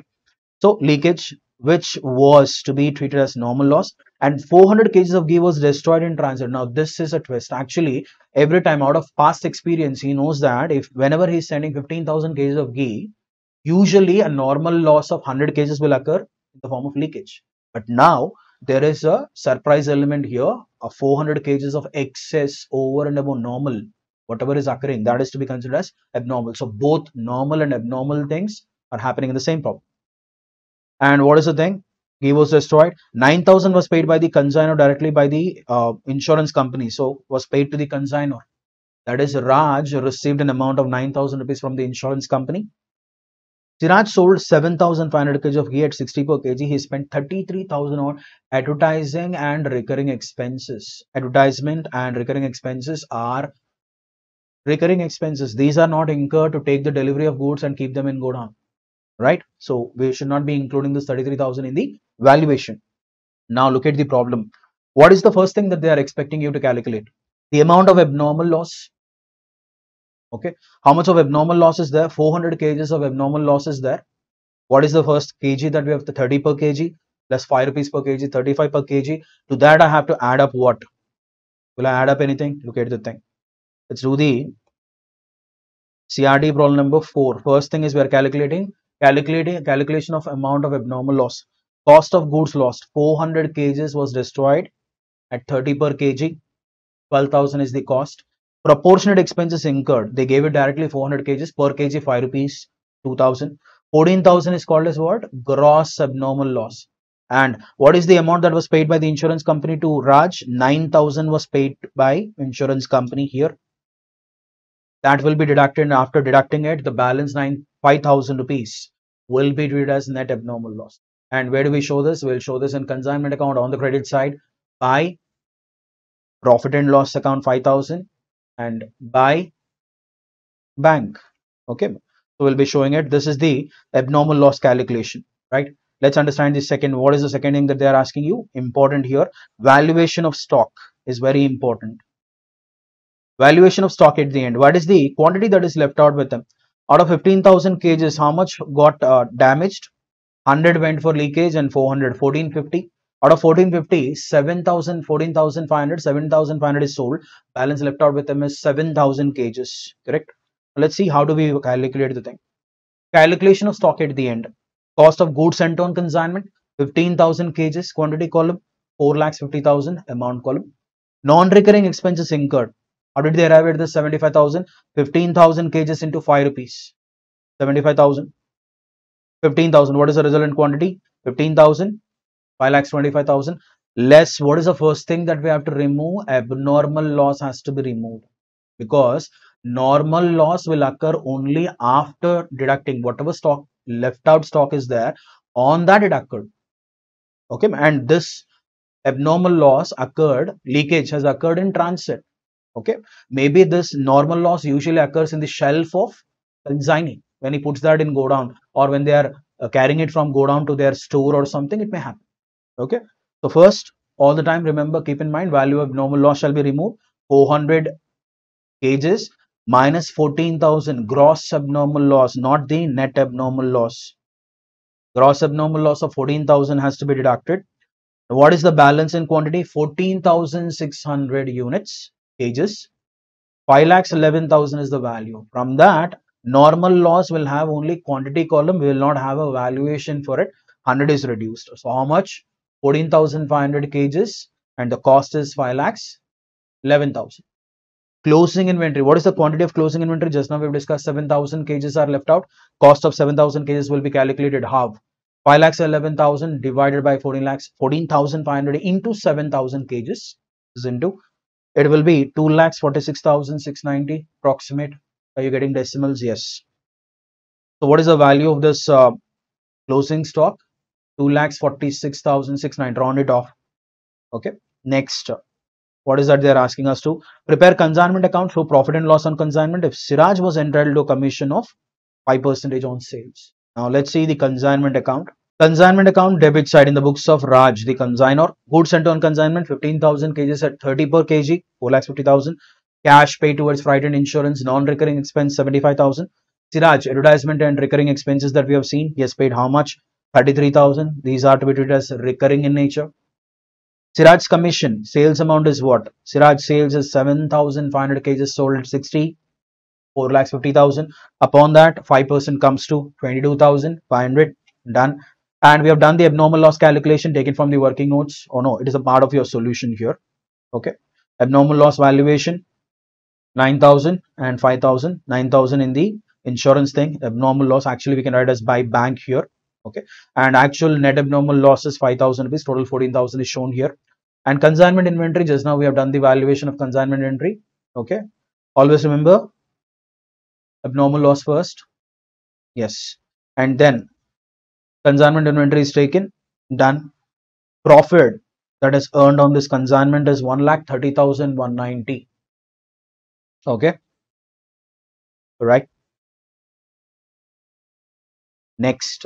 So this problem is important, and what is a new thing that we have learned in this problem? Abnormal loss. Okay, abnormal loss and normal loss together in the same problem. Next, let's go with the next one. Let's see the next problem. Now, invoice price. All this time we were looking at problems based on cost. We had only one amount, that is, what is the cost at which the consignor will send the goods to consignee, right? What is this invoice price? If you remember, consignor is sending a document called as proforma invoice, in which he is mentioning the details, description and price. That price which is mentioned in the proforma invoice is called as proforma invoice price, and usually this price will be more than the cost that is incurred by the consignor to buy them. Okay, so what is that? He is adding a secret profit. Okay, the difference between invoice price and cost is called as loading. Originally purchased at 1 lakh, will he sell that at 1 lakh? Obviously not. He'll be selling it at more than, and he'll be asking, imagine if this 1 lakh is sent to the consignee, he'll ask him to sell it at 1,40,000 or 1,60,000 or something. So that extra whatever is added on the cost is called as loading, and the price whatever we are arriving, it is called as invoice price, and it is mentioned in the proforma invoice, the document which is going along with the vehicle, okay, in which the dispatch is going. Look at this. Let's see this invoice thing. Ajay of Bombay consigned to Vijay of Delhi goods to be sold at invoice price, which represents 125% of cost. The problem is giving you a hint that 100 rupees if it is the cost, this guy Ajay has added 25 rupees to it, and made it 125. 25% profit is added on cost, which is 20% on sales. Vijay was entitled to a commission of 10% on sales at invoice price, up to invoice price, and 25% of any excess realized over invoice price. That is, he is getting a overriding commission of 25% on the excess sales. The expenses on freight and insurance incurred by Ajay were 10,000. Non-recurring expenses paid by consignor. The account sales was received by Mr. Ajay, showing that Vijay has affected the sales aggregating to 1 lakh. Okay? And this 1 lakh is what? Represents or respect of 75% of consignment. That is, 25% is still unsold. Okay, is it 25%? No, 15%. How? We will see. His selling expenses to be reimbursed were 8,000. Selling expenses, these are recurring in nature, will not be bothered about them. 10% of the consignment goods of value 12,500 were destroyed in fire at Delhi Godown. Now there was an abnormal loss, there was a fire accident, and 10% of the stock, whatever was received, and this thing happened in the Delhi Godown. That is, who is there in Delhi? Vijay is in Delhi. So Vijay, let's complete the problem. Delhi Godown. Vijay remit the balance in favor of Ajay. Prepare consignment account and the account of Mr. Vijay in the books of Mr. Ajay along with necessary calculations. Right. Now, do you see something called as goods sent on consignment given in the problem directly? No, they are giving us a hint here. What is the hint? They are saying that 12,500 is the value of stock that is destroyed at Delhi Godown, and this thing represents 10% of invoice price. Now, if 10% happens to be 12,500, obviously when I reciprocate it, I'll be getting 1,25,000 rupees, isn't it? 1,25,000 rupees to be my invoice price, and this 1,25,000 represents 125% of cost. If 1,25,000 represents 125%, what is 100%? 1 lakh.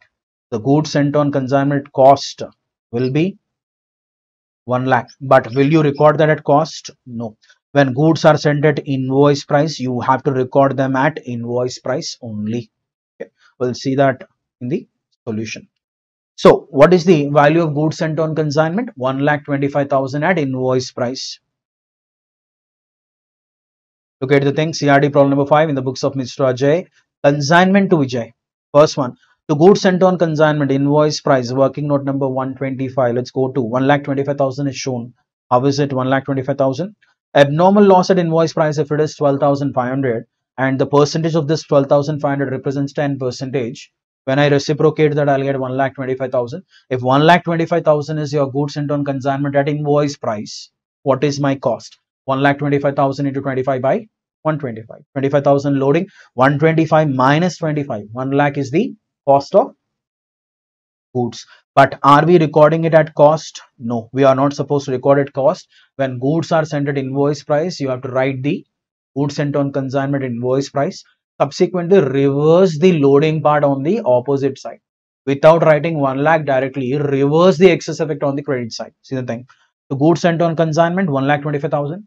And immediately on the credit side, buy goods sent on consignment, loading part, whatever we calculated, 25,000 rupees. So technically it has come to 1 lakh. Okay. Now, later part of the story, Vijay was entitled to a commission, and what is the sales part? 1 lakh is the sales part. Expenses. The expenses on freight and insurance incurred by Ajay were 10,000. We'll be writing it as to bank 10,000 rupees. Non-recurring expenses paid by Ajay for sending the consignment. The account sales was received and 1 lakh is the sales value by Vijay. Sales part is 1 lakh. And what are the expenses of Vijay? 8,000 was paid by him. To Vijay expenses 8,000. Commission part, we have to calculate the commission. Okay, that we will do. And that's it. Yeah, abnormal loss part.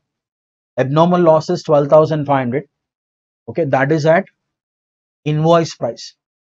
Abnormal loss should always be valued at cost. Should not be valued at invoice price. Look at the calculation here. Value of abnormal loss. Abnormal loss at invoice price 12,500.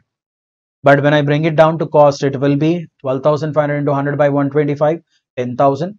Proportionate expenses of Ajay, 10,000 into 10% because 10% of it. 1,000, 11,000 rupees. And did they give you any information of any insurance claims being made? No. no insurance is being taken, the entire amount will be treated as a loss. It will be taken as abnormal loss. You can write it as by profit and loss account. It will be debited to P&L account completely. Okay. That is in working note number 2. And what is the next thing? Closing inventory has to be taken care of. How much closing inventory is there? Okay, 15% of closing inventory is there. Why? Out of what we call as 100%, 10% abnormal loss. Left out is what? 90. Out of 90, 75 is sold. If 75 is sold, balance left out is 15. Okay. Let's see the closing inventory valuation. See the closing inventory valuation. Ajay's basic invoice price of consignment is 1,25,000. Now is it calculation of closing stock? Yes. So 1,35,000. Out of that, what is that we are taking? We are taking 15%. Look at the calculation of loading and closing stock. 1,35,000 out of that 15% is left out. 20,250 will be taken as closing stock at invoice price. This is at invoice price. But we have to remove. Closing inventory should be valued at cost or net realizable value, whichever is lower, but you are valuing it at what? Invoice price, which is 20% more. So what does that do? Loading and closing stock. 25,000. What is this 25,000? Loading amount into unsold stock percentage. 3,750 will be the loading. Okay. So where is that we are writing the loading here? Reverse the loading on the debit side. Consignment account debit to stock reserve. Okay. Or inventory reserve, stock reserve, 3,750. Simple. Take your loading part, 25,000, and multiply it with the unsold stock percentage. 15% will get the loading. Done. Consignment account is over. Commission part.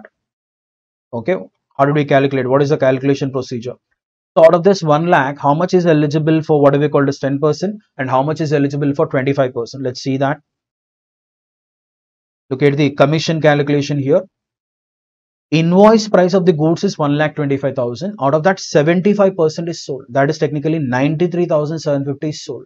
So if the original sales amount is 1 lakh and 93,750 is invoice price, excess 6,250 whatever is there, that is the price at which consignee sold it over and above the invoice price. Okay, so technically 93,750 is eligible for 10% and balance 6,250 is eligible for 25%.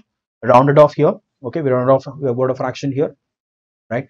So total comes to 10,938. Ordinary commission is 9,375 and overriding commission, not calculated commission, overriding commission is 1,563. That we will transfer to Vijay, commission account. Done. Now calculate this. I think we have a loss in this problem. Are we getting a loss of 1,438 rupees? Now let's calculate what is the amount that is due from Vijay. Consignment sales are 1 lakh. Out of that, expenses, his recurring expenses were there 8,000. Commission was 10,938. Just now we have calculated 81,062 rupees. This is the balance. And what is the assumption that we're taking? Is it given in the problem that it is remitted? Vijay remitted. Look at the last words here. Vijay remitted the balance. So it will be by bank. Amount of 81,062 is received by Ajay. Now let's see one more problem. This is a general problem. Okay, be careful with this problem because there will be a scope of a lot of confusion in this particular problem. Vikram Milk Foods Co. Limited of Vikrampuri sends Sundar Store, Sonpuri, 5,000 kgs of baby food packed in 2,000 tins of net weight of 1 kg. So denominations, they are sending tins and what is it? Packets. 2,000 tins of 1 kg is 2,000 kgs, 6,000 packets. Okay, this is 6,000 packets of a net weight of half kg for sale on consignment basis. Total comes to 3,000 plus 2, 5,000 kgs, right? The cost price and the selling price of the product are given here. Then the consignee's commission was fixed at 5% on selling price. Okay. Now, cost of 1 kg tin is 10 rupees and selling price is also given. Okay, 15. That's like invoice. You can take it as invoice price. Half kg packet, 6 rupees is the cost, 7 rupees is the selling price, right? The consignment was booked on freight to pay basis. Now, what is this freight to pay basis is? Consignee will take the delivery, consignee will make the payment of, right, and subsequently he'll take the reimbursement. Consignee will never bear the expenses. It will be charged again to consignor only. Okay, and it has come to 2% of selling value. That is selling price. These things, selling value has to be taken as the base for calculation of what? Right. One case containing 51 kg tins was lost in transit and the transport carrier admitted a claim of 450. There was an abnormal loss. Okay, there was a theft because of some reason. One tin in which 50 kgs, one tin of each 50 kgs, technically it is 50 kgs, was lost, and we have to do the abnormal loss valuation and we have to see whether we have any net loss and all that. At the end of the first half year, the following information was gathered from the account sales sent by the consignee. Sale proceeds 1500 1 kg tins. So out of this, 2000 tins, 1500 tins were sold. Out of how many tins? 50 tins are gone. 1900 950 tins. Okay, we'll see the valuation while doing the problem. 4000 packets were sold. Store rent and insurance. This is a recurring expense. Find out the value of closing inventory on consignment. Show the consignment account, consignee account in the books of Vikram Foods. Assuming that the consignee has paid the amount due, account is settled. Let's see this problem. First one, what is the value of goods sent on consignment?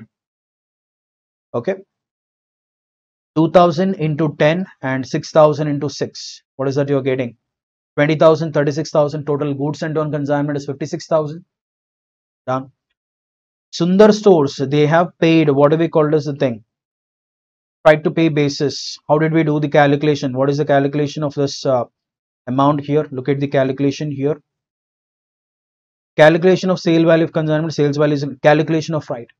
Freight at the rate of 2% of above on sales will be 72,000 into 2%. What is the 72,000? 2000 tins were sent, 15 was the sales value, right? Selling price was what? 15, and 6,000 half kg tins, 42,000.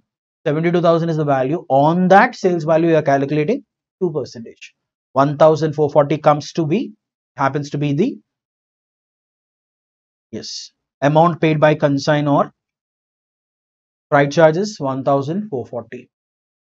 Okay, and apart from that, these are the expenses of consignee. These are not paid by consignor. Okay, rent and insurance, commission calculation, will take care of it later. Next, sales information is given here. Okay, and look at the story here. What is the sales? Sundar stores, 1500 tins into 15 rupees per kg, 4000 packets at 7 per kg, 50,000, 250. This is sales information. There we are calculating based on this 1440 is arrived on what?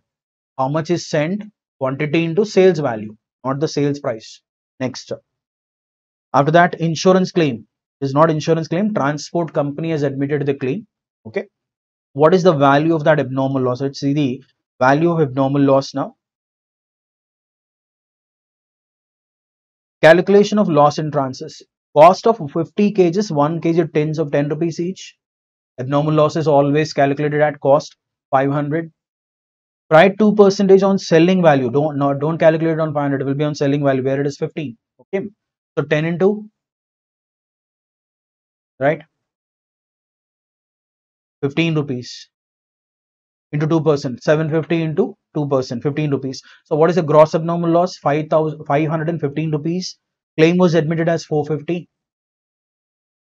Net abnormal loss happens to be 65. How do we show that in our consignment account credit side? By insurance claim 450 and by profit and loss account. They have sustained a loss of 65 here. Done. Okay. Now what is the rest of the thing? Inventory. How much inventory is there? Careful with the inventory calculation. Okay. Now let's see the inventory calculation in this. Calculation of inventory at the end. 450. Out of 2000, 1500 is sold and 50 are lost in transit. 450 into 10, 4,500. Selling value. Why are we writing selling price? Because we have to add up 2% of selling value here. 2000 half kg package 6 each.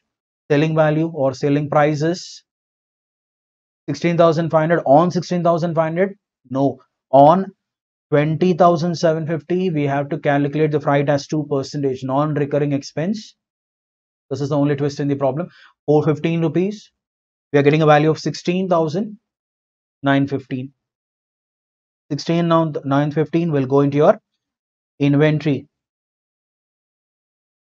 Done. Do the calculation and tell me the profit part. Profit is at 7,365 rupees. Right, let's see the Sundar Stores account. What is the amount that is there with the consign or sales value? You see this? He has got an amount of 50,500 with him. Out of that, what is that he will do? 50,500. He will take care of, right, 1,440 is paid by him. We will be deducting it. Rent and insurance 600. Commission just now we have calculated. Okay. What is the commission calculation? Commission is taken as what? Flat. How much percentage is entitled to? 5%. 5% of selling price. Okay. Directly taken on 50,500. That comes to 25. 2,525. Done. Balance 45,935. Okay. So this is it.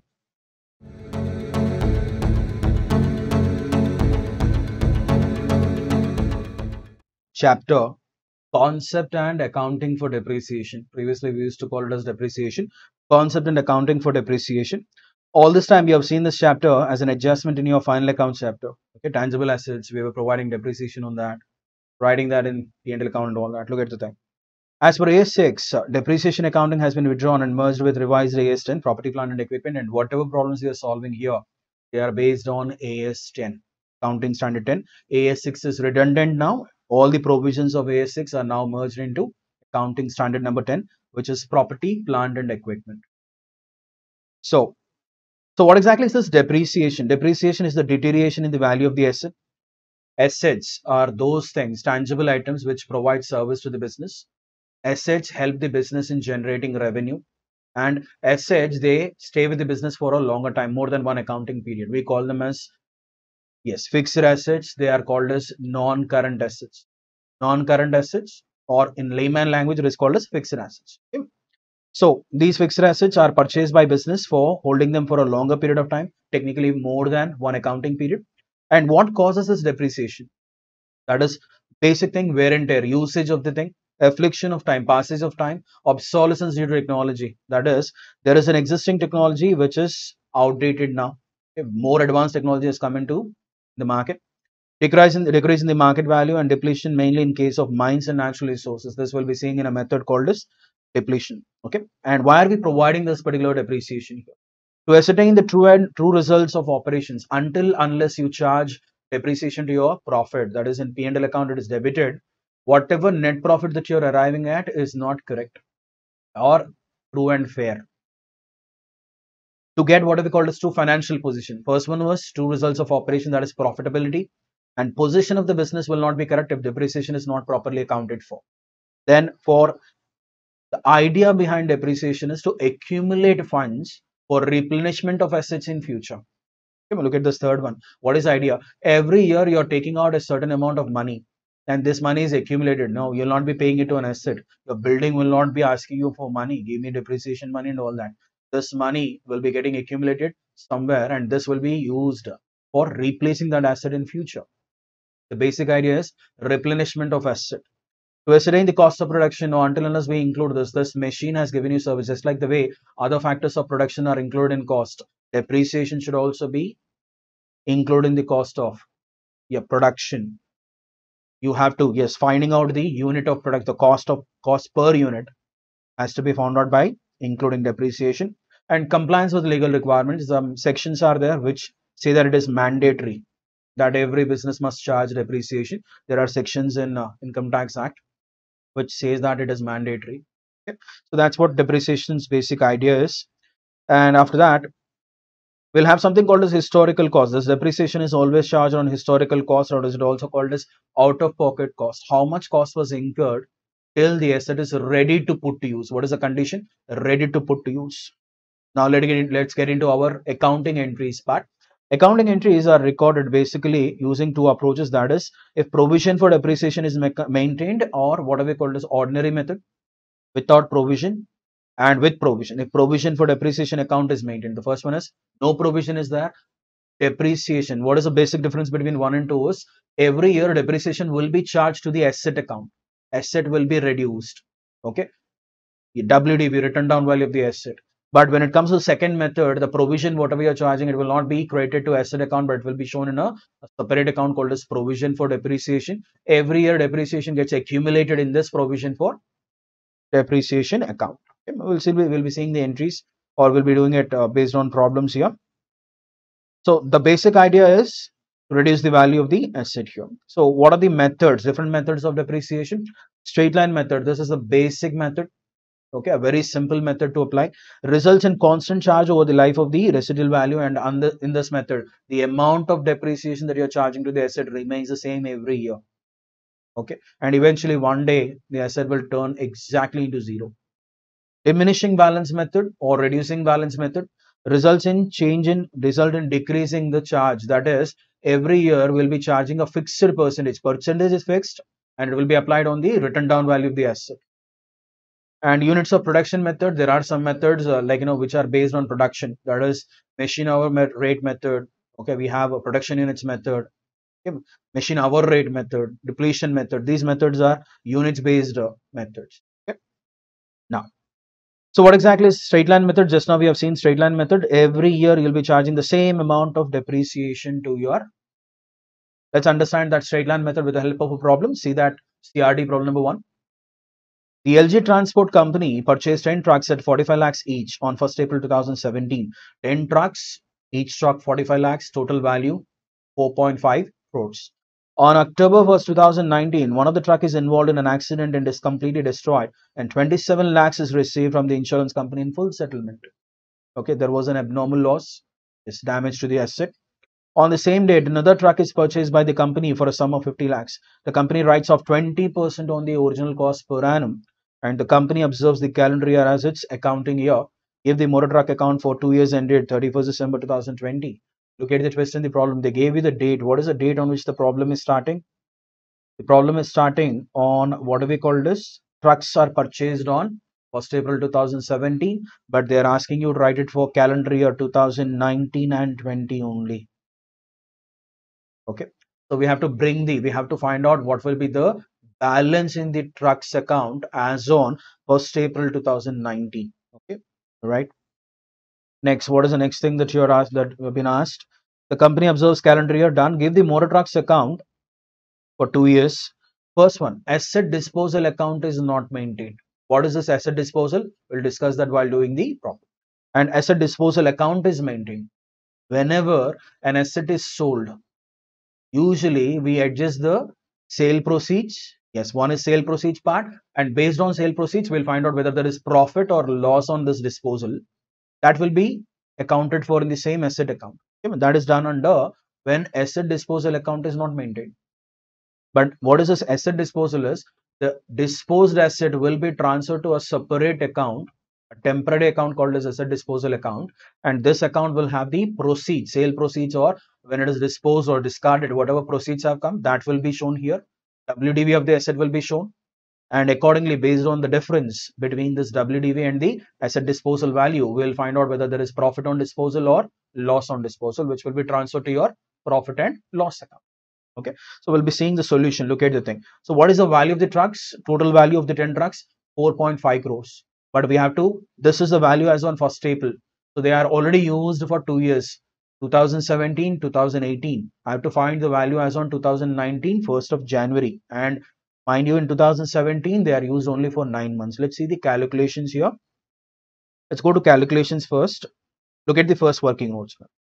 Calculation of WD of the trucks as on 1st January 2019, because I need the values from 2019 only. Purchase price of 10 trucks as on 1st April 2017, 45 lakhs into 10 trucks, 4.5 crores.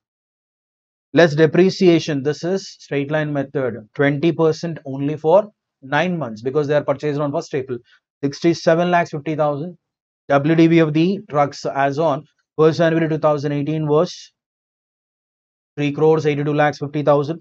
Less depreciation on 45 crores of 4.5 crores into 20% comes to 90 lakhs, straight line method. Okay, so what is the balance? WDV as on 1st April January 2019, 2 crores 92 lakhs 50,000. Done. So we'll be starting our problem. Motor trucks account, 2 balance brought down as 2 crores 92 lakhs 50,000. See the solution here. So what is the thing? CRD problem number 1A. Asset disposal account is not maintained. That is all sale proceeds, profits and losses are routed through asset account only, the so-called motor truck account. Okay. Books of LJ Transport Company, motor truck account. Look at the first entry. Okay. Motor trucks account, debit side. What is the year? 2019, January 1st. To balance brought down. What is that they have taken? 2 crores, 92 lakhs, 50,000. Done. And what happened? There was an accident, right? One truck which was involved in an accident is completely destroyed on which date? October 1st. So this particular truck was used for 9 months, starting from January 2019 to 30th September. It was in good condition till 30th September. On 1st, it met with an accident. That date will not be included. So 9 months. So what is the value of the truck? If 10 trucks value is 2 crores 92 lakhs 50,000, one truck value will be 29 lakhs 25,000. Minus, what is that we are doing? Look at the thing. Depreciation on lost asset, that is the damaged truck, 6 lakhs 75,000. Correct, only for 9 months. So what is the WDV of the asset? 22 lakhs. What is the value you are getting? 22 lakhs 50,000. And this particular asset has been discarded. This has been handed over to the insurance company and you received how much? 27 lakhs. That's what your problem is prompting here, right? So 27 lakh rupees and you are at a profit now. What is the profit that you have earned on discarding this asset? It will be 4 lakhs 50,000, which will go on to your debit side. All right. Yes. Debit balance of the discarded asset is 22 lakhs 50,000. Sale proceeds are 27 lakhs. Profit will be 4.5 lakhs. Okay. Now these things, whatever we have written here, the two things, okay, this one and this one will be routed through your asset disposal in the second one. That is the only difference. We'll come to that once we are done with this particular problem. Okay. So asset disposal is done, and on the same day something else happened. What happened? They have purchased another truck. Look at the thing here. On October 1st, they bought another truck. One more purchase is made, value of 50 lakhs. So now we have 9 old trucks and 1 new truck. Let's provide depreciation as on 31st of December 2019. So what is the value of depreciation as on that date? Depreciation here on the remaining trucks calculated as 45 lakhs into 9 trucks into 20 percentage comes to how much? 81 lakhs. The breakup of this thing is 81 lakhs. I think they must have given your working notes below. Let's check the working notes below. Calculation of truck value. Yeah, calculation of profit on the truck. My original cost is 45. They have reduced the value, but we have discussed it from here. Okay, what is the value? We went directly here. 2 crores 92 lakhs 50,000. If it is for 10 trucks, one truck value will be 29 lakhs 25,000 minus 6 lakhs 75,000 depreciation for 9 months. 22 lakhs 50,000 rupees is the WDV. We have got a profit of whatever we call this. Yes, already discussed. Let's see the next one. They didn't give us any calculation here, so we have to conclude the calculations here only, right? So 81 lakhs and 2 lakhs 50,000. 2 lakhs 50,000 is the depreciation on the new truck. Done. What is the WDV that we are getting? Balance brought down is 2 crores 29 lakhs. 2 crores 29 lakhs 75,000, right? And what is the last year depreciation? Obviously, we don't have any transactions in 2020. So directly we will jump into calculating depreciation here. And what is the value of depreciation that we have got? 45 trucks, yes. 81 lakhs on that, 10 lakhs on the new truck. Total comes to 91 lakhs. Old trucks, 45 lakhs into 9 into 20 percentage, 81 lakhs. And this thing. And what is the balance carried down here? 1 crore 38 lakhs 75,000 is the value of balance in your trucks, which comprise of 9 old trucks and 1 new truck. Clear? This was straight line method. Okay, well, let's see the next method. What is the next method? Written down value method. No, I think we have a asset disposal also. Let's check that. Asset disposal. Same CRD 1B. Look at the difference here in the first year. See the thing? Previously, we wrote what we called as by depreciation on that disposed truck as 6,75,000, isn't it? Here, depreciation on the lost asset. Bank amount is shown here, right? But what is that we are doing here? Look at the thing here. When asset disposal account is maintained, that is motor truck disposal account is maintained, out of this 2 crores 92 lakhs 50,000, one truck value on October 1st 2019, okay, was 22 lakhs 50,000. Depreciation on the lost truck, okay, but this should be, actually it should go up. Depreciation first, then the balance comes to, yes, 22 lakhs 50,000. This is transferred to another account called as motor truck account. You will not find that sale proceeds. See the thing. Do you see 27 lakhs here coming from the insurance company? And do you see profit on the other side here? No. So your sale proceeds and your profit will be routed through a separate account called as motor truck account. Look at the thing. Here, motor truck account, motor truck disposal account here. Debit side, it is brought on October 1st to motor truck account, 22 lakhs 50,000. Okay. Disposed of at 27 lakhs. So asset account is showing a credit balance. Why there is a credit balance? Because they made a profit of 4 lakhs 50,000, which shall be transferred to profit and loss account on settlement of disposed truck. Done. This is the basic difference. So what is that we are transferring? We are transferring the WDV of the asset as on the date of accident, which is October 1st. Motor truck account was standing with a balance of 22. Okay. And what is that? First you provide depreciation, then transfer. Either way it is one and the same because the date is same. The date of transfer that we are doing is the same. This is the basic difference between asset being maintained with asset disposal and without asset disposal. Let's see the next problem. What is the next problem? I think it's a different method. Yeah, diminishing balance method. So what exactly is this diminishing balance method? In this, again, with asset disposal, without asset disposal. Okay. Diminishing balance method or reducing balance method. Sometimes they also call it as written down value method. Okay. So what exactly is this method? See that in a problem. A firm purchased on 1st January 2019 a certain machinery for 5,82,500 and spent 18,000 on its erection. So what is the total cost now? 6 lakhs. Correct. On July 1st, 2019, another machinery for 2 lakhs was acquired. So in the same year, they have acquired two machines. One was on January 1st, the other one was on July, half year. Okay.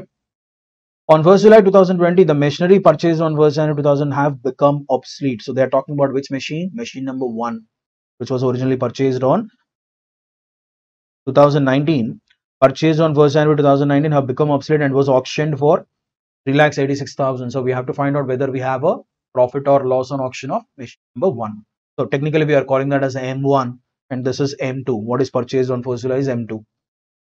And on the same date, fresh machinery was purchased at a cost of 4 lakhs. So one more machine is coming to existence now.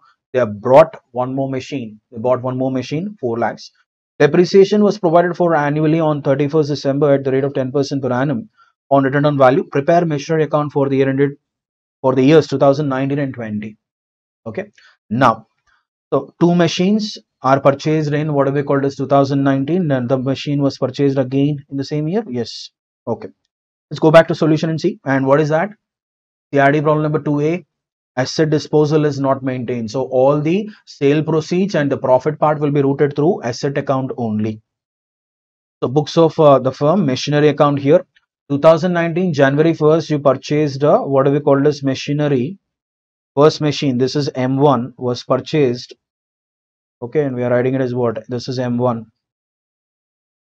Second machine was purchased in the same year for a value of how much? Yes, July 1st, 2 lakh rupees. Total value is 8 lakh rupees.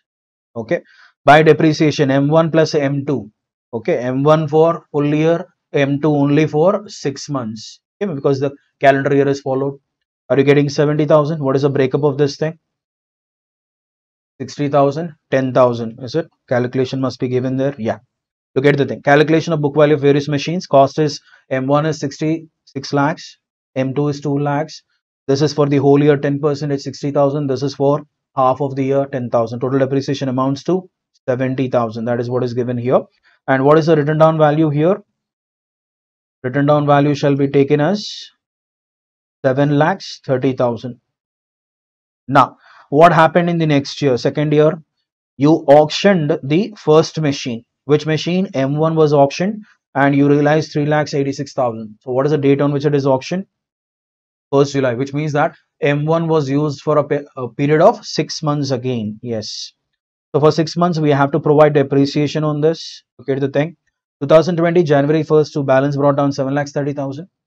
By depreciation on sold machine, that is M1, 27,000. Okay, written down value method. What is the written down value? Look at the table here. Written down value is 5,40,000. Okay, out of that, half year depreciation charge is 27,000. We have got 5,13,000 as the written down value of the asset. This particular asset has been auctioned at a value of 3,86,000, leading to a loss of 1,27,000 rupees on disposal or discarding of M1. Was it auctioned? Yes, it was auctioned, sold. Okay. So how do we account for that particular loss and the proceeds? Look at the thing. First, by depreciation 27,000, by bank account 3,86,000, and the loss will be 1,27,000. So M1 is gone, and on the same date you are purchasing an asset. What is the asset? M3 at a value of 4 lakhs. So what is left out at the end of the year, December 31st? Depreciation for the whole year on M2 and depreciation on M3, new machine, only for 6. Let's see the table. The M1 story is closed already. M2 table is like 1,90,000 was the balance, right? 1,90,000. 10% on that for the whole year at the rate of 10%. 1,71,000. 4 lakhs is the value of the new asset, which is used only for 6 months. That's why 20,000. 3,80,000. So these two things will be taken as WDV of the asset here. Okay. So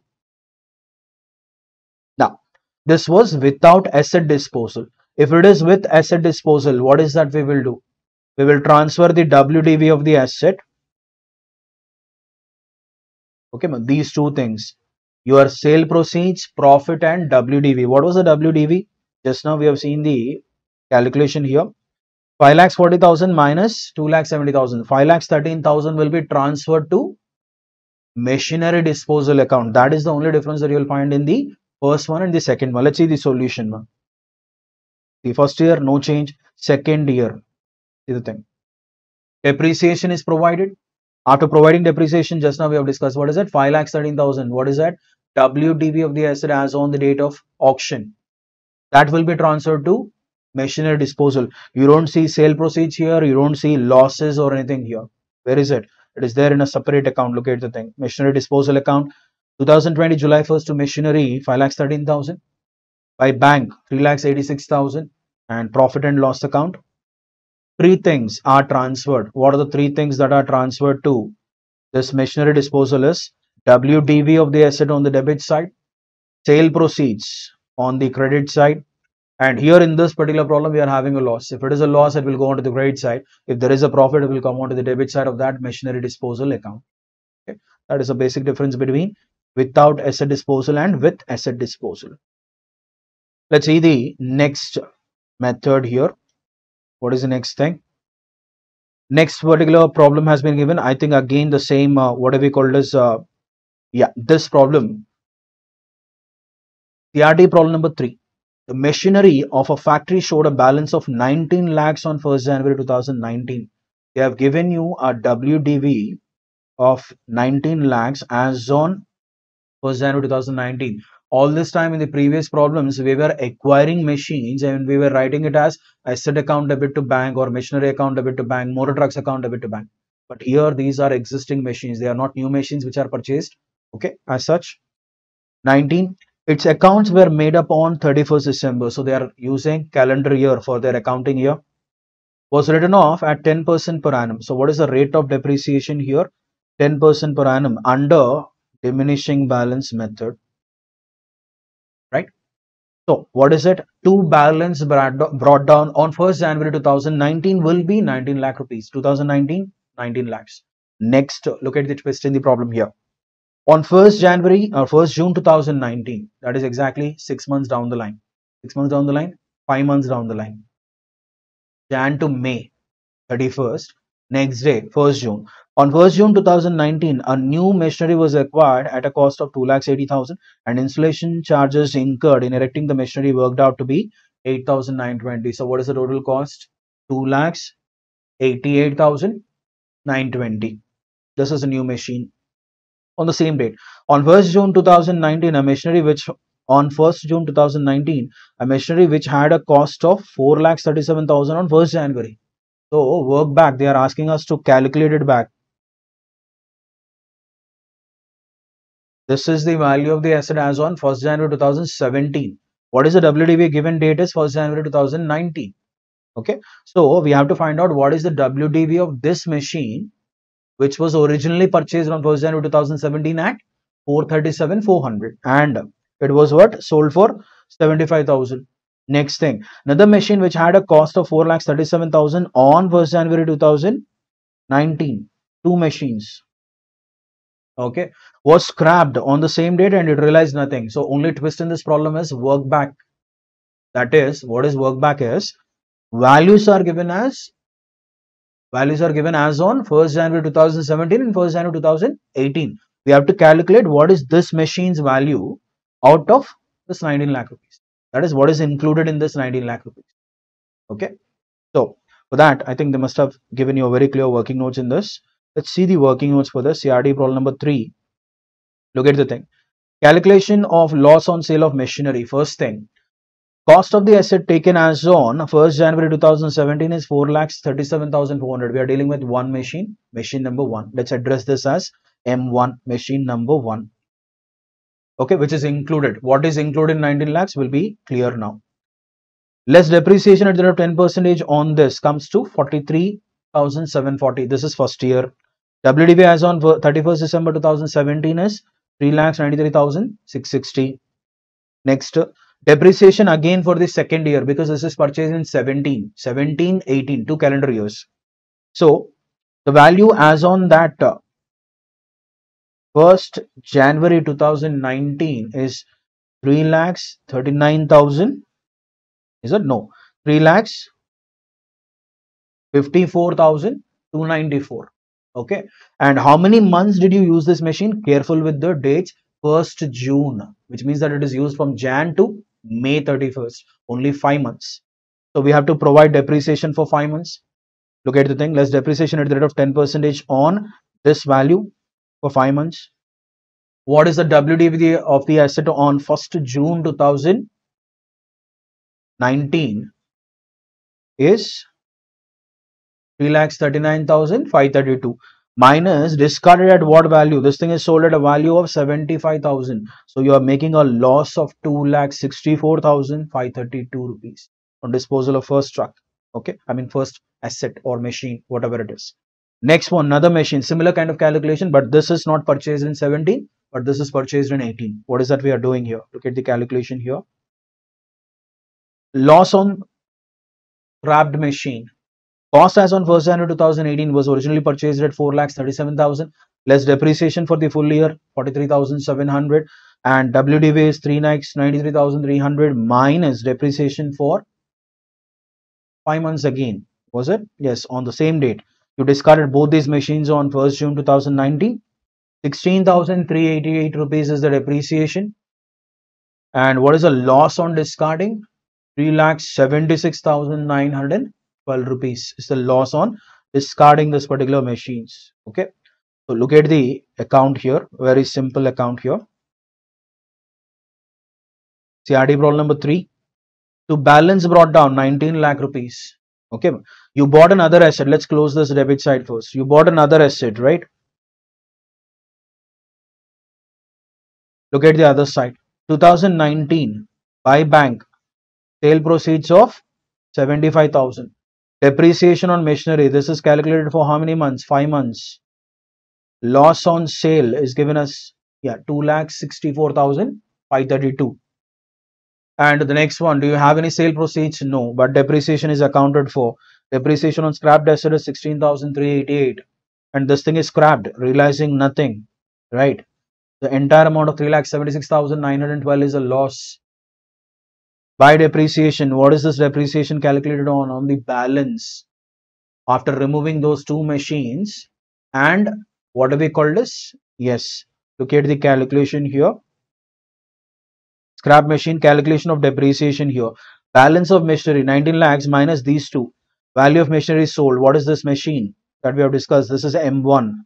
This is M2 which was scrapped. After removing that, what was the balance WDV? 11 lakhs 52,406 was the WDV. To that, okay, we are adding new machinery worth 2 lakhs 88,000. Yes, 920. Was it 920? Yes, 920 here. On that, when you calculate the depreciation, how much is the depreciation value? Okay, look at the thing. Breakup is given very clearly. 1,32,094 rupees is the value of depreciation. Done. So let's see the solution part. Simple problem. Only thing is you have to work back, like calculate from 17 to 19, 18 to 19 for both the machines. Depreciation calculated. The balance is 13 lakhs 9,232. So this was your CRD problem number 3. Let's see the next one. Sum of years digits method. Now starting from here, the next 4 methods are purely mathematical methods. They are all mathematical methods. The sum of years digits method is a variation in what we call as reducing balance or diminishing balance. Okay. So what is that we are doing? We are looking at the value of the what do we call as value of asset and what do we call as the life of the asset, and we are applying the sum of years digits method where they have given you example here. Life of the asset is 10 years. So what is the sum of years is we apply a formula n into n plus 1 by 2 to get the sum of 55. And how do we calculate the depreciation? First year, okay, what was the cost of the asset given here? 20,000 less salvage value or scrap value, that is depreciable value. Depreciable value of the asset into first year depreciation will be 10 by 55, 3,455. Second year 19,000 into 9 by 55. Next year 8 by 55. Henceforth last year will be 90,000 into 1 by 55. Just a variation, improvisation of your diminishing balance method. Purely a mathematical method. Okay, they gave you the same thing here. And the asset life is again given as 4 years and all that. Now one more method, machine hour. All these next 4 methods. The one sum of years digit method is a variation of diminishing balance method. Machine hour rate method, where it is practically possible for us to count the hours for which the asset is working. Okay, if it is possible, we can calculate the depreciation of that particular machine per hour basis. Okay, so that is what machine hour rate method is. See that they gave you whatever we call as the way machine has been used in hours. So we'll be calculating the depreciation per hour. All this time it was like per annum. Now it is per hour. So this is again a mathematical method. Similarly, previously it was hours, now it is units. Some machines, they come from the supplier. Supplier says that these machines can be used for producing only this particular number of units. Okay. Take for example, you have purchased a machine. Supplier says that, sir, you can take only 10 lakh units out of this, or 50 lakh units out of this, or 2 crore units. After that, the quality of the output will be decreasing. So we'll be calculating it based on number of units that are produced during the year on that particular machine here. Okay. Next, depletion method. This is a method which is used for wasting assets or natural resources like mines and all that. Okay, see the example they gave: oil wells, gas, timber, minerals, exactly. These things are, they undergo depletion. That is a permanent loss of the assets. And again the same story. This is again a mathematical method. How much extraction was done out of a mine? Let us take an example. You are calculating depletion for a mine, coal mine. How many tons of coal was extracted? Based on that we calculate. You can calculate per ton into number of tons extracted. So the 4 methods what we have discussed are purely based on what we call as units. They are mathematical methods. Sum of years is method, machine hour rate method, production units method, and your depletion method. Let's see next one. Provision. Problems based on provision for depreciation. So what is this? What is this provision for depreciation is? All this time in your previous problems, we were charging depreciation to what we called as asset account and subsequently closing it in P&L account. The only difference is here under provisioning method, the asset will always remain at its historical cost. Purchased at 10 lakhs, life of the asset is 5 years. Last day of the 5th year, still the asset will remain at 10 lakhs only. Then what is that we are doing? We are charging depreciation, but we are not crediting it to asset account, but we are keeping it in a separate account called as provision for depreciation account, or you can also call this as accumulating the depreciation at one place. That is the only difference. Okay. So we'll try to understand this provision based on a problem here. Will be better to see that based on a problem. On April 1st, 2018, a firm purchased machinery for 2 lakhs. On October 1st in the same accounting year, additional machinery costing 1 lakh was purchased. Two machines in the same year. One was purchased on, what is the cost? 2 lakhs. And on October 1st in the same year, okay, they have purchased one more machine. On 1st October 2019, the machinery purchased on 1st April 2018. Okay, they're talking about machinery 1. Okay, what is that you have purchased on 1st October 2019? The machinery purchased on 1st April 2018. So technically this is M1. There are two machines. M1 purchased on 1st April 2018. M2 purchased on 1st October 2018. They're talking about first machine. It became obsolete, technically obsolete, technical obsolescence or something. Okay, and they discarded it. They disposed it off. Okay, at a value of 90. We have to find out whether there is a loss or that there will be a loss.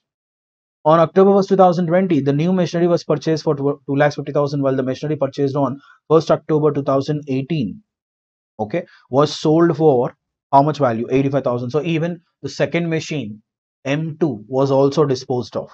Okay, firm provides depreciation on its machinery at 10% per annum on original cost. That is on straight line method.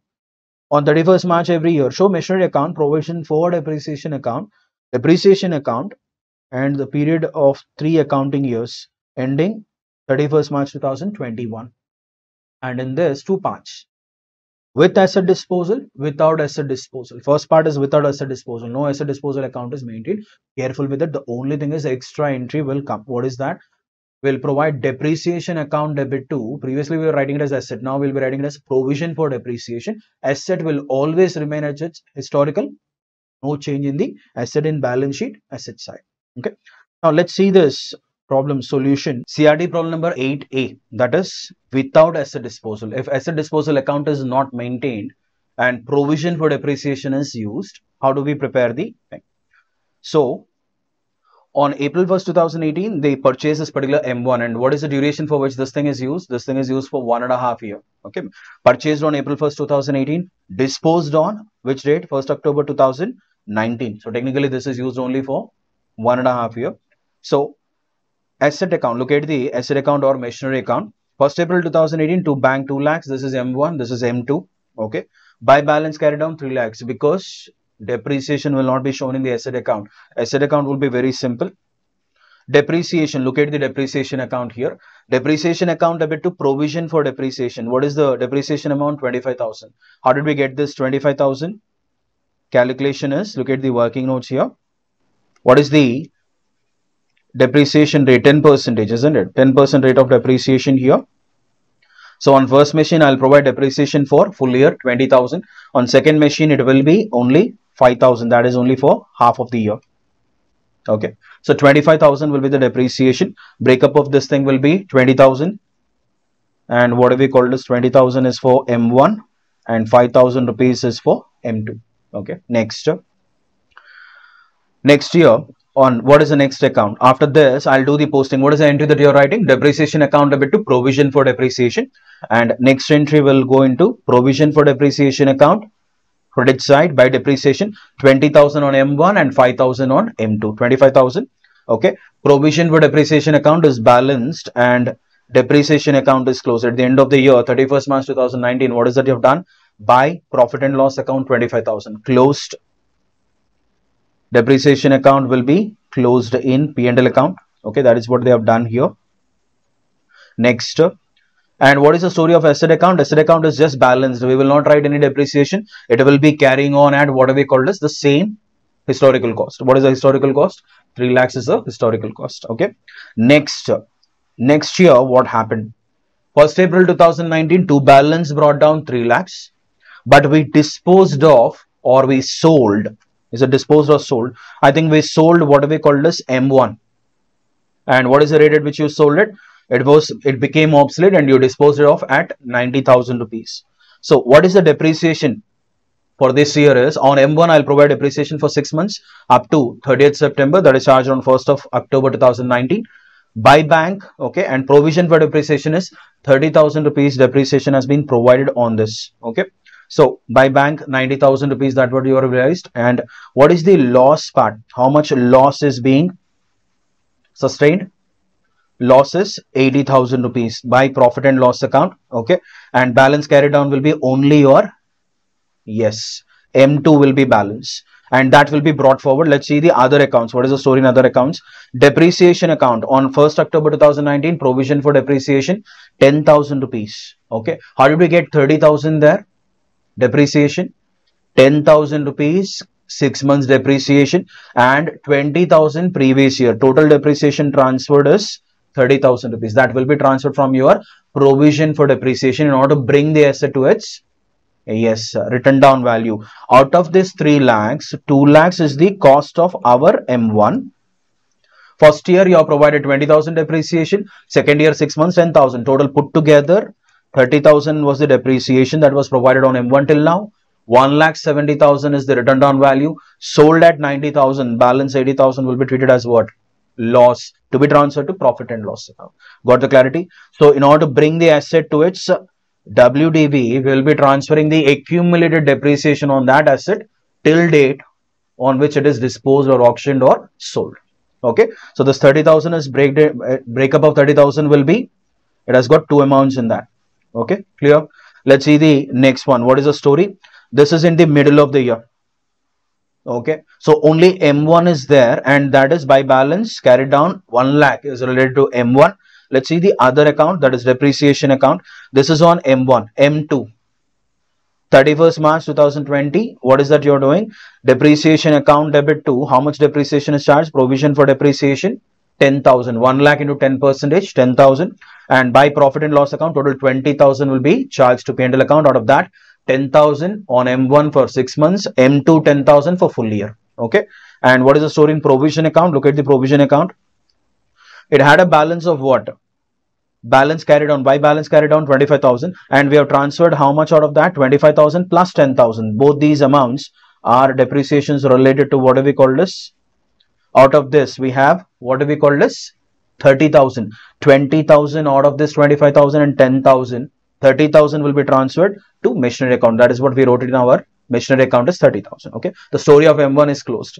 Now what is the next thing? M2 story. M2 by depreciation 31st March 10,000. So 45,000 is the total on the credit side of provision for depreciation account minus 30,000 transferred. 15,000 is balance, and this 15,000 is completely related to M2. 5,000 first year, 10,000 second year. Okay, whatever we have provided in the current year.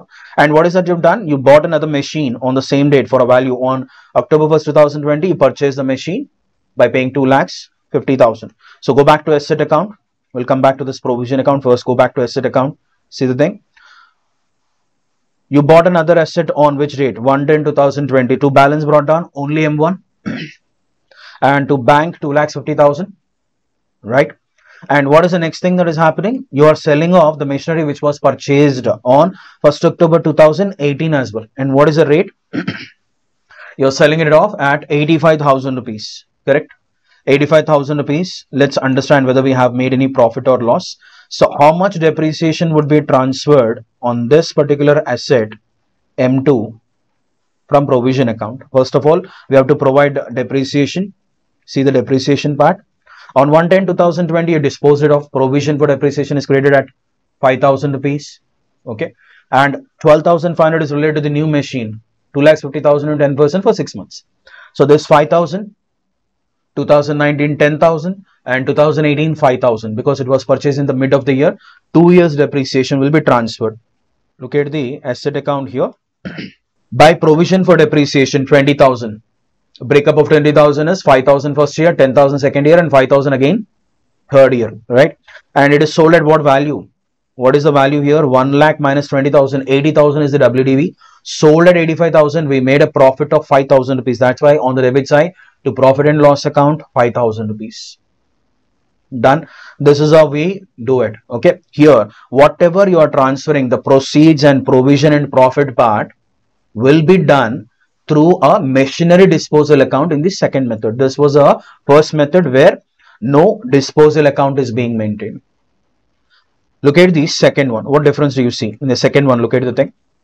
If asset disposal account is maintained, your asset account will be very simple. Whatever, yes, value of the asset is there, it will be transferred not the WDV. Entire historical cost of the asset will be transferred. That's what we have done here. Okay, 2 lakhs because we disposed of M1 on 1st of October 2019. Entire amount of 2 lakhs is transferred, and that will go into our machinery disposal accounts. Look at the second one here.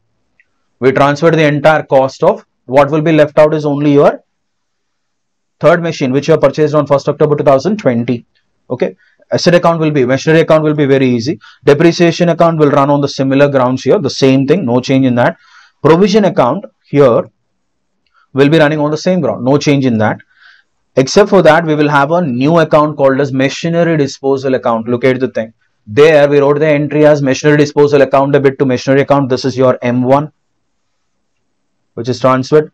If 2 lakhs is the value, we'll transfer the provision also to this particular account. Provision is also transferred to this. By bank, 90,000 rupees is fetched. Provision for depreciation 30,000. So we made a loss. So all your proceeds, profits and losses on that and provision will be shown in disposal account only.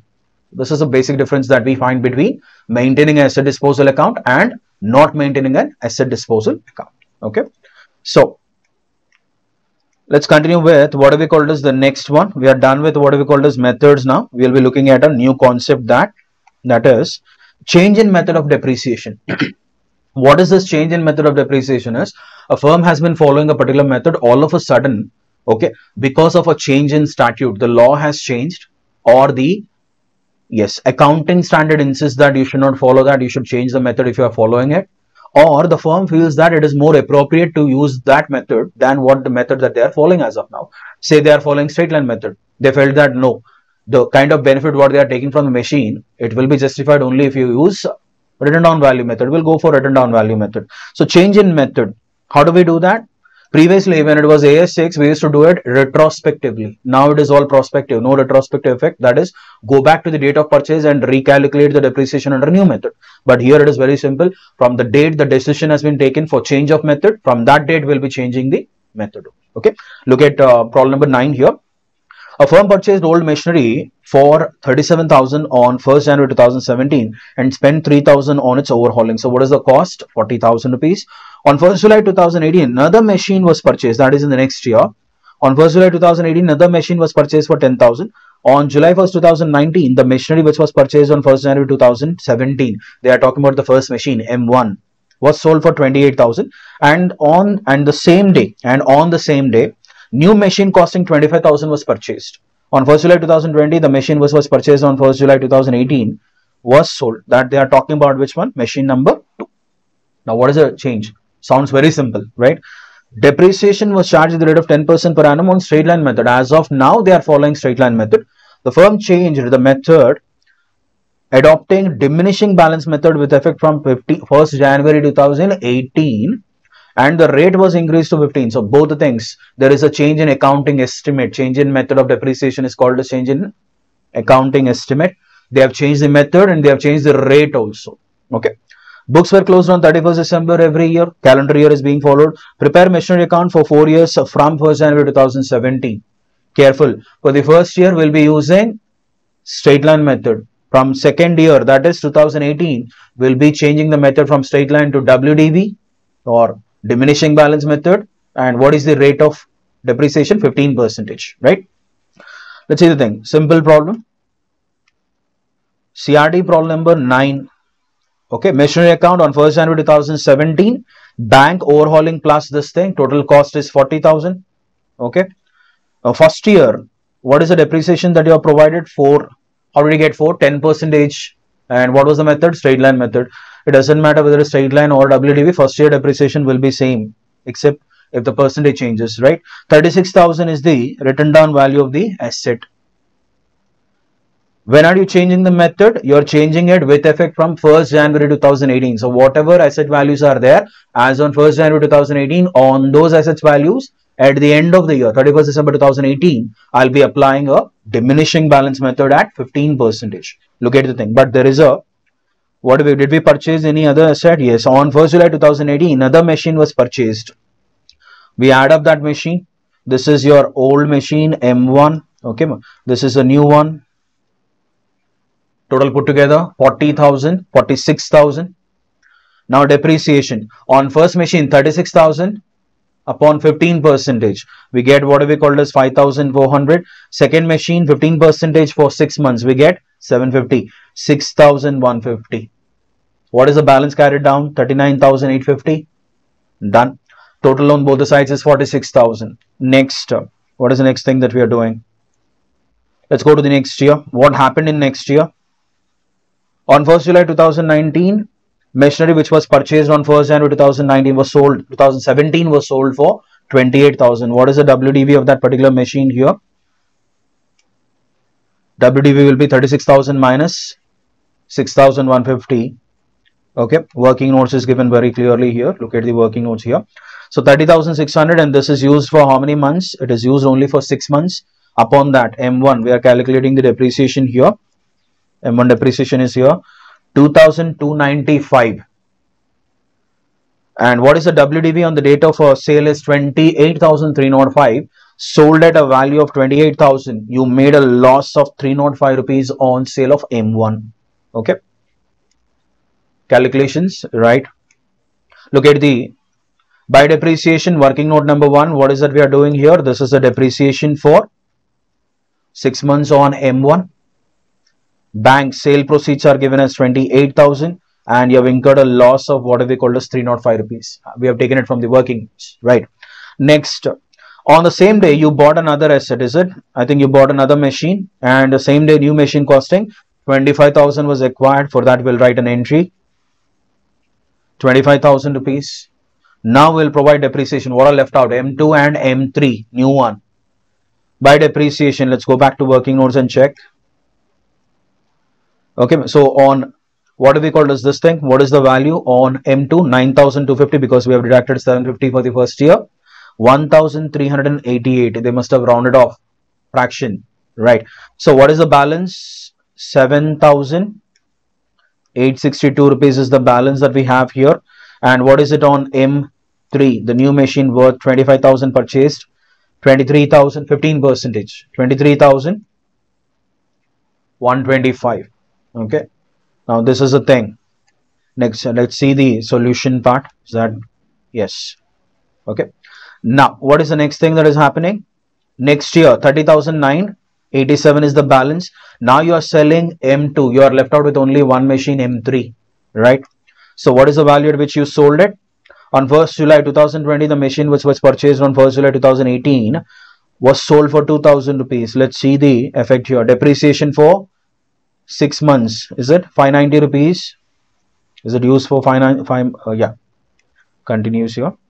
Yes, M2 7,862 is the WDV, 15% for 6 months, 590. WDV is 7,272 rupees and sold at 2,000. We have a loss of, yes, incurred a loss of 5,272.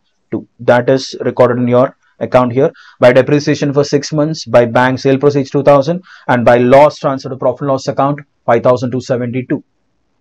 Okay, done. We are left out with what? We are left out with only one machine which was purchased on what? 1st of July 2019, and on that 15%. What is the WDV of that particular machine? WDV is taken as what? 23,125. Okay, so what is the depreciation that is provided for the whole year? 3,469, rounded off. 19,656 rupees will be the value, correct? That is your balance brought down as on 1st of January 2020. So change in method will be done. They will give you very clearly when to effect it. Accordingly, make the changes. Now let's see another thing. Just now we have seen change in what we called as method of depreciation. Now we are looking at change in what we called as estimated useful life. Initially, when the asset was purchased, you guys thought that this will give you service for 10 years or 12 years or something. After using it for a while, say 4 years or say 6 years, suddenly there is a change. But usually the life of the asset will be assessed after end of every year. Before closing the final accounts, they will be what we call as assessing the life of the asset, right? So look at CRD problem number 10. A machine costing 6 lakhs is depreciated on straight line basis, assuming 10 years working life and nil residual value. Depreciation per year will be 6 lakhs divided by 10, 60,000. for 3 years. So it has been already used for 3 years. 60,000 into 3, 1,80,000 rupees depreciation provided. WDV will be 4,20,000 balance. The estimated remaining useful life for after third year was reassessed as 5 years. So originally 10 years, 3 years already used, balance was 7, but now because based on the consumption pattern, the way they were using the machine, it will have a balance life of only 5 years. So accordingly, the WDV part, how do we calculate the depreciation under this case? Look at the thing.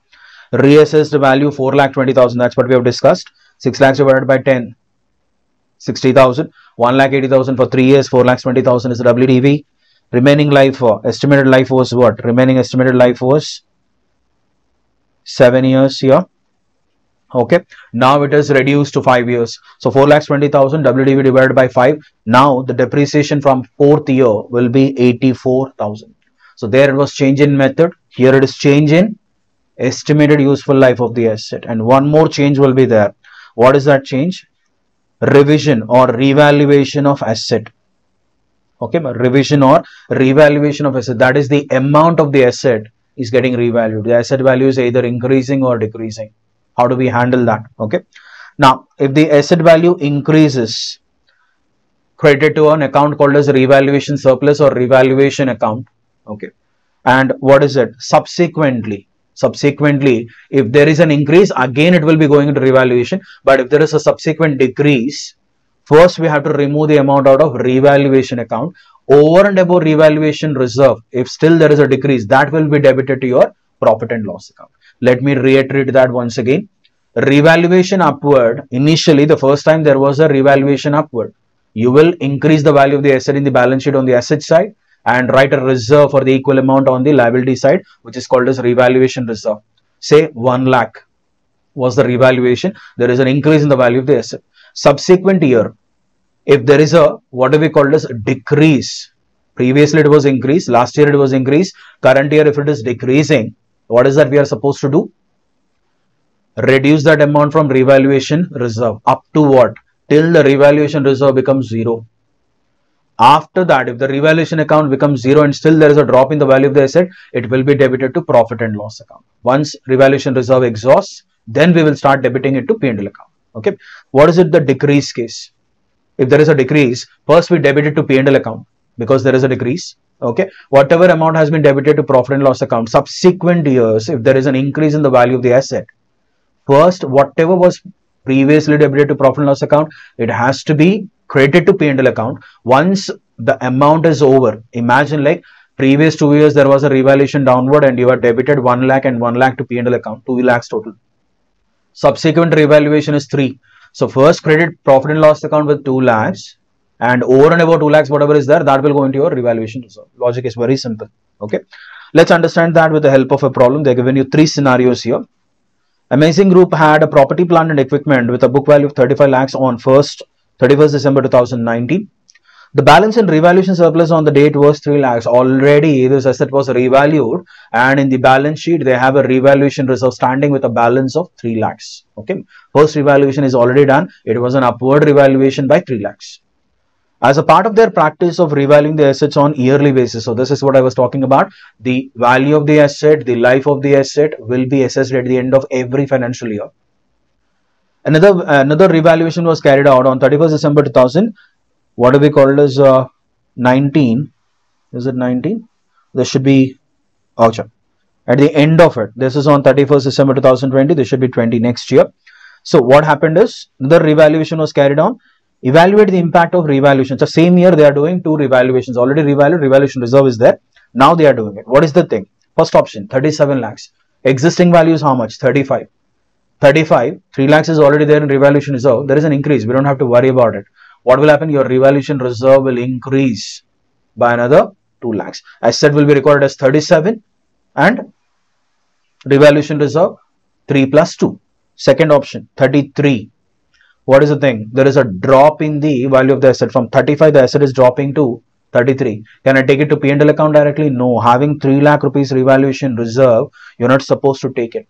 What is that you are supposed to do? Whatever drop is there, it will be taken out of revaluation account. Debit revaluation reserve account debit to asset account. Okay. Because there is a balance. And what will be the balance in second option? Option B, 1 lakh will be the balance in revaluation reserve. 35 lakhs, look at the last option. Very important. 31 lakhs, there is a drop in the asset value by 4 lakh rupees, but we have 3 lakh rupees in our revaluation reserve. First, I will remove this entire revaluation reserve. Still, I will have a loss of 1 lakh, the drop. That will go into your profit and loss account. Here we will be writing a compound entry. Revaluation reserve account debit 3 lakhs. Complete amount is made 0. Profit and loss account debit 1 lakh. To asset account 4 lakhs. From 35, the asset is dropped down to 31 lakh rupees. Okay. So this is revaluation of your asset value. Okay. So this is it, and they gave you the same thing here. Look at the thing here. Fair value is taken as 37, 33 lakhs and 31 lakhs. Debited to profit and loss account, 1 lakh shall be debited to profit and loss account, because over and above whatever is there in revaluation reserve, that will go. Okay. So I think we are done with depreciation.